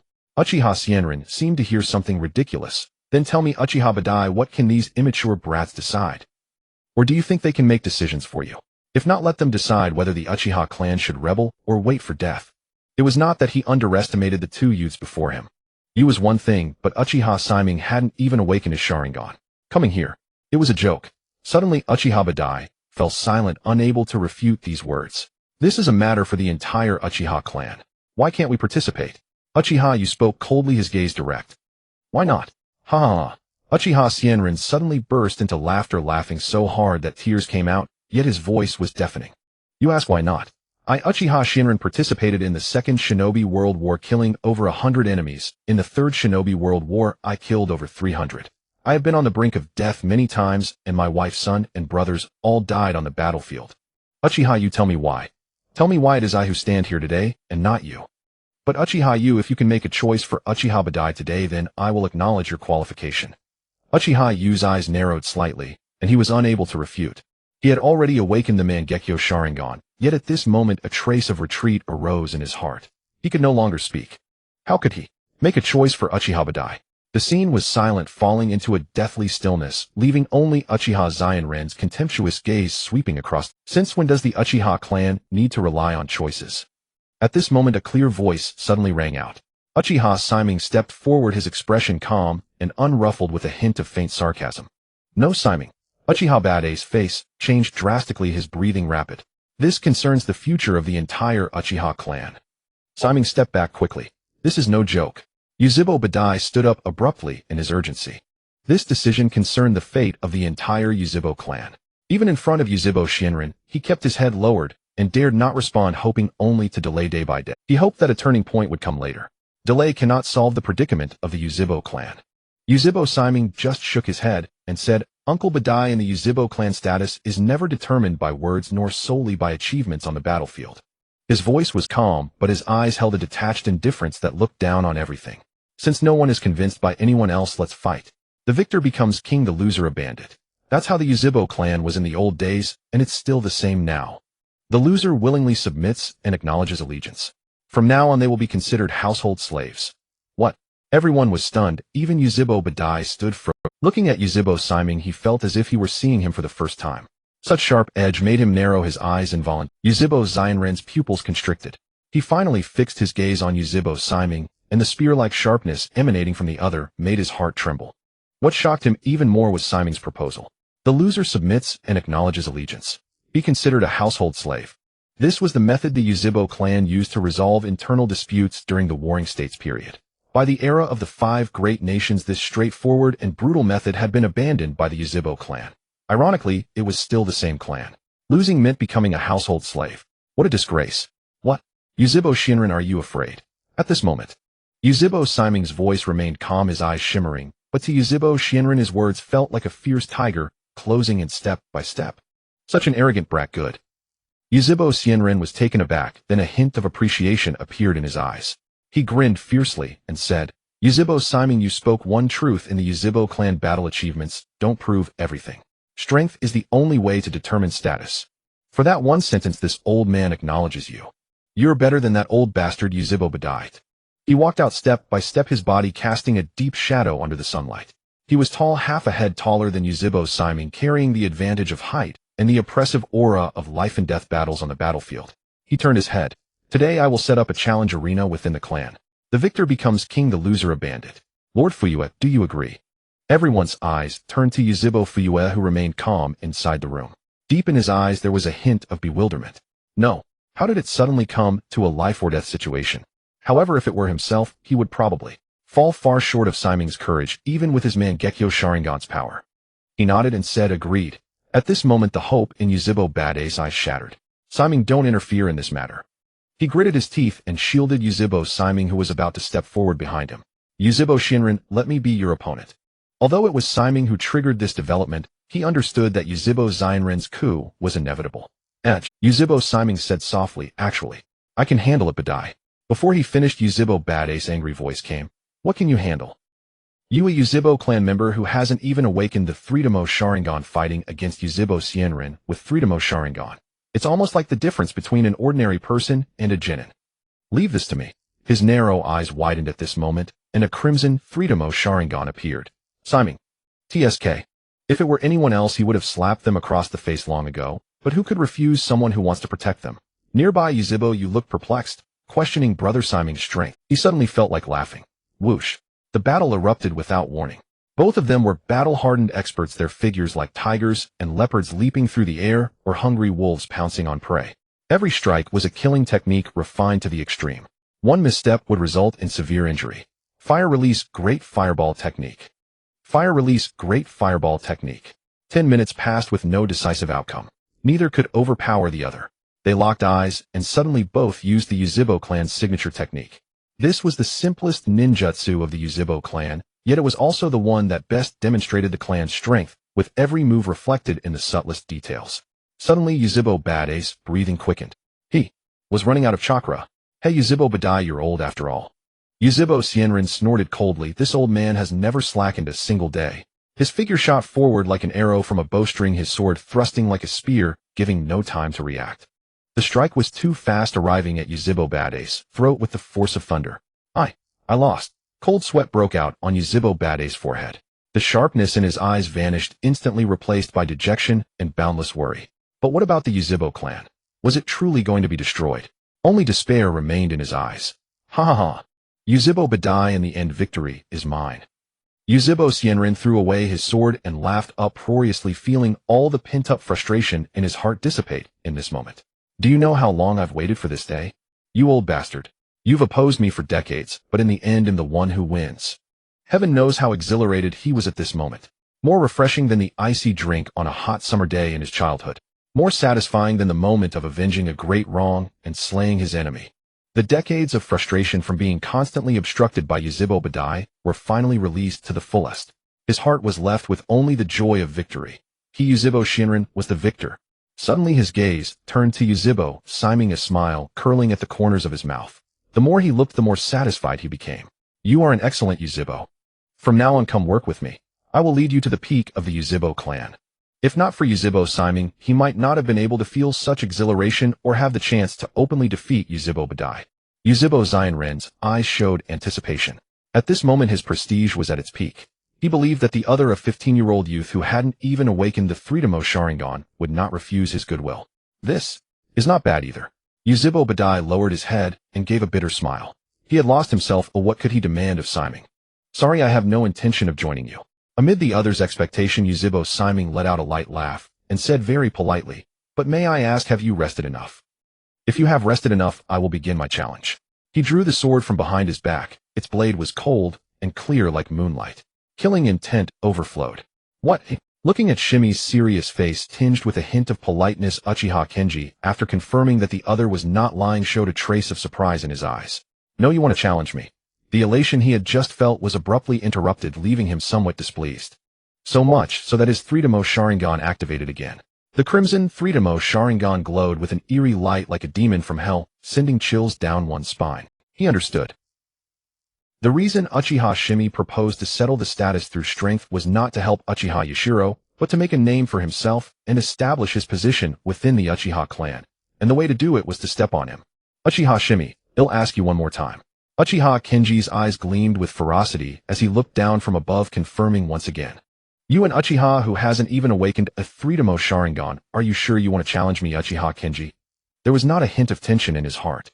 He only found it ridiculous and insulting. How dare an insignificant ant offend the majesty of a tiger or lion? The others also looked at Uchiha Shimei with disdain and mockery. They were all too familiar with him, a half-breed of the Senju and Uchiha clans. What a pity. At 15 he had not yet awakened the Sharingan, and his strength could be considered extremely mediocre within the Uchiha clan. Challenge Uchiha Kenji, the leader of the Hawk faction. Absolutely ridiculous. Why do you talk so much? Uchiha Shimei took a step forward, his eyes showing slight impatience, as if he found Uchiha Kenji's chatter too noisy. A slow smile curled at the corner of his mouth. Uchiha Kenji, I hope your strength is as formidable as your mouth jutsu, or else it will be too disappointing. What a provoking Uchiha Kenji. Everyone's expression shifted. You have guts. Today I'll show you the power of the Sharingan, and make you realize just how insignificant. Uchiha Kenji let out a sinister laugh. The appreciation in his eyes for Shimei was gone. The moment he spoke, his figure shot forward like an arrow from a bow chasing stars, and the moon instantly closing the distance, his long blade gleaming with cold light as it slashed down, like a silver-white silk ribbon, dazzling and fierce. But Uchiha Shimei did not dodge at all. His long sword moved later, but arrived first, striking upward in a reverse slash, producing a shrill clash of metal. Impossible. His tiger's mouth went numb with pain. Uchiha Kenji's pupils contracted. You can counter from a disadvantageous position. The first move he lost. Even with the advantage of his downward momentum and charging speed, unleashing greater speed and power, he could not withstand Uchiha Shimei's unprepared backhand slash. As everyone knows, a backhand strike is harder to master than a forehand one. This meant that in terms of swordsmanship and strength, Uchiha Shimei far surpassed him. The crowd was stunned. They found it unbelievable. After all, Uchiha Kenji had been renowned in the ninja world for years, yet today, he lost in swordsmanship to a 15-year-old boy. The onlookers' gazes towards Shimei were filled with surprise and scrutiny. The previous disdain vanished. As expected of an Uchiha who has merged with the Senju bloodline, you have inherited the Senju's formidable power. Uchiha Kenji quickly used chakra to soothe the pain in his hand, his figure moving even faster. But the key to victory is not just strength. Strength is indeed important. But what truly makes the Uchiha clan formidable is the Sharingan. The crimson Tobirama Sharingan spun rapidly, completely enveloping, calculating everything about him. The speed of his long sword increased, becoming more treacherous. He did not engage Shimei head-on, but instead struck at every opportunity, attacking from extremely tricky angles. Even Shimei found it troublesome. Playing dirty, huh? Uchiha Shimei sneered, his speed suddenly shooting up. The long sword in his hand became like a mercury ribbon, moving so fast that it was impenetrable. Impossible. How can you be so fast? The smug Uchiha Kenji suddenly caught his breath. Originally, he could rely on his Tobirama Sharingan to find openings and launch more tricky attacks that caught Shimei off guard, but after Shimei increased his speed, his tactics became useless. There was no choice but to clash Hiden. Fire release, great fireball technique. Uchiha Kenji flipped backward like a swallow, sheathing his long sword, while forming hand seals rapidly. Boom. In the blink of an eye before he even landed, the great fireball technique was already unleashed, giving his enemy no time to react. Performing a jutsu while flipping in midair, Uchiha Yashiro exclaimed in surprise, "Kenji, you actually mastered such a technique." Even he could not perform a jutsu while flipping. If Uchiha Kenji had used that move earlier, he would have likely lost already. At the same time, he couldn't help but feel a pang of worry for Shimei's situation. This strike was too fast. Could Shimei react in time? How I haven't wasted these years. Uchiha Kenji raised his chin, proudly landing steadily. But Uchiha Shimei, I've already held back. At worst, he's only severely injured. But suddenly, his crimson eyes caught something, and his pupils contracted. A terrifying blue torrent of water coalesced into a ferocious dragon appearing abruptly. In contrast, the great fireball was like a small flame ruthlessly extinguished. Water release, water dragon bullet technique. Uchiha Shimei suddenly clapped his hands together, not needing a second seal. The momentum did not diminish. The ferocious water dragon roared, charging at Uchiha Kenji with unstoppable force. How is this possible? Uchiha Kenji found it utterly absurd. The terrifying dragon reflected in his eyes. A normal water dragon bullet is only about 10 meters. How can it be dozens of meters? He exploded with terrifying force from his feet, his figure vanishing without a trace. Uchiha Shimei casually waved his hand, and the water dragon that was about to crash into the buildings instantly turned into water. Uchiha Kenji, is this the extent of your capacity? Uchiha Shimei sneered. Can't even resist a mere water dragon bullet. In an instant, Uchiha Kenji's face turned extremely ugly. Even if he didn't want to admit it, it was the truth. He simply couldn't resist that terrifying water dragon in his hate. Don't be too arrogant, brat. Uchiha Kenji's heart swelled with anger and impatience. He could no longer maintain his initial calm. The Uchiha clan relies on more than just ninjutsu. Sharingan Jinjutsu. The crimson Tobirama Sharingan in his eyes blazed with light, and at the same time his expression showed a hint of confidence.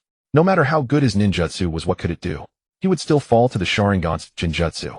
Lord Kenji defeat him. Just a mere brat daring to challenge Lord Kenji. A brat who hasn't even awakened the Sharingan. How could he understand the power of the Sharingan? In an instant, many Uchiha of the Hawk faction had already raised victory cheers, as if they had already seen the outcome. Uchiha Shimei would become Lord Kenji's house slave. Simon. Uchiha Yashiro's expression changed. This was his greatest worry. The difference in strength between a clan member with the Sharingan and one without was as vast as that between an ordinary person and a genin. But the next moment, Uchiha Zainren's expression shifted and blood instantly streamed from his Tobirama Sharingan eyes, as if he had been struck by a heavy blow. How is this possible? How can Jinjutsu be useless against you? The moment he cast the illusion, he felt none of the usual ease of controlling an enemy. Instead, his consciousness slammed into a massive wall. In an instant, his head bled and his mind grew dazed, and he saw only Uchiha Shimei's figure swiftly approaching. He bit his tongue, let out a sharp shout, and rapidly formed hand seals. Fire release, fire dragon song technique. For fire dragons roared, attacking from all four directions, above, below, left, and right. They completely locked onto Uchiha Shimei. This was an absolute guaranteed hit technique, one that could only be endured Hiden. Uchiha Shimei needed this jutsu to buy himself time. But in his sight, Uchiha Shimei, like a hungry tiger pouncing on its prey, did not retreat, but instead charged straight into the four blazing, ferocious fire dragons. How ridiculous! Uchiha Zainren's heart tightened, then he sneered. Do you think the fire dragon song technique is merely a simple attack? These four fire dragons are controllable chakra fire dragons. As long as my chakra hasn't run out, you have nowhere to escape. He only thought that Uchiha Shimei intended to charge through the encirclement of fire dragons at top speed. But this was useless against the fire dragon song technique. Yet the moment his words fell, his expression drastically changed. Merely four fire dragons like grains of sand. Uchiha Shimei sneered, his speeding figure not pausing for an instant, and he suddenly clapped his hands together. Would release, would dragon technique. Crack. On the ground ahead, a sprout broke through the earth's bindings, and in the blink of an eye grew into a 100-meter-long ferocious wood dragon, its eyes glowing with gold. It loomed over everyone. In comparison, the mere 10-meter fire dragons were like fireflies, extinguished entirely by a single swipe of the wood dragon's tail with overwhelming force. Then the wood dragon's head gently rose, respectfully supporting Uchiha Shimei's feet, riding the dragon forward. At the same time, the dragon's tail tightly bound Uchiha Shimei, rendering him completely immobile. Would release. Uchiha Zainren's eyes widened in disbelief, fear flickering in them. You have awakened the power of wood release. He struggled desperately, but the more he struggled, the more terrifying the wood dragon's absorption power became, draining his chakra and leaving him powerless to resist. The excitement of his recent victory over Uchiha Yashiro vanished without a trace. Only the bitterness of defeat and a greater fury remained. He never expected to defeat his longtime rival only to lose to a 15-year-old boy, and what made it even harder to accept was that the boy had used wood release. You didn't use the abilities of the Uchiha clan. This round doesn't count. Uchiha Shimei retorted angrily. The bitterness was like a lone flame in his heart, burning brilliantly with rage, as if to consume everything. The crowd was equally stunned beyond words, looking up at the 100-meter-long ferocious dragon. Its seemingly tangible pressure made everyone's breath cautious, afraid to disturb the dragon before them. This is the legendary wood release. Uchiha Yashiro was dumbfounded, incredulous. As he looked at Shimei, his gaze held a hint of relief and reverence. He felt his earlier thoughts were somewhat ridiculous. Perhaps Shimei had intended to take the stage from the very beginning. Brother Shimei's strength is actually this formidable. Uchiha Itachi's expression was respectful, filled with admiration. He silently compared in his heart, and felt that the first stage Susanoo was no match for the wood dragon before him. Ridiculous. Uchiha Shimei looked down at Uchiha Shimei from above, his eyes revealing undisguised mockery. Uchiha Shimei, when you are outmatched on the battlefield, are you going to accuse the enemy of being treacherous?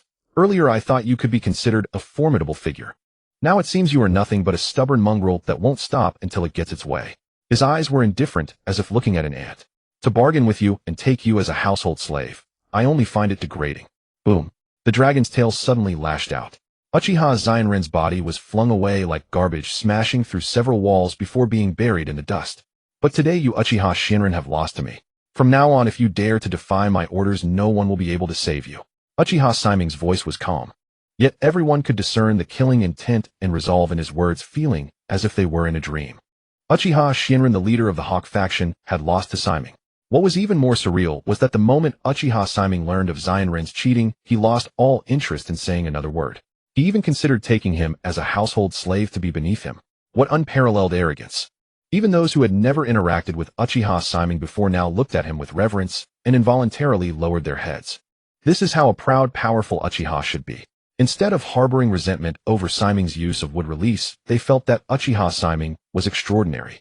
This is how a proud, powerful Uchiha should be. Instead of harboring resentment over Shimei's use of wood release, they felt that Uchiha Shimei. However, Shimei showed no intention of paying him any attention. He was quickly called inside by Uchiha Fugaku. Oh shit, Shimei knows wood release. While other Uchiha clan members might still have been harboring reservations, he immediately thought of something, and his heart began to race. Damn it. Itachi, you come too. Uchiha Fugaku's eyes flickered, and he called in Itachi, who had been planning to wait outside. The fragrance of tea wafted. Uchiha Fugaku, without waiting for Uchiha Mikoto to finish brewing the tea, directly spoke, interrupting Shimei's gaze, admiring Mikoto's slender figure in her cheongsam. No. Why so impatient? Shimei, the technique you just used was wood release, right? Uchiha Fugaku asked excitedly, only to receive a look from Shimei, as if he were looking at a fool. Ahem, it's mainly that since the death of the first Hokage, Konoha has never seen such powerful wood release. Even the wood release of the test subject Yamato is not even a tenth of the first Hokage's power. Uchiha Fugaku sighed.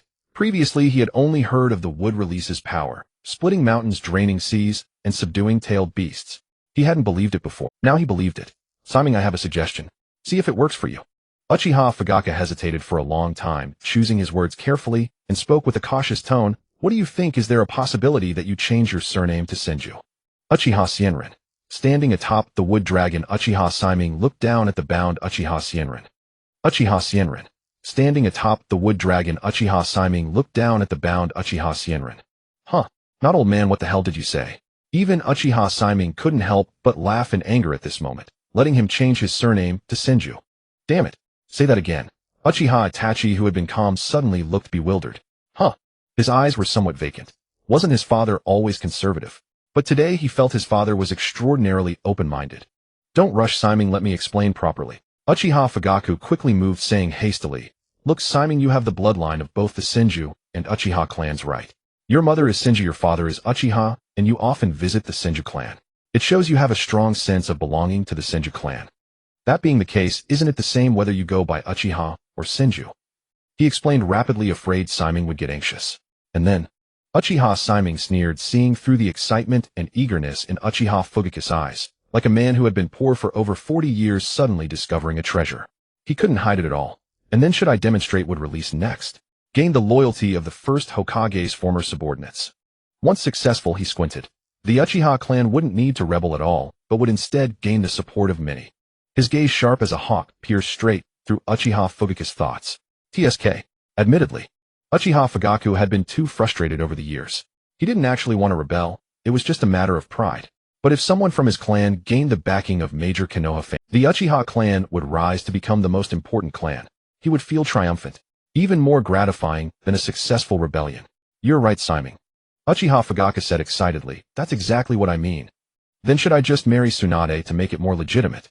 Uchiha Simon continued calmly, and become Hokage while also designating a younger Uchiha as the next Hokage. Hearing Simon's words, Uchiha Fugaku's eyes lit up. He looked at Simon with admiration and gave a thumbs up. Simon, as expected of you. You have more schemes than I do. That would be even better. Truly Simon's style. He could straighten out the thoughts of his son who had already been led astray. With that mind, that level of cunning. He was far inferior. Father. Uchiha Itachi was completely dumbfounded. He wanted to ask, are you really Uchiha Fugaku? How could you be so fawning? Where was the cold, stern father of before? Get lost. Uchiha Simon, as if hearing an absurd joke, said sternly, I, Uchiha Simon, am a member of Konoha. This is my Konoha. I will never allow anyone to disrupt its peace, nor will I permit such a thing to happen. His face was grim, brimming with righteousness. He seemed to radiate an awe-inspiring righteous aura that made anyone feel ashamed of their own thoughts. What a joke. This was his Konoha. That old man Uchiha Fugaku dared to have designs on his Konoha. How outrageous. Simon, you have a point. Uchiha Fugaku's face stiffened, a hint of disappointment in his eyes. Such a good plan, why wouldn't Simon agree? Let's drop the matter for now. Also, this is the scroll for Izanagi. Uchiha Simon took it calmly and turned to leave. Understood, clan leader. He'll take my leave. Uchiha Fugaku. Well, before he had called him clan leader Sama, but now that his power had grown, the honorific was gone. After Uchiha Simon left, the room fell into silence. Uchiha Itachi felt he might be dreaming. How could his father be so sycophantic? Uchiha Fugaku suddenly spoke, his face bearing authority, though with a touch more kindness than before. You must closely follow Simon's lead. The Uchiha clan's rise depends on him. Once Simon succeeds, you will surely become a high-ranking figure in Konoha. His eyes burned with desire and ambition. It was like when the fourth Hokage came to power. He had sensed the fourth tolerance toward the Uchiha and immediately bet on Minato Namikaze. His bet had been correct, he just hadn't expected Minato Namikaze to die so young. I understand, father. Uchiha Itachi nodded, feeling a long sigh of relief. This father was normal. By the way, don't forget to persuade Simon about changing his surname when you have the chance. His departing steps faltered, nearly causing him to trip. He understood now. His old father had been stern before only because there was no hope. Now that he had found a glimmer, he held on to it more tightly than anyone. Behind him, Uchiha Fugaku's soft muttering continued. Simon's suggestion about marrying Tsunade is actually a good idea. As Konoha's princess, marrying Tsunade would give Simon indisputable legitimacy, even more orthodox than Hiruzen Sarutobi. Uchiha Itachi quickened his pace, not daring to listen further. The adult's worldview was utterly shattered. Senju clan. Uchiha Simon lay leisurely on the roof, basking in the sun. In the almost 2 months he had been away, the weather had turned cold, and only noon offered a chance to soak up warmth. Not bad. Watching Uzumaki Naruto and Sarutobi Asuma training, he nodded lightly. Naruto had already mastered the Nine Tails chakra mode freely, and Sarutobi Asuma could now enter Sage mode without relying on Simon's shadow clone assistance. But it took half an hour, with Simon's clone helping. It could be shortened to 15 minutes, yet the duration remained only 1 minute. This meant his Sage mode was still incomplete. Sarutobi Asuma's expression was complex, as if he wanted to say something, but hesitated. Naruto, come here. Uchiha Simon beckoned, and Naruto obediently climbed onto the roof. Next year you'll turn 6 time to enter the Ninja Academy. Your teacher will teach you a few things so you won't get bullied at school. Asuma. Huh, wait. If they really fought now, he wouldn't even be a match for Naruto. And you're saying Naruto needs life-saving techniques. Come, remember this feeling. Uchiha Simon activated Sage mode in an instant, red markings appearing, lending him a divine aura. As if transferring power, his Sage mode quickly faded. It appeared on Uzumaki Naruto's face. Red eye shadow, a double circular mark on his forehead, almost a miniature version of Simon's pattern. Tisk, not bad. Much better than Asuma. Uchiha Simon was very satisfied. Hold on, let me see how long you can keep it up. He gradually released control, allowing Xuanhua Mingren to freely command it. Mingren's own control was already formidable, but previously hindered by the Nine Tails influence. Now Mingren possessed a sage body and an innate tenacity. At first Mingren nearly turned to stone, but soon he managed to stabilize. 1 minute passed. 1 minute. I've endured that before. Yuan Fei-sama sneered. 3 minutes. No way, this is unreasonable. 10 minutes. Cheating. Brother Simon Mingren is definitely cheating. Half an hour. Xuanhua Mingren finally could no longer hold on. At the moment of petrification, all the natural energy within his body was instantly drained by Yuzhibo Simon. The small figure plopped down onto the ground. Yuan Fei-sama stood frozen in place. He didn't need to be turned to stone, he already looked like one on the verge of tears. Is the gap between people this vast? Although he could now enter Sage mode after charging, he could only last 1 minute. Yet Mingren could endure 30 minutes. This was Mingren's first time learning it, and he dared to guarantee that Mingren's time would only increase. In comparison, he felt like a mere monkey. I managed to hold on for half an hour. Brother Isama, aren't you impressed? Xuanhua Mingren laughed with his hands on his hips, a hint of pride on his small face. Yuan Fei-sama wore a gloomy expression. What? 2 wastes, one lasting a minute, and the other half an hour, and you're arguing about it. Yuzhibo Simon glanced at them both indifferently, delivering a slap to each, showing no favoritism. Instantly neither of them spoke. One lasted a minute, the other half an hour, while Brother Simon or teacher could maintain Sage mode indefinitely. A freak. Brother Simon I seemed to have hit a bottleneck. Yuan Fei-sama stopped dwelling on it. The initial joy of mastering Sage mode vanished, replaced by a look of reluctance in his eyes. A month ago, until now, my Sage mode hasn't progressed at all. This level of Sage mode can't offer me much help. Before mastering Sage mode, he had hoped to grasp it quickly. But after initially mastering it, he began to resent how short his, especially after feeling the pressure of Mingren's half hour, he found it unbearable. You originally had no talent for mastering Sage mode. Yuzhibo Simon glanced at him lightly, seeing through Isama's inner resentment. This level is already your limit. Instantly Isama felt as if the sky had fallen. The resentment of the past month erupted, turning into despair. Even Brother Simon can't do anything. Am I doomed to live forever in the shadow of the old man? Brother Simon couldn't help. He had no hope. He would forever bear the title of son of the Hokage. Simon felt there was a phrase perfectly suited to Isama's current mindset. I could have lived without seeing hope, but after glimpsing at my original life, became like a stagnant pool, plunging me into an even deeper abyss. Stop thinking nonsense. Yuzhibo Simon beckoned, and Yuan Fei-sama obediently leaped over, standing beside Xuanhua Mingren like 2 well-behaved students. Slap. Yuzhibo Simon delivered a backhanded slap. I haven't said anything yet, and you're already blabbering on your own. Isama felt like he was almost knocked out by the slap. Then he heard Yuzhibo Simon say casually, with your talent learning to this extent is already your limit. If you try harder you might gain at most 1 more minute. Just like Mingren. He had learned quickly from the start, grasped it fast. If you can do it you can, and if you can't you never will. With Isama's talent, he was originally one of those who couldn't learn. Now he could only thanks to forced growth. Don't rush. You're no longer suited for training. Later I'll get you some tech upgrades. Yuzhibo Simon licked his lips. Not enough talent. No problem. Once he caught Orochimaru's head, have him apply some tech upgrades. Really? Yuan Fei-sama's eyes lit up, and nearly a month of depression vanished, as if the sky had turned from overcast to clear. Brother Simon, from now on please command me for anything. Yuzhibo Simon shivered, finding the words oddly familiar. Coming from Isama, it felt a bit nauseating. By the way, where is Ningxi? Yuzhibo Simon frowned slightly, and asked, why isn't he here? Earlier, he had already had Yuan Fei risen recruit Ningxi into the Umbu. Given his personality, aside from training and cooking, he should have been doing just that. But now 2 hours had passed since he arrived at the Senju clan grounds. Ningxi, his clan is holding a tournament. Yuan Fei-sama explained with a smile. The winner is said to obtain the 8 trigrams 128 palms. Since you mentioned teaching Ningxi before, brother, he thought you might offend the main family by obtaining the technique, so he went to participate in the Hyuga clan's tournament himself. Yuzhibo Simon's face suddenly turned cold. Such a troublesome child. He narrowed his eyes, stood up, and stopped basking in the sun. Let's go, Isama. First stop, accompany me to the Hyuga clan. Isama's expression changed slightly, immediately understanding the implication.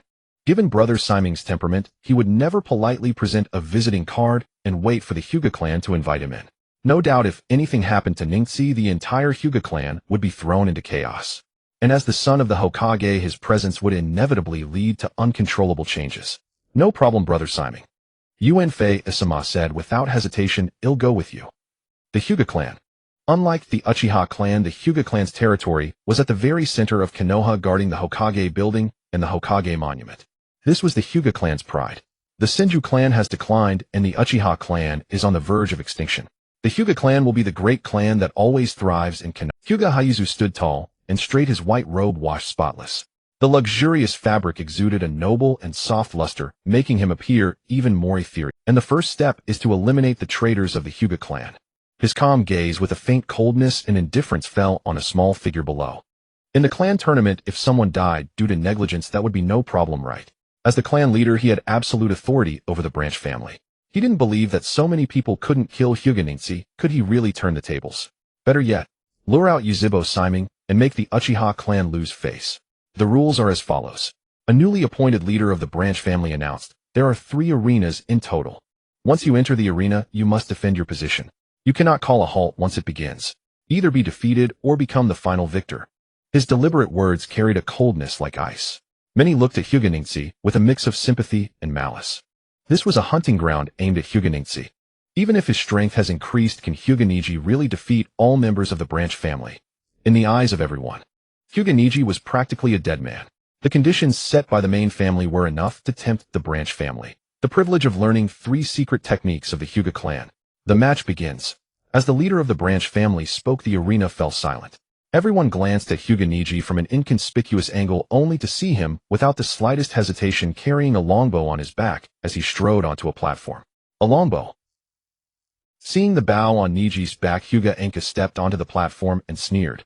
Instead of focusing on improving the gentle fist as a member of the Hyuga clan, you waste time on these unorthodox methods. Hyuga Niji, I will defeat your so-called genius today. He was 3 years older than Hyuga Niji. Yet in their first clash, Niji had already mastered the 8 trigrams 16 palms and soundly defeated him.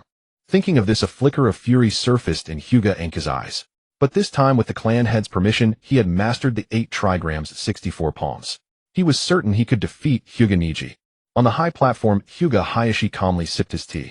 However, when his gaze fell upon the longbow strapped to Niji's back, a look of disdain and contempt crossed his face. Only the gentle fist was truly compatible with the Byakugan.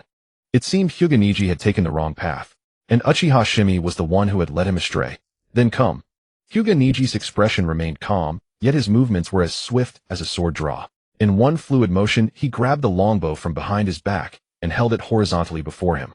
Just a bow and arrow. What kind of power can it possibly unleash? Hyuga Enka scoffed. How could mere arrows compare to the gentle fist? But the next instant his hair stood up. The fear of death loomed over him. On the distant longbow, 5 azure chakra arrows materialized, shooting forth like meteors, streaking across the sky, chasing the moon and stars. How can they be this fast? Hyuga Enka's eyes widened in disbelief. By the time he reacted, the arrows were already upon him. He barely dodged, stumbling like a dog eating filth.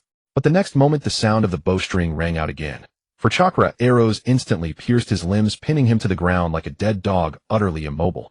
I lost. Feeling the searing pain, Hyuga Enka's first thought was not to heal himself, but the realization that he had lost once more, and in such a humiliating fashion. Meanwhile, Hyuga Niji's posture remained upright, his gaze calm. It was as if from beginning to end Hyuga Enka had never even registered in his eyes. Hyuga Enka lost. The crowd was stunned.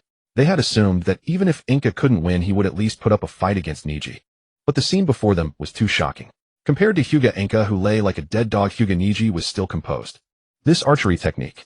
A senior elder of the main family, unlike the ordinary Hyuga members, changed expression slightly.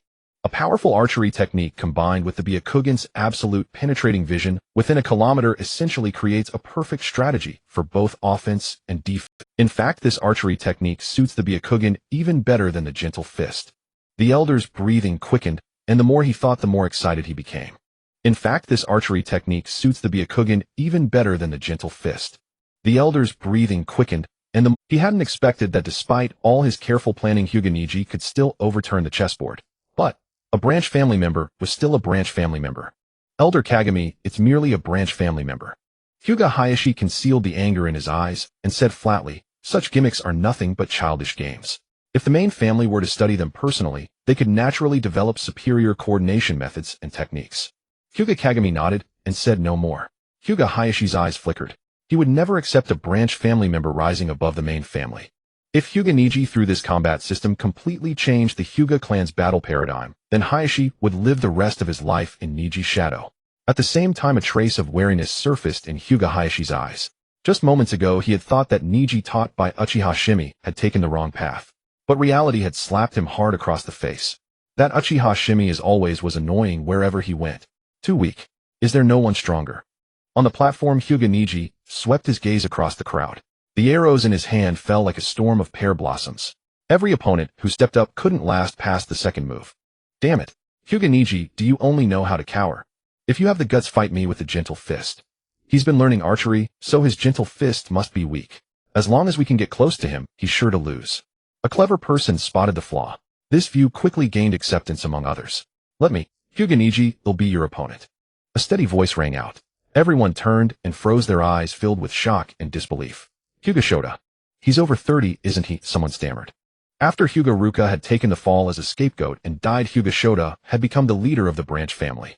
Now at over 30 years old, he was actually challenging Hyuga Neji. As the organizer, do you even qualify to participate?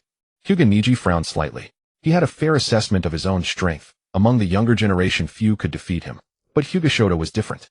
Not only was he a jonin, but he had also fought in the Third Great Ninja War. His combat experience and abilities were far beyond those of the younger generation who had never seen battle. Why not? Hyuga Shota had a gentle face and spoke slowly. I understand that you as a junior want to grow stronger. But I too wish to become stronger. After all, the only requirement for this competition is to be a member of the Hyuga branch family. To put it bluntly, he continued, his smile still warm. Even a 70-year-old member of the branch family, should they wish to participate, would be allowed to do so in principle. He smiled amiably, but to Hyuga Neji, it seemed like a hypocritical mask. This man was not only more troublesome than Hyuga Ruka, but also more shameless. Then come. Hyuga Neji took a deep breath, and in an instant he drew his longbow to its full tension. 5 chakra arrows materialized, instantly locking onto Hyuga Shota. As soon as he stepped onto the platform, he would face a barrage of chakra arrows. Young people these days are so impatient. Hyuga Shota did not retreat. He stepped onto the platform in one stride. In that instant, the chakra arrows, flickering with azure light, shot forth like a gale. Before they even arrived, a sharp twang rang out. Hyuga Neji drew his bow again. Another 5 streams of light arrows like a spiderweb covered all of Hyuga Shota's escape routes. The crowd held their breath. Fear flickered in their eyes. Their gaze toward Hyuga Neji was entirely different from before. They asked themselves, under this all-encompassing assault, like an inescapable net, they had no chance of escape. 8 trigrams air palm. Hyuga Shota remained composed. With a single strike, 2 of the 10 chakra arrows that formed an inescapable net were knocked away, leaving the net torn like a fishing net with a hole. He easily dodged, then stomped the ground hard. Like a hungry tiger pouncing on its prey, he shot toward Hyuga Neji. Whoosh, whoosh, whoosh. The arrows grew faster and more perilous, but under the observation of the Byakugan, his body turned like a swallow, instantly closing in on Hyuga Neji and delivering a punch as heavy as a mountain. This was not the gentle fist. It was a steel fist meant to kill with one blow. 8 trigrams, 64 palms. Neji remained calm. Without hesitation, he abandoned the bow and arrow, using the powerful guiding force of the gentle fist to deflect the momentum layer by layer. He sidestepped and then struck directly at Hyuga Shota's acupoint with a fierce palm. Hyuga Shota's face changed drastically. After hastily dodging, he immediately countered with the 8 trigrams, 64 palms. The two exchanged blows, fists and feet flying, every strike landing solidly. At the same time, a surge of anger rose in Hyuga Shota's heart. If he had been hit just now, he might actually have been defeated. What shocked him even more was, Neji, aren't you primarily training in archery now? How is your taijutsu also so solid? He couldn't believe it. It felt like a fantasy. Master said that both taijutsu and archery must not be neglected, Hyuga Neji said seriously. That way, when the enemy closes and they'll find that they can't defeat you in taijutsu and have already lost their chance to escape. Hiss. The crowd couldn't help but gasp. Damn vicious, truly vicious. What kind of malicious person could conceive such a sinister combat system? Huh.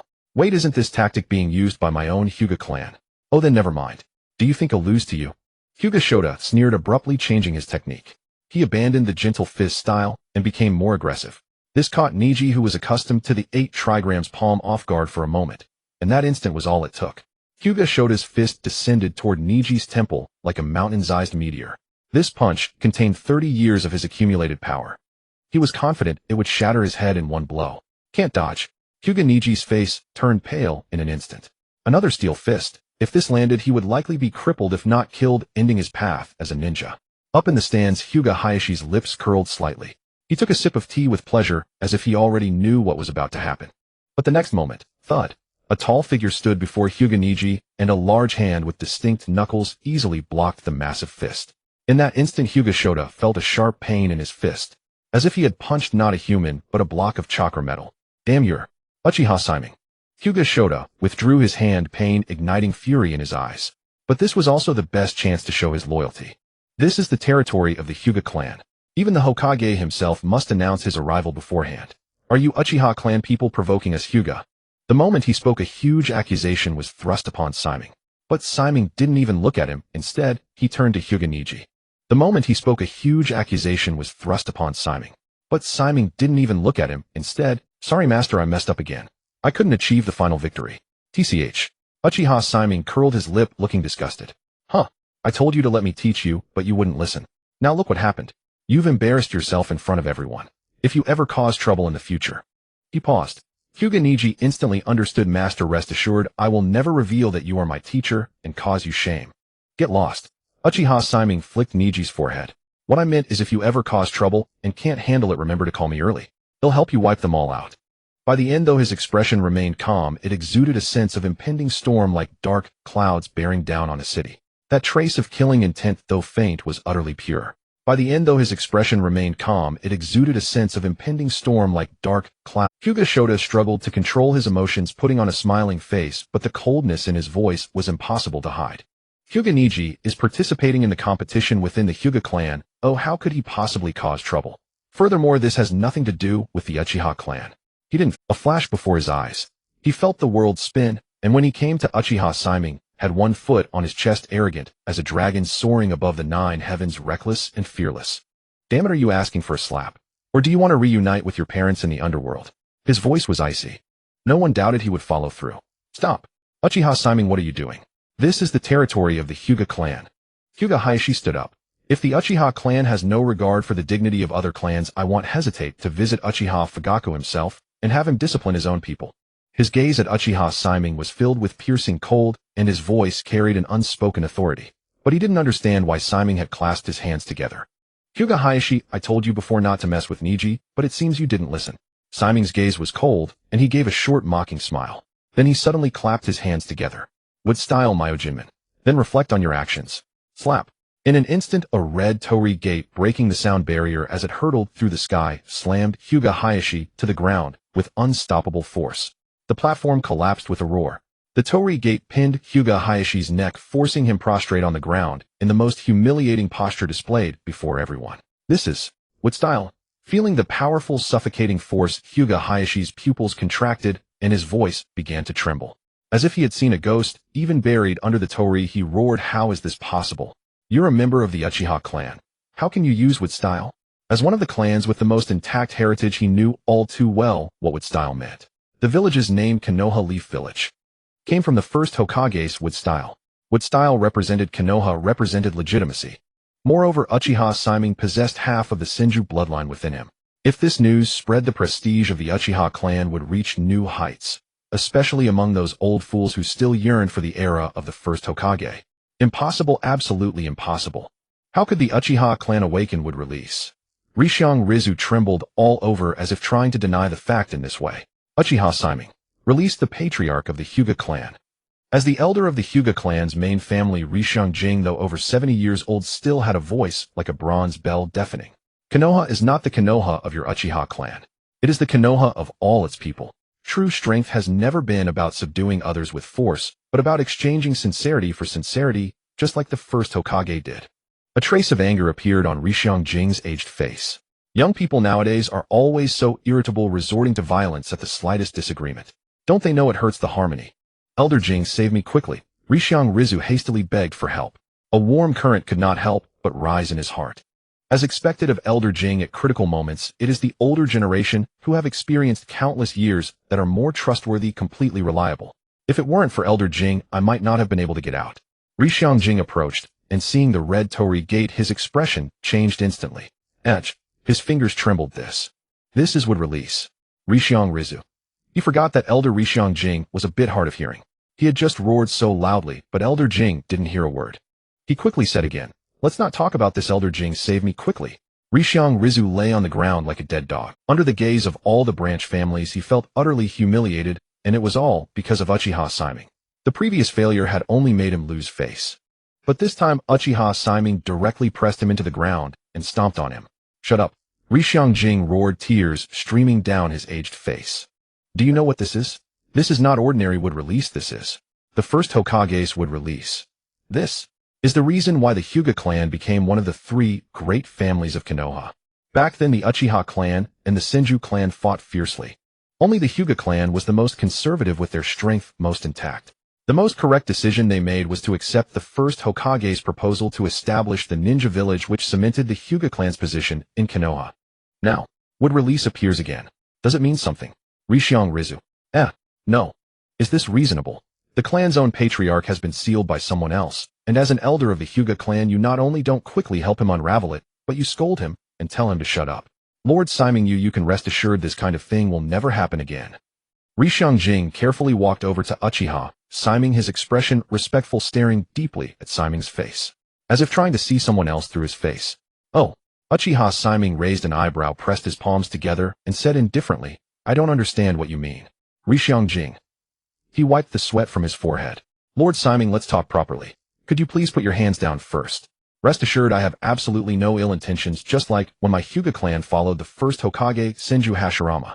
Your arrival brings great honor to my Hyuga clan. It has even initiated a powerful tactic combining archery and the Byakugan. Your arrival brings great honor to my Hyuga clan. It has even initiated a powerful tactic combining. He tried hard to express his sincerity, his heart pounding wildly. His old face grinned like a chrysanthemum. The Hyuga clan members watched in stunned disbelief as if they had seen a ghost. Am I seeing things? Is this still the always stern elder Rishiang Jing? Elder Jing has lived through the eras of the first and second Hokage, a powerhouse whom even the Hokage himself would treat with respect. And now he's currying favor with an Uchiha. I must be dreaming. Everyone was incredulous. They felt it was like a fantasy. A 70-year-old elder Jing eagerly ingratiating himself with Uchiha Siming. It was utterly preposterous. Niji, what do you think? Uchiha Siming smiled and glanced at Ningxi beside him. Off. Ningxi paused, biting his lip, his mind in turmoil. Elder Jing was someone even the patriarch had to respect. To the branch family members, he was no different from the sun in the sky. Yet now he was speaking flattering words in front of them. Niji, you have already proven your talent. From today onward you will enjoy the same treatment as the main family.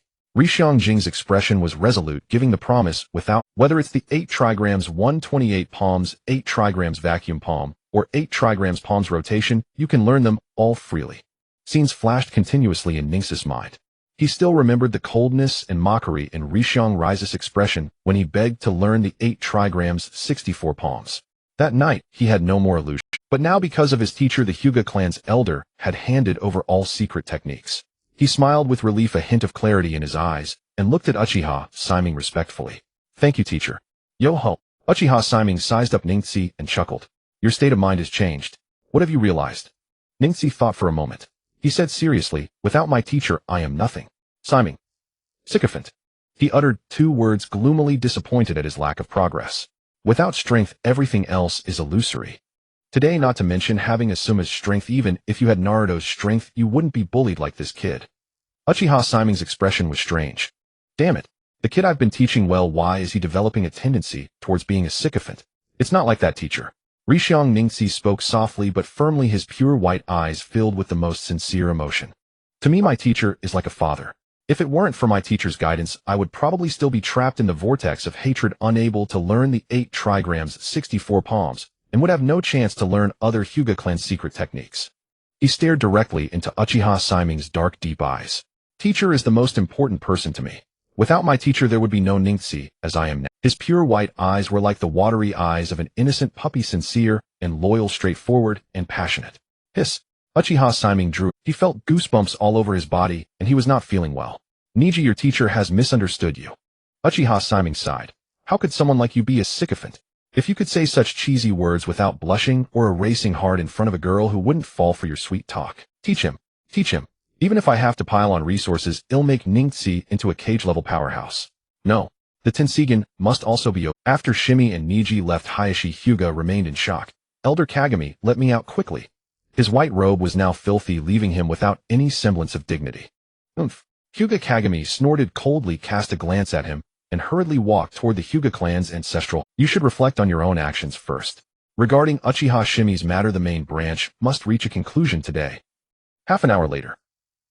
All the main branch elders gathered in the ancestral hall, though their faces bore faint displeasure and confusion. With their status, they no longer needed to meddle in the affairs of the Hyuga clan. Their mere existence was a glory to the clan. Kagami, what happened? What's so urgent? An elder asked in confusion. Hyuga Kagami took a deep breath and recounted the day's events truthfully and clearly, causing the elder's expressions to shift drastically. So we must now decide something. He swept his stern gaze across the elders. Whether to continue our previous stance of non-interference, preserving the Hyuga clan's dignity and honor, or to actively intervene and forge ties with Uchiha Shimei. Just as Hyuga Tenjin agreed to the first Hokage back then. The elders were all figures of great influence. Having faced countless dangers and life-or-death crises in the ninja world, their breathing still quickened involuntarily. They understood too well what this meant. The former choice meant they need not do anything. Even if the Uchiha clan ultimately gained power, the Hyuga clan would remain a pillar of Konoha, at most earning the Uchiha. The latter meant standing with the Uchiha clan. If Uchiha Shimei succeeded, the entire Hyuga clan would share in the glory of being foundational supporters. But if he failed, the entire Hyuga clan would face Konoha's purge. Their faces were complex and shifting. No one spoke. The oppressive atmosphere was like swallows flying low before a storm, the air growing thick and sticky. Don't be impatient. This may not be the worst outcome for the Hyuga clan. An elder spoke, his eyes murky and indifferent, as if nothing could stir his interest or emotion. I second that. Seconded. Seconded. The elders voiced their agreement one after another. An elder, blinking slowly, added calmly, if the Uchiha clan fails, the Hyuga clan will fall with them. The lives of over 1,000 Hyuga clan members hang by a thread. We cannot gamble with our kin's lives. Then should we let the branch family die? Hyuga Kagami questioned in his heart, his expression darkening. Have you forgotten the power and glory of the wood style from back then? This is the Hyuga clan's chance. He spoke harshly, glaring coldly at the other elders, a glint of ambition shining in his eyes. These people had been living too comfortably. Had they truly forgotten the might of the wood style? The elders' expressions shifted, their murky eyes turning cold. Kagami, the Hyuga clan is already one of the 3 great families. What more do you want? An elder thundered, pounding the table with his finger. What of the wood style? The first Hokage died young, yet we still lived. The elders raised their chins proudly. They all clearly thought so. One of the 3 great families. Hyuga Kagami let out a mocking laugh, a short derisive chuckle. The Hyuga clan has always appeared unshakable, yet it has never truly entered Konoha's high circles. The so-called 3 great families of Konoha is nothing but the Hyuga clan's self-comfort. Real power. Real power. That is what the Hyuga clan must grasp. Hyuga Kagami was furious at their complacency. Look at the younger generation, Narashikaku, Yamanaka, and Oichi. One is the Hokage's strategist, the other the head of intelligence. They are the ones who will enter the power center in the future. And the Hyuga clan? Hell, there's not even a single member en route. What exactly are you so proud of? He was almost amused by their folly. He felt these people should have been buried in the grave alongside the first Hokage long ago. Enough, Kagami. Hyuga Kara, seated in the main position, spoke with a hoarse yet imposing voice. The Hyuga clan has always remained independent, proud, and untouched by any entanglements. Likewise, we will never bow to the Uchiha clan. This matter is not up for discussion. With his words, Hyuga Kagami knew there was no hope. Hyuga Kara was the oldest living member of the main branch, meaning all key positions in the Hyuga clan were held by his relatives. He held absolute power over the entire Hyuga clan. I understand. Leaving the ancestral hall, a cold wind swept through, carrying shredded clouds across the sky, sending a chill through Hyuga Kagami's body. He felt a change in the weather. Even understanding the situation, what can one do? Isn't he still pushed along by circumstances? In the following days, no Hyuga clan members came. Uchiha Shimei was unconcerned. Whether the Hyuga clan pledged loyalty or not, it would not affect his plans. However, to his surprise, he received a scroll. Teacher, inside are the 8 trigrams, 128 palms, 8 trigrams air palm, and 8 trigrams palm rotation. Niji Hyuga exclaimed in delight, his fingers trembling slightly. What was once unattainable now lay in his hands. These are for you. Uchiha Shimei glanced at it and clicked his tongue, cunning old fox, using these trivial things as favors. Seeing that the old geeks in his clan are unreliable, he's now banking on Niji, isn't he? Clearly, Hyuga Kagami's persuasion had not gone smoothly. Yet he still sent these secret techniques of the Hyuga clan, his purpose naturally being to forge a favorable connection. Shimei, something's happening. Without even a whisper of air movement, Itachi Uchiha appeared beside him like a shadow. The Hokage building is swarming with people, all cursing, demanding that Shimura Danzo get out of Konoha. But it's all bark and no bite. They have no evidence. Want to go watch the commotion? Itachi's eyes held a hint of anticipation. Tisk. Uchiha Shimei glanced at Itachi, finding it odd. Itachi, don't be like this. You died so nicely before, now that you're suddenly alive I'm a bit unused to it. The old Itachi always had a faint aura of death about him. But now Itachi could crack jokes. Itachi. Shimei, that was because I was worried back then, okay? Ever since Shisui faked his death and you started gradually taking control of the Uchiha clan, I feel that living is actually pretty good. And the tricolor dumplings are delicious. And Izumi is pretty, isn't she? Uchiha Shimei added slyly. Itachi's face flushed bright red. Shimei. I'm talking about serious business. Alright, let's go.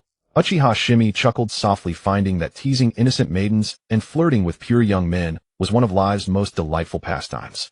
The two vanished from the spot like shadows in an instant. Even with his Byakugan-activated Niji could only perceive two blurred figures. Brother Shimei, although there are many people this time, they are just ordinary folk. Will it really work to rally so many commoners to apply pressure? Uchiha Itachi shook his head, holding little hope.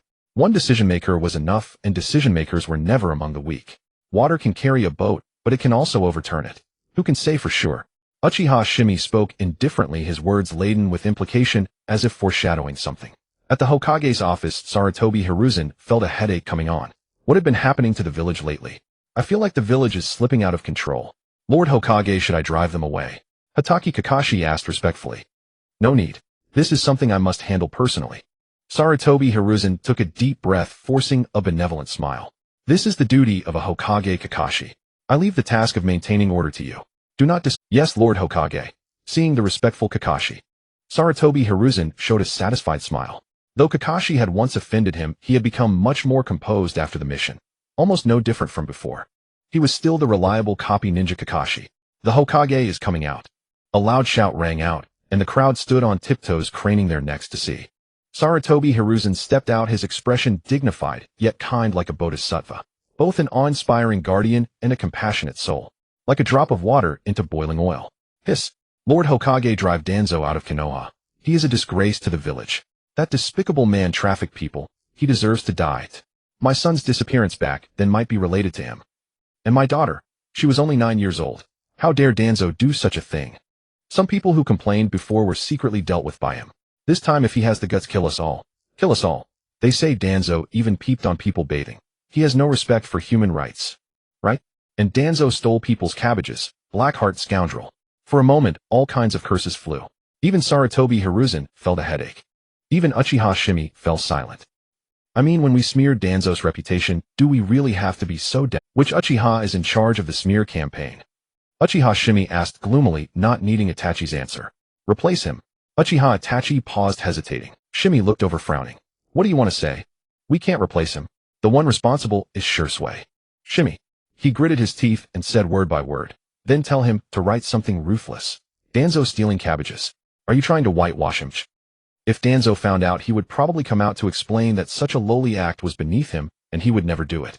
Below, Sarutobi Hiruzen's expression remained as steady as Mount Tai, his smile still serene. Only when the voices gradually died down did he speak loudly. I completely understand your feelings. His tone carried gravity, and his eyes held sincerity. As the Hokage, I will never allow such things to happen in Konoha, threatening everyone's safety.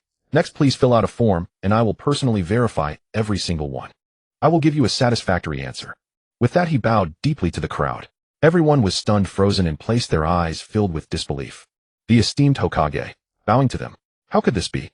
Some were stirred up, some were grieving the loss of their children, some were acting on impulse. But now Sarutobi Hiruzen's bow jolted them back to their senses. WWE, we're just speculating, Lord Hokage. You don't have to go this far. If you have time, please investigate a little. Yes, I can forget about my lost cabbages. But my son's kidnapping must not be ignored. Lord Hokage, please look into it.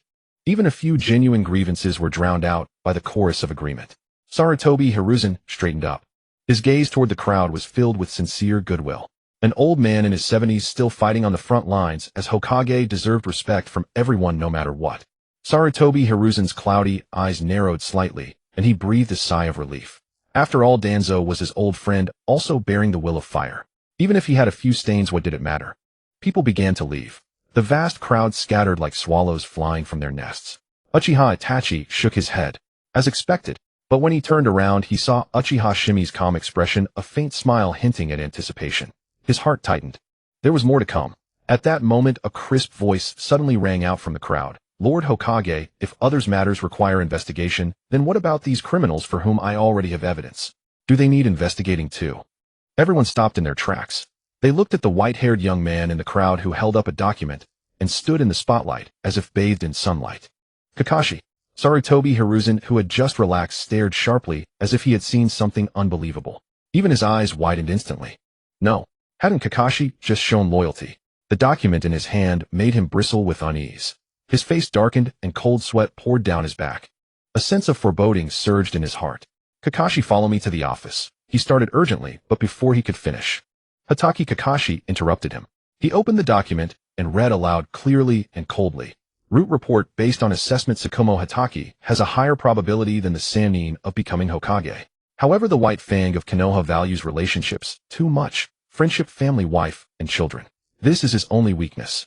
Tsukumo Hatake failed his mission.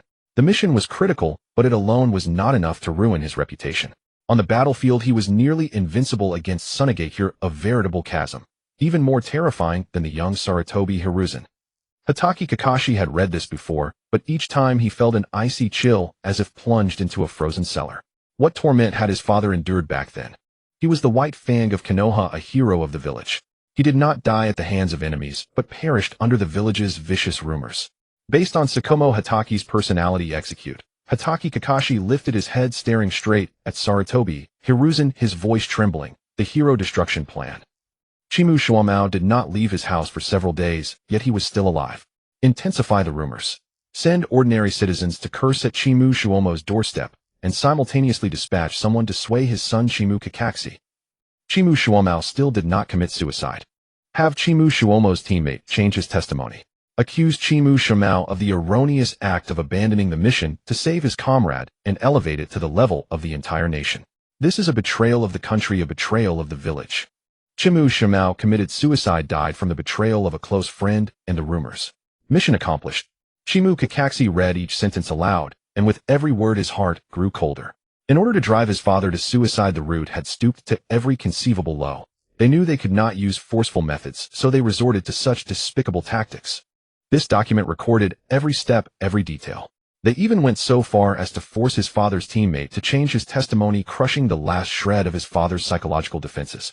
It was as if a cobra were slowly injecting its venom, watching its prey die before its eyes. But his father was not prey, he was a hero of mine. Even in the final line of the record, it also noted mission accomplished. As if this were something to celebrate. In an instant, everyone's breath caught in their throats, as if they had heard something they shouldn't have. In that moment, the words seemed to have whispered secrets to the wind, uncertain where they would What? The death of Mui's White Fang was actually a conspiracy. As I thought, I always said Tuanzang was no good. Tuanzang is indeed guilty of heinous crimes. It was he who misled us back, then causing us to misunderstand Chimu Shuomao. If he were still alive, he might have become the fourth hope. It's all damn Tuanzang's fault. Back then I had a decent relationship with Lord Shimao. He often came to my house to buy fish, and yet I even cursed him. The crowd buzzed with chatter, voices rising in a clamor, each person expressing their opinion. But they forgot that they too had once been the perpetrators of that public opinion. Kakashi. Yuenfei Rizen's voice was hoarse. Lord Hokage, shouldn't you give my Chimu clan an explanation? Chimu Kakashi refused coldly, his voice like thunder, as if a sudden thunderclap had exploded in the sky. From the moment he started speaking about this matter, he had never intended to continue as the ANBU captain. It's over. When he heard Kakashi's final words, Yuenfei Rizen knew that there was no room for redemption. Yet a trace of anger also flickered across his face. He was unaware of this matter. How many things had Tuanzang hidden from him? He was not only angry at Tuanzang's actions, but more so at his concealment. As the Hokage, how could he not even know about this? This was insubordination from Tuanzang. If Chimu Shuomao were alive, how could the Third Shinobi World War have claimed so many elites? With him around, the Shine Village would not have dared to cross the line. This is absolutely outrageous. How dare Tuanzang? Yuenfei Rizen roared angrily. Rest assured, Kakashi, I will definitely give you a satisfactory answer. Tuanzang's crimes are unforgivable. I will never let him off lightly. After all, Chimu Shuomao was already dead. But Tuanzang was still alive, especially since he had done too many dark deeds for himself and for my. Never let him off lightly. Ordinary people could not discern anything, but as the ANBU captain, Chimu Kakashi understood all too well. This so-called never let him off lightly was a euphemism for cover-up. The blood in his veins seemed to freeze. He let out a bitter laugh. He felt that these 20-odd years of his life had been a joke. Kakashi, what are you laughing at? Yuanfei Risen frowned slightly, his estimation of Chimu Kakashi sinking lower and lower. A blade that turns on its master no matter how sharp is ultimately destined. As the Hokage, I will definitely give you an answer. Likewise, I will never wrong any person. Hand over your documents to me, and I will personally investigate this matter. Furthermore, where did you get those documents? Yuanfei Risen narrowed his eyes, vaguely sensing something. Who knows? When I woke up it was in my mailbox. Perhaps. It was someone who hoped for fairness. Fairness? Yuanfei Risen's face tightened. Was this an accusation of unfairness? He was about to say something when a resolute voice rang out. Exactly. It is fairness. Old man, shouldn't you give me an explanation as well? Why is there a Chinsho clan extermination plan in the Roots documents? Boom. Without warning, Gang's-ho appeared beside the Hokage tower. Her brows furrowed in anger and her fist like a heavy cannon slammed into the Hokage tower, causing half of the wall to collapse. Gang's-ho. Yuanfei Risen's face changed drastically, and he roared angrily. His expression was stern, attempting to use the authority of their past master-disciple relationship to suppress the furious Gang's-ho. Don't speak recklessly about things that are not yet concluded. If you have something to say, come to my office and talk to me. The genocide plan. This was different from the matter of Chimu Shimei. After all, Chimu Shumo's case was merely a matter of a civilian ninja. The Chimu clan could not even be considered a minor clan. Different from the Chinsho clan extermination plan. The Chinsho were nobles. And the backbone that supported the founding of my village was now almost entirely composed of nobles: the Uchiha clan, the Hyuga clan, the Nara clan, the Yamanaka clan, and so on. Once I was branded as heartless and unjust. From now on, who would still be willing to risk their lives for my? A man lives by his reputation, a tree by its bark. The same goes for a ninja village. Gang's-ho naturally knew this, but she did not want to endure this humiliation any longer. She feared that in the next moment, she would be literally suffocated by her own anger, shame, and frustration. She feared that she would betray the eyes that looked to her with hope. She feared that when she closed her eyes, Grandfather Hashirama and Grandfather Tobirama would ask her why the Chinsho clan had no one left. What does it mean that the Chinsho clan must never be allowed to monopolize the position of Hokage? What does it mean that as long as the Chinsho clan exists, Gang's-ho would definitely become the fourth Hokage? What does it mean that only when the Chinsho clan is gone will Gang's-ho give up the position of Hokage? What does it mean that 500 Chinsho clan members are enough to withstand 5,000 enemy troops without needing reinforcements? Old man, if you don't give me an explanation today, I'll have it out with you. Boom. Her fist like a cannonball came crashing down again. The entire Hokage tower was already beginning to teeter. The anger in her heart was like a volcano about to erupt, causing her blood to surge and her lungs to feel as if they would burst. Yet that pent-up frustration was like a lump of fermented dough.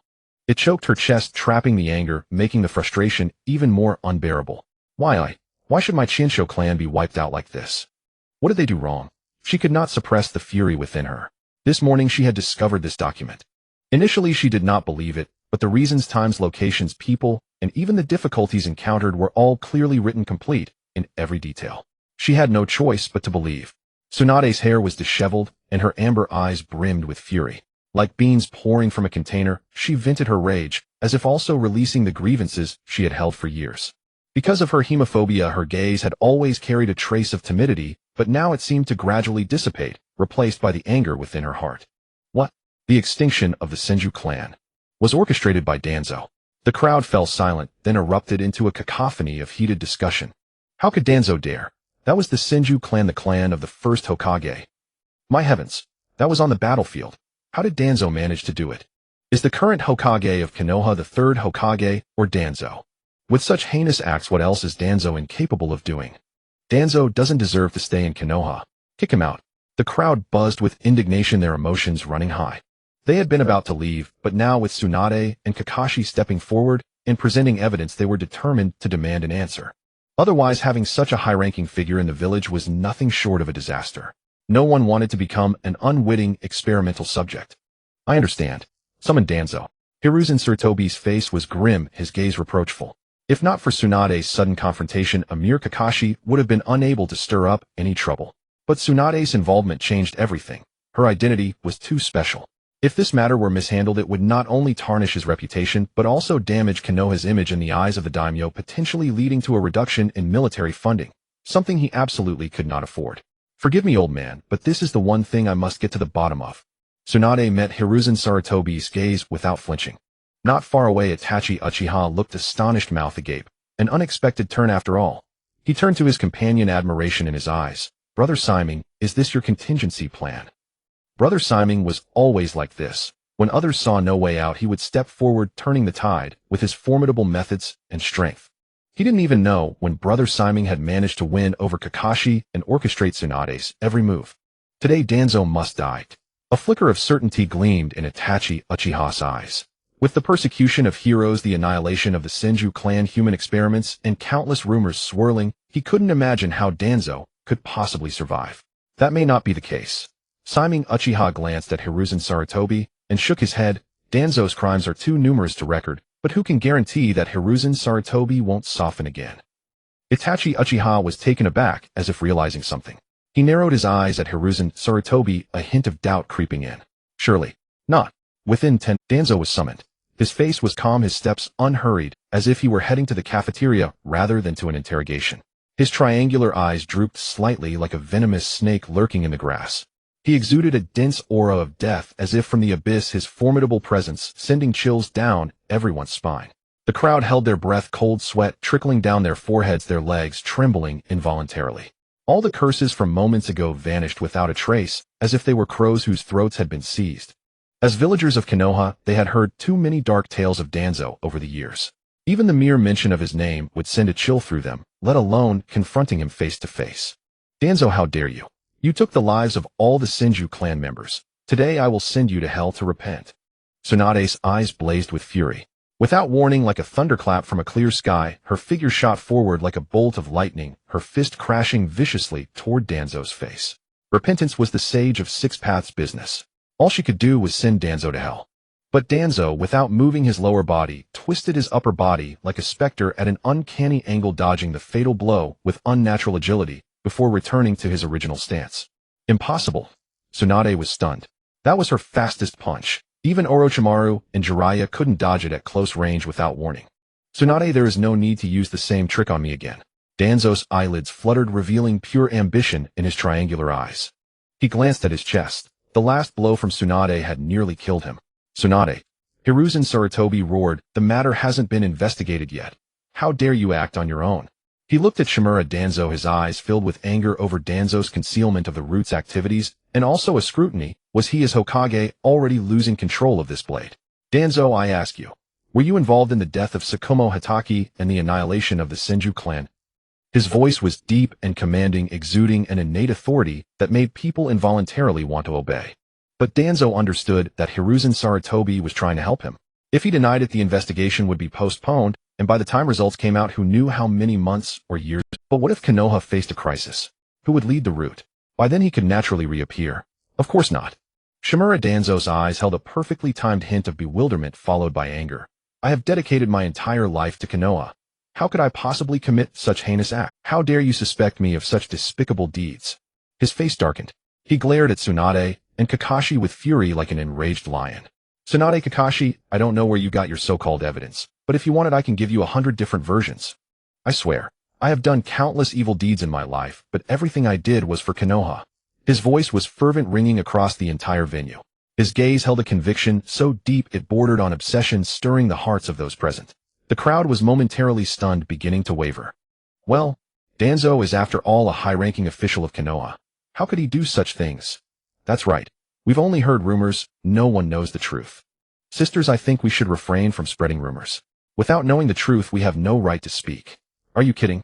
I might believe someone else, but look at Danzo's sleazy face. It's clear he's no good.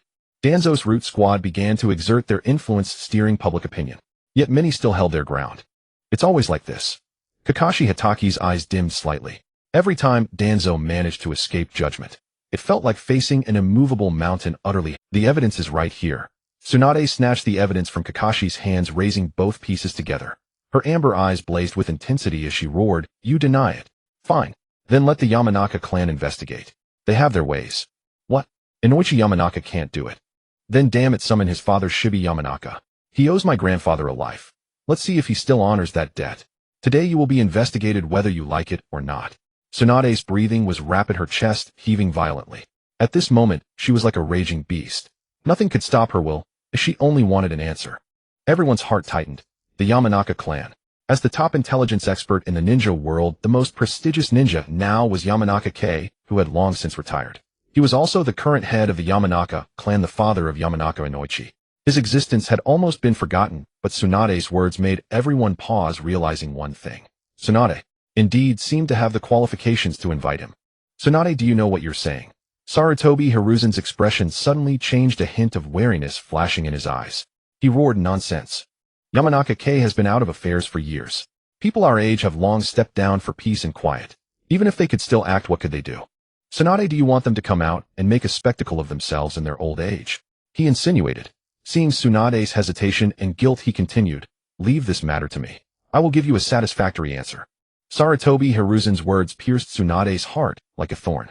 Over the years, she had never used any of her grandfather's connections precisely because she didn't want to recall the decline of the Senju clan, nor did she want those who were already close to their graves to endure further hardships. But the fire that could not be vented swelled in her chest, like leavened dough, almost exploding, threatening to consume her entirely. Don't worry, Tsunade. My teacher was the second Hokage, so I understand your feelings. Sarutobi Hiruzen said with full sincerity, as kind as before. Trust me. But Tsunade's expression grew more conflicted, and the fire in her heart burned even fiercer. The endless flame seemed to materialize, making her breathing rapid and difficult, her thoughts beginning to blur. No, she couldn't give up. But what could she do? The entire Senju clan was reduced to her alone, like a solitary figure walking across an endless frozen glacier. The howling wind numbed her limbs as she was utterly isolated. Tsunade, sister, don't think you're troubling them. At that moment, a voice suddenly rang out like a spring falling in a secluded valley or a ray of sun rising over the glacier. Uchiha Shimei, like a streak of black light, flashed across the space and instantly arrived beside Tsunade. The people the first Hokage trusted would never think you were a bother to them. As Tsunade slowly raised her head, as if looking up at the sun, he grinned a wild and unrestrained smile. Shimei, what are you doing? Sarutobi Hiruzen's face changed, a foreboding feeling rising in his heart. He knew all too well Uchiha Shimei's persuasive power. His youngest son was always running to the Senju compound, visiting Shimei more eagerly than visiting his own father. Because of Shimei, Asuma had already spoken up for the Uchiha clan more than once. But Shimei didn't even spare him a glance. You were giving them a final chance to help Lord Hashirama. What a wonderful opportunity. When the first Hokage was alive, they wouldn't have dared to dream of such a thing. Tsunade blinked thought for a moment and said, as Shimei, you make a lot of sense. No wonder they always tell me to come to them when I need help. They want to make up for the regret of not being able to help Grandpa Hashirama in their youth. With Shimei's words, she immediately understood everything. Uchiha Shimei nodded contentedly. That was the logic. They had lived their entire lives under the first Hokage's protection. Who wouldn't want a chance to help the first Hokage? They had never been able to surpass the first Hokage in their entire lives, and now his granddaughter was giving them a chance to help. Just thinking about it, they could die without regrets. By the way, Lord Hokage, what did you just say? Shimei turned to look at Sarutobi Hiruzen, slowly clasped his hands together, and asked with a serene expression, I didn't catch that. Nothing. Sarutobi Hiruzen's lips quivered. In his heart, he cursed Uchiha Shimei, you damn bastard. I had almost convinced her, but at this moment Shimura Danzo glanced over meaningfully, his eyes conveying a message. For some reason, even though the Hokage building was empty, the two of them simultaneously sensed a will, as if they had formed a bond with something. Like the wooden door of the Hokage's office. For some reason, even though the Hokage building was empty, the two of them simultaneously sensed a will, as if they had formed a bond with something. Like the wooden door of the Hokage's office. Bang! Previously, Shimei's behavior had been flawless, even if a bit aggressive. But he had always stood on the side of Konoha, and had even earned Shizui's approval. Therefore, Sarutobi Hiruzen had never seen any problem. But now he realized the problem. If one day he were no longer Hokage, or if he as Hokage failed to act like one, would Uchiha Shimei still stand by his side? In an instant, Sarutobi Hiruzen had his answer. He glanced at Shimura Danzo. Danzo's eyes opened and closed, and his expression instantly turned furious. Who do you think you are? I am the leader of Konoha's root. I have bled for Konoha, I have sweated for Konoha. Even an investigation should be conducted by the Elder Council. You are not qualified. As he spoke, he moved quickly to leave. But someone was faster. With a pat, Uchiha Shimei's hand landed on his shoulder, smiling meaningfully. Since the Elder Council is the only one qualified, then just invite them over for an investigation. Danzo, what's the rush? One sentence hit the core instantly. Danzo's behavior just now didn't seem like self-defense, but rather like a guilty conscience. Get out of my way. You inherently evil Uchiha clan, who do you think you are? Your Uchiha clan has been pushed to the edge of Konoha and still hasn't learned your lesson. Now you want to meddle in the high-level politics of Konoha. Your Uchiha clan is truly ambitious and treacherous. Your Uchiha clan is full of wild ambitions. All because of that damn Uchiha Shimei. Staring at the boy who was blocking his escape, Shimura Danzo gritted his teeth in hatred. It was Uchiha Shimei again. Every time he tried to slip away, Shimei was like a snake on a stick, impossible to shake off and utterly humiliating. Indeed, his teacher was right. The Uchiha clan is an inherently evil clan. But he completely forgot that following this sentence was, how could there be people with such intense emotions? Once betrayed, they will fall into demons at the fastest speed. He suddenly swung his sleeve, unleashing a violent force so fast, it was almost a blur. But Uchiha Shimei reacted just as swiftly. He leaned back and dodged the attack with ease. His brow furrowed instantly, a sinister smile curling at the corner of his mouth as his hand rested on the sword hilt. You said, what am I? First, old man, your strength is off. Second, before he could finish, several furious roars erupted. How dare you lay a hand on big brother? You are asking for death. Damn, touch my big brother, and he'll kill you, Danzo. No one bullies the teacher. If you want to bully the teacher, you'll have to step over my corpse. Uchiha Itachi, murderous intent in his eyes, straightened his back and sidestepped his long sword already resting on Shimura Danzo's neck. Hyuga Niji with a cold gaze aimed his longbow at Shimura Danzo's head. Uzumaki Naruto, fury blazing in his eyes, radiated golden light like a sun. Sarutobi Asuma's height surged, his skin darkened, red patterns appeared on his face, and his massive shadow loomed over Shimura Danzo, his icy gaze akin to the mountain giant ape of the forest. It seemed that if Danzo made any move against Shimei, they would strike instantly. Their eyes all turned to Uchiha Shimei, as if with a single command from him, Danzo's head would roll and be chopped into mince. Sarutobi Asuma, Hyuga Niji, Uzumaki Naruto, and Uchiha Itachi. The crowd was stunned as if they were seeing an illusion. No, look at that guy, the Demon Fox. So it was the Uchiha clan that controlled the Demon Fox and caused the Ninetales rampage. The Hyuga genius. Aren't the Uchiha and Hyuga clans naturally hostile? Why is he calling Uchiha Shimei teacher? The genius Uchiha Itachi, son of Uchiha Fugaku. Could it be that Uchiha Shimei is the future clan leader of the Uchiha? What are you all focusing on? Asuma, the Hokage's son, is actually defending Uchiha Shimei. Any one of these four would be the center of attention for the villagers of Konoha. Yet now they were simultaneously protecting the same person, like four most loyal guards ready to sweep away all enemies and shield Uchiha Shimei. Did they even know what they were doing? They were challenging the Hokage's authority. Danzo, now it's your turn to talk. Uchiha Shimei grinned wild and arrogant. What are you As the leader of Root at this moment, none of your Root members, except those obedient assassins, have come to save you. This sentence pierced Shimura Danzo's heart like a needle. Uchiha Shimei. His voice carried a third caution, but more of an appraisal. I long anticipated you would bring great threat to the village, but I never imagined you'd grow to threaten the village so quickly. Then he cast a deep glance at Uzumaki Naruto, who was blazing with golden light, his eyes filled with greed and regret. He turned to look at Sarutobi Hiruzen with even more. It's all your damn fault. If you had handed over the Ninetales to me earlier, I would have trained it into a merciless killing machine. If he hadn't coveted the Ninetales, it would be one thing, but in fact he had pestered Sarutobi Hiruzen for nearly 6 years to weaponize the Ninetales, only to watch Uzumaki Naruto become someone else's subordinate. For someone who sought powerful subordinates, this was worse than death. Sarutobi Hiruzen sighed deeply. This wasn't really his fault. He was the Hokage. Enough, Shimei. Release Danzo. Without absolute evidence, he remains a Konoha elder and the leader of Root. His voice carried an unspoken authority. If these deeds were not Danzo's doing, then our current actions are coercing a shinobi who has devoted his life to Konoha. This will break the hearts of other Konoha ninja. I will investigate everything later.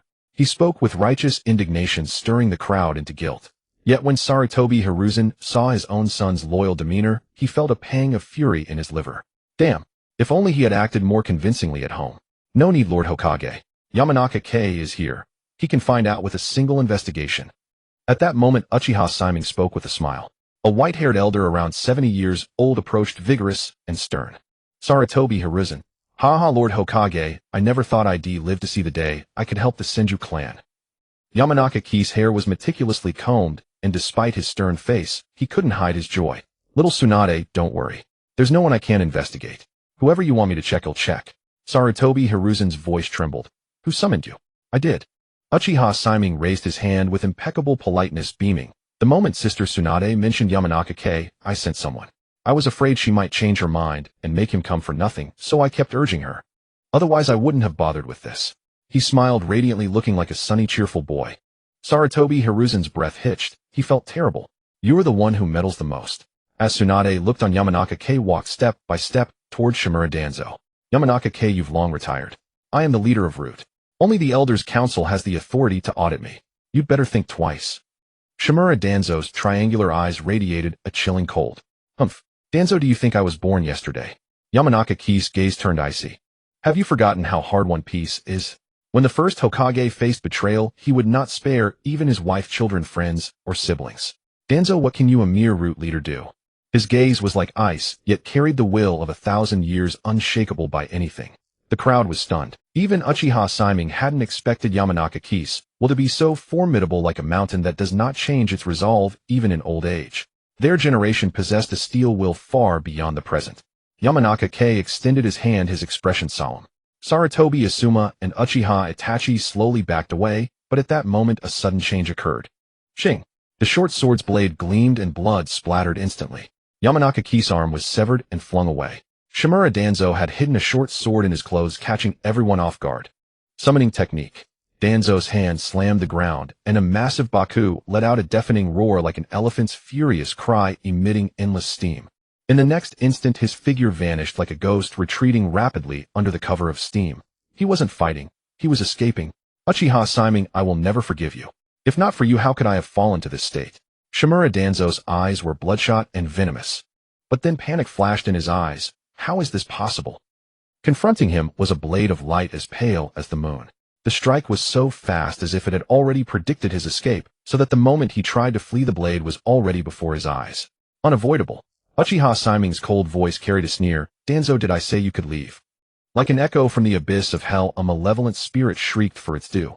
The blade's light cascaded like a waterfall, dazzling before the eyes. Inescapable.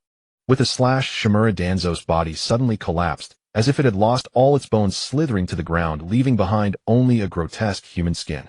What is this? Danzo. Dead. Sarutobi Hiruzen's face paled. He had expected Danzo to die, but not that he would turn into a familiar-looking skin. His face quivered. A possibility crossed his mind. Uchiha Shimei did not respond. His eyes, like the abyss, pierced through everything, and he suddenly clasped his hands together. Earth-style. That depends on whether you have room to move underground, you rat in the gutter. Wood-style Earth Dragon tumble. As Sarutobi Hiruzen and the others turned their heads in shock, with a crackling sound, the ground suddenly began to writhe like ocean waves. Then came a thunderous roar. Deafening. It was as if an explosion had occurred underground, annihilating everything, yet strangely the buildings above remained untouched, while everyone swayed violently like dumplings. And what happened? The crowd was terrified, ordinary people helpless, as if facing a natural disaster. Sarutobi Hiruzen's expression shifted. Is all this caused by Shimei? Could it be truly wood style, or just a bluff? He couldn't believe it. He had never seen such a technique of wood style. Earth style. Could it achieve such an effect? But the power was too immense. He knew he couldn't accomplish it himself. Yet in his stunned gaze, a figure shot out from beneath the earth, followed by a vine like a towering pillar bursting through the ground. It pursued relentlessly like a python. Damn you, Uchiha Shimei, I knew you were the greatest threat to the Uchiha clan. Shimura Danzo, utterly disheveled, conjured a chakra blade, in an instant severed the vines and landed. His face was dark and grim. He never dreamed that even after transforming into a snake and using earth style, he couldn't escape. Countless vines spread underground like poisonous serpents, leaving him no refuge and exposing him once more to the public eye. Uchiha Shimei looked at Sarutobi Hiruzen. He chuckled lightly, answering the question of whether Danzo was dead. How could that be, Lord Hokage? Surely you're not mistaken. Doesn't it look familiar? His dark eyes held an inscrutable glint, sharp and keen as the corners of his mouth curled upward. That's the substitution technique of the former Hokage's most prized disciple. How strange. How could Shimura Danzo master the Shrank Rogue Ninja Orochimaru's substitution technique? Could it be that he has always been in contact with Orochimaru? His voice was calm, but carried to every ear present. Or perhaps he has always been in league with Orochimaru. Human experiments, slander, and murder, the plan to exterminate the Senju clan. What more do you have to say, Danzo? A faint smile played on his lips. His dark eyes held a mocking smile. From the moment Danzo fled, all his self-justifications would be rendered futile. Thud. The ground ceased its turmoil. Two sets of footsteps sounded. Tsunade and Hatake Kakashi stepped forward simultaneously, their eyes blazing with fury. Old man, you have nothing to say now, do you? Tsunade clenched her fists, advancing step by step, her pace quickening. Sarutobi Hiruzen remained silent, finally sighing as if he had aged a decade. Tsunade, don't kill Danzo. Spare his life. Tsunade didn't even glance at him. She couldn't accept that the Senju clan had died so ignominiously. It was a clan of honor, not to be defiled by anyone. Danzo I Tsunade will make you die? Even the old man's words are useless today. The ground beneath her feet cracked. Like a compressed spring, her explosive propulsion sent her shooting forward like a bullet, roaring with each step. The fury and resentment in her heart made this punch even faster, her figure instantly surpassing Uchiha Shimei.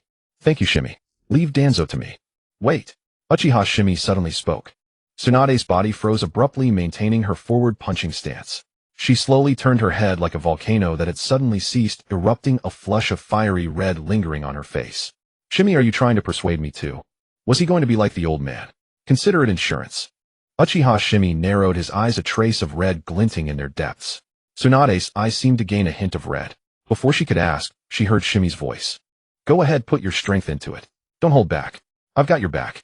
A warmth surged in Tsunade's heart, and her figure moved even faster. Danzo, you bastard, die. Boom. White vapor erupted from her body as she broke the sound barrier. You? Still far from it. Danzo was equally swift, his eyes cold as he rapidly formed hand signs, wind-style vacuum serial waves. Several white sickle-like blades, each over 10 meters long, swept across the sky with a hum, forcing Tsunade, who excelled at close combat, to dodge hastily, growing increasingly desperate until there was no escape. Monstrous strength kick. Boom. Tsunade reacted instantly, stomping down with immense force like a giant elephant crashing onto the earth. The ground warped and a several-meter-high earthen wall rose before her. Dust billowed, obscuring the view. Tsunade. Sarutobi Hiruzen cried out in alarm, his face filled with worry. A satisfied smile curled on Danzo's lip, but Shimei remained calm. Lady Tsunade. Kakashi transformed into a streak of lightning, charging into the battle, drawing Danzo's gaze, though his eyes grew even more contemptuous. If even Tsunade couldn't defeat him, what chance did a has-been who had wasted years stand? But the next moment, a furious roar like a command from the underworld sounded from behind. Danzo, go to hell. Tsunade's fist, like a summon from the abyss, was already inches away when Tsunade, no. Sarutobi Hiruzen shouted, but it didn't stop her.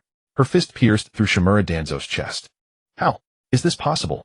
Danzo was stunned. Yet his falling figure didn't appear. Instead, it vanished like Danzo. How could it be a shadow clone? Tsunade couldn't believe it. The sensation had been that of a real human body, yet not a drop of blood appeared. Shimura Danzo's figure appeared not far away. His body was unchanged, as if nothing had happened, as if it were all a mirage. Tsunade, I told you, a coward like you will never be my match. Shimura Danzo's gaze was contemptuous. A flicker of confusion crossed Tsunade's eyes. She didn't understand what had happened. Stop acting tough here. Uchiha Shimei sneered. Danzo, you're in deep trouble, now you know that. Itachi let the entire Uchiha clan come out and see if Danzo's technique was Izanagi. He was slightly stunned. Let the Uchiha clan come out. What does that mean? No, he didn't know. Simon, you, what are you doing? Uenfei Rizen's face suddenly turned pale, and he said sternly, absolutely not allowed to notify Fuyue and the others. Yixianaki. He knew too well that whenever the battlefield required the Uchiha clan, they would transform into undying demons able to resurrect even after death, each resurrection costing them 1 Xylunya. This was the power of Yixianaki. No matter how formidable the enemy, they would dread encountering the Uchiha clan. In the past, in the land of lightning, the Uchiha clan was also known as the Undying Demons, though no one wanted to provoke them. This was the power of Yixianaki. No matter how formidable the enemy, they would dread encountering the Uchiha clan. In the past, in the land of lightning, the Uchiha clan was also known as the Undying Demon. I'm sorry, Hokage-sama. Uchiha Simon grinned, showing a sincere smile. Actually, there's no need to notify. I already ordered the Uchiha clan members to wait nearby. What? Orders? Uenfei Rizen was stunned. You, an ordinary Uchiha, order the Uchiha clan. Then what is Uchiha Fuyue? What was that just now? Was he playing with himself? Swish, swish, swish. Hundreds of figures like eerie ghosts from hell appeared in an instant, each with a pair of crimson Xylunya. They surrounded the place completely. Leading them, Uchiha Fuyue stood at the forefront, his gaze still calm and steady. Behind him were hundreds of Uchiha clan members with blazing crimson Xylunya, like demons from the underworld, exuding boundless killing intent, staring fixedly at Jitsu and Tuanzang. Fuyue, rest assured. Uenfei Rizen's face paled a shade more, but his past authority over Uchiha Fuyue gave him a sliver of confidence. No matter what, the Uchiha clan is part of Muyi. The village will never allow such a thing to happen. But now, as the security department, the Uchiha clan needs to maintain order. His voice rose as he commanded Fuyue. Take all the Uchiha clan members and maintain order. He believed that given Uchiha Fuyu's past compromises and trust in him as the third Hokage, he would still obey orders publicly as before. What Hokage-sama? Uchiha Shimei laughed as if hearing a tremendous joke mocking, other people's lives are lives, but the lives of my Uchiha clan are not. Indeed. Yixianaki. Uchiha Fuyue felt a trace of hesitation in his heart. It wasn't good to openly tear apart the facade in public, but at that moment, he noticed Shimei's gaze and suddenly gained confidence. Shimei is right. Before that Hokage-sama, shouldn't you give the Uchiha clan an explanation? The Uchiha clan cannot be humiliated. Anyone who covets the Uchiha clan's Xylunion no matter where they are must face the endless pursuit of the Uchiha clan never-ending until death. The authority on Yuanfei Rizen's face crumbled bit by bit. Fuyue cautiously glanced at Uchiha Shimei, then breathed a sigh of relief, feeling more confident. A satisfied smile curled at the corner of Shimei's mouth. Not bad. Although Fuyue was cautious and hesitant, he was an excellent subordinate. When the battle started, he followed. Damn it. Yuanfei Rizen's eyes turned cold. He was about to speak, for no matter what happened in the village, the Hokage must be the first to handle it. If each clan handled things on their own, what standing would the Hokage have? Just as he was about to speak, he heard Uchiha Shimei shout sharply. Clan leader Fuyue, what nonsense are you talking about? What do you mean by coveting the Uchiha clan's Xylunion? This is coveting the bloodline limit of Mu Yi. And such an act is already treason. With multiple crimes combined, it's even worse than Dashuan and Tuanzang back then. He must die right before our eyes. His expression was majestic, filled with righteousness. The sunlight shone upon him, draping him like a cloak of justice. Gulp. While Fuyue nodded in confusion, Yuanfei Rizen couldn't help but swallow a mouthful of saliva. Tuanzang's case had already been judged as outright treason against the village. Shimei, unwilling to let it go, even brought up Dashuan, and all of his words were swallowed back into his stomach. At this moment, he could no longer stop anyone, otherwise the entire Uchiha clan might rebel in fury, and all of this was because of Uchiha Shimei. His eyes were filled with endless regret. When he first accepted Shimei, he thought he was just an ordinary Uchiha clan member with a bit of pure will of fire. Now he understood. Shimei's will of fire was not just pure. It was too pure, so pure that he saw only Mu Yi in his eyes and wouldn't even listen to the Hokage. More importantly, Shimei was not a mere brute. His political sophistication was so high that even he had to admire it. Ha ha ha. Jitsuin Tuanzang laughed loudly. The calm he had before was now tinged with a hint of desolation and madness. He understood clearly what Shimei's words meant, that he would be hunted like a rat from now on, despised by all. Everything he had built in Mu Yi was gone. The goal of becoming Hokage, which he had pursued for decades, was destroyed in an instant. He couldn't accept it. Everything he had built in Mu Yi was gone. The goal of becoming Hokage, which he had pursued for decades, was destroyed in an instant. He couldn't. If I don't kill you, I want die in peace. That was his entire life. Gone down the drain. He had been a rata root for his whole life, never breaking through the soil to touch the sunlight of Mu Yi, only to be casually cut down by a single light word from Uchiha Shimei. All root members go destroy Mu Yi. Most of root had been killed by Shimei and the others earlier, but there were still remnants. Now, like locusts, they could cause a massive crisis. Tuanzang, how dare you? Yuanfei Rizen trembled, unable to believe that these words came from his old friend. How could the youth who had dedicated himself to protecting Mu Yi have turned into someone who would now slaughter the village? He immediately turned his head, his voice carrying a hint of plea. Feel, take the Uchiha clan members immediately to protect the ordinary villagers.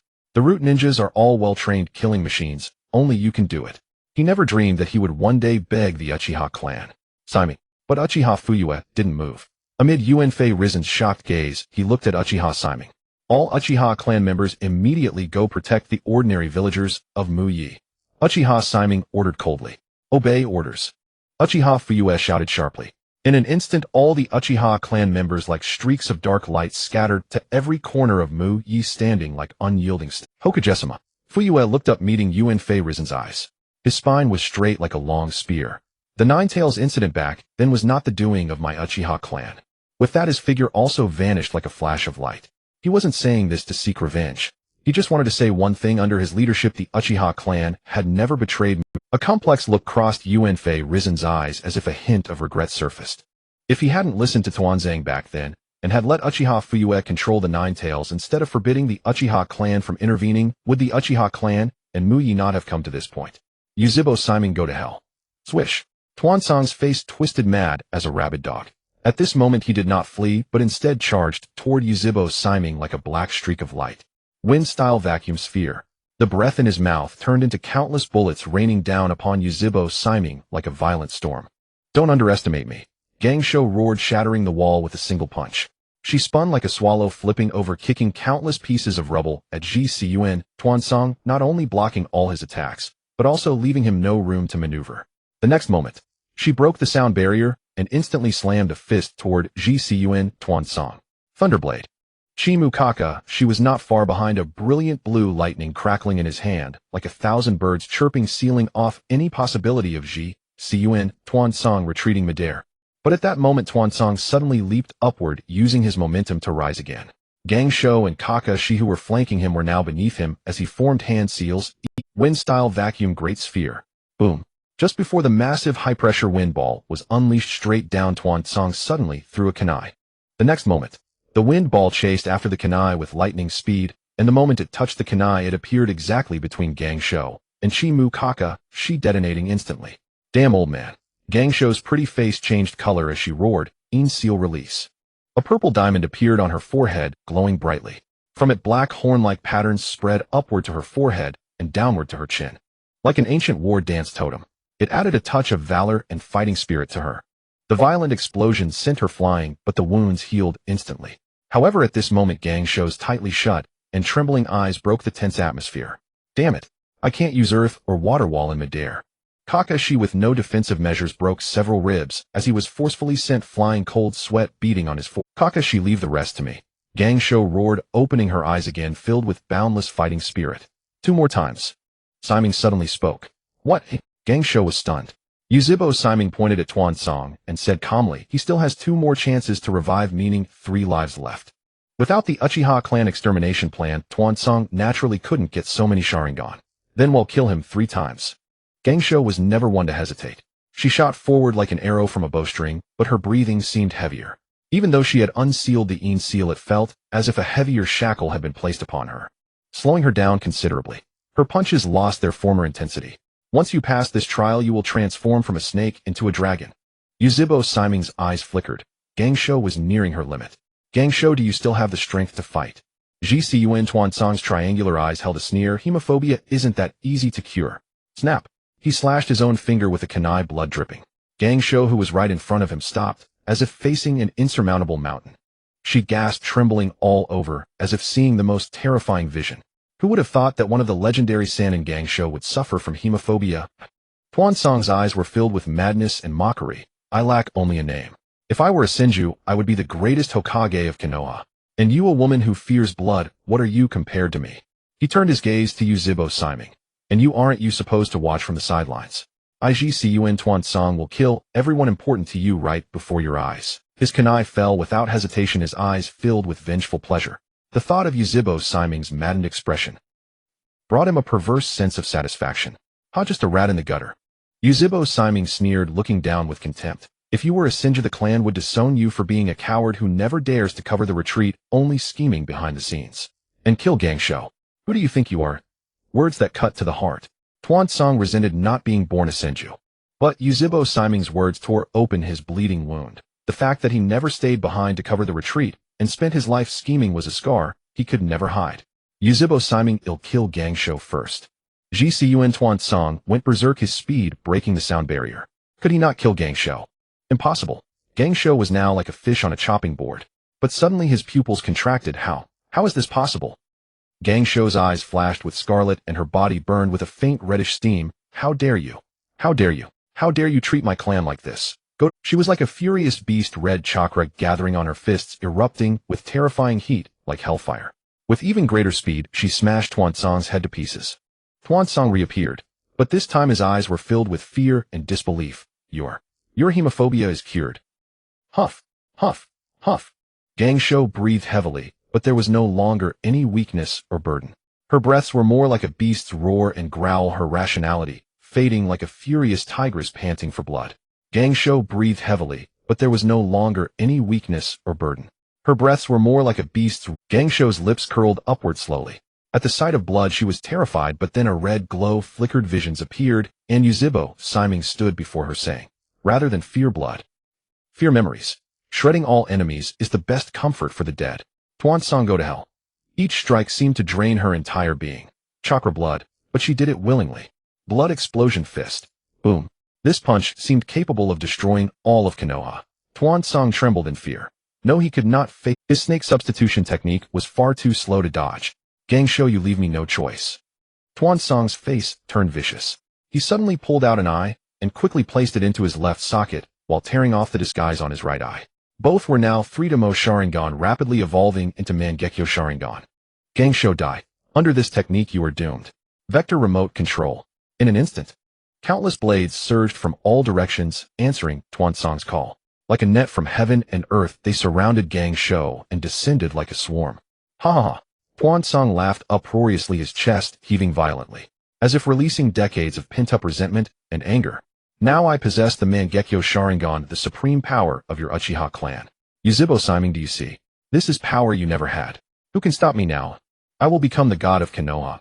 Decades of suppressed resentment and endurance transformed into ultimate exhilaration at this moment, becoming the stepping stone to godhood. I have transformed from a snake into a dragon. Uchiha Shimei, before these eyes of mine, everything about you will be laid bare. Shimura Danzo's face was full of pride and high spirits. The gloom in his eyes vanished without a trace, replaced by the confidence and arrogance that had dissipated from his heart. Even his triangular eyes disappeared at this moment. A pair of cold, sharp, single-eyed eyes were as piercing as lightning. His skin was pale, very similar to Orochimaru. If the original Shimura Danzo was sinister and treacherous, now he was brimming with vigor and even had a hint of handsomeness. He looked arrogantly at Uchiha Shimei, already anticipating the shock on Shimei's face. But he was disappointed. Uchiha Shimei frowned, his tone laced with disdain. Damn, you really look like an Uchiha clan member? How unlucky. Spiky hair Sharingan, not bad looking. You look more like an Uchiha than the Uchiha themselves. Uchiha Shimei, you're asking for death. The joy on Shimura Danzo's face faded, and he gritted his teeth. I hope you can still be so arrogant when you die under these eyes. Tsunade is the first, and you are the second sacrifice to commemorate my ascension to dragonhood. The joy on Shimura Danzo's face faded, and he gritted his teeth. I hope you can still be so arrogant when you die under these eyes.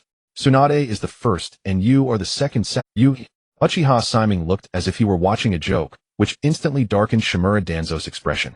Just as he was about to speak, a furious shout rang out. Danzo, you're still far from killing me. Boom. Tsunade's figure leaped out covered in blood. Despite her best efforts to dodge the countless iron blade attacks, she was still severely wounded. Without flinching, she used the powerful recovery of the Yin seal to charge again. This made even Danzo's eyes flicker with emotion. Tsunade, you really want to die? Danzo was furious. His earlier words now felt like a slap to his face. If he couldn't even kill the first sacrifice of his transformation from snake to dragon, what right did he have to claim he had Tsunade, let you be my first sacrifice. Boom, boom, boom. Each of Tsunade's fists was as swift as the wind and as powerful as a cannonball, unleashing violent gusts with every strike. Yet the Mangekyō Sharingan in Danzo's eyes locked onto everything, evading every attack, as if he could foresee all of Tsunade's moves. Useless, useless, useless. Ha ha ha, this is the supreme power of the Uchiha clan. In just a few minutes, Tsunade had attacked hundreds of times, but all missed. Danzo felt himself getting faster and faster, while Tsunade's speed seemed as slow as a snail.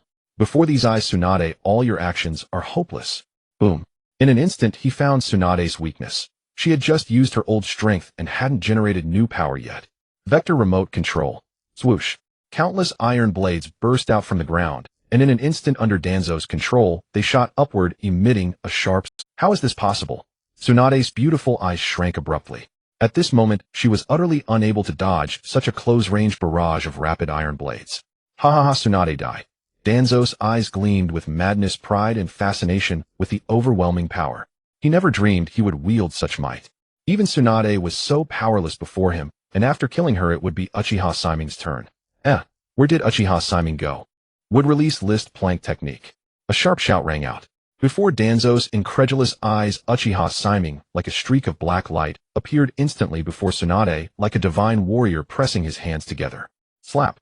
The huge wooden blue-faced demon's face split in two abruptly, enveloping Uchiha Shimei and Tsunade. Countless iron blades all struck the blue-faced demon, but failed to cause any damage. They all clattered to the ground, as powerless as mosquitoes facing insecticide. How is this possible? Danzo's eyes widened in disbelief, as if he had seen a ghost. The confidence he had just built up began to waver. Wood release, how can you possibly master such powerful wood release? And that instant appearance beside Tsunade just now, that was the fourth Hokage's flying thunder god technique. Uchiha Shimei, what kind of monster are you?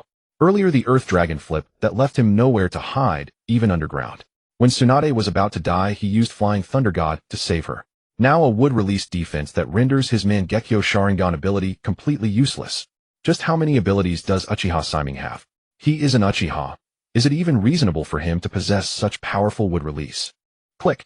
The demon mask swung open, revealing Tsunade with a look of survival, and Uchiha Shimei, who held her calmly in his arms. The space inside the wooden demon was too small for one person, and with two it was a bit cramped. A blush flew across Tsunade's pretty face, her heart racing. Monster. Uchiha Shimei, as if oblivious, only looked down at Tsunade and said gently, "Tsunade, rest for a while. Leave the rest to me." Okay. Tsunade's voice was as faint as a mosquito. The blood energy dispersed from her body, and she withdrew from the blood burst mode, leaving only the Yin seal still out. The half-dead Kakashi was still watching, his face full of bewilderment.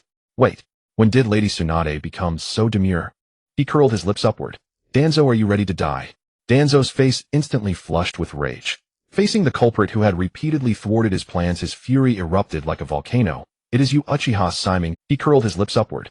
Danzo, are you ready to die? Danzo's face instantly flushed with rage.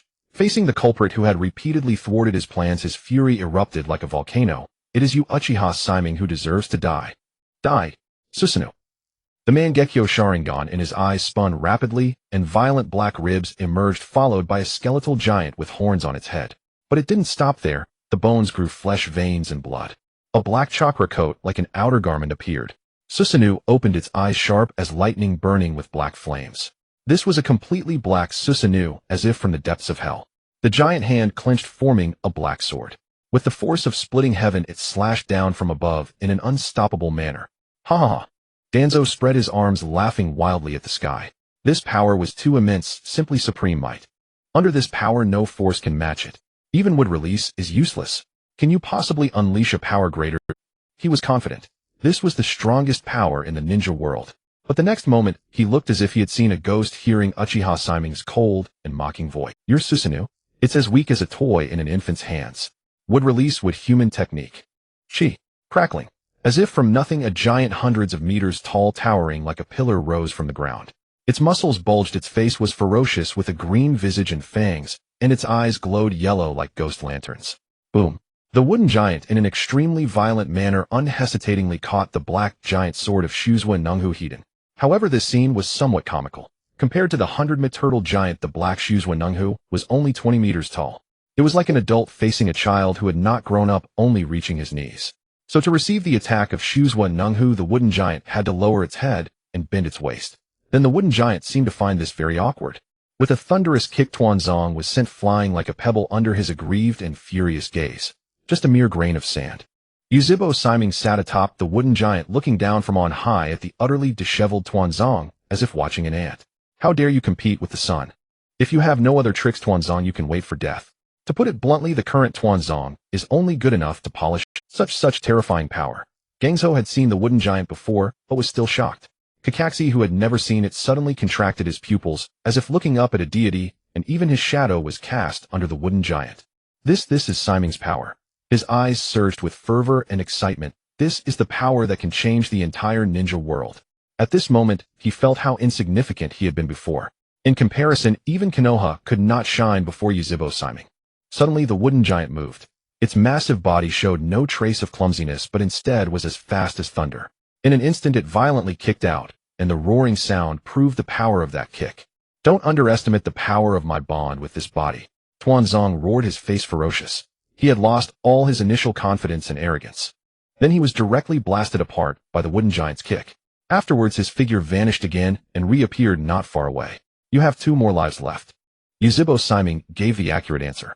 He pointed at the crimson Wanhuating Sharingan in Tuanzang's terrified eyes and curled his lips. If you use it again, it will be those Wanhuating Sharingan of yours. So saying, the wooden giant's fist like divine might fell from the heavens, intending to smash Tuanzong into powder. Tuanzong gasped, his confusion from just being resurrected instantly turning into terror. He would never allow such a thing to happen. His eyes held a desperate and unwilling roar. Don't underestimate the bond between me and this body. He roared again. Why? I already possess this powerful body, and Shuzwa Nunghu, how can I still not be a match for you, Uchiha Shimei? Shuzwa Nunghu, stand up for me. Tear apart all enemies before me. He was unwilling. He was angry. He roared. His roar like that from the abyss of the 9 underworlds stimulated all the potential of his body. Black blood flowed from his pupils, and Shuzwen Nunghu instantly burst forth with a black Tengu armor, then quickly grew. The armor shed, and legs grew out. In addition to the long swords on its left and right, a huge black shield appeared on the right hand of Shuzwen Nunghu. This caused Shuzwen Nunghu's height to instantly reach over 100 meters, standing opposite the muscular wooden giant. The shield instantly blocked the wooden giant's violent kick. Tuanzong from the diamond-shaped space in Zhuzuo's head stared directly at Yuzhibo Shimei atop the wooden giant. Huh. Yuzhibo Shimei, I have finally stood on the same ground as you again. Jitsuin Tuanzong laughed loudly. He felt that he was back in the game. Now I stand on the same starting point as you. No matter how powerful you are, I will use these eyes to obtain the same mighty power as you. So satisfying. This feeling of surviving a disaster made Tuanzong breathe heavily, and the air seemed sweet. What's even better was, he had gained even more powerful strength enough to split mountains and crack rocks. Even Yuzhibo Shimei, what could he do? Could he still, like just now, unleash a power even greater than his current self? How? How is this possible? Gangzhou and Kakashi looked up at the black Shuzwen Nunghu, their voices trembling, feeling a sense of absurdity in their hearts. What right does Tuanzong have? Gangzhou's heart was furious. A thief like him, how can he obtain such powerful strength? This power is too strong. Shimei, can he really deal with it? Kakashi voiced his doubt, no longer able to confirm. Now on the surface, Tuanzong already possessed power not inferior to Shimei's.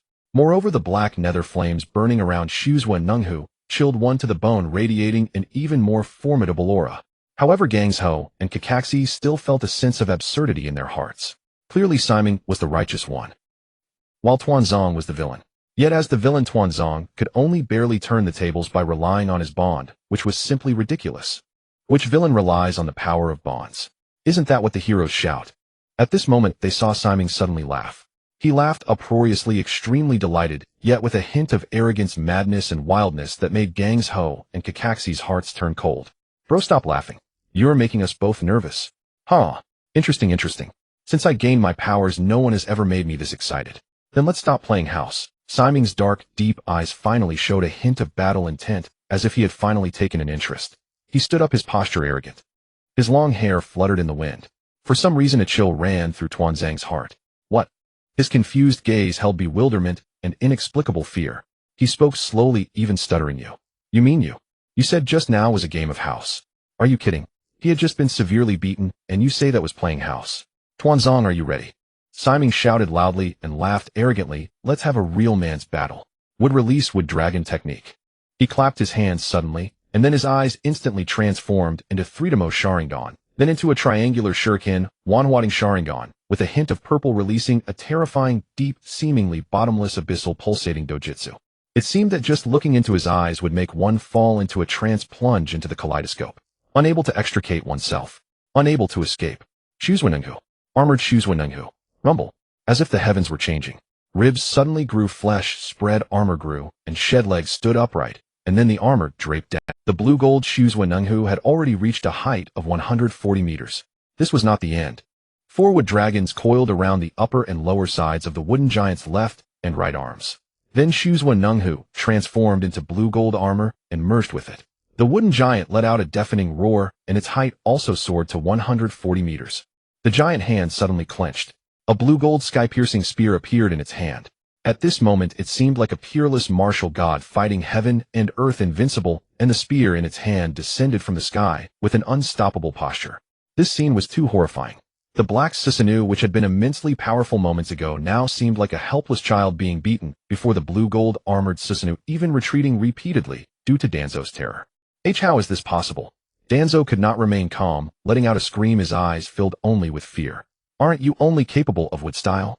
How could you also possess the power of the Mangekyō Sharingan? At this moment, he was truly terrified, his mind seemingly shrouded in fear, even the movements of his Susanoo slowed. But he knew that if he did not resist, death would be his fate today. No, I must not die. Danzo let out a moan like a dying old beast. I possess such immense power. I have not yet become Hokage. I have not yet conquered the entire ninja world. Open for me. Why? He possessed such formidable power. Not even Sarutobi Hiruzen, let alone the Raikage, could be his match. Yet now he was about to die at the hands of Uchiha Shimei. He refused to accept it. Under his will, the black Susanoo fought back with all its might. But it was futile. The blue-gold war god Susanoo merely thrust its spear, shattering half of the black Susanoo's body in an instant. Restore me.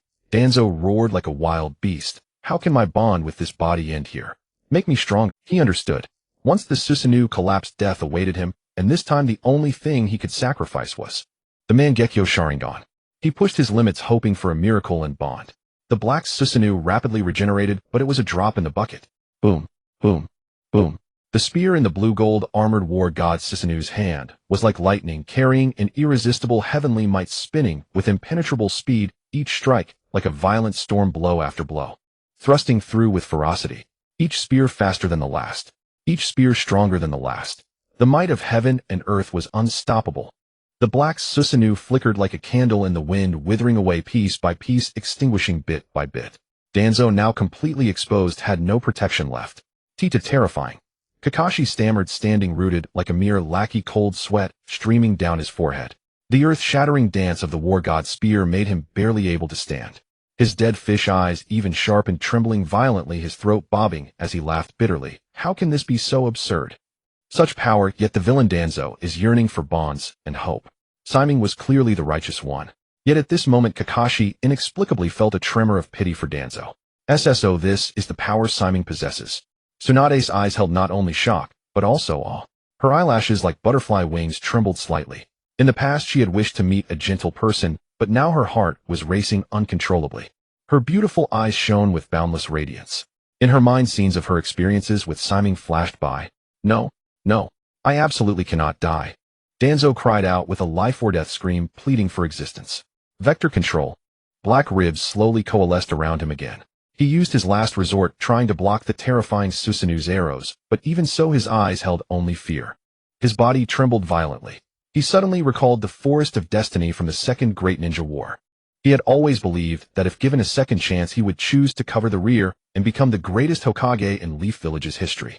But at this moment he was terrified. He understood one thing: even if he were given another chance, he still lacked the courage to face death. No, Danzo. Uchiha Shime's voice carried excitement and madness. The rat that crawls in the gutter can never soar in the sky. His words were like the final death sentence for Danzo. Shimmer.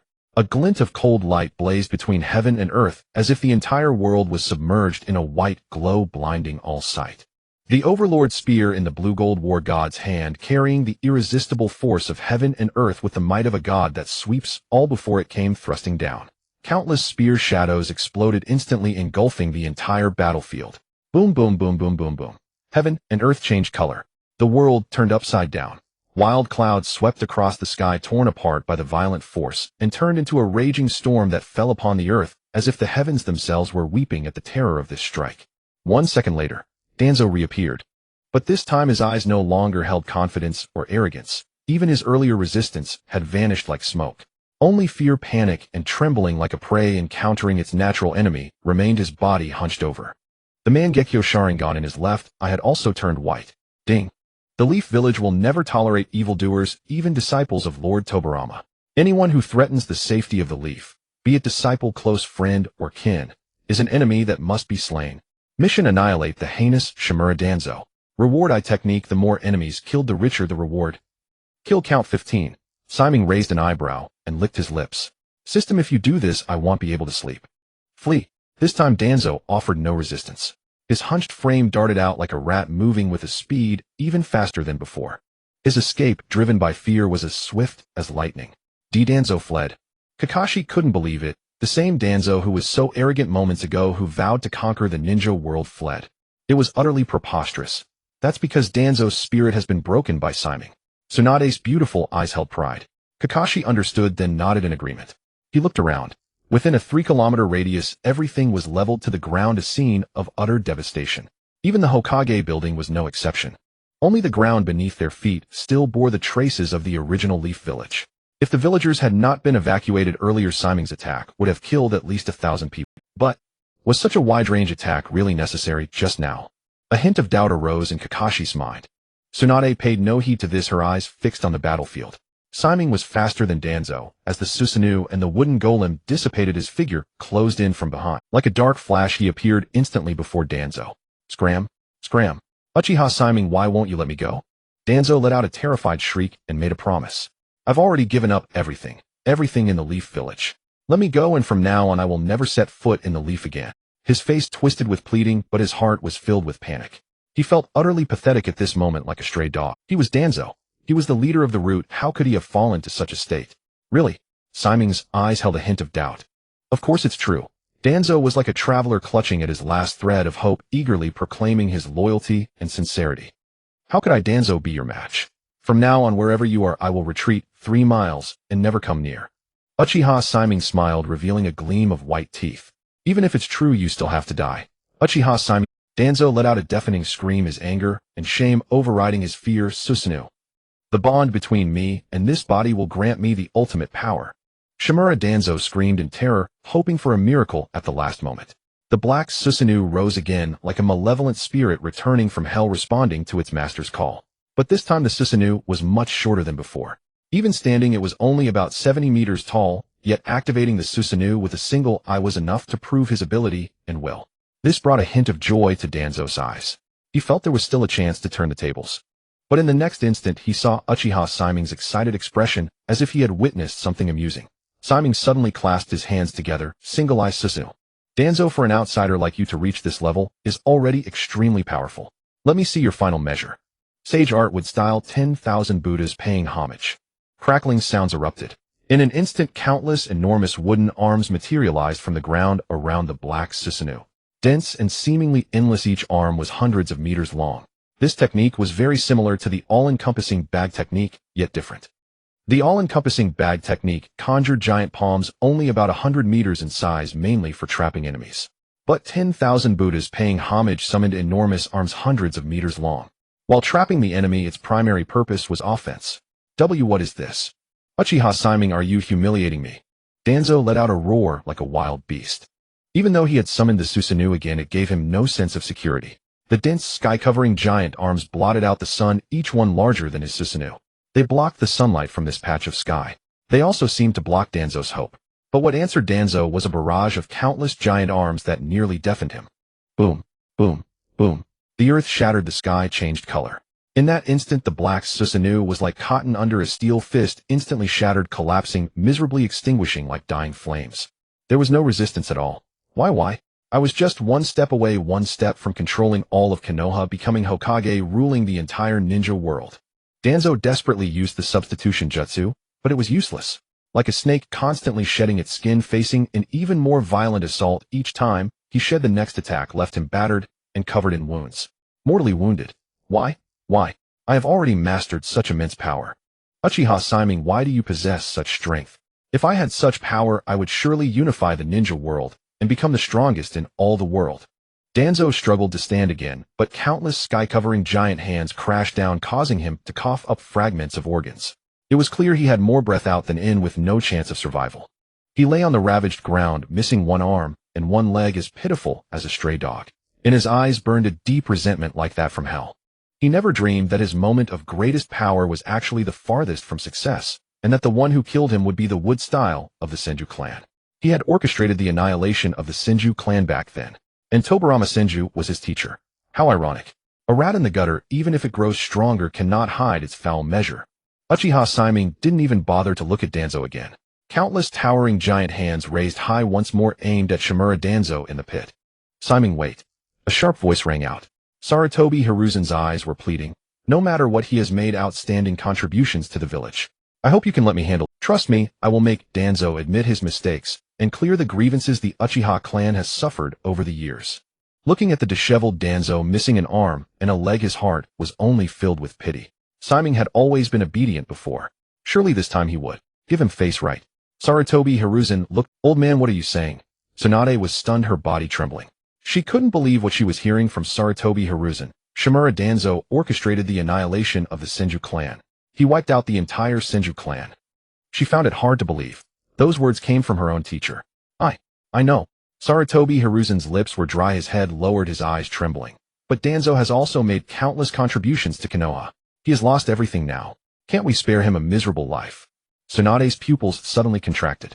She began to feel dazed, countless faces of Senju clan members appearing in her mind, turning into vivid scenes. Sister Tsunade, when I grow up, can I become a ninja as excellent as you? I'm going to be a man who becomes Hokage. A little Tsunade is back. You're so dirty again. Come to Auntie's house to clean up. Haha, little Tsunade is getting more and more beautiful.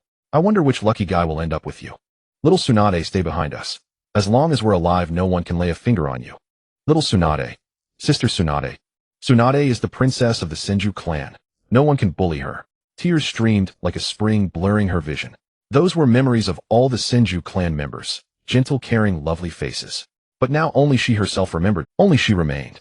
Yet now the old man told her to give up the hatred for the annihilation of the Senju clan. How ridiculous.